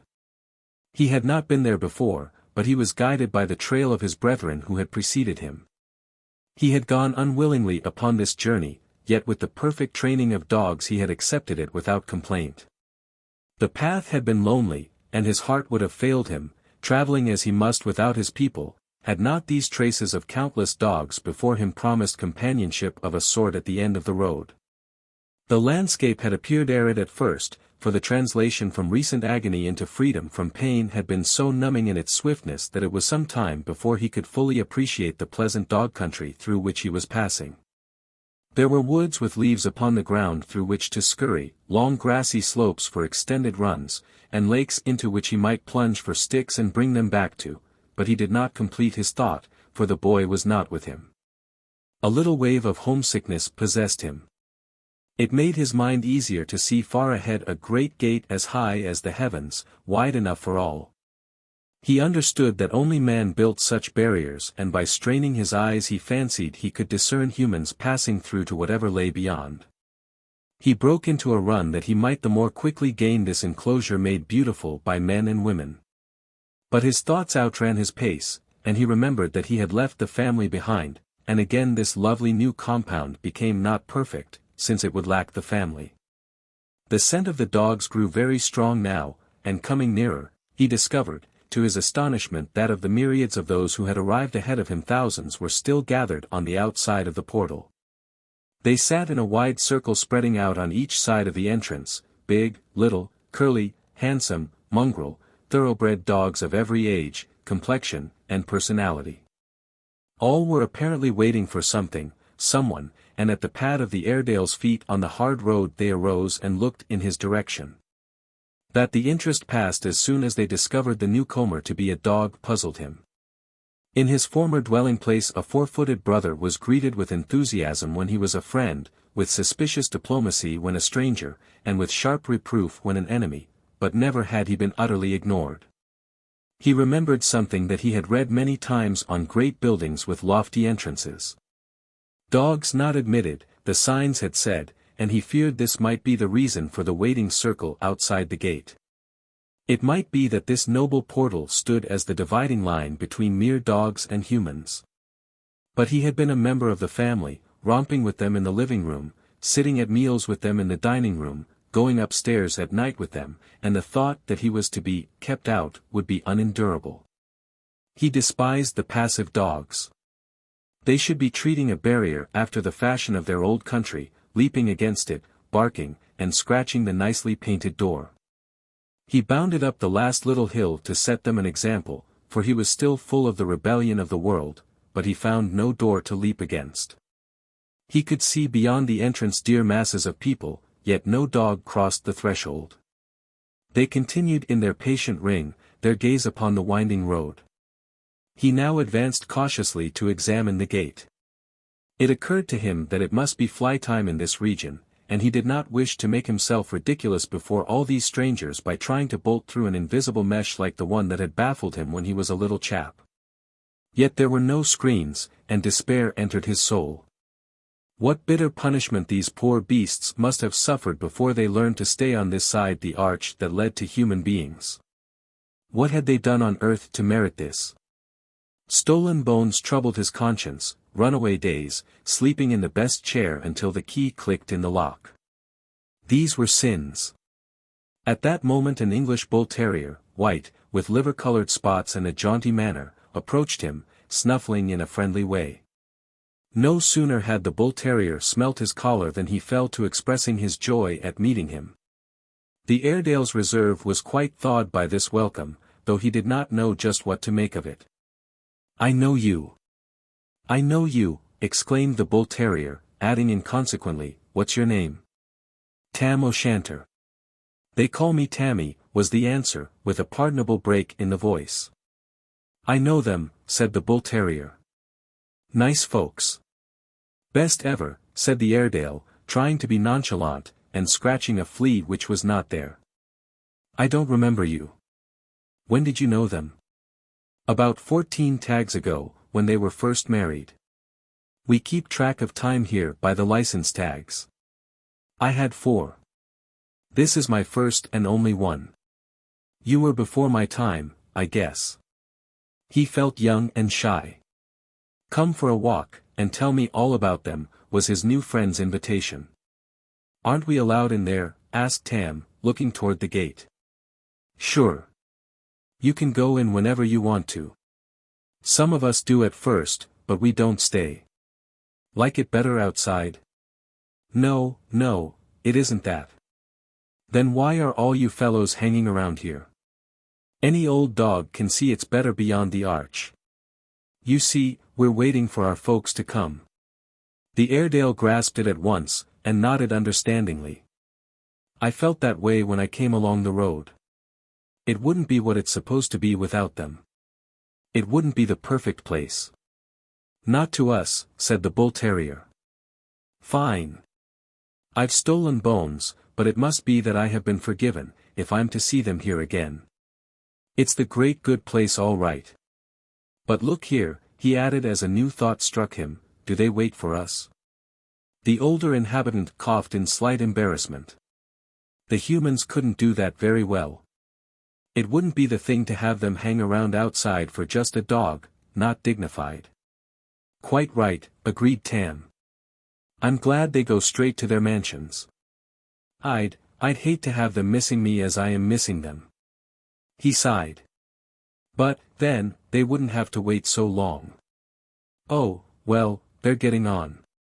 Don't be discouraged," comforted the terrier. "And in the meantime it's like a big hotel in summer, watching the new arrivals. See, there is something doing now." All the dogs were aroused to excitement by a little figure making its way uncertainly up the last slope. Half of them started to meet it, crowding about in a loving, eager pack. "Look out, don't scare it," cautioned the older animals, while word was passed to those farthest from the gate, "Quick! Quick! A baby's come." Before they had entirely assembled, however, a gaunt yellow hound pushed through the crowd, gave one sniff at the small child, and with a yelp of joy crouched at its feet. The baby embraced the hound in recognition, and the two moved toward the gate. Just outside the hound stopped to speak to an aristocratic St. Bernard who had been friendly. "Sorry to leave you, old fellow," he said, "but I'm going in to watch over the kid. You see, I'm all she has up here." The bull terrier looked at the Airedale for appreciation. "That's the way we do it," he said proudly. "Yes, but," the Airedale put his head on one side in perplexity. "Yes, but what?" asked the guide.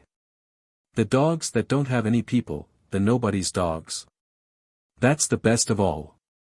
Oh, everything is thought out here. Crouch down, you must be tired, and watch," said the bull terrier. Soon they spied another small form making the turn in the road. He wore a Boy Scout's uniform, but he was a little fearful, for all that, so new was this adventure. The dogs rose again and snuffled, but the better groomed of the circle held back, and in their place a pack of odds and ends of the company ran down to meet him. The Boy Scout was reassured by their friendly attitude, and after petting them impartially, he chose an old-fashioned black and tan, and the two passed in. Tam looked questioningly. "They didn't know each other," he exclaimed. "But they've always wanted to. That's one of the boys who used to beg for a dog, but his father wouldn't let him have one. So all our strays wait for just such little fellows to come along.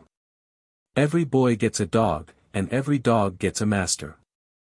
"I expect the boy's father would like to know that now," commented the Airedale. "No doubt he thinks quite often, 'I wish I'd let him have a dog.'" The Bull Terrier laughed. "You're pretty near the earth yet, aren't you?" Tam admitted it.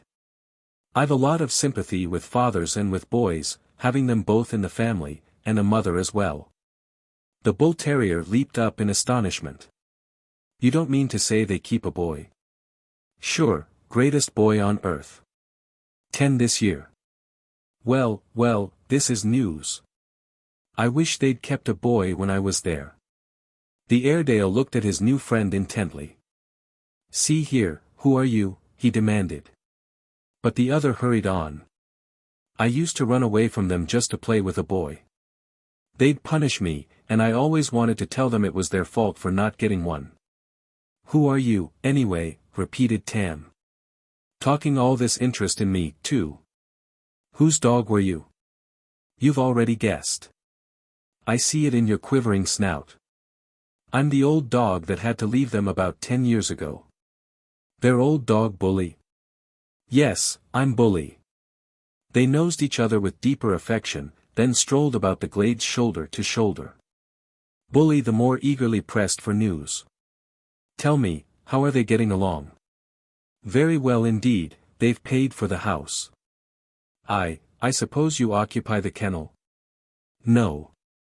They said they couldn't stand it to see another dog in your old place." Bully stopped to howl gently. "That touches me. It's generous in you to tell it. To think they missed me." For a little while they went on in silence, but as evening fell, and the light from the golden streets inside of the city gave the only glow to the scene, Bully grew nervous and suggested that they go back. "We can't see so well at night, and I like to be pretty close to the path, especially toward morning." Tam assented. "And I will point them out. You might not know them just at first." "Oh, we know them. Sometimes the babies have so grown up they're rather hazy in their recollection of how we look. They think we're bigger than we are, but you can't fool us dogs." "It's understood," Tam cunningly arranged, "that when he or she arrives you'll sort of make them feel at home while I wait for the boy." "That's the best plan," assented Bully, kindly. "And if by any chance the little fellow should come first, there's been a lot of them this summer, of course you'll introduce me?" "I shall be proud to do it." And so with muzzles sunk between their paws, and with their eyes straining down the Pilgrim's Road, they wait outside the gate. Ligeia. By Edgar Allan Poe. "And the will therein lieth, which dieth not. Who knoweth the mystery of the will, with its vigor? For God is but a great will pervading all things by nature of its intentness. Man doth not yield himself to the angels, nor unto death utterly, save only through the weakness of his feeble will." Joseph Glanville.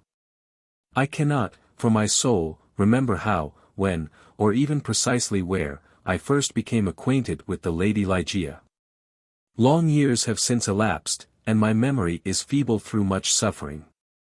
Or, perhaps, I cannot now bring these points to mind, because, in truth, the character of my beloved, her rare learning, her singular yet placid cast of beauty, and the thrilling and enthralling eloquence of her low musical language, made their way into my heart by paces so steadily and stealthily progressive, that they have been unnoticed and unknown.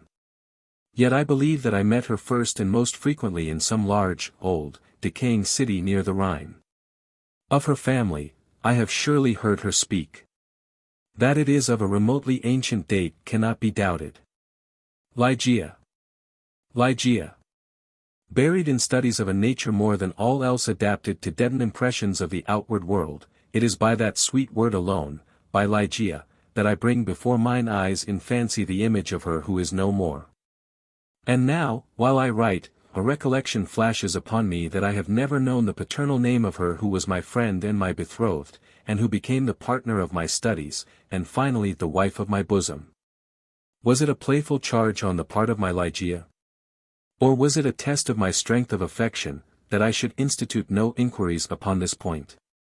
Or was it rather a caprice of my own, a wildly romantic offering on the shrine of the most passionate devotion?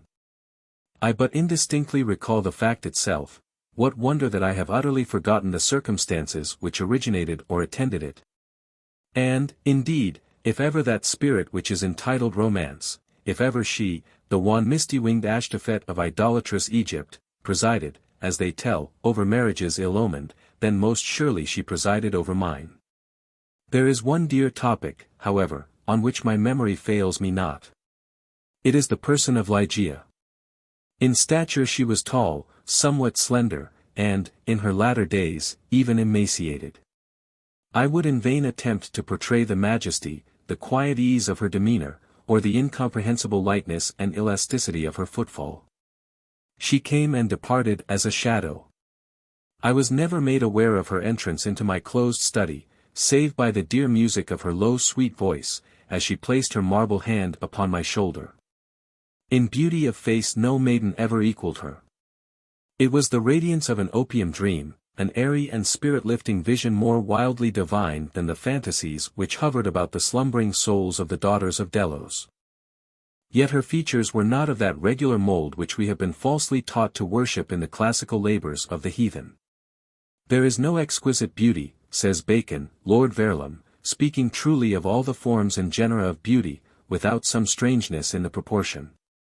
Yet, although I saw that the features of Ligeia were not of a classic regularity, although I perceived that her loveliness was indeed exquisite, and felt that there was much of strangeness pervading it, yet I have tried in vain to detect the irregularity and to trace home my own perception of the strange. I examined the contour of the lofty and pale forehead. It was faultless. How cold indeed that word when applied to a majesty so divine. The skin rivaling the purest ivory, the commanding extent and repose, the gentle prominence of the regions above the temples. And then the raven black, the glossy, the luxuriant, and naturally curling tresses, setting forth the full force of the Homeric epithet, hyacinthan. I looked at the delicate outlines of the nose, and nowhere but in the graceful medallions of the Hebrews had I beheld a similar perfection. There were the same luxurious smoothness of surface, the same scarcely perceptible tendency to the aquiline, the same harmoniously curved nostrils speaking the free spirit. I regarded the sweet mouth. Here was indeed the triumph of all things heavenly, the magnificent turn of the short upper lip, the soft, voluptuous slumber of the under, the dimples which sported, and the color which spoke, the teeth glancing back. With a brilliancy almost startling, every ray of the holy light which fell upon them in her serene and placid yet most exultingly radiant of all smiles. I scrutinized the formation of the chin, and, here, too, I found the gentleness of breadth, the softness and the majesty, the fullness and the spirituality, of the Greek, the contour which the god Apollo revealed but in a dream, to Cleomenes, the son of the Athenian.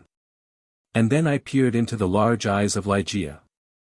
For eyes we have no models in the remotely antique. It might have been, too, that in these eyes of my beloved lay the secret to which Lord Verulam alludes. They were, I must believe, far larger than the ordinary eyes of our own race. They were even fuller than the fullest of the gazelle eyes of the tribe of the valley of Nerjahad. Yet it was only at intervals, in moments of intense excitement, that this peculiarity became more than slightly noticeable in Ligeia. And at such moments was her beauty, in my heated fancy thus it appeared perhaps, the beauty of beings either above or apart from the earth, the beauty of the fabulous Houri of the Turk. The hue of the orbs was the most brilliant of black, and, far over them, hung jetty lashes of great length. The brows, slightly irregular in outline, had the same tint. The strangeness, however, which I found in the eyes was of a nature distinct from the formation, or the color, or the brilliancy of the features, and must, after all, be referred to the expression. Ah, word of no meaning! Behind whose vast latitude of mere sound we entrench our ignorance of so much of the spiritual. The expression of the eyes of Ligeia. How for long hours have I pondered upon it. How have I, through the whole of a midsummer night, struggled to fathom it. What was it, that something more profound than the well of Democritus, which lay far within the pupils of my beloved? What was it? I was possessed with a passion to discover. Those eyes. Those large, those shining, those divine orbs. They became to me twin stars of Leda, and I to them devoutest of astrologers. There is no point, among the many incomprehensible anomalies of the science of mind, more thrillingly exciting than the fact, never, I believe, noticed in the schools, than in our endeavors to recall to memory something long forgotten. We often find ourselves upon the very verge of remembrance, without being able, in the end, to remember. And thus how frequently, in my intense scrutiny of Ligeia's eyes, have I felt approaching the full knowledge of their expression, felt it approaching, yet not quite be mine, and so at length entirely depart. And, strange, oh, strangest mystery of all! I found, in the commonest objects of the universe, a circle of analogies to that expression. I mean to say that, subsequently to the period when Ligeia's beauty passed into my spirit, there dwelling as in a shrine, I derived, from many existences in the material world, a sentiment such as I felt always around, within me. By her large and luminous orbs. Yet not the more could I define that sentiment, or analyze, or even steadily view it. I recognized it, let me repeat, sometimes in the survey of a rapidly growing vine, in the contemplation of a moth, a butterfly, a chrysalis, a stream of running water. I have felt it in the ocean, in the falling of a meteor. I have felt it in the glances of unusually aged people. And there are one or two stars in heaven, one especially, a star of the sixth magnitude, double and changeable, to be found near the large star in Lyra, in a telescopic scrutiny of which I have been made aware of the feeling. I have been filled with it by certain sounds from stringed instruments, and not unfrequently by passages from books.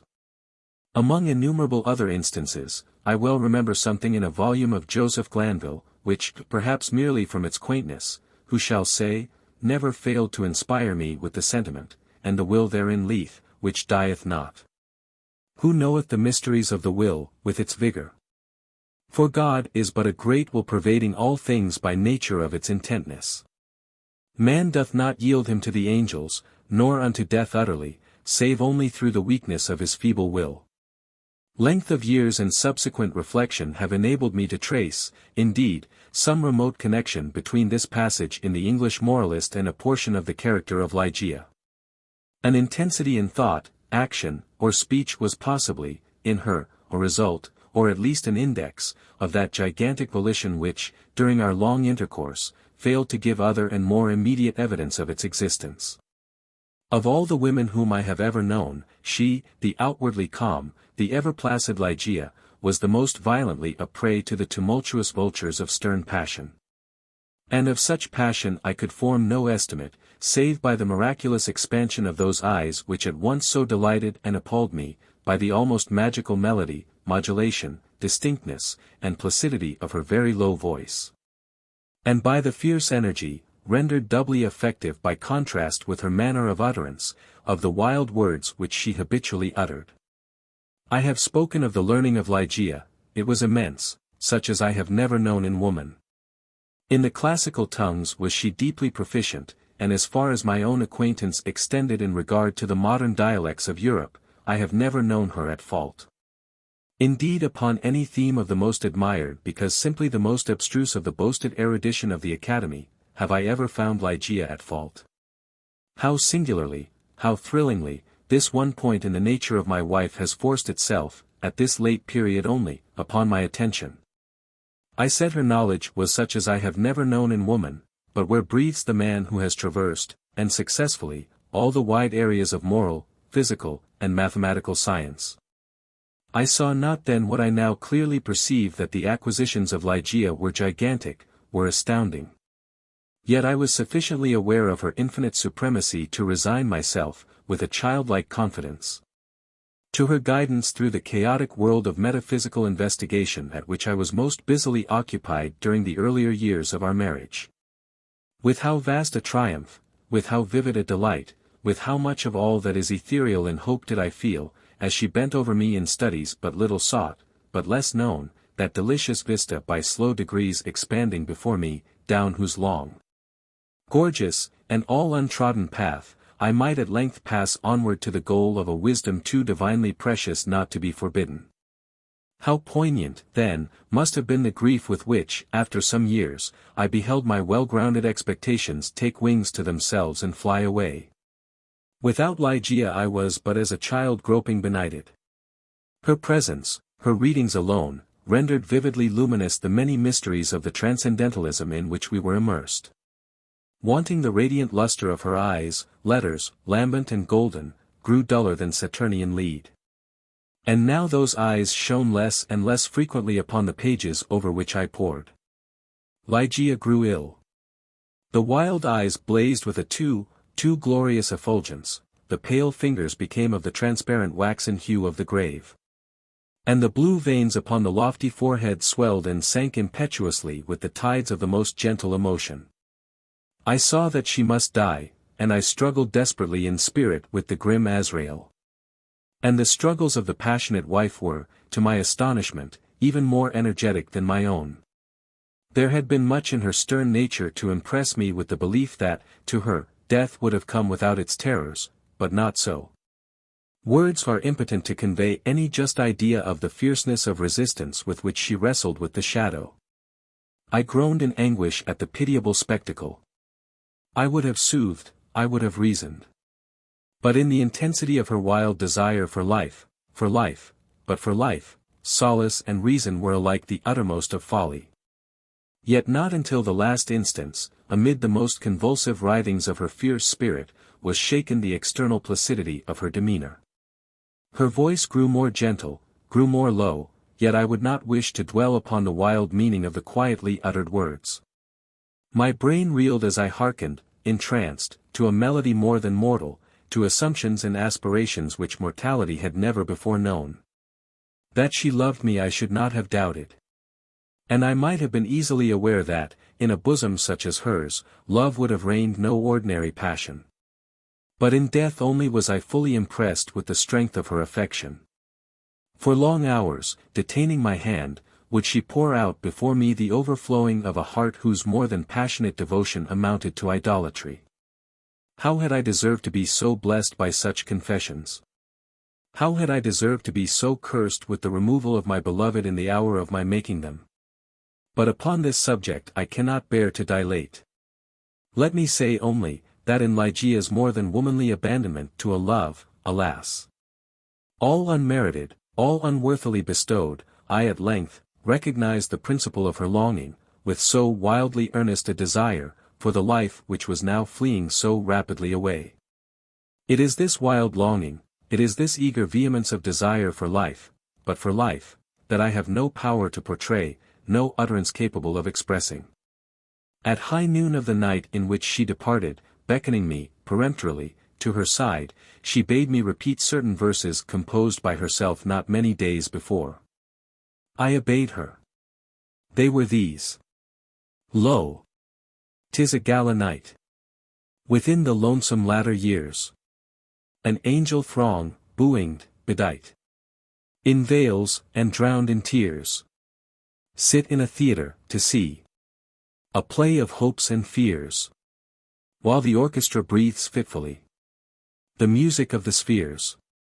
Mimes, in the form of God on high, mutter and mumble low, and hither and thither fly.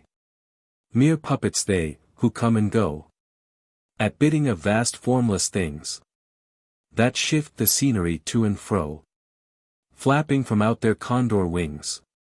Invisible woe. That motley drama, oh, be sure, it shall not be forgot, with its phantom chased forevermore by a crowd that sees it not, through a circle that ever returneth in to the selfsame spot. And much of madness, and more of sin. And horror, the soul of the plot. But see, amid the mimic rout, a crawling shape intrude. A blood-red thing that writhes from out the scenic solitude. It writhes, with mortal pangs. The mimes become its food. And the seraphs sob at vermin fangs. In human gore imbued. Out are the lights, out all. And over each quivering form, the curtain, a funeral pall, comes down with the rush of a storm. And the angels, all pallid and wan, uprising, unveiling, affirm that the play is the tragedy, man. And its hero, the conqueror worm. "O God," half-shrieked Ligeia, leaping to her feet and extending her arms aloft with a spasmodic movement, as I made an end of these lines, "O God. O Divine Father, shall these things be undeviatingly so, shall this conqueror be not once conquered? Are we not part and parcel in thee? Who knoweth the mysteries of the will with its vigor? Man doth not yield him to the angels, nor unto death utterly, save only through the weakness of his feeble will." And now, as if exhausted with emotion, she suffered her white arms to fall, and returned solemnly to her bed of death. And as she breathed her last sighs, there came mingled with them a low murmur from her lips. I bent to them my ear, and distinguished, again, the concluding words of the passage in Glanville: "Man doth not yield him to the angels, nor unto death utterly, save only through the weakness of his feeble will." She died, and I, crushed into the very dust with sorrow, could no longer endure the lonely desolation of my dwelling in the dim and decaying city by the Rhine. I had no lack of what the world calls wealth. Ligeia had brought me far more, very far more, than ordinarily falls to the lot of mortals. After a few months, therefore, of weary and aimless wandering, I purchased and put in some repair, an abbey, which I shall not name, in one of the wildest and least frequented portions of fair England. The gloomy and dreary grandeur of the building, the almost savage aspect of the domain, the many melancholy and time-honored memories connected with both, had much in unison with the feelings of utter abandonment which had driven me into that remote and unsocial region of the country. Yet although the external abbey, with its verdant decay hanging about it, suffered but little alteration, I gave way, with a childlike perversity, and perchance with a faint hope of alleviating my sorrows, to a display of more than regal magnificence within. For such follies, even in childhood, I had imbibed a taste, and now they came back to me as if in the dotage of grief. Alas, I feel how much even of incipient madness might have been discovered in the gorgeous and fantastic draperies, in the solemn carvings of Egypt, in the wild cornices and furniture, in the bedlam patterns of the carpets of tufted gold. I had become a bounden slave in the trammels of opium, and my labors and my orders had taken a coloring from my dreams. But these absurdities I must not pause to detail. Let me speak only of that one chamber, ever accursed, whither, in a moment of mental alienation, I led from the altar as my bride, as the successor of the unforgotten Ligeia, the fair-haired and blue-eyed Lady Rowena Trevanion, of Tremaine. There is no individual portion of the architecture and decoration of that bridal chamber which is not visibly before me. Where were the souls of the haughty family of the bride, when, through thirst of gold, they permitted to pass the threshold of an apartment so bedecked, a maiden and a daughter so beloved? I have said, that I minutely remember the details of the chamber, yet I am sadly forgetful on topics of deep moment, and here there was no system, no keeping, in the fantastic display to take hold upon the memory. The room lay in a high turret of the castellated abbey, was pentagonal in shape, and of capacious size. Occupying the whole southern face of the pentagonal was the sole window, an immense sheet of unbroken glass from Venice, a single pane, and tinted of a leaden hue, so that the rays of either the sun or moon passing through it fell with a ghastly luster on the objects within. Over the upper portion of this huge window extended the trellis work of an aged vine, which clambered up the massy walls of the turret. The ceiling, of gloomy-looking oak, was excessively lofty, vaulted, and elaborately fretted with the wildest and most grotesque specimens of a semi-Gothic, semi-Druidical device. From out the most central recess of this melancholy vaulting, depended, by a single chain of gold with long links, a huge censer of the same metal, Saracenic in pattern, and with many perforations so contrived that there writhed in and out of them, as if endued with a serpent vitality, a continual succession of party-colored fires. Some few ottomans and golden candelabra, of Eastern figure, were in various stations about, and there was the couch, too, the bridal couch, of an Indian model, and low, and sculptured of solid ebony, with a pall-like canopy above.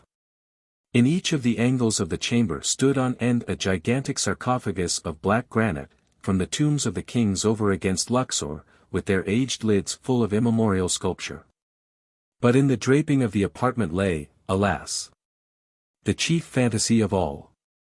The lofty walls, gigantic in height, even unproportionably so, were hung from summit to foot, in vast folds, with a heavy and massive-looking tapestry of a material which was found alike as a carpet on the floor, as a covering for the ottomans and the ebony bed, as a canopy for the bed, and as the gorgeous volutes of the curtains which partially shaded the window. The material was the richest cloth of gold. It was spotted all over, at irregular intervals, with arabesque figures, about a foot in diameter, and wrought upon the cloth in patterns of the most jetty black. But these figures partook of the true character of the arabesque only when regarded from a single point of view. By a contrivance now common, and indeed traceable to a very remote period of antiquity, they were made changeable in aspect. To one entering the room, they bore the appearance of simple monstrosities, but upon a farther advance, this appearance gradually departed. And, step by step, as the visitor moved his station in the chamber, he saw himself surrounded by an endless succession of the ghastly forms which belonged to the superstition of the Norman, or arise in the guilty slumbers of the monk. The phantasmagoric effect was vastly heightened by the artificial introduction of a strong continual current of wind behind the draperies, giving a hideous and uneasy animation to the whole. In halls such as these, in a bridal chamber such as this, I passed, with the Lady of Tremaine, the unhallowed hours of the first month of our marriage, passed them with but little disquietude. That my wife dreaded the fierce moodiness of my temper, that she shunned me, and loved me but little, I could not help perceiving, but it gave me rather pleasure than otherwise. I loathed her with a hatred belonging more to demon than to man. My memory flew back, oh, with what intensity of regret, to Ligeia, the beloved, the august, the beautiful, the entombed. I revelled in recollections of her purity, of her wisdom, of her lofty, her ethereal nature, of her passionate, her idolatrous love. Now, then, did my spirit fully and freely burn with more than all the fires of her own. In the excitement of my opium dreams, for I was habitually fettered in the shackles of the drug, I would call aloud upon her name, during the silence of the night, or among the sheltered recesses of the glens by day, as if, through the wild eagerness, the solemn passion, the consuming ardor of my longing for the departed, I could restore her to the pathways she had abandoned. Ah, could it be forever? Upon the earth. About the commencement of the second month of the marriage, the Lady Rowena was attacked with sudden illness, from which her recovery was slow. The fever which consumed her rendered her nights uneasy. And in her perturbed state of half-slumber, she spoke of sounds, and of motions, in and about the chamber of the turret, which I concluded had no origin save in the distemper of her fancy. Or perhaps in the phantasmagoric influences of the chamber itself. She became at length convalescent, finally, well. Yet but a second more violent disorder again threw her upon a bed of suffering, and from this attack her frame, at all times feeble, never altogether recovered. Her illnesses were, after this epoch, of alarming character, and of more alarming recurrence, defying alike the knowledge and the great exertions of her physicians. With the increase of the chronic disease, which had thus, apparently, taken too sure hold upon her constitution to be eradicated by human means, I could not fail to observe a similar increase in the nervous irritation of her temperament, and in her excitability by trivial causes of fear. She spoke again, and now more frequently and pertinaciously, of the sounds, of the slight sounds, and of the unusual motions among the tapestries, to which she had formerly alluded. One night, near the closing in of September, she pressed this distressing subject with more than usual emphasis upon my attention. She had just awakened from an unquiet slumber, and I had been watching, with feelings half of anxiety, half of vague terror, the workings of her emaciated countenance. I sat by the side of her ebony bed, upon one of the ottomans of India. She partly arose, and spoke, in an earnest low whisper, of sounds which she then heard, but which I could not hear, of motions which she then saw, but which I could not perceive. The wind was rushing hurriedly behind the tapestries, and I wished to show her, what, let me confess it, I could not all believe, that those almost inarticulate breathings, and those very gentle variations of the figures upon the wall, were but the natural effects of that customary rushing of the wind. But a deadly pallor, overspreading her face, had proved to me that my exertions to reassure her would be fruitless. She appeared to be fainting, and no attendants were within call. I remembered where was deposited a decanter of light wine which had been ordered by her physicians, and hastened across the chamber to procure it. But, as I stepped beneath the light of the censer, two circumstances of a startling nature attracted my attention. I had felt that some palpable although invisible object had passed lightly by my person. And I saw that there lay upon the golden carpet, in the very middle of the rich lustre thrown from the censer, a shadow, a faint, indefinite shadow of angelic aspect, such as might be fancied for the shadow of a shade. But I was wild with the excitement of an immoderate dose of opium, and heeded these things but little, nor spoke of them to Rowena. Having found the wine, I recrossed the chamber, and poured out a gobletful, which I held to the lips of the fainting lady. She had now partially recovered, however, and took the vessel herself, while I sank upon an ottoman near me, with my eyes fastened upon her person. It was then that I became distinctly aware of a gentle footfall upon the carpet, and near the couch. And in a second thereafter, as Rowena was in the act of raising the wine to her lips, I saw, or may have dreamed that I saw, fall within the goblet, as if from some invisible spring in the atmosphere of the room, 3 or 4 large drops of a brilliant and ruby-colored fluid. If this I saw, not so Rowena. She swallowed the wine unhesitatingly, and I forbore to speak to her of a circumstance which must, after all, I considered, have been but the suggestion of a vivid imagination, rendered morbidly active by the terror of the lady, by the opium, and by the hour. Yet I cannot conceal it from my own perception that, immediately subsequent to the fall of the ruby drops, a rapid change for the worse took place in the disorder of my wife. So that, on the 3rd subsequent night, the hands of her menials prepared her for the tomb, and on the 4th, I sat alone, with her shrouded body, in that fantastic chamber which had received her as my bride. Wild visions, opium engendered, flitted, shadow-like, before me. I gazed with unquiet eye upon the sarcophagi in the angles of the room, upon the varying figures of the drapery, and upon the writhing of the parti-colored fires in the censer overhead. My eyes then fell, as I called to mind the circumstances of a former night, to the spot beneath the glare of the censer where I had seen the faint traces of the shadow. It was there, however, no longer. And breathing with greater freedom, I turned my glances to the pallid and rigid figure upon the bed. Then rushed upon me 1,000 memories of Ligeia, and then came back upon my heart, with the turbulent violence of a flood, the whole of that unutterable woe with which I had regarded her thus enshrouded. The night waned.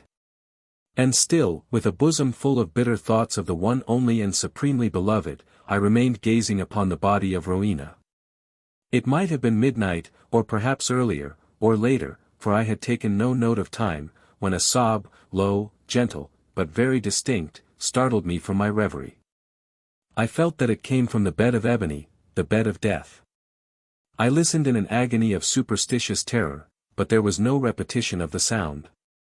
I strained my vision to detect any motion in the corpse, but there was not the slightest perceptible. Yet I could not have been deceived. I had heard the noise, however faint, and my soul was awakened within me. I resolutely and perseveringly kept my attention riveted upon the body. Many minutes elapsed before any circumstance occurred tending to throw light upon the mystery. At length it became evident that a slight, a very feeble, and barely noticeable tinge of color had flushed up within the cheeks, and along the sunken small veins of the eyelids. Through a species of unutterable horror and awe, for which the language of mortality has no sufficiently energetic expression, I felt my heart cease to beat, my limbs grow rigid where I sat. Yet a sense of duty finally operated to restore my self-possession. I could no longer doubt that we had been precipitate in our preparations, that Rowena still lived. It was necessary that some immediate exertion be made. Yet the turret was altogether apart from the portion of the abbey tenanted by the servants, there were none within call, I had no means of summoning them to my aid without leaving the room for many minutes, and this I could not venture to do. I therefore struggled alone in my endeavors to call back the spirit still hovering. In a short period it was certain, however, that a relapse had taken place. The color disappeared from both eyelid and cheek, leaving a wanness even more than that of marble, the lips became doubly shriveled and pinched up in the ghastly expression of death. A repulsive clamminess and coldness overspread rapidly the surface of the body, and all the usual rigorous stiffness immediately supervened. I fell back with a shudder upon the couch from which I had been so startlingly aroused, and again gave myself up to passionate waking visions of Ligeia. An hour thus elapsed, when, could it be possible? I was a second time aware of some vague sound issuing from the region of the bed. I listened, in extremity of horror. The sound came again, it was a sigh. Rushing to the corpse, I saw, distinctly saw, a tremor upon the lips. In a minute afterward they relaxed, disclosing a bright line of the pearly teeth. Amazement now struggled in my bosom with the profound awe which had hitherto reigned there alone. I felt that my vision grew dim, that my reason wandered. And it was only by a violent effort that I at length succeeded in nerving myself to the task which duty thus once more had pointed out. There was now a partial glow upon the forehead and upon the cheek and throat. A perceptible warmth pervaded the whole frame, there was even a slight pulsation at the heart. The lady lived, and with redoubled ardor I betook myself to the task of restoration. I chafed and bathed the temples and the hands and used every exertion which experience, and no little medical reading, could suggest. But in vain.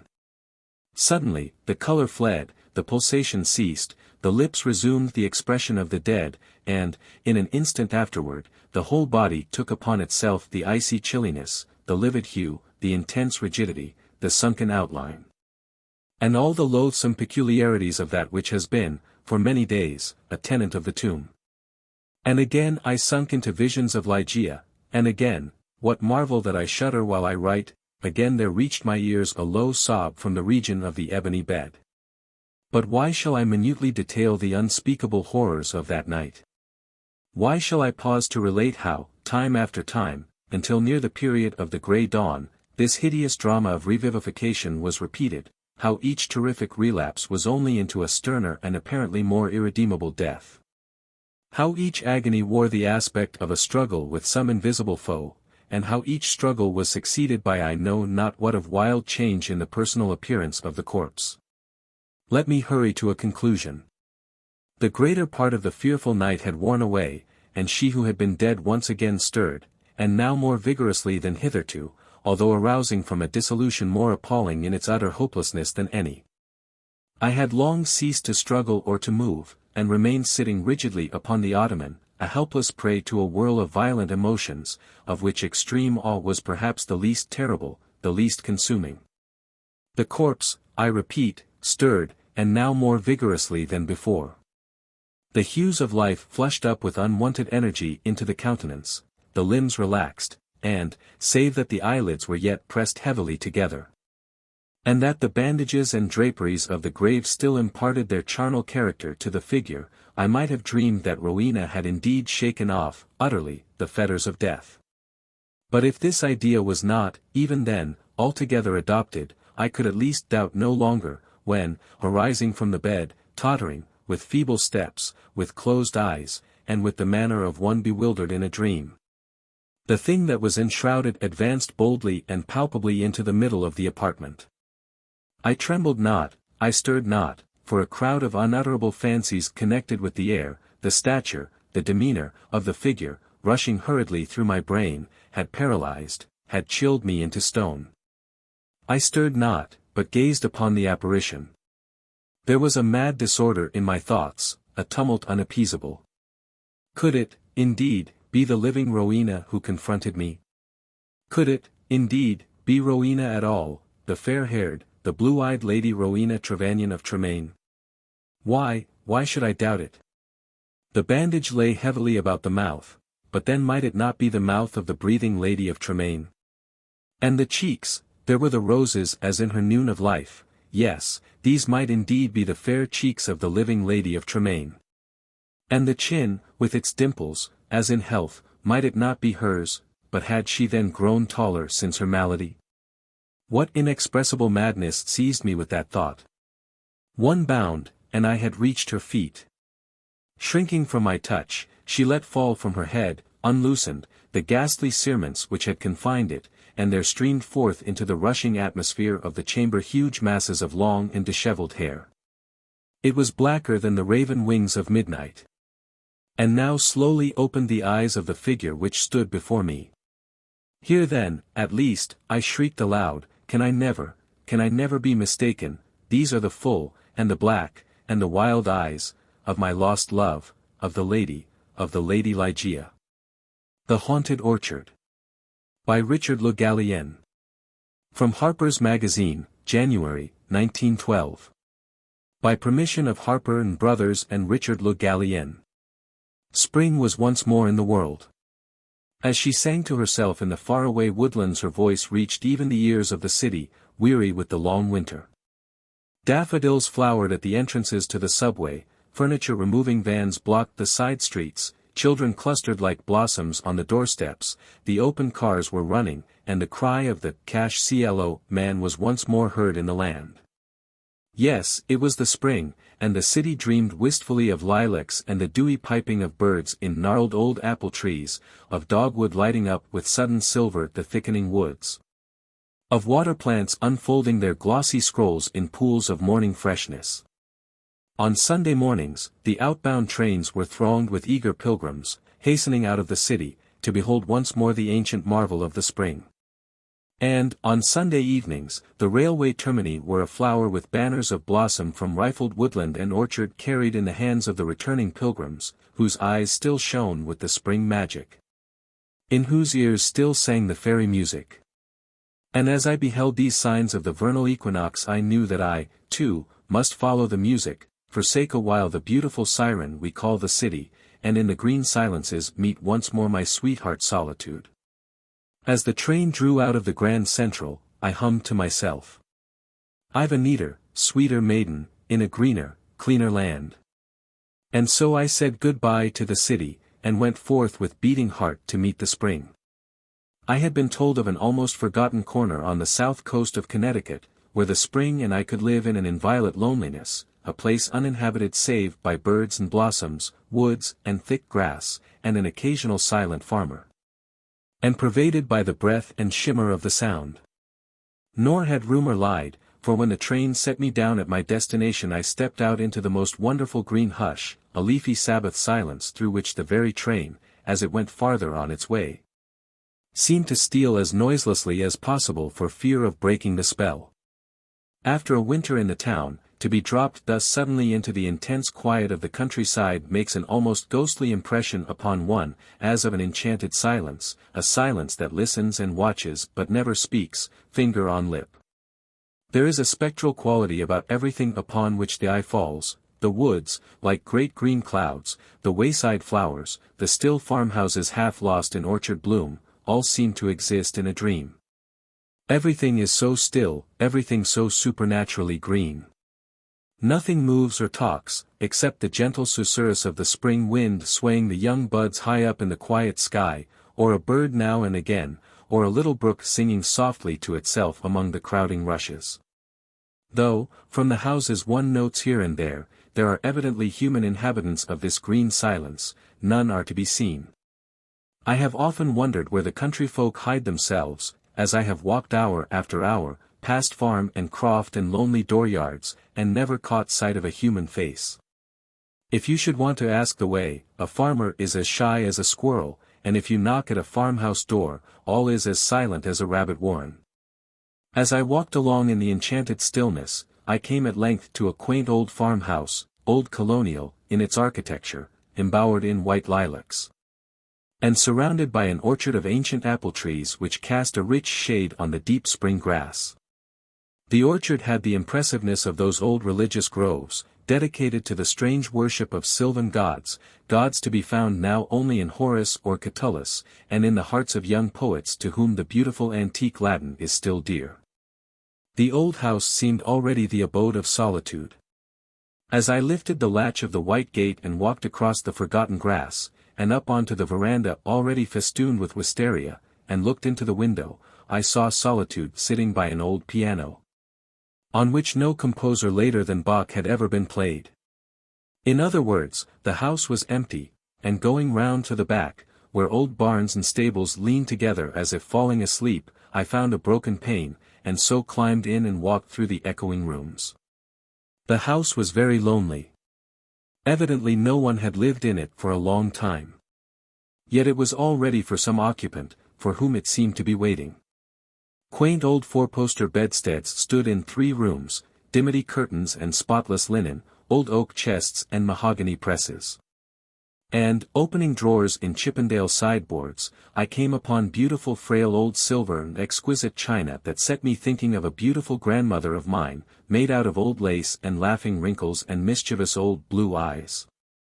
There was one little room that particularly interested me, a tiny bedroom all white, and at the window the red roses were already in bud. But what caught my eye with peculiar sympathy was a small bookcase, in which were some 20 or 30 volumes, wearing the same forgotten expression, forgotten and yet cared for, which lay like a kind of memorial charm upon everything in the old house.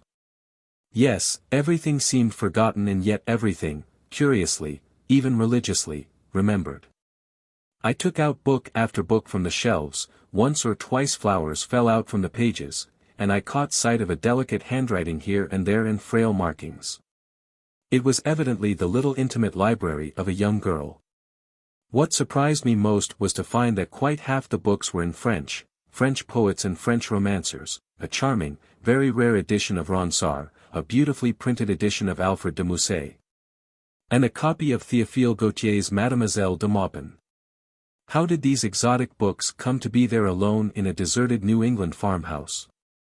This question was to be answered later in a strange way. Meanwhile I had fallen in love with the sad, old, silent place, and as I closed the white gate and was once more on the road, I looked about for someone who could tell me whether or not this house of ghosts might be rented for the summer by a comparatively living man. I was referred to a fine old New England farmhouse shining white through the trees a quarter of a mile away.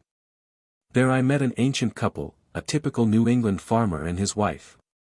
The old man, lean, chin-bearded, with keen gray eyes flickering occasionally with a shrewd humor, the old lady with a kindly old face of the withered apple type and ruddy.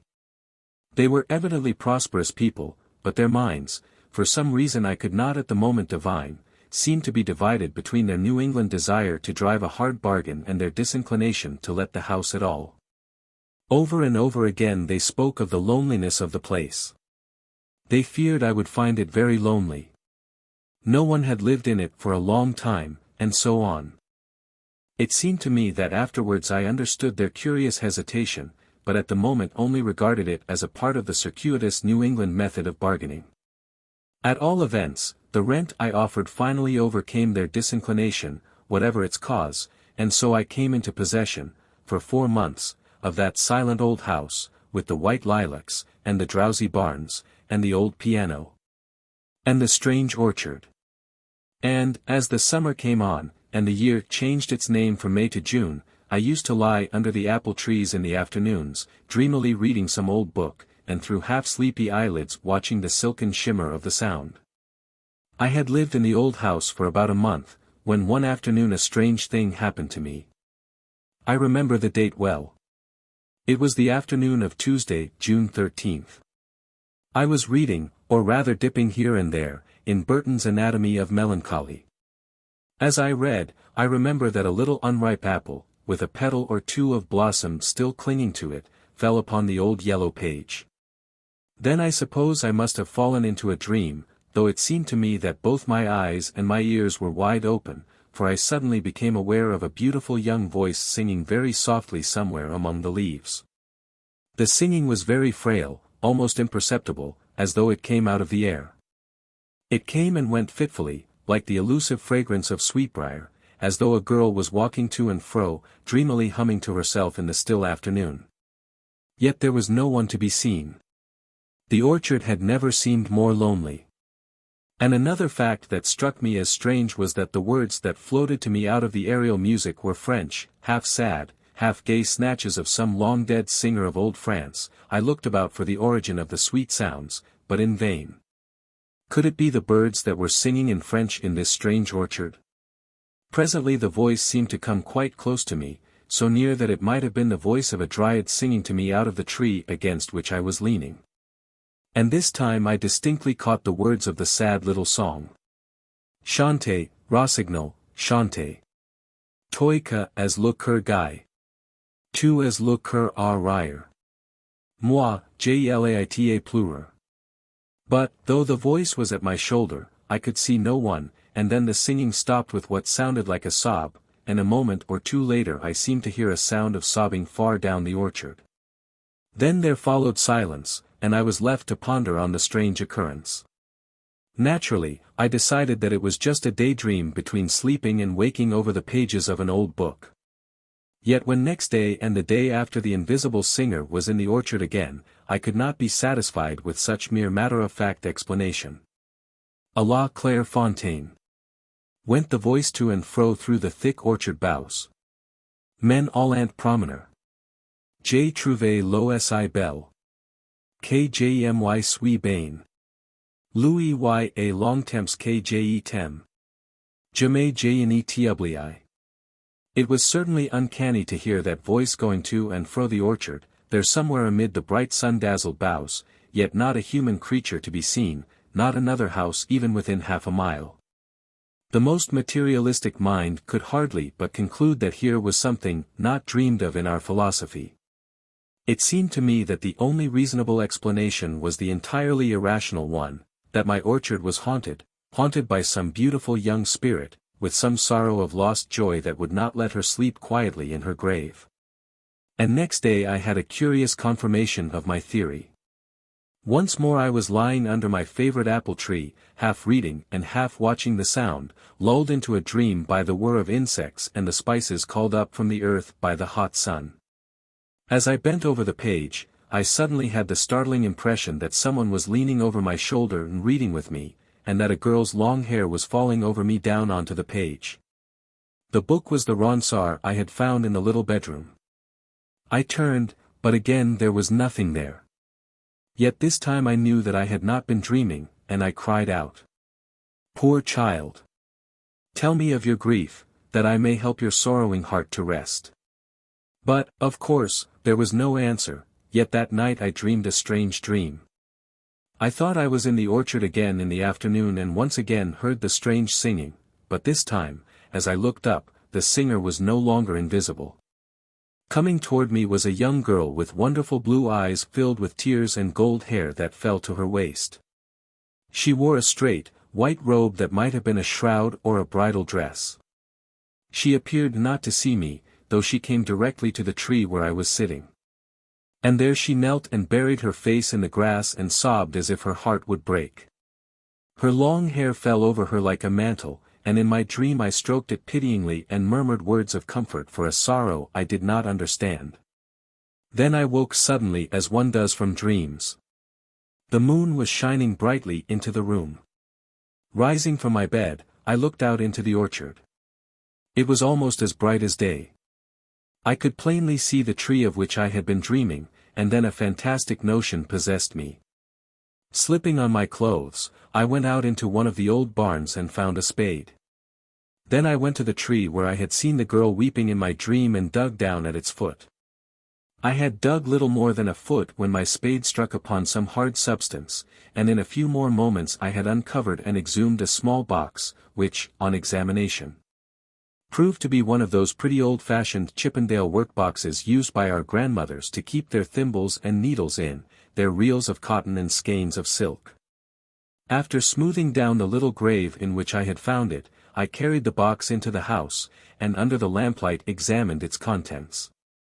Then at once I understood why that sad young spirit went to and fro the orchard singing those little French songs, for the treasure trove I had found under the apple tree, the buried treasure of an unquiet, suffering soul, proved to be a number of love letters written mostly in French in a very picturesque hand, letters, too, written but some 5 or 6 years before. Perhaps I should not have read them, yet I read them with such reverence for the beautiful, impassioned love that animated them, and literally made them smell sweet and blossom in the dust, that I felt I had the sanction of the dead to make myself the confidant of their story. Among the letters were little songs, 2 of which I had heard the strange young voice singing in the orchard, and, of course, there were many withered flowers and such like remembrances of bygone rapture. Not that night could I make out all the story, though it was not difficult to define its essential tragedy, and later on a gossip in the neighborhood and a headstone in the churchyard told me the rest. The unquiet young soul that had sung so wistfully to and fro the orchard was my landlord's daughter. She was the only child of her parents, a beautiful, willful girl, exotically unlike those from whom she was sprung and among whom she lived with a disdainful air of exile. She was, as a child, a little creature of fairy fancies, and as she grew up it was plain to her father and mother that she had come from another world than theirs. To them she seemed like a child in an old fairy tale strangely found on his hearth by some shepherd as he returns from the fields at evening, a little fairy girl swaddled in fine linen, and dowered with a mysterious bag of gold. Soon she developed delicate spiritual needs to which her simple parents were strangers. From long truancies in the woods she would come home laden with mysterious flowers, and soon she came to ask for books and pictures and music, of which the poor souls that had given her birth had never heard. Finally she had her way, and went to study at a certain fashionable college, and there the brief romance of her life began. There she met a romantic young Frenchman who had read Ronsard to her and written her those picturesque letters I had found in the old mahogany workbox. And after a while the young Frenchman had gone back to France, and the letters had ceased. Month by month went by, and at length one day, as she sat wistful at the window, looking out at the foolish sunlit road, a message came. He was dead.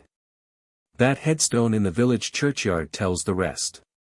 She was very young to die, scarcely 19 years.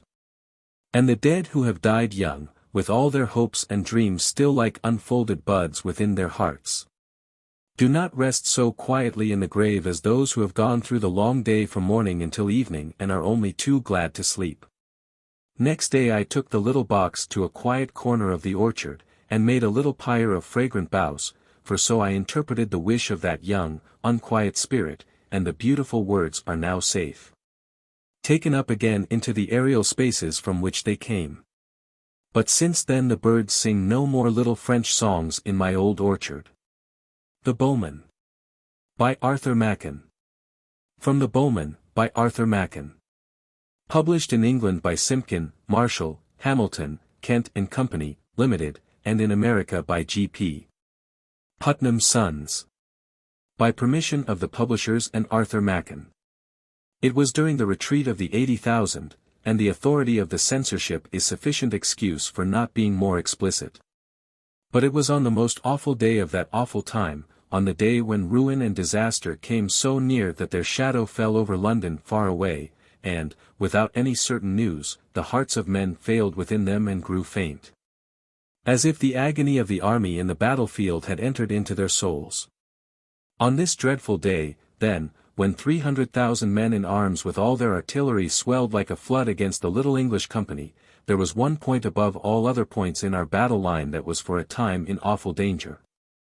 Not merely of defeat, but of utter annihilation.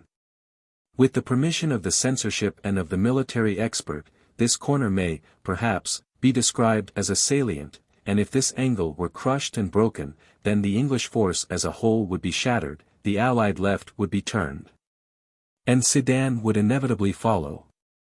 All the morning the German guns had thundered and shrieked against this corner, and against the 1,000 or so of men who held it. The men joked at the shells, and found funny names for them, and had bets about them, and greeted them with scraps of music-hall songs. But the shells came on and burst, and tore good Englishmen limb from limb, and tore brother from brother, and as the heat of the day increased so did the fury of that terrific cannonade. There was no help, it seemed. The English artillery was good, but there was not nearly enough of it, it was being steadily battered into scrap iron. There comes a moment in a storm at sea when people say to one another, it is at its worst. It can blow no harder, and then there is a blast 10 times more fierce than any before it.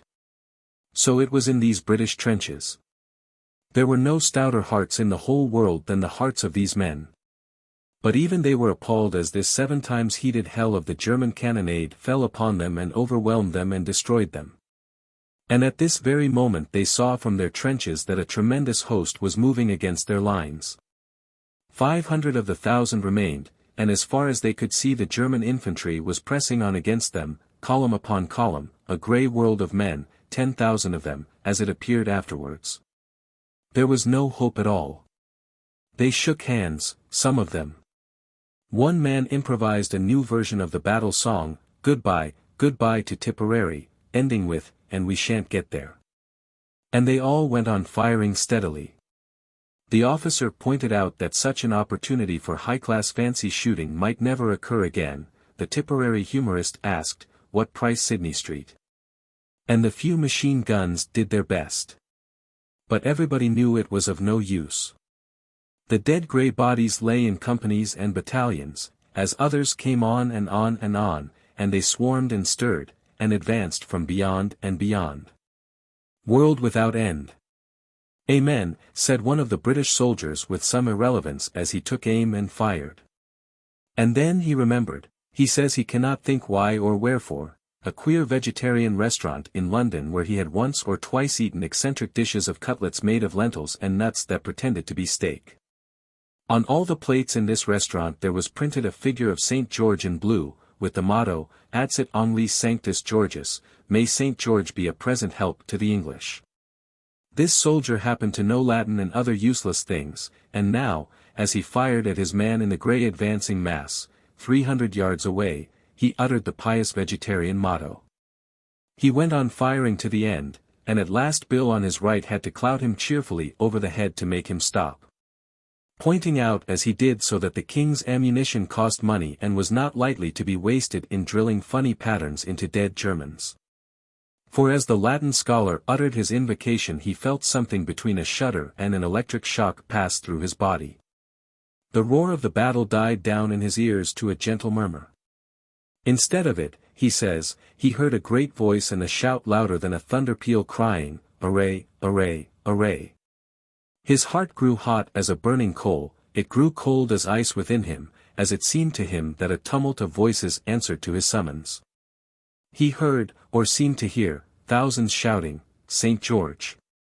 St. George! Ha! Messire, ha!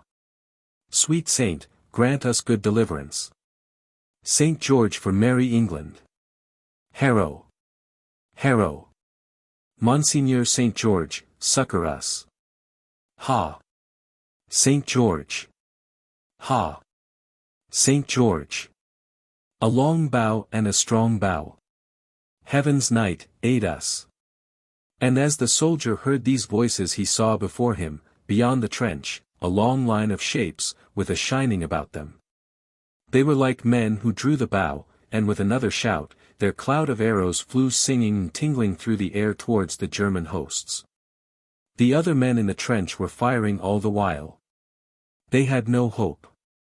But they aimed just as if they had been shooting at Bisley. Suddenly one of them lifted up his voice in the plainest English.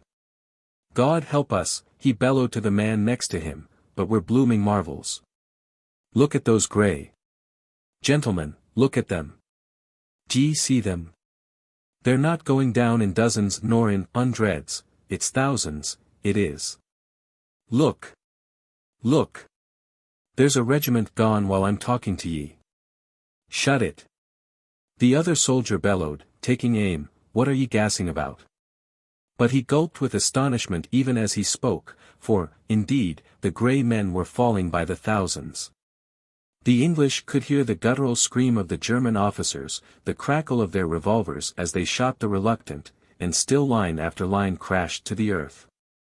All the while the Latin-bred soldier heard the cry. "Haro! Haro!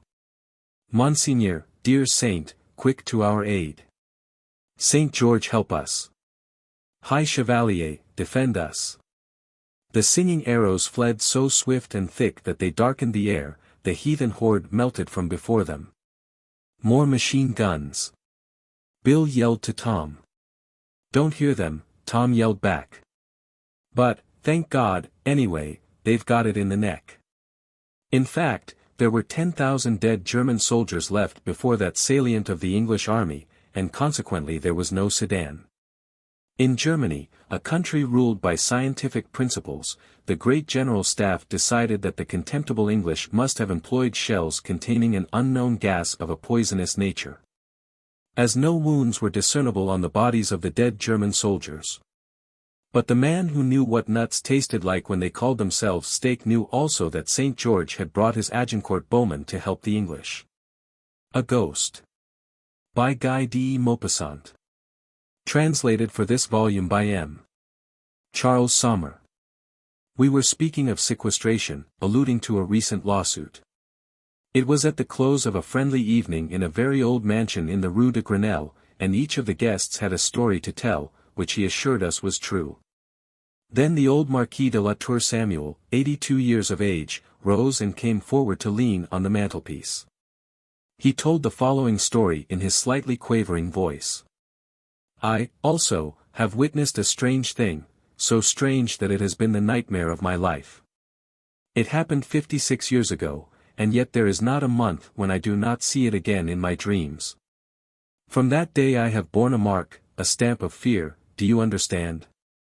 Yes, for 10 minutes I was a prey to terror, in such a way that ever since a constant dread has remained in my soul. Unexpected sounds chill me to the heart. Objects which I can ill distinguish in the evening shadows make me long to flee. I am afraid at night. No. I would not have owned such a thing before reaching my present age. But now I may tell everything.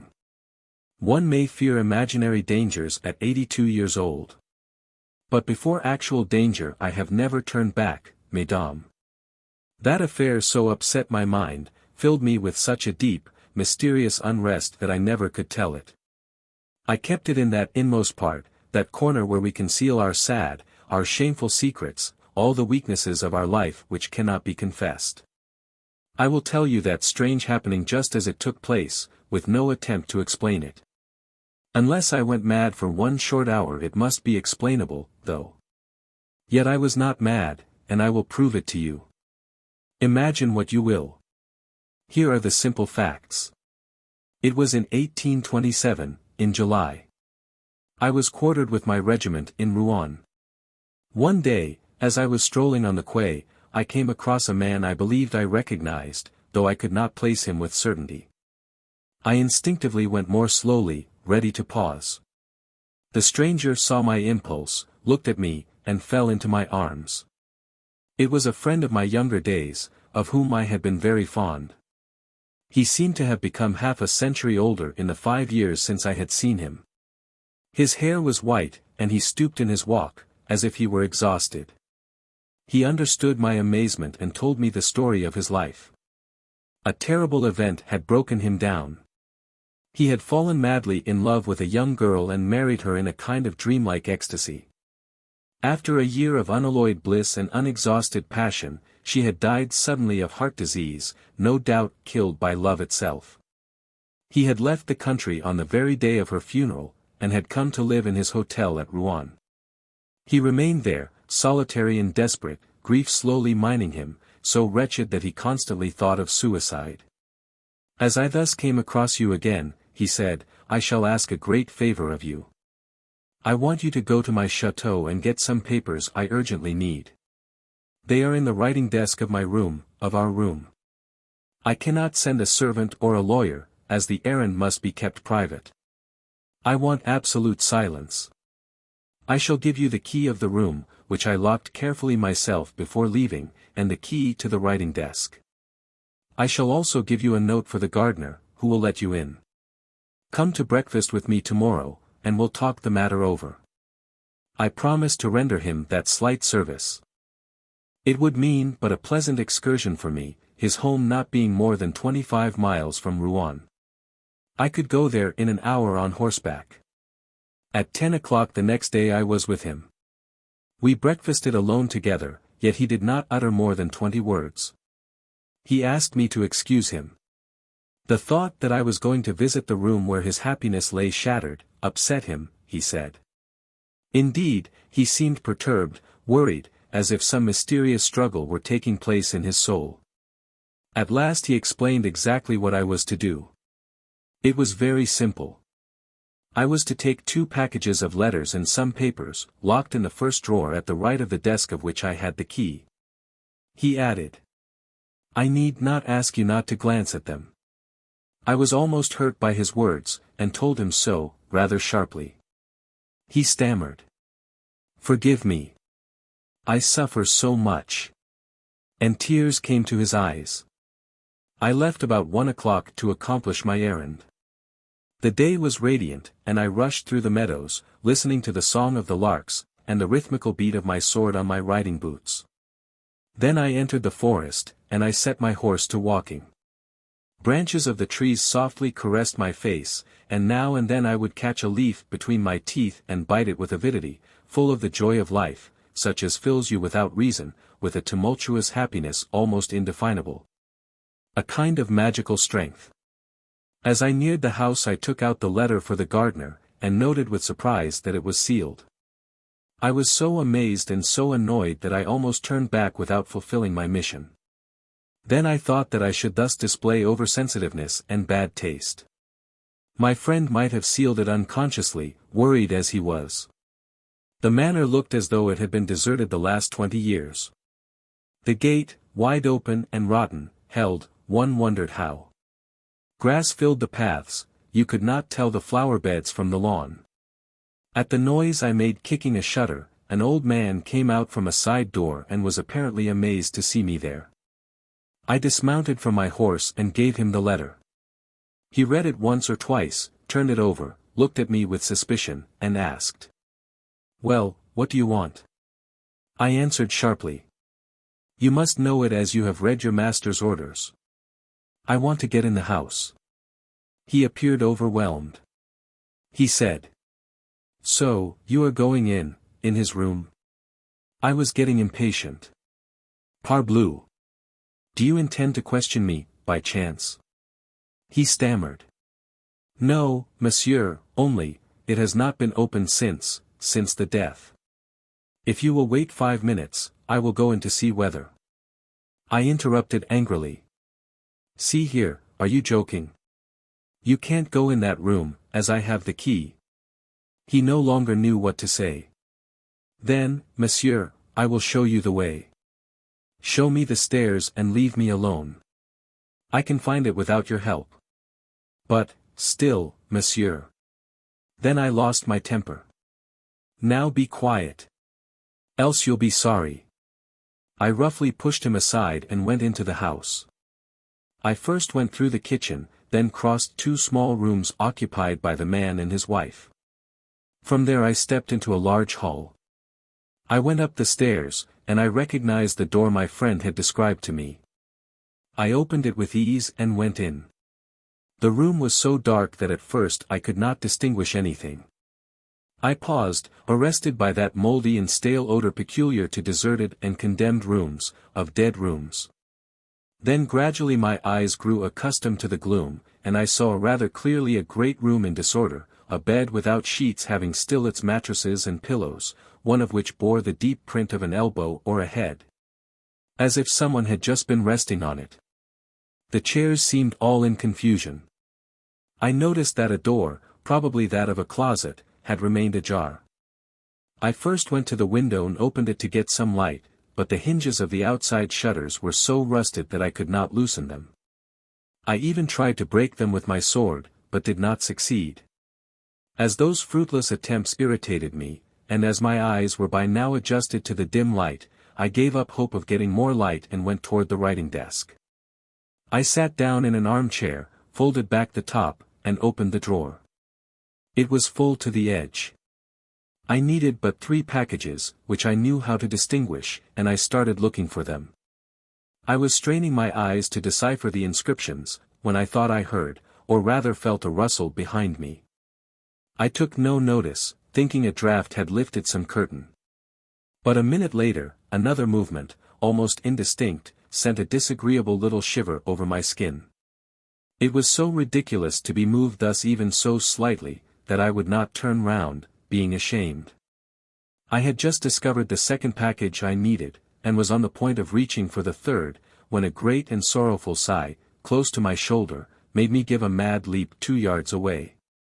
In my spring I had turned round, my hand on the hilt of my sword, and surely had I not felt that, I should have fled like a coward. A tall woman, dressed in white, was facing me, standing behind the chair in which I had sat a second before. Such a shudder ran through me that I almost fell back. Oh, no one who has not felt them can understand those gruesome and ridiculous terrors. The soul melts, your heart seems to stop. Your whole body becomes limp as a sponge, and your innermost parts seem collapsing. I do not believe in ghosts, and yet I broke down before the hideous fear of the dead. And I suffered, oh, I suffered more in a few minutes, in the irresistible anguish of supernatural dread, than I have suffered in all the rest of my life. If she had not spoken, I might have died. But she did speak. She spoke in a soft and plaintive voice which set my nerves vibrating. I could not say that I regained my self-control. No, I was past knowing what I did. But the kind of pride I have in me, as well as a military pride, helped me to maintain, almost in spite of myself, an honorable countenance. I was making a pose for myself, and for her, whatever she was, woman or phantom. I realized this later, for at the time of the apparition, I could think of nothing. I was afraid. She said, "Oh, you can be of great help to me, monsieur." I tried to answer, but I was unable to utter one word. A vague sound came from my throat. She continued. "Will you? You can save me, cure me. I suffer terribly. I always suffer. I suffer, oh, I suffer." And she sat down gently in my chair. She looked at me. "Will you?" I nodded my head, being still paralyzed. Then she handed me a woman's comb of tortoiseshell, and murmured, "Comb my hair. Oh, comb my hair. That will cure me. Look at my head, how I suffer. And my hair, how it hurts." Her loose hair, very long, very black, it seemed to me, hung over the back of the chair, touching the floor. Why did I do it? Why did I, shivering, accept that comb, and why did I take between my hands her long hair, which left on my skin a ghastly impression of cold, as if I had handled serpents? I do not know.